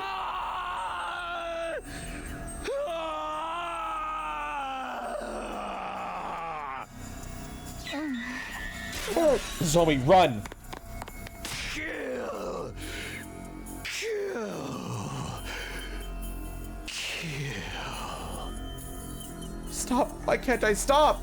My body is rampaging out of control. I'm trying so hard to resist, but I can't do a thing. If I don't do something, then... But help! Don't kill! I don't want to kill. I only remember fragments of what happened next. Suddenly, I found myself wearing the killer's suit and holding the power saw. That voice from before was endlessly commanding me to kill, and I answered the call. I was on the hunt for Hiroko and Nozomi. And then...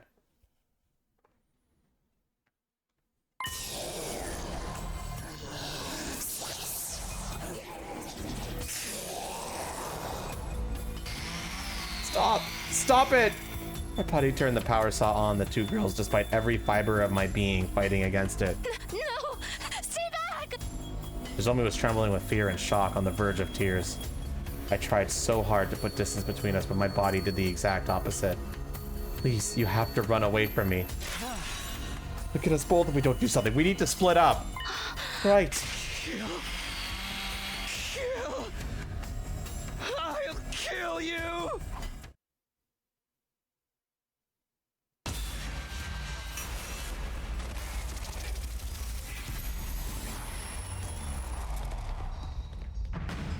Oh shit, I can't pause. Fuck. Wait, where do we chase? Fuck.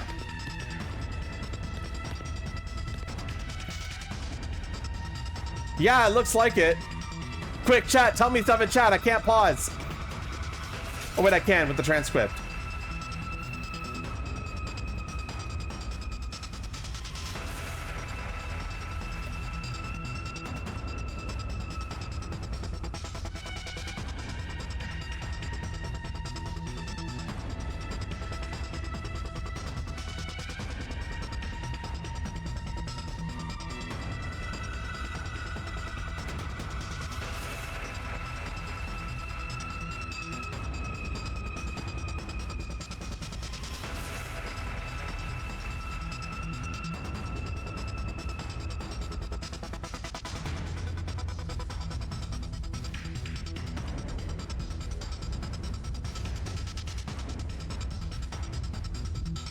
Yeah, Nozomi went this way, Hiriko went this way.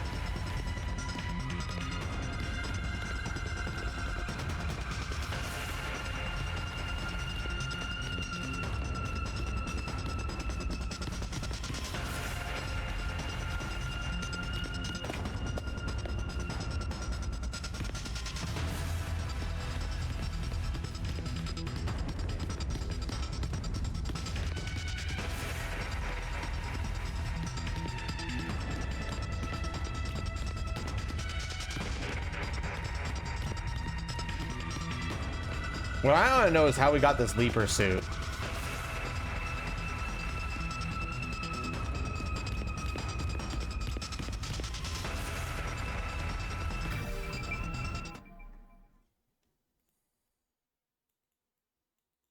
You did this, Takumi. You lied to us and killed everybody. Why? I believed in you. No, don't kill her. Get away from Nozomi. No matter how hard I resisted, my body didn't budge an inch. I lost all control over it. No, don't do it! Please, no, don't kill her. No! Ah!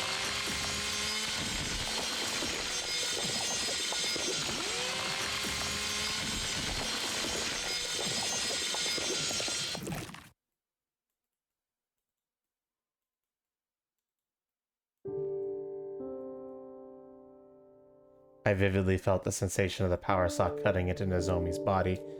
I killed her. I stood rooted to the spot in a daze, covered in my victim's blood. Suddenly, a forceful impact connected with the back of my head, and I fell to the ground. I could see a wrench on the ground. In my haze, it would realize it had been thrown at me. Who could have... No, I already knew. There was only one survivor left.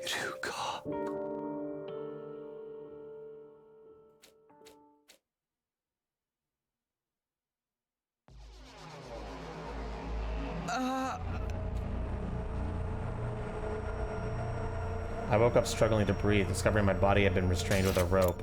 I skipped this one. Where am I? So you're finally awake. Hiriko! And you seem to be yourself again. For now.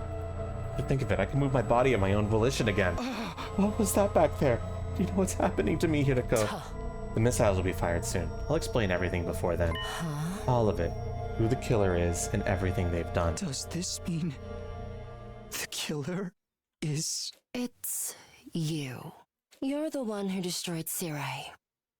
And you're the one who killed all 13 of our friends. What are you talking about? It's not... I know you weren't aware. Your conscience is clean. But the 13 people still died at your hands, even if you weren't aware of it. I did this? No. That can't be right. I first noticed something was strange with you on day 16. Day 16? That's the day you were attacked by the killer in the biolab, right? Yes, but the one who cornered me in the lab. It was you, Takumi. No, wait, I didn't do that. I believe it was around 11 p.m. I couldn't sleep, so I was walking around the school by myself. I saw you in the hallway on the second floor. Me? The night of the day 16? You had a kitchen knife in your right hand. Something was off about your eyes and the way you were breathing, so I ran. But you chased me with a horrified look on your face. It was clear you were trying to kill me. I ran into the biolab, but you caught up with me right away. We got into a struggle. You kicked me and sent me flying. I hit the back of my head and collapsed. I was barely conscious, unable to move, and there was somebody in front of me. Hey! The killer was about to attack you. I was trying to help. I'm afraid not. You're misremembering. Misremembering? You're the one who attacked me, Takumi. I'm certain of it. Then someone in a black suit came to save me. What are you talking about? They attacked you and you lost consciousness. But you came to almost right away.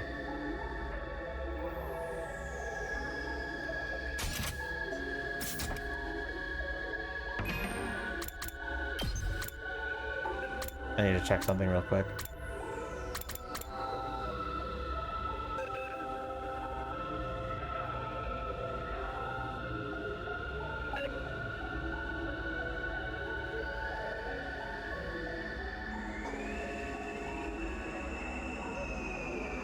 We have not gotten to day 16 in the SF route yet.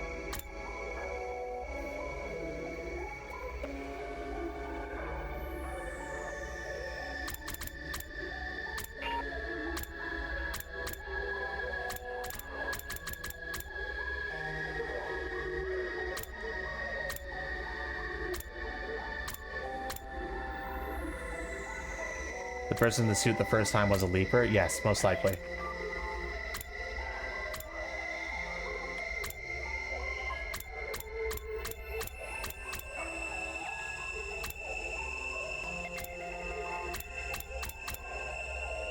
And when we decided to not leave the school, Gaku died really quickly. And I think this was when we got the brain worms removed from us on this particular route. And I think it was done by Hiroko when we leaped on this day in the SF route. So on this side, we're pretty much safe from the gi. But on this side, we're still gi'd. And I think the gi didn't get removed until... Keep going. So the gi in our brain was never removed on this side. But on... No, it was never removed on the side where we jumped out the window. But on this side, it was removed after the party. Right before Yugamu became zombified. That's why we never killed anyone on this route. You threw yourself at the person in the suit. The two of you broke through the window and hurtled towards the ground. I assume you remember what happened after that. She's right, I remember. I was grappling with that person in front of the wall of fire. Just in the next time, I kicked their leg as hard as I could. I took the power saw and ran after them, but then I lost them. The events of that day marked the moment I began to suspect you. There weren't any casualties at the time, so I couldn't be sure. But I had to consider the possibility you'd become host to a gi. A host? Gi? What are you even talking about? I doubt you remember, but the gi are a parasitic organism we discovered in another timeline. It's a terrifying organism that gradually eats away at the host's body and eventually takes it over completely. What? But I had no proof you'd become infected, so I kept quiet. Eventually, though, we had our first casualty on day 25. That's when my suspicions grew stronger, so... While you were asleep, I ran a scan on your brain. When did you... You know what? Forget it. What did you find? There wasn't a gi inside. I thought I must have been wrong. But on day 4... Oh, interesting. On day 25...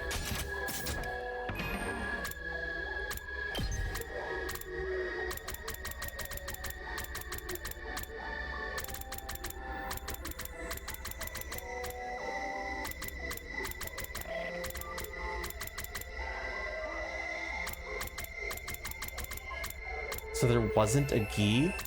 She scanned my brain and found nothing? What the fuck? You being infected was the only explanation I could think of, so I checked your brain again. The second time, I still didn't find any Gi. Not only that, but Nozomi said she ran away from the killer with you. Reluctantly, I decided to put aside my suspicions for the moment. So that's why you were suddenly avoiding me and would sometimes seem like you had something to say. But when Karara died on 64, I started to suspect you again. Did you check my brain again? Yes, very closely. And I learned something horrifying. Even though there was no actual Gi in your brain, the Gi's data was eroding it.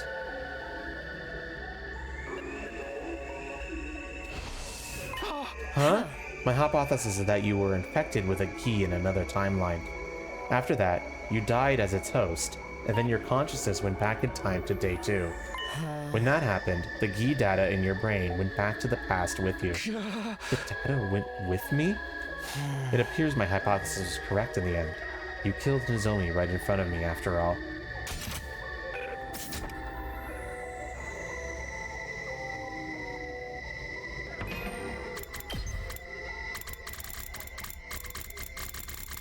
The other route. When it infected me there.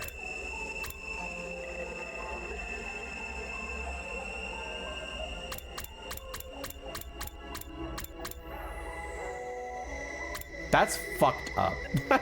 That's kind of fucked up. Hi. Time travel can't send physical matter back in time. The Gi itself no longer physically existed in your brain, but its cognitive data still remained. Stop it. Do you honestly expect me to believe any of this? Does that mean you killed Nozomi of your own free will, and the other 12?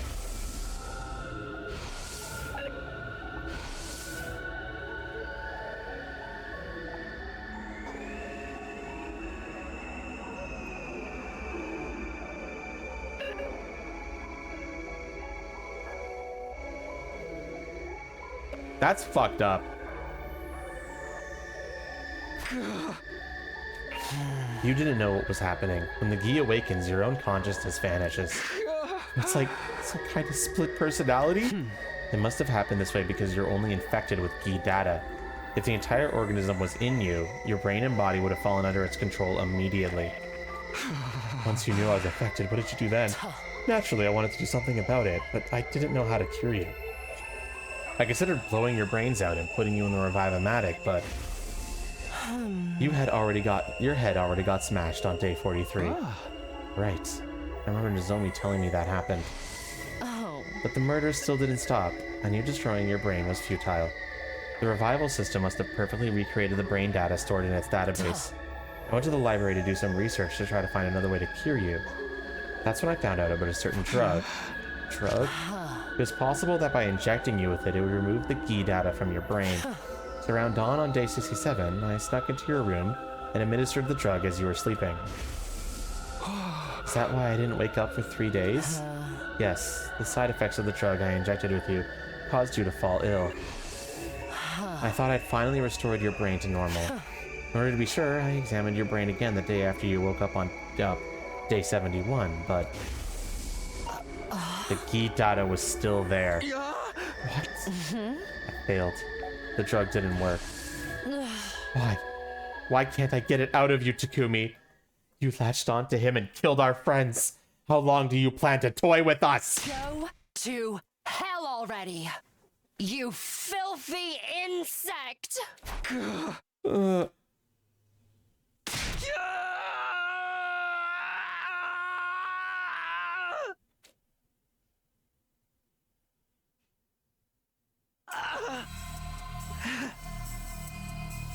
Well done, Hiruko. You figured it out. Gi, you finally showed yourself. Would you like to hear what this filthy insect was up to while in control of Takumi? Only if you don't mind me sawing off your head with this power saw. You're too foolish to kill this man. The first one was Ava, the prisoner. I killed her on day 25. Takumi took the power he saw He stole from the visitor out of the metal shop. Visitor? After breaking down the door to the cage, I sliced her to ribbons. When I was done, I threw the power saw into the wall of fire to hide it, but Takumi immediately found and recovered it. I had no idea he was watching. And who is he, exactly? The boy covered in flames. He was so confused and scared whenever he saw me controlling Takumi. But enough about that. You and your little friends discovered the suit and helmet as well, correct? Shoma found them in the boys' bathroom. They definitely belonged to the person who came to save me in the biolab, didn't they? Yes, I believe the visitor was pursued by Takumi and forced to abandon them to move around faster. At any rate, you put them in the locker in the metal shop and Takumi set the combination, right? Only he knew the combination, or so you all thought, Takumi himself included. But you were looking too. That's why you knew how to open the locker. Precisely. The second person I killed was Moko Mojiro on day 43. When Moko, Nozomi... Oh, didn't mean to do that. Moko, Nozomi, and Takumi were looking around the school at night. Takumi and Nozomi split up to look for Moko after she got separated from them. It was raining heavily when Takumi went outside, so he ended up completely soaked. I awakened around that time. I took over and made for the metal shop. I took the suit, helmet, and power saw from the locker, then sought after my prey.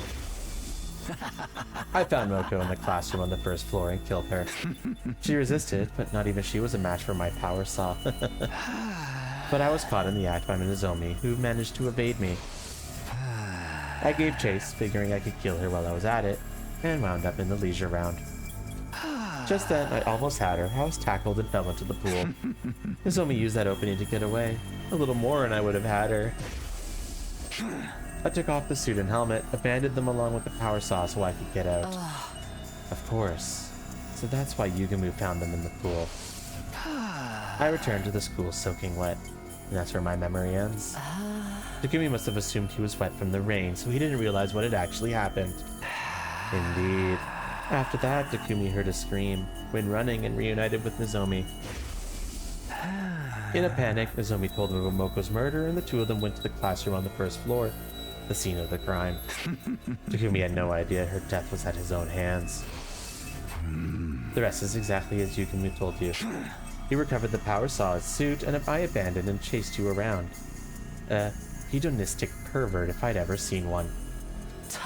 After he took your gear, you changed weapons, didn't you? Starting with my third victim, Takemaru, I believe it was early on day 51. I awoke once again and obtained a replacement suit and weapon from the metal shop, a raincoat and a dagger. Okay, but there's one thing that confuses me then. So, he killed Moko, right? Okay, so... Where did the... That was before we went on the zombie route. So if the Gi data came from the zombie route and went back, then Moko's death doesn't make a lot of sense. Does it? In fact, the death back here doesn't make a lot of sense either. I think the SF route will probably explain it, where the Gi came from. Takumi's unreliable. Why are you telling me that when the information I'm referring to is information that came from Hiroko, Deadshot? Are you telling me that Hiroko is also an unreliable narrator here?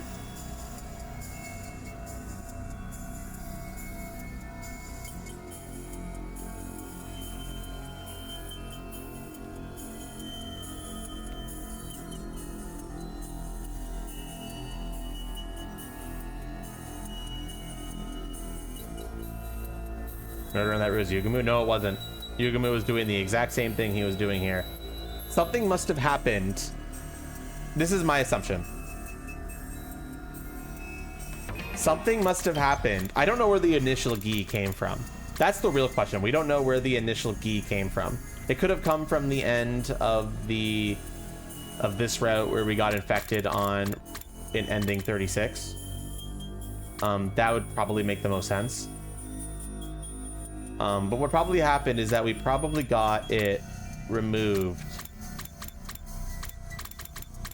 somewhere around, like maybe on the SF route they find a better way to heal it, and then when I get knocked unconscious, I think around here by the 2, they might be able to cure it there, and that's why there's no. But we still had to deal with zombies, so everyone died anyway.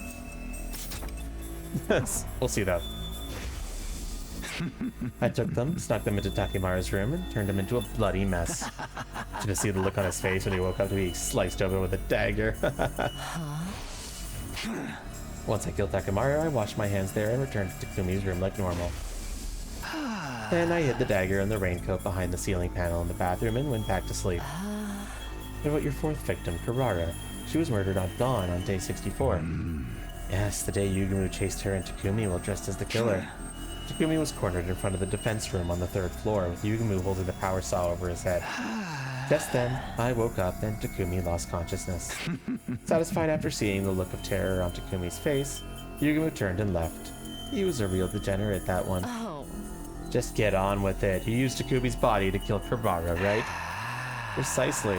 Took out a hidden dagger and raincoat and hunted down Karara, who was hiding in the training room. She didn't even have enough time to cry or scream before I mercilessly sliced her to ribbons. I finished the deed and returned the raincoat and dagger to their hiding spot. Then, back at the defense room door, I once again fell into a deep sleep. So that's why Takumi believed he'd been passed out there the whole time. My 5th was Shoma, who I killed on day 77. I simply killed him when I woke up again. Nothing worth talking about. Let me ask you one thing. Did you set the fire in the gym on day 80? My timed incendiary device worked out nicely, didn't it? I knew you were behind it. When was it? Day 78, when Takumi went with Ima, Kako, and Darumi to the metal shop? Around 2 p.m., I woke up and simply pretended to be Takumi. Shion was afraid. I don't know. All of you were sleeping together in the gym, and I've just been waiting for my chance. I came up with a plan to secretly build a timed incendiary device to plant there. Of course, I came up with a cover story so the others wouldn't suspect me and worked on it by myself.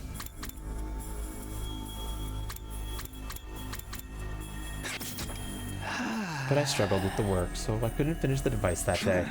I had no choice but to continue into the next day, still pretending to be Takumi. I finally finished the device at 2 in the afternoon, 24 hours after I started. So you're saying Takumi's consciousness didn't return for over 24 hours? Yes, we didn't trade places at all during that time. I worked in a group with the twins and Darumi the next day, day 79 as well. I hid the completed timed incendiary device with me, pretended to go to the bathroom, and headed for the gym. I planted the device in the vaulting box.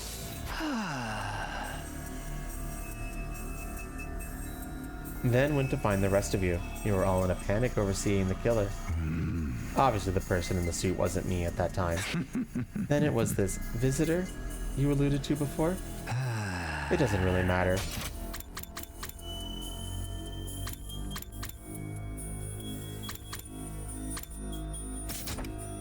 I achieved what I set out to do and went ahead with my original plan. I returned to the metal shop at 2:30 p.m. Nobody was there because of all the commotion over the killer. But an hour later, Takumi was awake again. Then Ima, Kako, and Darumi came back. Takumi? What are you doing here? Takumi underwent mitosis? Stop talking to me like I'm some kind of amoeba. I've been here the whole time. I doubt it. We just saw you going up the stairs. While you were gone, there was a huge commotion because the killer showed up again. We tried to catch them, but they got away. Everyone's still searching as we speak. We literally just talked to you. You don't remember? You told us we were in danger because the killer was around again. Then you went off on your own. It's only natural that Takumi was confused. He never had imagined he spent the last 24 hours and 30 minutes unconscious. As planned, I activated the incendiary device I'd planted in the evening of day 80. You all scattered and ran, and Takumi ended up with Darumi. Yugumu pretended to be the killer again and chased them. Then they got separated. Takumi acted as a decoy and managed to get away from Yugumu, but unfortunately for him, I woke once again. And so your sixth victim was Darumi. I got the raincoat and the dagger from my room and hunted down Darumi in the leisure lounge. I tore her apart and threw what was left of her in the pool. That girl, she seemed to enjoy it. She was a real strange one. Enough commentary. What about the numbers 7 and 8, Ima and Kako? Oh, that's simple. Takumi was working with them on day 83. Once they left them by the metal shop, my consciousness awoke. As usual, I got the raincoat and dagger out of my room and attacked them in the biolab. Right, come to think of it, the two of them seemed to be suspicious of Takumi as well. They were trying to catch him, but it was a little too late. Little too late. Once it was done, I hid the raincoat and dagger in my room again and went back to the metal shop like nothing had happened. Takumi's consciousness came back straight away. Naturally, he wasn't any the wiser about what happened. As you're aware, the 9th person I killed was Gaku. Day 89, after Yugumu got caught, you agreed that Gaku would take the suit and power saw to hide them somewhere. When I woke up on the night of day 90, it seemed like the perfect opportunity to get them back, and I killed Gaku while I was at it. Me too, grand guy, I'm gonna be honest. I got the raincoat and dagger as always. I threatened him with the dagger in a bit. You show me where the suit and power saw were hidden. He led me to the library. They were hidden behind the bookshelf. Finally, I had my equipment back. Just when I was about to take them, Gaku suddenly tried to resist. I dropped my dagger on the floor during the struggle. But when it was over, I had the power saw. I relentlessly sliced him up with it, making sure to hit every last vital spot. Once I was sure he was dead, I immediately went back to Takumi's room. I hit everything in the bathroom ceiling and went to sleep. After that, I was able to use the power saw for my kills again. I'm aware, you use it on your 10th victim, Yugumu. Your reasoning skills are impressive, Yuriko. You're the most brilliant imbecile of them all. Okay, yeah, I'm getting sick of these gasps too. The night of 92, I woke up, put on the suit, grabbed the power saw, went after Yugumu. The power saw made short work of the door to the room he was being held in. I listened to his bones snap as they were torn apart by the spinning blades. I checked that he was fully dead and returned to my room, careful not to be seen. Once again, I hid everything in the bathroom and went to sleep. Then came number 11, Kyoshika, who I killed on day 94. After a little bit of extra legwork. You put slow-acting sleep medicine in the water cooler the day before. You figured that out. If you were my host, I could kill so many more people. After the defensive battle on day 93, I took over and slipped the meds into the water supply. Sick of the Gi in general? I know, the Gi are a bunch of pricks, aren't they? I don't think we're done with them yet. They feel like the overall arcing antagonist of this entire set of routes. Then I broke down Kyoshika's door and killed her as she slept. Of course, the rest of you slept soundly until morning thanks to the drugs. Number 12, Tsubasa hardly bears mentioning. Day 97, I woke up at Takumi's room and grabbed the power saw as usual. I set my sights on Tsubasa as she worked alone in the metal shop and ended her life. Despite the circumstances, she just kept on tinkering with her little project. She was practically begging for it, and I was happy to oblige. You don't need me to explain the 13th victim, Nozomi, so are there any other questions? Why did you kill everyone on different days? I thought you were more than capable of taking us all out at once. I couldn't predict when I'd wake up. It came in episodes, so I was forced to adapt to whatever the circumstances were whenever I woke up. Which meant having to kill you one by one. Besides, if Takumi were to wake up while I was doing my work, I'd be in trouble. I was just doing what it seemed like I'd be able to do while I still had control. So it wasn't intentional. Well, there was plenty of enjoyment to be had as a murderer. Such as figuring out who to kill, when to do it, and how. Plus, there was Takumi's utter despair watching you get picked off, one by one, without ever realizing the truth. Not to mention, the way you suffered for Takumi as you started to notice me. I wish I could enjoy it all over again. It would have been a waste to massacre all of you at once, clearly. I have one last thing to ask. It's about day 16 in the biolab when you almost killed me. That mysterious person in the suit who suddenly showed up. The one who kicked you away to save me. Who was that exactly? You mean the visitor? Surely that fine-tuned intuition of yours has already worked it out. Tell me.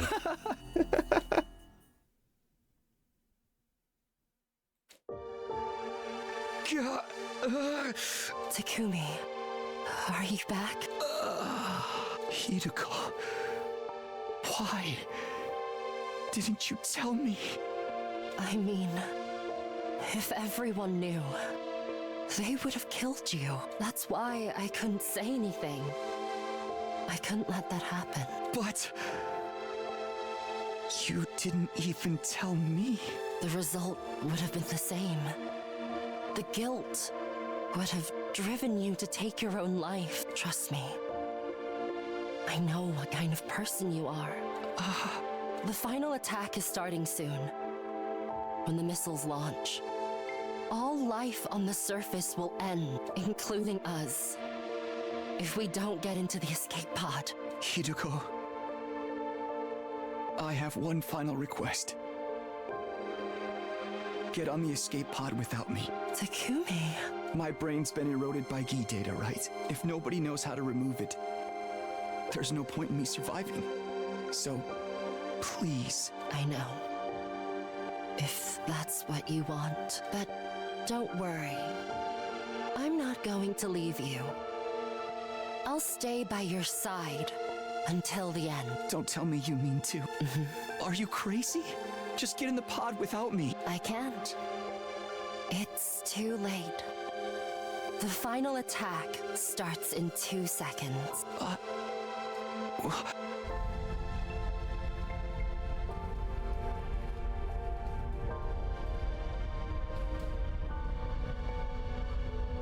Yurko, please don't cry anymore. If we get to meet again, I promise, next time.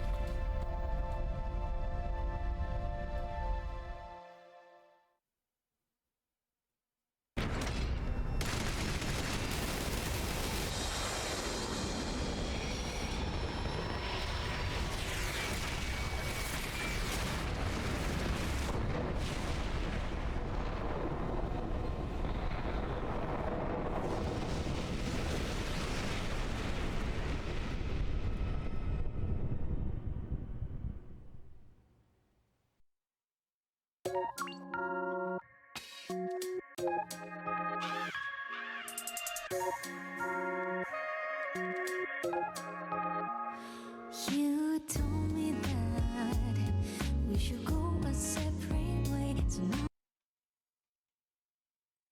Ending 72. Slasher route. Goodbye kiss.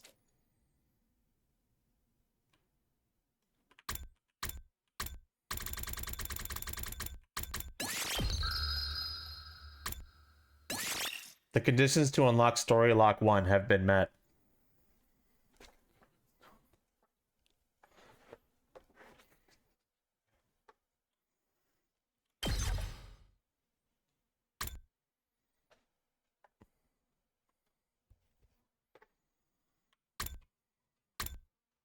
Well, chat. Do we go and explore the rest of the slasher route? Or do we jump immediately to this? Yes, we have Fire Ninja. It's right here. Have you reached Story Lock 3? No. Oh, yes, I have. Story Lock 3 was the one in the mystery route.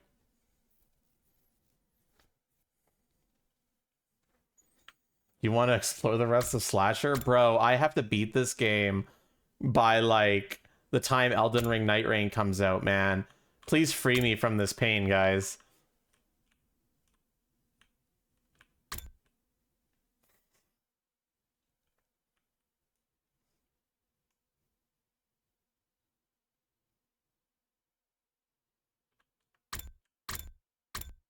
That's the rest of them route.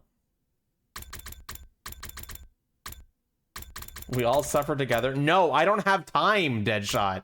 Like, that's the thing. I legitimately do not have time. I am running out of time. I have no choice. I am running out of time. If you want to see the SF route in its entirety, I think we have to just go to the lock now. Otherwise, I'm just not going to have the time. Just that one ending? Alright, I think we could do that at least.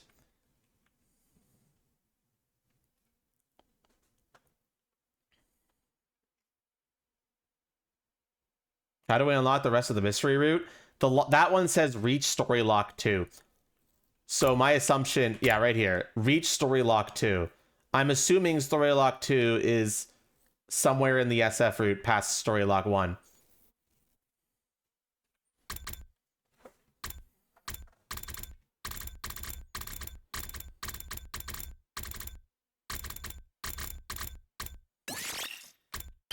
Isn't the last of Slasher? Correct. There's still one more thing with Slasher, and that's to see Nozomi. No!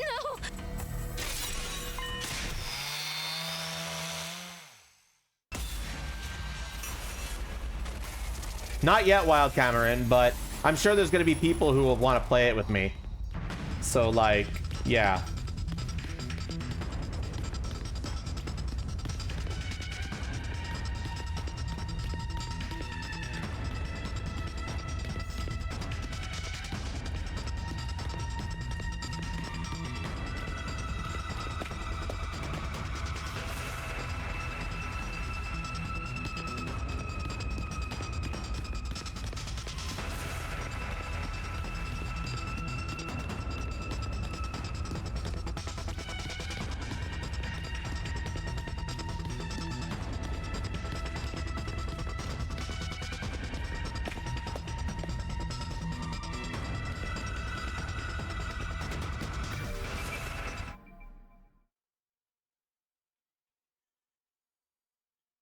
Uh-huh.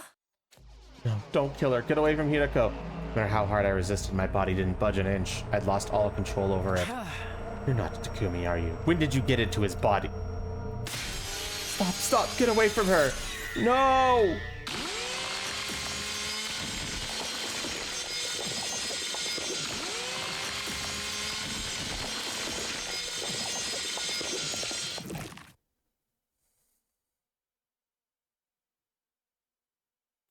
I stared blankly at the devastation in front of me. Hirako's blood felt warm running down my body. I killed her. Suddenly, a forceful impact connected with the back of my head and I fell to the ground. I could see a fire extinguisher in front of me. In my haze, I realized it had been thrown at me. Takumi! I managed to look up and saw Nozomi looking down on me, holding the power saw. How could you? How could you? I believed you, Takumi! That's not Nozomi. It was against my will. Her eyes had to scream. No words came out. All I could do was look up at her. You killed everybody! You tricked us this whole time! You have to listen to me, Nozomi. Everybody's dead! Because of you! Because of you!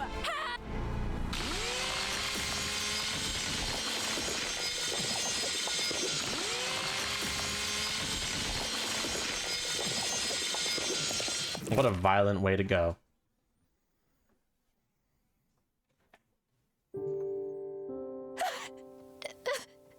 I didn't do it. I felt blood streaming out of the wounds opened up by the power saw. Where did I go wrong? Somebody tell me. Yuriko.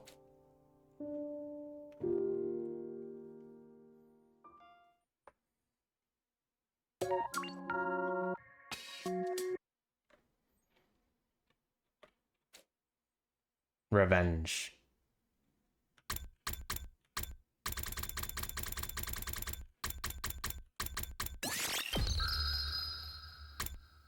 That was the fast one, yeah.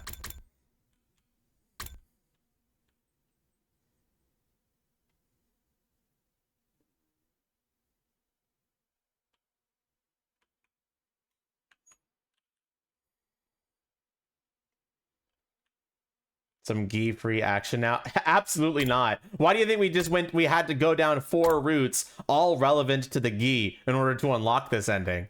The gi are coming back, bro. Except this time, this might be us bringing it to them. We're gonna beat their ass. Maybe. I don't know. I'm hoping so.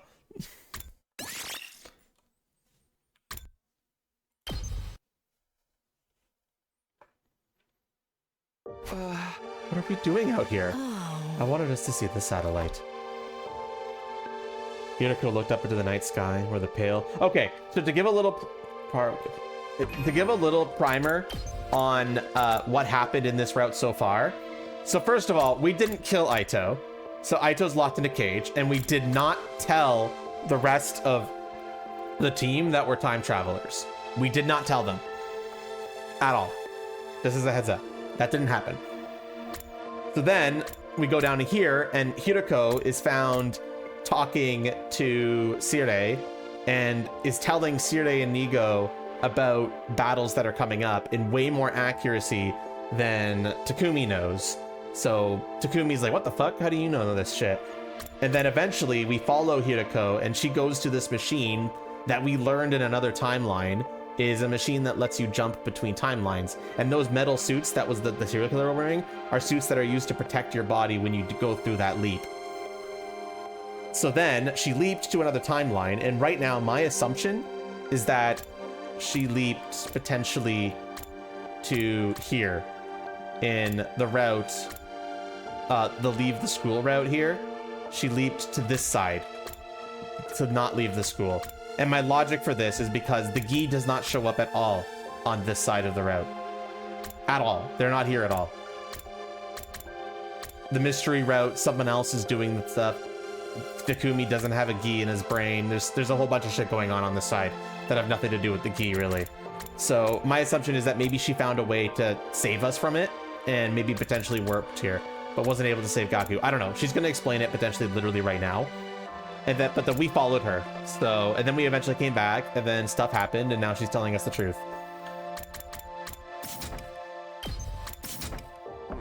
Everything we've tried? Oh, 1 second. I accidentally skipped too much. This is a bit, but we never actually get there, or more accurately, we never got there. Even after everything we tried, it's always just out of reach. Everything we tried. You've probably figured this out already, but I'm a time traveler, just like you. I hesitated for a moment, then nodded. Oh. But this isn't a one-time only thing. I've lived through these 100 days countless times. Every time, things play out a little differently, and create all kinds of new problems. I've experienced all those variations, all the branching timelines that result from the different choices we make. That's why I've been able to tell when the next attack is coming, among other things. And all of this doesn't just apply to me. There's someone else, and that is you, Takumi. Huh? You've also experienced our 100 days here countless times before. What was she talking about? I was so confused, I blurted out the first thing that came to my head. That can't be right. This is only my second time here. No, it's not. You've been through this just as much as me, over and over again, in an endless loop. Even now, this is only the most recent in a long series of 100-day cycles. You just can't remember the others. No, it can't be. Strictly speaking, neither of us are time travelers in the way you think we are. This isn't a matter of us leaping back in time. It's more that we're trapped in a time loop. That goes for me, and you too. You're the same as me, Takumi. You're not a time traveler. You're a time looper.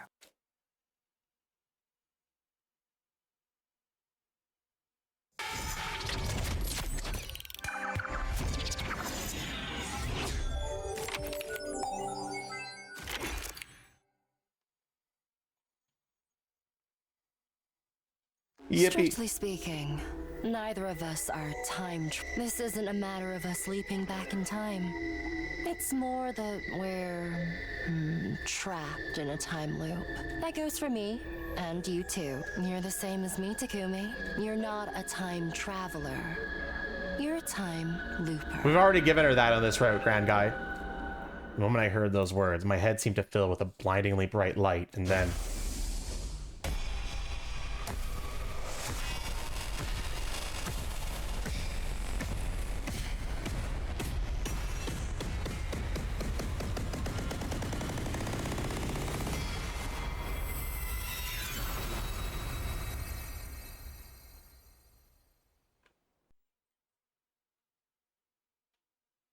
The next thing I knew, I was back in my room, laying on my bed, Hiriko was there with me. You promised me you wouldn't let the truth destroy you. And yet, you fainted the moment you heard it. What are you? A salmon roe? Do you understand why that was locked now, chat? Do you think you can understand why this story route was locked now, chat?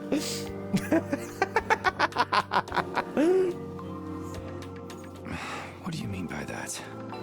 You're soft and squishy and fall apart when the heat is on. She had a point. I hauled myself up and got to my feet. Sunlight was streaming in through the window. I must have been lying there all night. I remembered about the other times I've lived through these 100 days. And about what happened to those others. I guess we should call them timelines. Oh? But not all of them, right? Yeah, it's all a little fragmented. Oh. How many did you remember? 10? 12? More than that? No, not even that many. You're still just a beginner. A beginner? Come with me. Hey, where are we going this time? You wanted to hear the whole truth, didn't you? It's not something I could talk about here.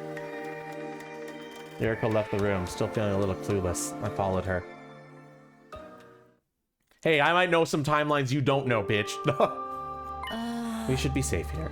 First, I want to hear what you know. Which timelines did you remember, and how much do you remember about them? TLs? That's the abbreviation for timeline I've been using in my head. We could use the full version if you want. I'm not really sure how to explain which ones I remembered, though. Any key points or characteristics will do. Okay, but honestly, I don't feel good about this. Too many of the timelines I remember ended in tragedy. So many of our friends died in those alternate realities. They were murdered. Killed in ways so gruesome and cruel that I didn't even want to say them out loud. It hurt just to think about them. I started to think I'd have been better off never remembering it at all.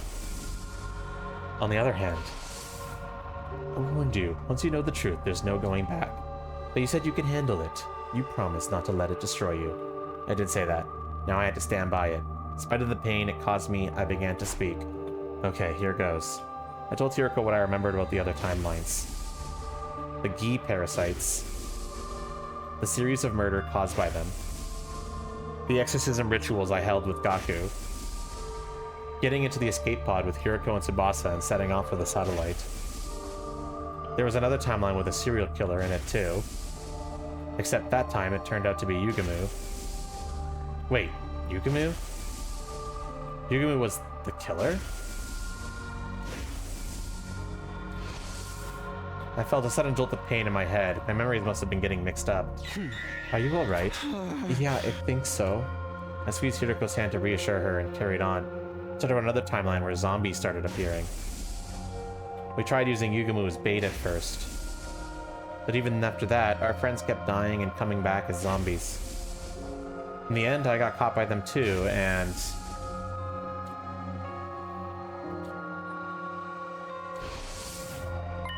Wait a minute. Did I become a zombie in that timeline as well? Yeah, you were killed on day 58. I think I remember that. The zombie Aito attacked me from behind. But after that, there's nothing.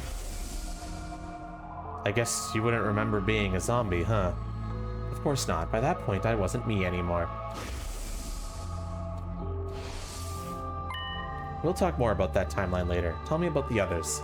I nodded. There's not much to tell. There's just one more I can remember. That one all started with Gaku being killed. Then Kaku's body was found. She'd been poisoned. After some investigation, we figured out that it was Shoma who killed Kaku. But then he was found dead too, killed by Ava. You know about Ava, right? You don't have to check in with me like that. Assume I know everything besides what happened while I was zombified. Okay, well, Ava activated her self-destruct device and died too. But that still wasn't the end of it. The killings continued. Next to go was Tsubasa, then Moko. And then Karara was found strangled in a secret room in the school's basement. That's all I know. Shoma and Eva both mentioned a mastermind called X, but we never figured out who it was. Probably them who killed Gaku, Tsubasa, Moko, and Karara, though. Yuriko pushed her glasses up and directed a piercing glare at me. Is that really everything? Yeah, of course. She stared into space for a while, her expression unreadable. She was clearly thinking hard, but about what I had no idea. Finally, she spoke. I take back what I said before. You're not a salmon roe. Your mind has a tempered steel shell that can shrug off any attack. What does that mean? Don't worry about it. You'll understand soon enough. It seems like he doesn't remember beyond the lock, though. Why do we keep moving around? To throw off anyone who might be trying to eavesdrop on us. Is someone really doing that? Probably not, but it pays to be careful. So, going from place to place is safer than staying put and going through the whole story. You're nodded. I suppose it's my turn. Ask me anything apart from my credit card information. Okay, well, first of all, I want to know about your memories. When did you start remembering other timelines? Do you remember what happened on day 3? That's when you decided to keep it a secret that you came from the future. And you made up the story about reading Aito's diary to explain how you knew what he was up to.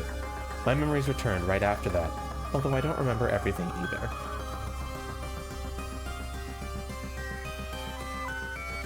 So far, I've only managed to recall 146 timelines. 146? Yes, I've been through at least 146 loops, and most of them made it to day 100. Doing the math, that's 14,600 days divided by 365. That makes 40. I've been living at this school in this loop for at least 40 years. 40 years? 14,600 days? It's hard to even wrap my head around that length of time.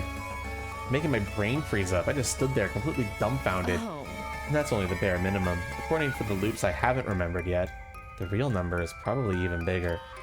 This is only speculation, but I think something similar is going on with you. Huh? There is a good chance you've lived through these 100 days just as much as I have. At least 146 loops, or 40 years. It's all happened. You've just forgotten about it.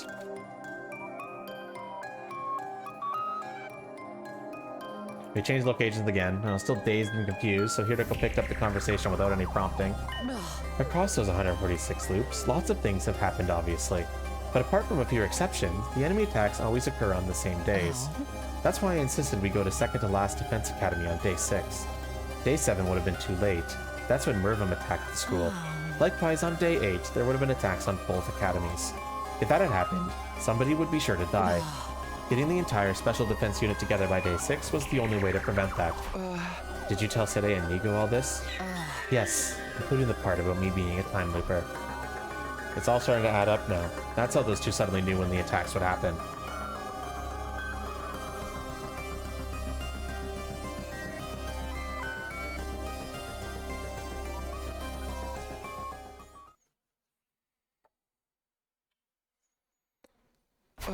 Why didn't you tell me about the loop? You told Sede and Nugo, but not me? I did tell you. I've told you and the others so many times in so many timelines. But things always played out in the worst possible ways when I did. All of you died, and I was the only one left standing. It's happened like that dozens of times. For some reason, telling people the truth only takes us down dark, chaotic paths. It's like we're cursed, never able to escape our fate or change it for the better. I don't want to watch you all die anymore. So I stayed quiet about it. I thought if I didn't tell anyone, then maybe. But you're telling me about it now. Is that okay? You're the one who kept asking. You wouldn't let it go. I guess that's true. Hiroko drew in a deep breath and exhaled. She repeated that process a couple of times until she regained her usual composure. It's alright. That's not the only reason I decided to tell you. I have a feeling that this timeline might be different. I've got no concrete grounds for thinking that, but... Hiroko reached into her pocket. She pulled out the calico cat figure I'd given her yesterday and squeezed it tenderly. Never mind. Don't worry about it. She put the cat back in her pocket and said no more.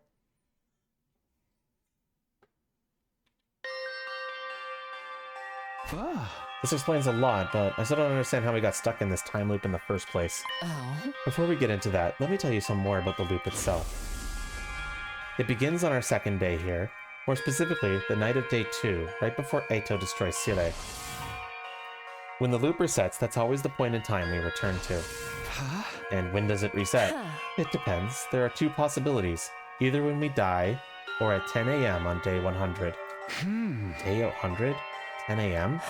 Yes, right around the time the school launches its final attack.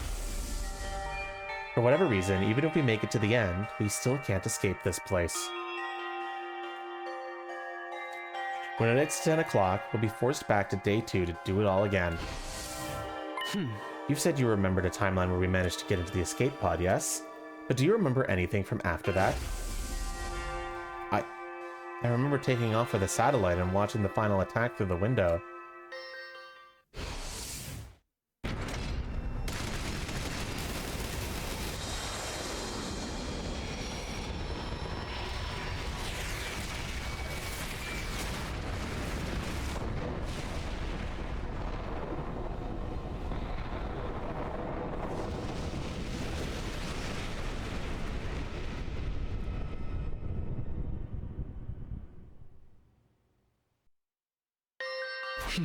But there's nothing after that.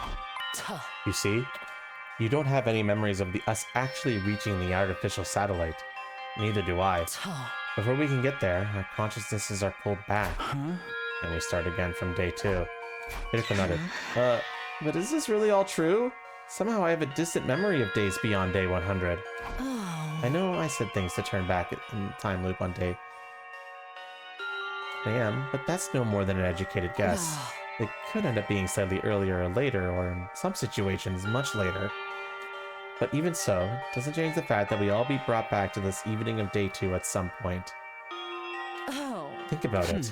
If you continue to exist in a timeline after day 100, into old age, how could you possibly retain those memories from after day 100 in the here and now?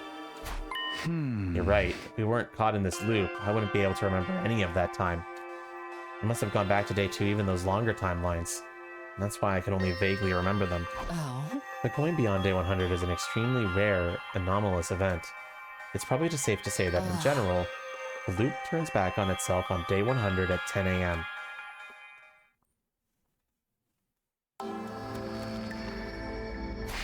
When I arrived back in the past, I didn't have any memories from other timelines. Was it the same for you, Hiroko? I told you already, didn't I? My memory started returning on day 3. We forget everything the moment we return to the start of the loop. In some cases, like right now, we suddenly remember them again. I have no idea what causes it, or if there's any kind of rule governing the process. That is weird. Especially since I still remember my first timeline when I go back to day 2. That's probably because of your cryptoglobin. What do you mean? The first timeline we experienced, I'll just call it the first cycle to make things easier. During that cycle, you absorbed Aito's power, but not just his. When I was killed by Aito, all of my cryptoglobin was incorporated into him. And now, by way of Aito, that cryptoglobin resides in you. On the 100th day of the first cycle, you had that Ghost Boy's power inside you. That made you strong enough to retain your memories when you traveled back in time. Wait a minute, so the time loop and cryptoglobin are related somehow? It only stands to reason. Think about it. What's your specialist skill? Special redo. The power to try things again. See? It all adds up. But what about you? Your special discipline skill is totally different from mine. You know how some people are really good at multiple subjects, like history and math? It's the same principle. So you've got the power to redo things as well? I do. But why haven't I ever seen you do it before? Technically, I've never seen you redo something either. The effects of skills that alter the flow of time are only visible to their user. Neither of us can tell when the other uses the skill, or what changes when they do. Does that mean there are defensive battles we've only won thanks to you redoing stuff?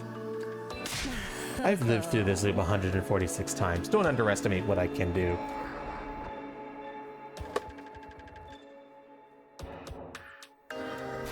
Okay, I think I get that time loop is somehow caused by our specialist skills. But there's still something I don't understand. At the end of the first cycle, I wanted to change things more than anything. That's how I was able to get back to the night of day 2. But why does it keep happening in the other timelines? Why does dying or making it to 10 a.m. on day 100 pull us back to the same point? I don't know, but I have a theory. It's because that initial jump back in time was the trigger. Think of spinning tops. They never stop spinning if it wasn't for friction. The same goes for things like pendulums or springs going down the stairs. In a situation where there is no resistance, all it would take is one little push and they'd keep moving forever. Forever. That's right. Does that mean we're going to be stuck in this loop forever? There must be a way to break out of it. There has to be. What is it? Do you think I'd have put that up with that idiotic face of yours for over 14,000 days if I knew? So we don't know how to escape. Not right now, at least, but... But what? I have a theory. It keeps resetting because we have regrets. This is a first for me. Huh? The timeline we're currently in is different from all the others I remember. We've made it to day 11 without a single member of our team dying. In all 146 loops, that's never happened before. This timeline must be special somehow. Is that true?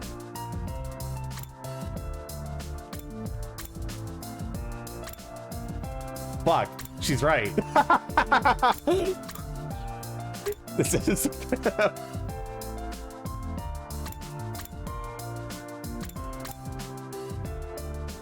What's never happened before? Us, everyone in the team surviving to this point.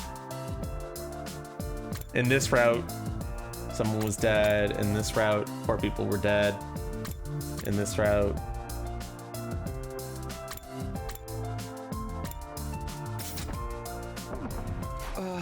Is that necessarily a good thing, though? If neither of us have experienced a timeline like this before, we won't be able to predict what's going to happen. That's true, aside from when the enemy attacks occur, that is. But this could be our chance to finally escape the loop. All the other timelines have ended in tragedy one way or the other. But this one could be different. The fact that we don't know what's coming means there's still untapped possibilities. Your guys are sparkling. I've never seen her this excited. Do you remember what I told you on the night of the 3rd day? About not killing Aito and keeping your time travel secret from the others? I said that they were probably the right choices. Because those choices are what created this timeline, where we finally have a chance to change things. Exactly. So then, my coming from the future in the time loop, if we want to preserve this timeline's integrity, it's best that we don't tell the others. There's a good chance things will develop the way they did in other timelines if we do.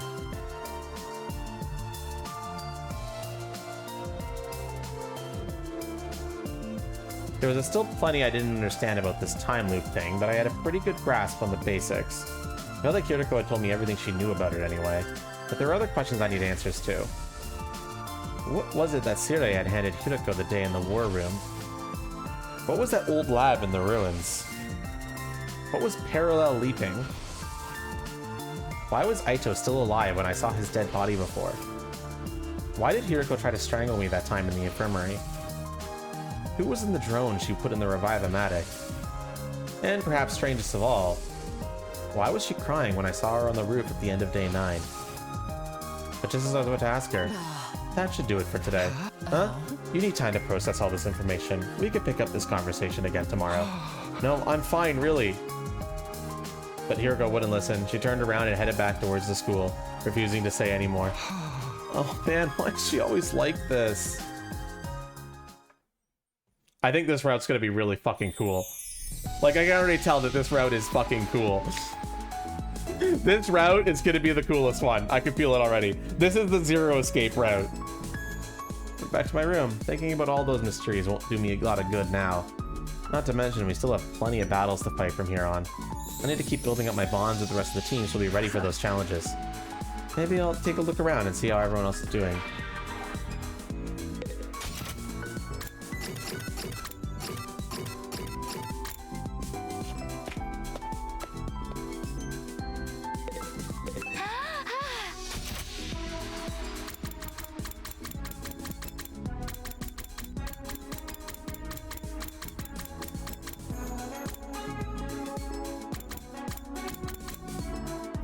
Is this finally a happy ending route? Yeah, from what I've heard, this is the ending where you can get a happy ending. Yes.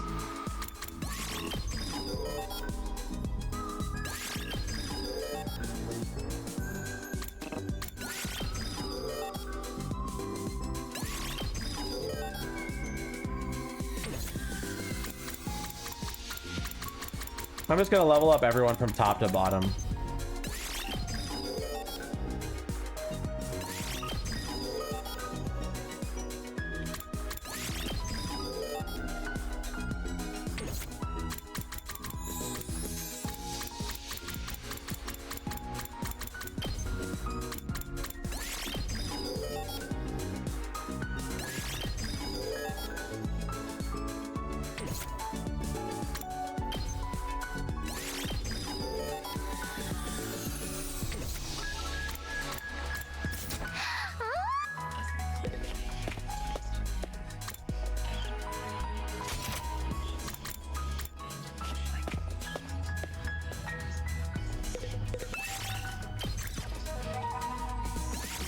As always, a simple expedition.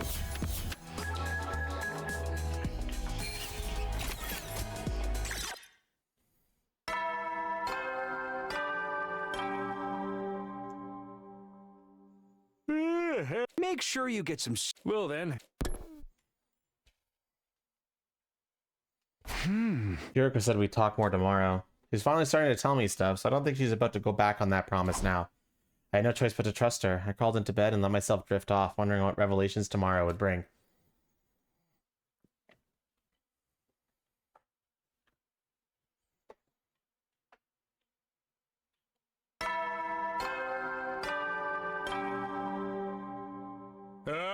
Get ready! Yuriko called me on me after breakfast. She told me to meet her in the entrance hall. It looks like she's already here. Are we go exploring outside today? Don't you want to hear the rest of the story? Yeah, of course. Then don't ask questions and follow me. Don't forget your fire extinguisher. Yuriko walked away at a brisk pace. I grabbed an extinguisher and hurried after her.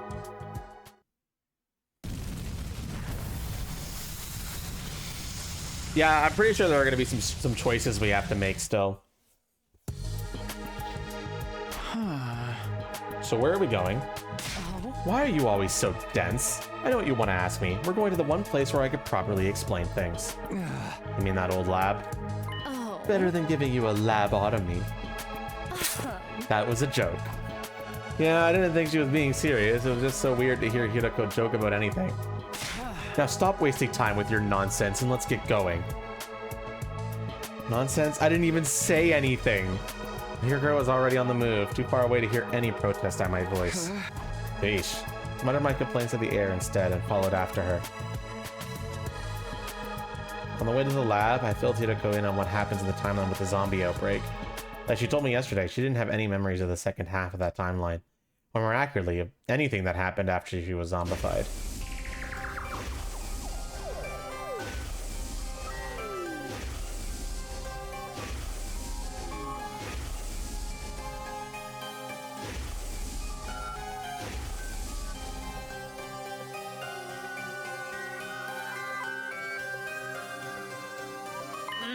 It's just like I thought.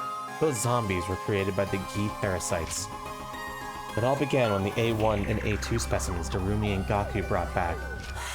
A2 was already in its male spawning phase. It laid eggs in the bodies of our dead friends, including me.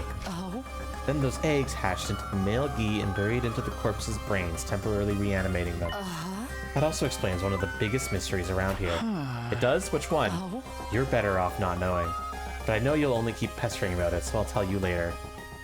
The one where I killed everyone. Yay! When we arrived at the lab, Hiroko dispelled her class armor. I did the same. Why did we change back to our regular clothes? You can't put on a leap suit while wearing class armor. I don't think we'll actually need the suits this time, but it's just a force of habit. Why don't they work if we've got class armor on? Leap suits have the ability to repel hemoanima. They're not affected by attacks from the class weapons. If you tried to put one on in class armor, the two surfaces would refuse to touch each other, like magnets with the same polarities. And doing a parallel leap without one of those suits is a bad idea, right? You shouldn't need to ask me that. You've already experienced leap damage firsthand. Leap. What? Leap damage is what happens if you parallel leap without a leap suit. You've mentioned this leaping stuff a couple of times now. What does it mean? That's what I brought you here to explain. Are you familiar with the concept of parallel universes? Yeah, Ido told me about them in the first cycle. They're basically alternate realities, right? Are you saying the different timelines we've experienced are the same thing? Exactly. If it helps, you could think of parallel universes as the worlds of other timelines. So parallel leaping is, just like the name implies, is the process of traveling or leaping to a parallel universe. Leaping kind of implies we're going pretty far. People call trips through time leaps sometimes, right? Is anything like that? No, the direction is completely different. A time leap means going forward or back in time. A parallel leap is more like horizontal movement, or like changing trains to ride a different line. We can't use parallel leaps to go back to the past or forward to the future. Instead, we move to the same place in the same point in time, but on a different timeline. Take a look at this diagram. Let's say we leave from timeline A at 1:01 a.m. We'd arrive in timeline B at the same time, 1:01 a.m. Essentially, our coordinates in that time don't change, only the world that we inhabit. There's another difference too. A time leap would be like your journey back after the first cycle, only your consciousness was affected. It's not like you got into a time machine and physically went back in time, but that's not the case with parallel leaps. When we leap, our bodies are traveling to those alternate realities. And the thing that makes it possible is this, the PLM. You've probably guessed from the PL part, but it stands for Parallel Leap Machine. Wait a minute! You mean that night, just after midnight on day 5? We leapt to another timeline? You only just figured that out? You really are slow sometimes. Where did we go though? Which timeline was it? Answer my question, Hiroko took out the handheld device and showed me the screen. What's this? Of fucking course, it's the same. It's the same fucking thing. That's so funny.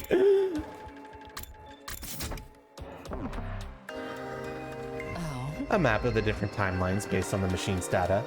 The timeline we went to that night was Hunt Mystery.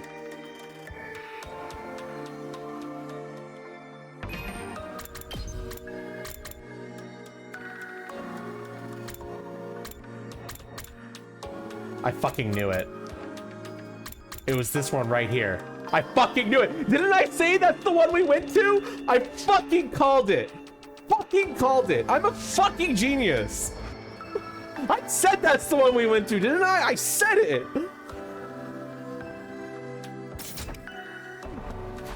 Hunt what? It's a timeline that splits in two on day 25. One of them, you don't remember yet. We were forced to participate in a killing game called the Invader Hunt. Haha, we didn't do that one.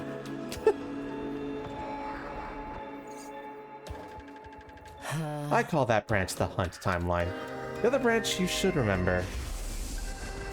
It's the one where Gaku was killed on day 5 and Kaku's body was found on day 27. You investigated the matter and figured out that it was Shoma who killed Kaku. But then Shoma himself was killed. This time you pinned Eva as the culprit.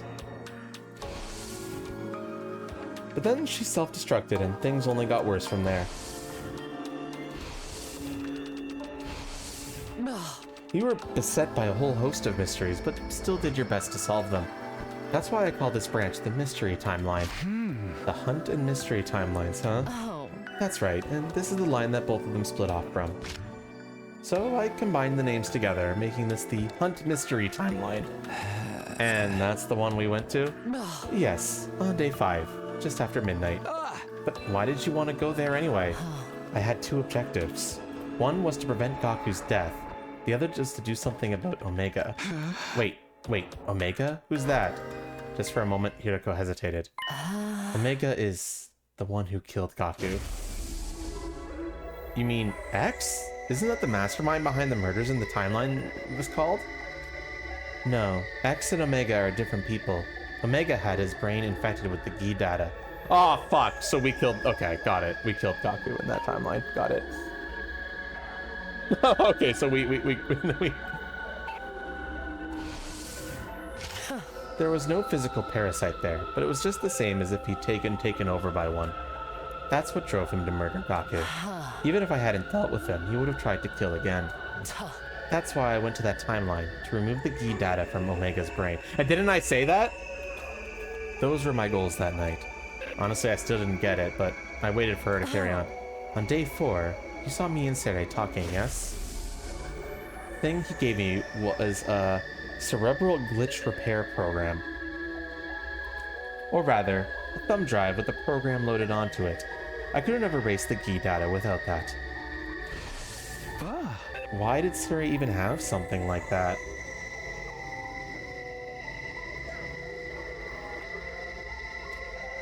That's a matter for another day. The important thing is that he handed it over. Once I had that program, I jumped to the Hunt Mystery Timeline at midnight on day 5, just like you saw. You're going to tell me what happened after that, during the time I lost track of her. First of all, she went back to the school and rang Omega's doorbell, Kumi's. She hid on the dorm roof and waited for the murderer to come out. She then dropped down and knocked him out with a strike to the back of the neck. I remember that happening. I remember that happening. Chat, do you remember that happening? I remember that happening. With Omega unconscious, all that was left was to take him to the infirmary and run the repair program on him. But then the Gi data in his brain took over. He got up, grabbed Hiroko's arm, and threw her against the wall. I was still down in the morgue at the time, freaking out over seeing Aito's body. Of course, now I realize that Aito from that timeline, not the one I knew. In that timeline, I must have decided to kill him on that night of day 2 and absorb his cryptoglobin. So it was only natural his corpse would be there. Anyway, that was when I heard the noise. Turns out, it was the sound of Hiroko crashing into the wall upstairs. When I went out of the corridor, I heard another noise. It must have been the infirmary doors opening. That was when Omega got away from me. He must have realized there was someone else around and ran. Of course, I didn't actually see any of this. That blow against the wall knocked me out. And the next time he came to was when I was holding you. That's right. Then I kicked you into the stomach to try and break that little matchstick you call a neck. Didn't you try to sound a little more sorry about that? I already apologized. Yeah, but you never told me why you did it. What do you mean? Haven't you figured it out yet? I had a bad feeling about this. A chill ran down my spine and I broke out in goosebumps. After you blacked out and I got a proper look at you, I noticed something. There was a purple rash on your face. That's one of the symptoms of leap damage. That's when I realized I'd made a mistake. So I released you and went to look for Omega instead. I knew where he'd be, the classroom on the first floor. And the way things played out before, he was bound to show up there eventually. I got there as fast as I could, but... I was too late. When I opened the door, I saw Gaku's body, covered in blood, and standing above him was Omega, still waving around a kitchen knife. Please, don't tell me it was... I'm sorry, but it's true. Omega's true identity. The person with the Gi data in their brain. The one who killed Gaku. It was you, Takumi Sumino. No, it's a lie. I won't believe it. I did it. I killed Gaku. No, you didn't. No, it can't be. That can't be true.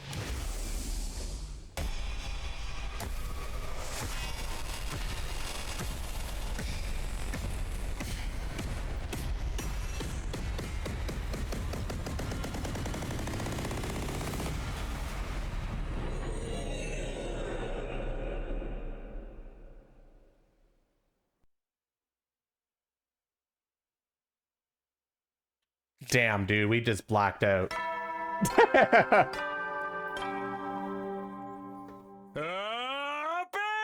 Troops, no, Omega is Gi Takumi. Get ready. Prepare to spend another day enduring the unendurable and so...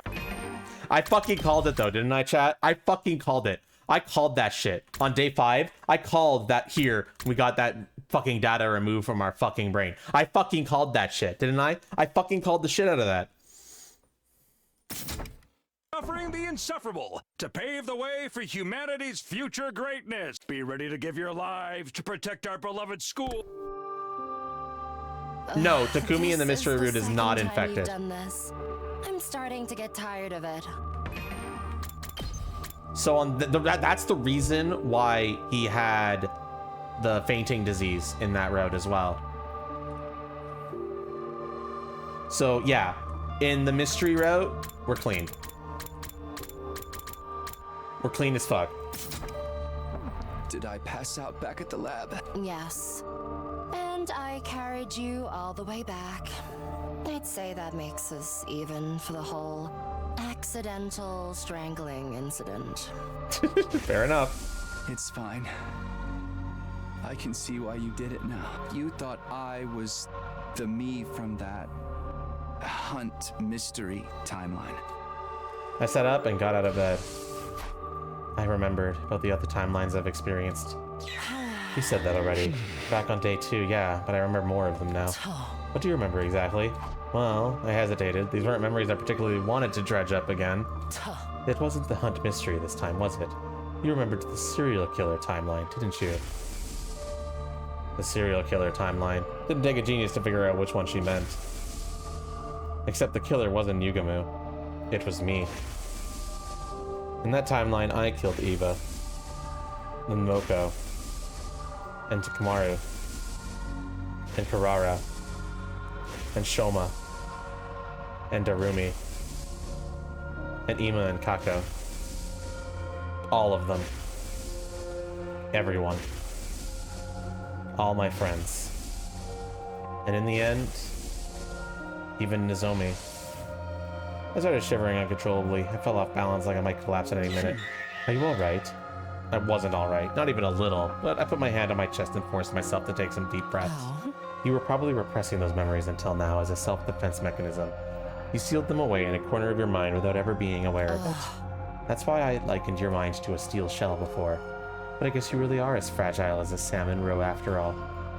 I wasn't paying attention to what Hiroko was saying. The only thing I can hear clearly was my own raging heartbeat.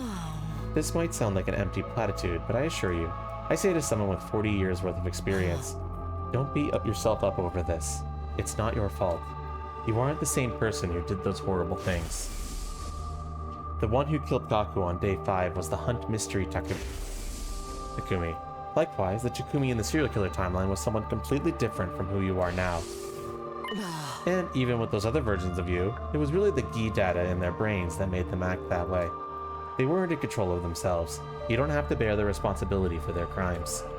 My breathing starting to slow down. I wiped away the cold sweat that had formed on my forehead. What is this Gi data anyway? And how did it get in my brain?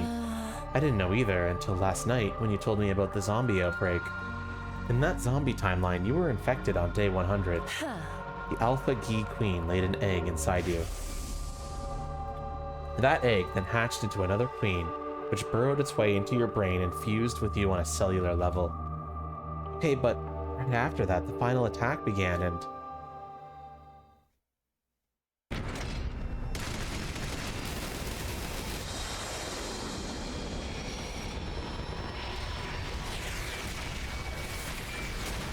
She probably knocked him unconscious and cured it. Again with this cutscene, yeah. They like showing this off, don't they?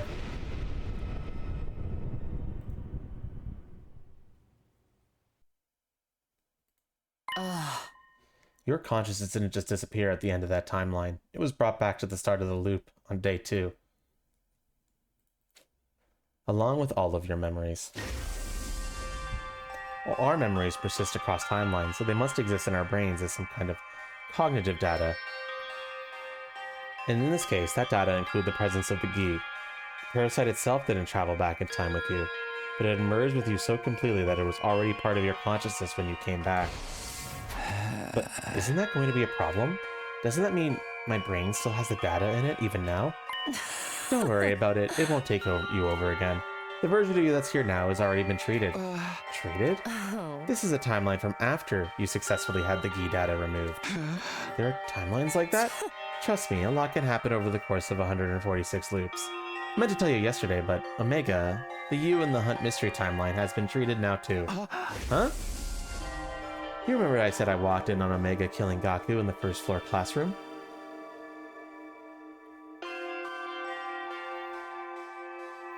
Before he could escape again, I ran up to him and injected him with an anesthetic I got from the infirmary. A few seconds later, he was out cold. I hoisted him onto my back and carried him upstairs.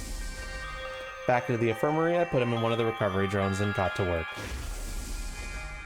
I still had the repair program Sirde gave me. I installed it into the Revive-O-Matic and used it to erase the Gi data from Omega. You saw me doing that, didn't you? Oh, right, I did. You asked me who was in the machine before. Well, it was you. The Hunt Mystery version of you. At any rate, the treatment was a success. The D data was completely removed from Omega's brain. The Takumis in both the Hunt and Mystery timelines that branch off from there will be fine too. You won't have to worry about them hurting or killing anyone now. That's good, but what did you do with that me after you finished treating me? I took him back to his room and put him in bed, not unlike I did with you last night. Then I went back to the infirmary and slapped you around until you came to. I'm assuming you remember that. Yeah, I also remember saying I couldn't save him. Then you've told me all this, I could see you meant Gaku. Hiriko's expression clouded over. She gave me a little nod, her brows knitted together. Sorrow and frustration. Hey, come on, don't be like that. This is all my fault anyway.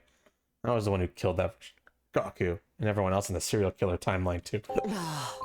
How many times are you going to make me repeat myself? That wasn't your fault. It was nice of Hiriko to say that, but it didn't do any good. I still felt like I was caught in the dark, sludgy whirlpool that was dragging me down, threatening to swallow me whole. What am I going to do with you? Remember your promise. Don't let the truth destroy you. I had a feeling you'd react like this. That's why I was keeping it from you. I just knew you'd end up feeling like you were responsible for the whole thing. I wanted these thoughts to go away. I wanted it all to stop. It took everything I had to croak out my next words. I'm sorry, but I'd like to be alone for a while. Hiriko sighed again, shaking her head in bewilderment, but she left all the same. A cold silence fell over the room. I could have sworn I heard a heavy rumbling grudging up from somewhere deep beneath the ground. It sounded like the agonized groans of everyone who died because of me. I dropped to the floor, covered my ears, and closed my eyes. God damn it, Takumi, that wasn't you, you fucking idiot. Whatever. Bitch, that wasn't you.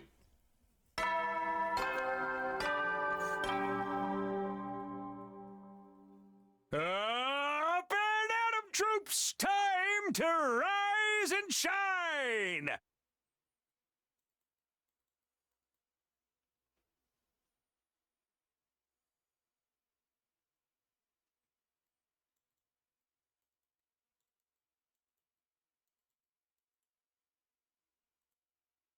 Get ready for your 14th day of active service. Prepare to spend. Be ready to get.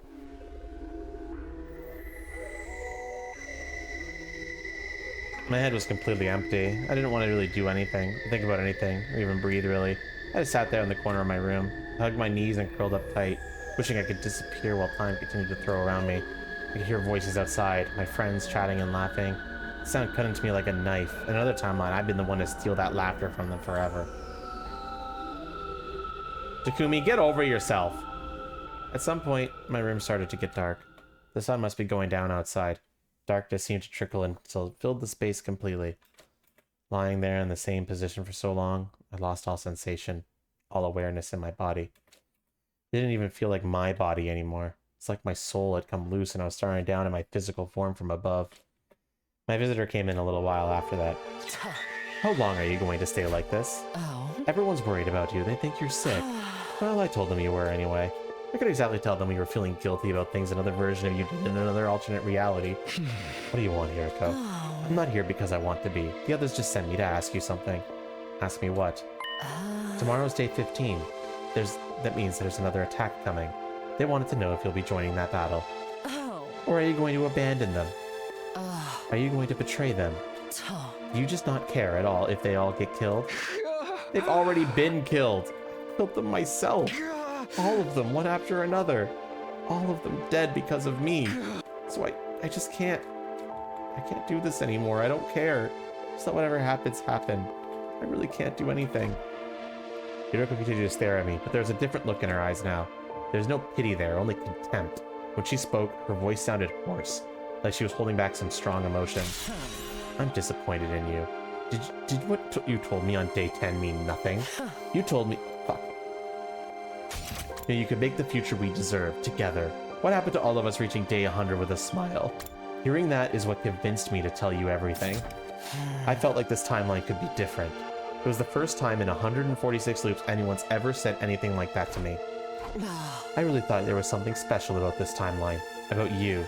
I thought that you might be the one to finally break us out of this never-ending hell. And now you're giving up, just like that? How could you? She clenched her fists. The look in her eyes had changed again. Now she was glaring at me with pure, undisgusted animosity. You weakling! You sniveling coward! You think you get to give up and mope around for the rest of your life? Who do you think you are, Osamu Dazai? No, you're worse than that. You're like a mech pilot going crazy for being synced with his navigation system, or a poser email banned fangirl brandishing her wrist just to fit in. The you that killed everyone was a completely different person in a different timeline, and he wasn't even in control when he did it. Get a hold of yourself already. Don't you realize how much danger you're putting everyone in by wallowing like this? If anything is going to get them killed, it's your own negativity and self-loathing. You're sure as hell not going to protect anyone the way you are now. If you're going to allow others to protect you while doing nothing in return, you might as well be signing their death warrants yourself. You're going to get everyone killed, and you're doing it of your own free will this time. That's a complete betrayal of everything you believe in.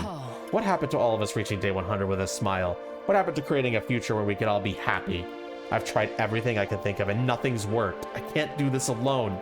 I need your help. You, Takumi Sumino. You're the only one who can save us.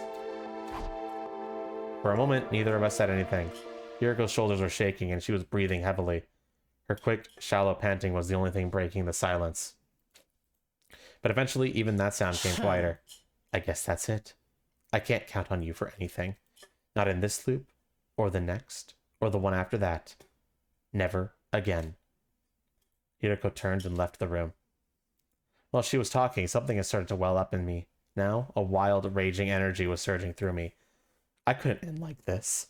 I didn't know what I was going to do, but this feeling inside of me was getting stronger, and it had to go somewhere. Before I knew what I was doing, I'd gotten my fit feet and rushed out the door. Hiriko, wait! She turned around. She looked so sad, so tired. But I looked her dead in the eye and let everything I was feeling come pouring out. I did mean what I said back then, and I still feel the same. I want to create a future where we all can be happy, not just for day 100, but day 101, 102, and all the days after. Right now, I want that more than ever. These memories, this knowledge of the timeline, they've shown me just how important that is. So I'll fight. Not just against the invaders, or my own weaknesses. An enemy even greater than that, too. I'll fight the cruel destiny that's been pushed onto us. A light breeze blew across the roof, ruffling Hiriko's hair. She tucked a stray lock behind her ear and spoke, looking just a little more hopeful than before. What are our chances of pulling that off? Isn't it obvious? I have absolutely no idea. What? The future's an open book. That's how it's always been. And I want to create a totally new future. There's no telling what might happen. But even so, I'll still fight. I'll fight with everything I have. I'll fight to protect you and the others, and to create a future where no one has to die. You and I are getting out of this loop. Let's reach out and grab our future. I won't let it stay out of reach anymore. I raised my arm and extended it towards the satellite. Hiriko did the same. It was still hundreds of thousands of miles away, solemnly shimmering in the night sky, but somehow... Just reach out and grab it, huh? Yeah. Both of us? Together? That's right. You really think we can do it? I don't know. But I'll do anything to make it happen. Anything? Yeah. You did say... anything. Hiriko, what are you thinking? Yeah, I did. Hiriko let her hand drop to her side. Oh. Alright, in that case, starting tomorrow, you're going to be my servant. What? You said you'd do anything. Naturally, that includes being my slave, doesn't it? Hold on, that's not exactly what I meant. I'll be counting on you to get me out of this loop. Yeah, of course, but the servant thing is... Silence. I'm tired and I'm going to bed. I need to rest up for the battle tomorrow. Oh. Well, good night. She gave me a wicked grin before going back to her room. As I watched her go, I noticed a newfound spring in her step. I, on the other hand, suddenly felt uneasy. I doubted I'd sleep well tonight. Bro walked into that. Yeah, he definitely did. Bro, I can already tell this route's gonna rule. Nice tail. Thank you. Perfect.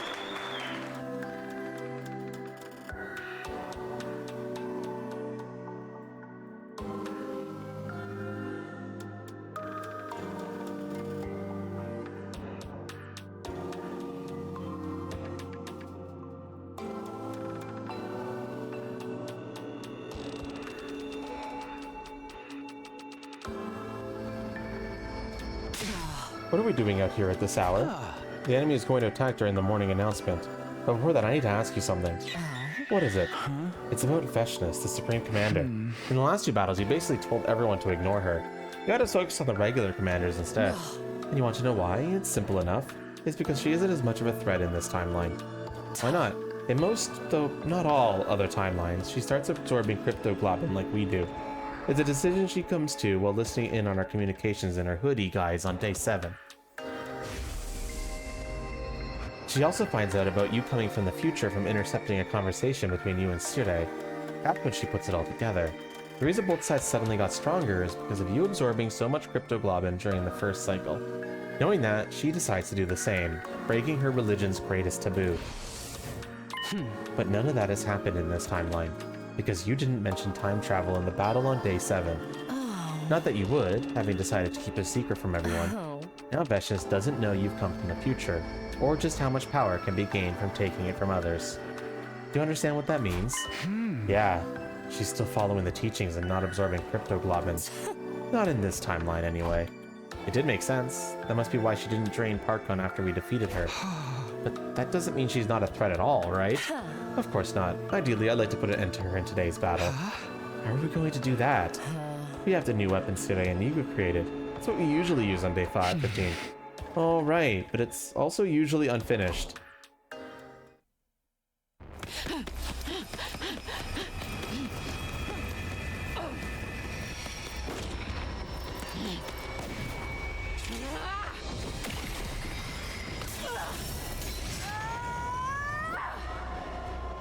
We remember this because of the Box of Calamity route.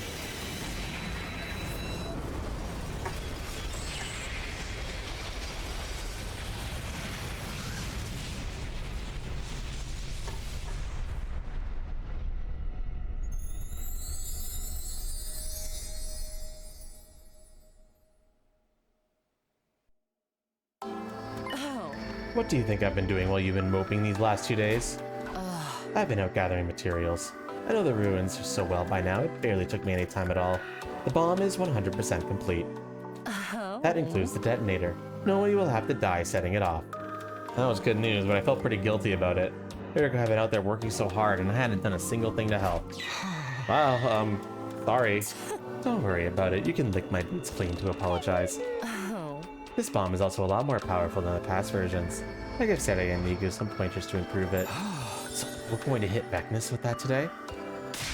That's right, we're going to make Vichy Soys out of her. What? You're gonna go, what the fuck? We're going to make what out of her? Hiriko's eyes glinted viciously behind her glasses. Then we heard the morning announcement over the PA system.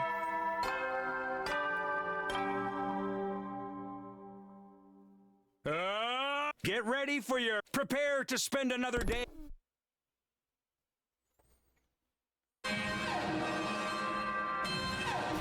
Intruder alert. Intruder alert. I got it. It's just funny because it sounds like her name. That's a good pun. Defense mode initiated.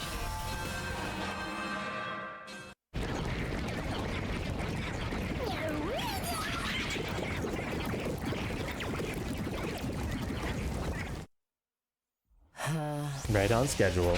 Okay, here goes.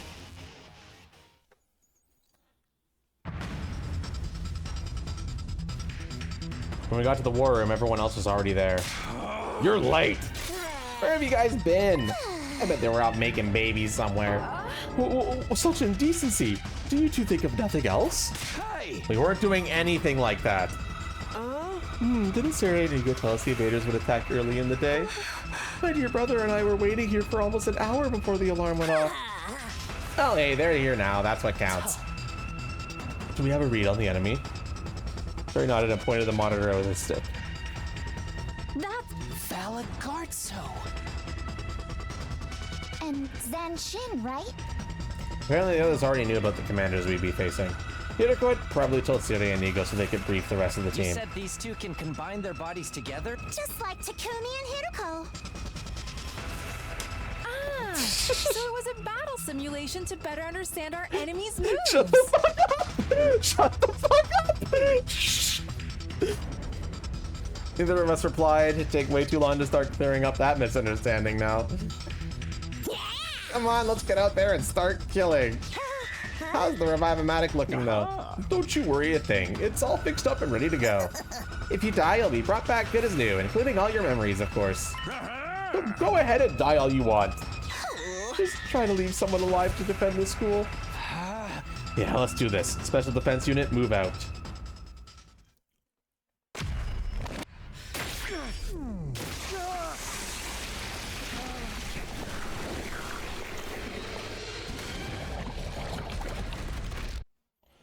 Let's skip that shit.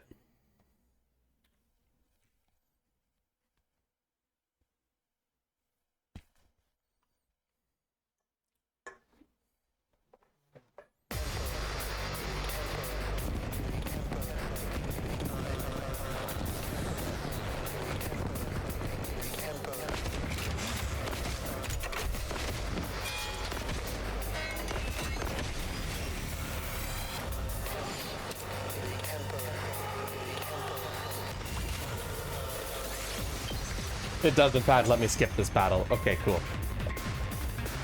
I think I'm gonna be going to bed now after this cutscene. Wasn't hard at all. So when the next day starts. That's probably because the. I think they're here.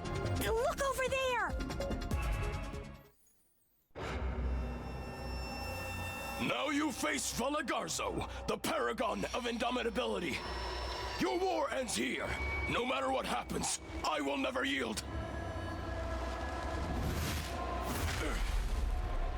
Blood of my bond, release!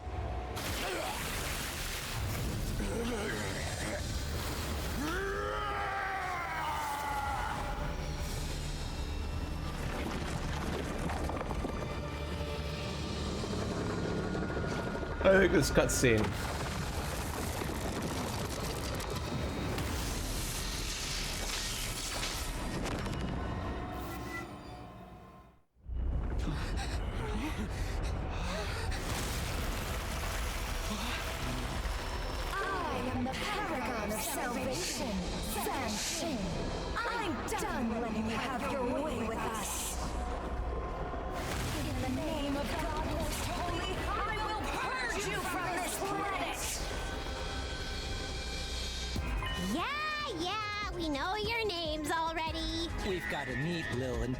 Network of our own, you know?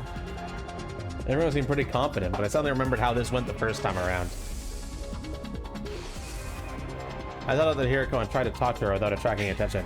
Yugamu hasn't made his special drug in this timeline, has he? The one he used to defeat Genshin in the first cycle? No, he hasn't. He hasn't extracted any commander. Why didn't you say anything? We could have used Mervrams before we killed him. Me?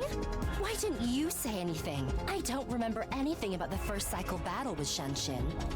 He was right, of course. Hiriko was already dead at that point, killed by Eito. I hadn't thought of taking DNA from Mervum that was on me, but I never accepted we'd have to face Shensen again as early as day 15. Oh, we're fine though.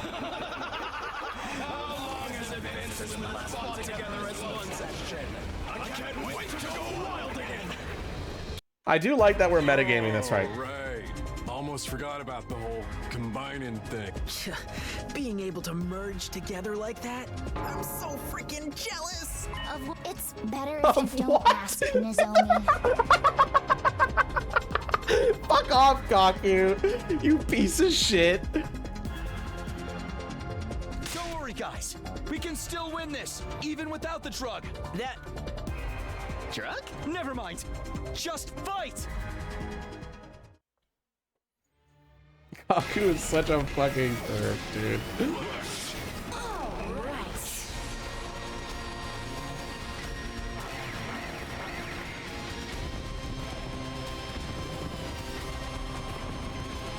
It's the only way he can be in a woman. Oh my gosh, Deadshot. I have half a mind to ban you for that. I do like that this entire route is probably going to be Takumi and Hiriko being like, hey, sorry, like, my darling. Let's talk about the other timelines. Let's talk about what. Let's metagame this shit. And here I made a vow to keep our family safe. I'm a liar and a fool. Don't say that, my love. You're a hero. You fought valiantly for me. My only regret is that our little warrior will be left to fend for himself. It's a shame we didn't remember the timeline where we learned the truth. He'll be fine. Even if we're not there for him, he's strong. Maybe it's a good thing we didn't remember the timeline where we found out that everything was fake. But like, you know what? Maybe it's a good thing that we didn't remember that timeline. He is your son, after all. Can you not not talk about your kid right now? It's making it really hard for me to work in dirty jokes. It was the other main timeline, kinda. Victory's ours. Yes? Yeah, but don't forget what Siri told us. There's gonna be another one. The words were barely out of Moko's mouth when the other one showed herself. The Supreme Commander, Veshnus. How disappointing. Valagarzo, Zanshin. I thought you were stronger than this. Or did you lose on purpose? So I could take your prey for myself. As she spoke, a change started to come over Veshnus' body. So that's her battle form, huh? We learned a little about it from the intel we got, but it's still pretty gross looking, isn't it? Okie dokie, time to get killing! I guess we're doing this. Wait. There's no need for us to fight her directly. Siri? Nigo? Is everything ready? You bet! We can fire at any time! Get back inside the school! Post haste! It's time to use the new weapon, huh? Wait, new weapon? You never told us nothing about that. Everybody looked confused. Obviously, Sari, Nigo, and Hideko hadn't felt it necessary to tell them about the bomb. There's no time. We'll explain later. Trust me, guys. Just get out of here. We're gonna fucking nuke her. The others responded to my order and ran back towards the school. Hideko and I brought up the rear. Once we were all inside, I turned back and saw Veshnus walking slowly across the battlefield towards us. It was now or never. We're in. Fire when ready. Gotcha. Here we go. I'm assuming no, but we'll find out. Flame bomb! Fire! But it would be pretty awesome if we do.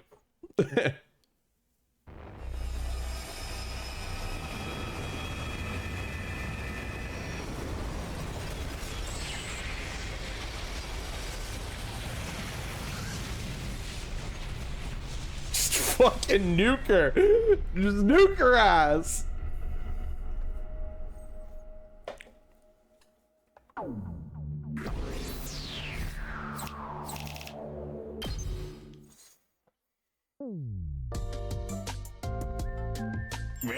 Nice work, troops. You did great out there. The credit for the final blow has to go to us and Miss Shizuhara, of course. That's right. We couldn't have done it if you hadn't got those materials for us, Shizuhara. We are truly grateful. Seriously though, Yuriko, you could have told us we had something like that up our sleeve. Yeah, that was no time to butter your lips. The expression is butter your lip. If we'd known, we could have helped you get the materials you needed. Why'd you keep it a secret all this time? Let's just say I had my reasons. So Veshnus actually bit the big one? She's really gone now? She's got to be. An explosion that strong would have blown her to smithereens. It's true she disappeared without a trace when the dust cleared, but since there's no body, there's a chance she might have survived somehow. Come to think of it, that did happen in some other timelines. Even after getting caught in the Undying Flame Bomb blast, Veshnus came back to fight another day. I glanced over at Hideko. She was resting a finger on her glasses, a distant look in her eyes, like her thoughts were somewhere else. No use thinking about what ifs now. I say we enjoy this victory high while it lasts. I'm down for that. We gotta take our wins where we can. No. Then it's time for the usual? I think so. 1, 2. Special Defense Unit, best in the world, indestructible and undefeated. Never lose, never yield. Special Defense Unit, fight on! So, will we be having a party this time? We don't have the budget for that.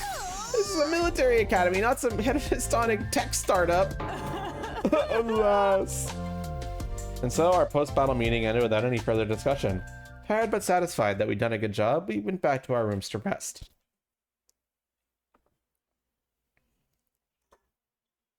That night, a little while after dinner, I made my way to Hideko's room.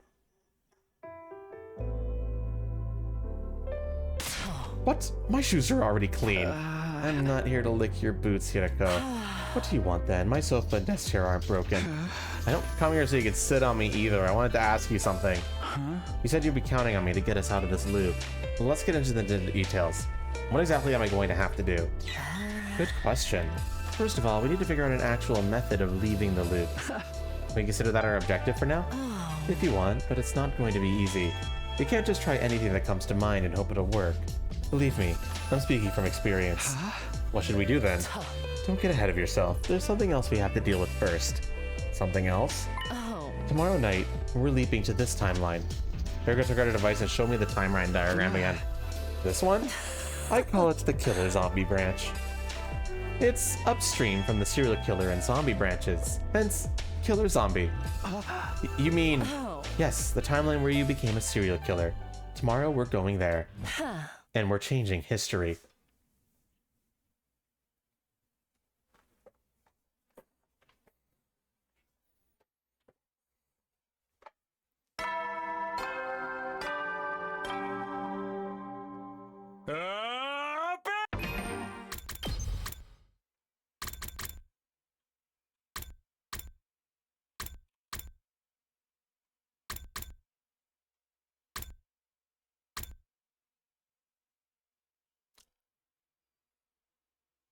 Yep, that's the day.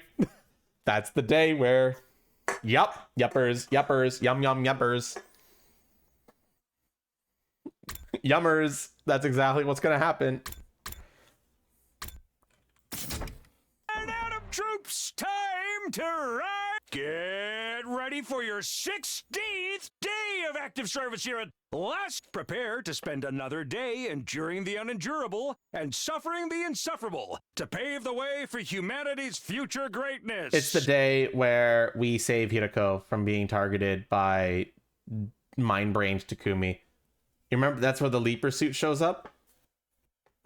Be ready to give your lives to protect our beloved school from the vile and barbaric. After breakfast, I headed back to my room to think our next move. Peter said we'd go change history tonight. That still gives me most of the day to do other stuff. Maybe I'll head back to my room, then go hang out with someone for a while. Okay, I think this is a good cliffhanger to leave off on.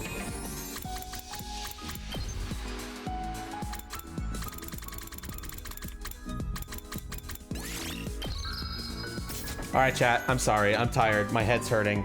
I'm busy tomorrow night, so we'll be streaming Tuesday, Wednesday, Thursday, this game, 6 p.m., and then Elden Ring Night Rain. If we're still not done this route by the end of 3 days worth of streaming, I don't know how long this route is, but it can't possibly be longer than like 15 hours of content, right? Right? Like, I'm planning to stream like 6 hours a day, so like 6 hours, 12 hours, 18 hours. That should be enough time to finish this route. Maybe even less than that. We'll see. But if we're not finished it by now, we'll use a weekend day to finish it next weekend. Oh, wait. Fuck. I'm not going to be able to stream Tuesday. Shit. Fuck. Okay, we might be in trouble. I don't know how long this route is. Yeah, we do it in just Wednesday and Thursday. Fuck, I'm going to an amusement park on Thursday. There's no way I'll be able to stream that day. I'll be too tired. And I'll be home late. Fuck. We're just gonna have to hope that Wednesday and Thursday is enough for this route. If it's not, we'll use a weekend day. I'm just... Deadshot, you might want to save your points. My gacha system's coming back soon. I'm still working on the coding for it. It's almost done. But that's unfortunate. You might want to save them for the gacha. My gacha's coming back. I'm so excited. I'm trying to figure out a way to make it not flood the chat right now. Once I get that done, I need to find a way for you guys to look at your inventory. And then I think that'll be good for an initial live drop, and then I can add more to it later. There'll be ways to get free pulls, though. I need to figure out how to... I have a system in place to get free pulls. I just need to figure out what I'm going to do to give them away. Anyway, no, I am going to stop streaming for today, but we're essentially next week's stream schedule is going to be Wednesday, Last Defense Academy, Thursday, Last Defense Academy, Friday, Elden Ring Night Rain, Saturday, Elden Ring Night Rain, and then Sunday will be Last Defense Academy if we need it to finish the SF route. If we finish the SF route on Thursday, then we won't stream on Sunday, and I'll be done with Last Defense Academy. This is the last route I'm doing on stream. So, I'm sorry guys, there's a lot more to this game, but I need to move on to other games. June has a lot of game releases. I can't stream this game anymore. It's taken up a whole month of my stream schedule. I'm glad it's getting great viewership. I'm glad you guys are enjoying it, but this is the last route I'm doing on stream. I just can't do it anymore. I'm sorry.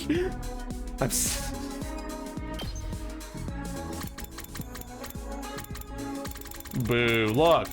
I'm sorry. There's so many more games coming out in June and July. Maybe if we have a bit of a game drought, we could come back to it. But I want to do some of these routes off stream. All right, I'm sorry, okay? I'm sorry, there's just too many other games, okay? Anyway, I'm going to bed now. Thank you all so much for coming out. This SF route is proving to be an extremely cool route, and I can't wait to see where it goes. I'm excited. I think the biggest thing is when we get to Storylock 2, I'm excited to when we can go back and see the mystery route and find out who the fuck X is. That's gonna be exciting, I think.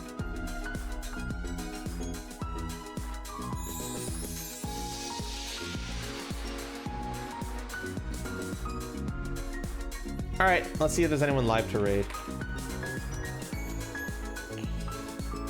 Unfortunately, no. I need to get more raid targets. All right, I'm just gonna go to bed. I got a headache. I don't want to think about raid targets right now. All right, everyone. Don't worry. The mystery route is part of, like it's part of it. Like, I'm not sure how to describe it, but it's like, yeah, it's like it's part of it, from my understanding. Like it's part of, like these routes are all like one big story that are kind of like pulled together, and they're all a part of it. So that's why it's like that. So basically what I'm trying to say is I think we have to clear the mystery route to finish that.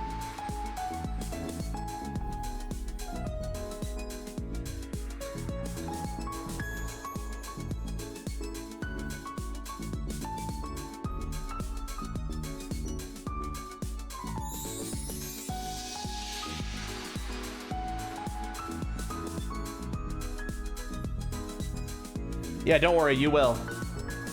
Don't worry, you will. I hope this route's not too long and we can finish it on Wednesday and Thursday, but if not, we'll do a Sunday stream for it.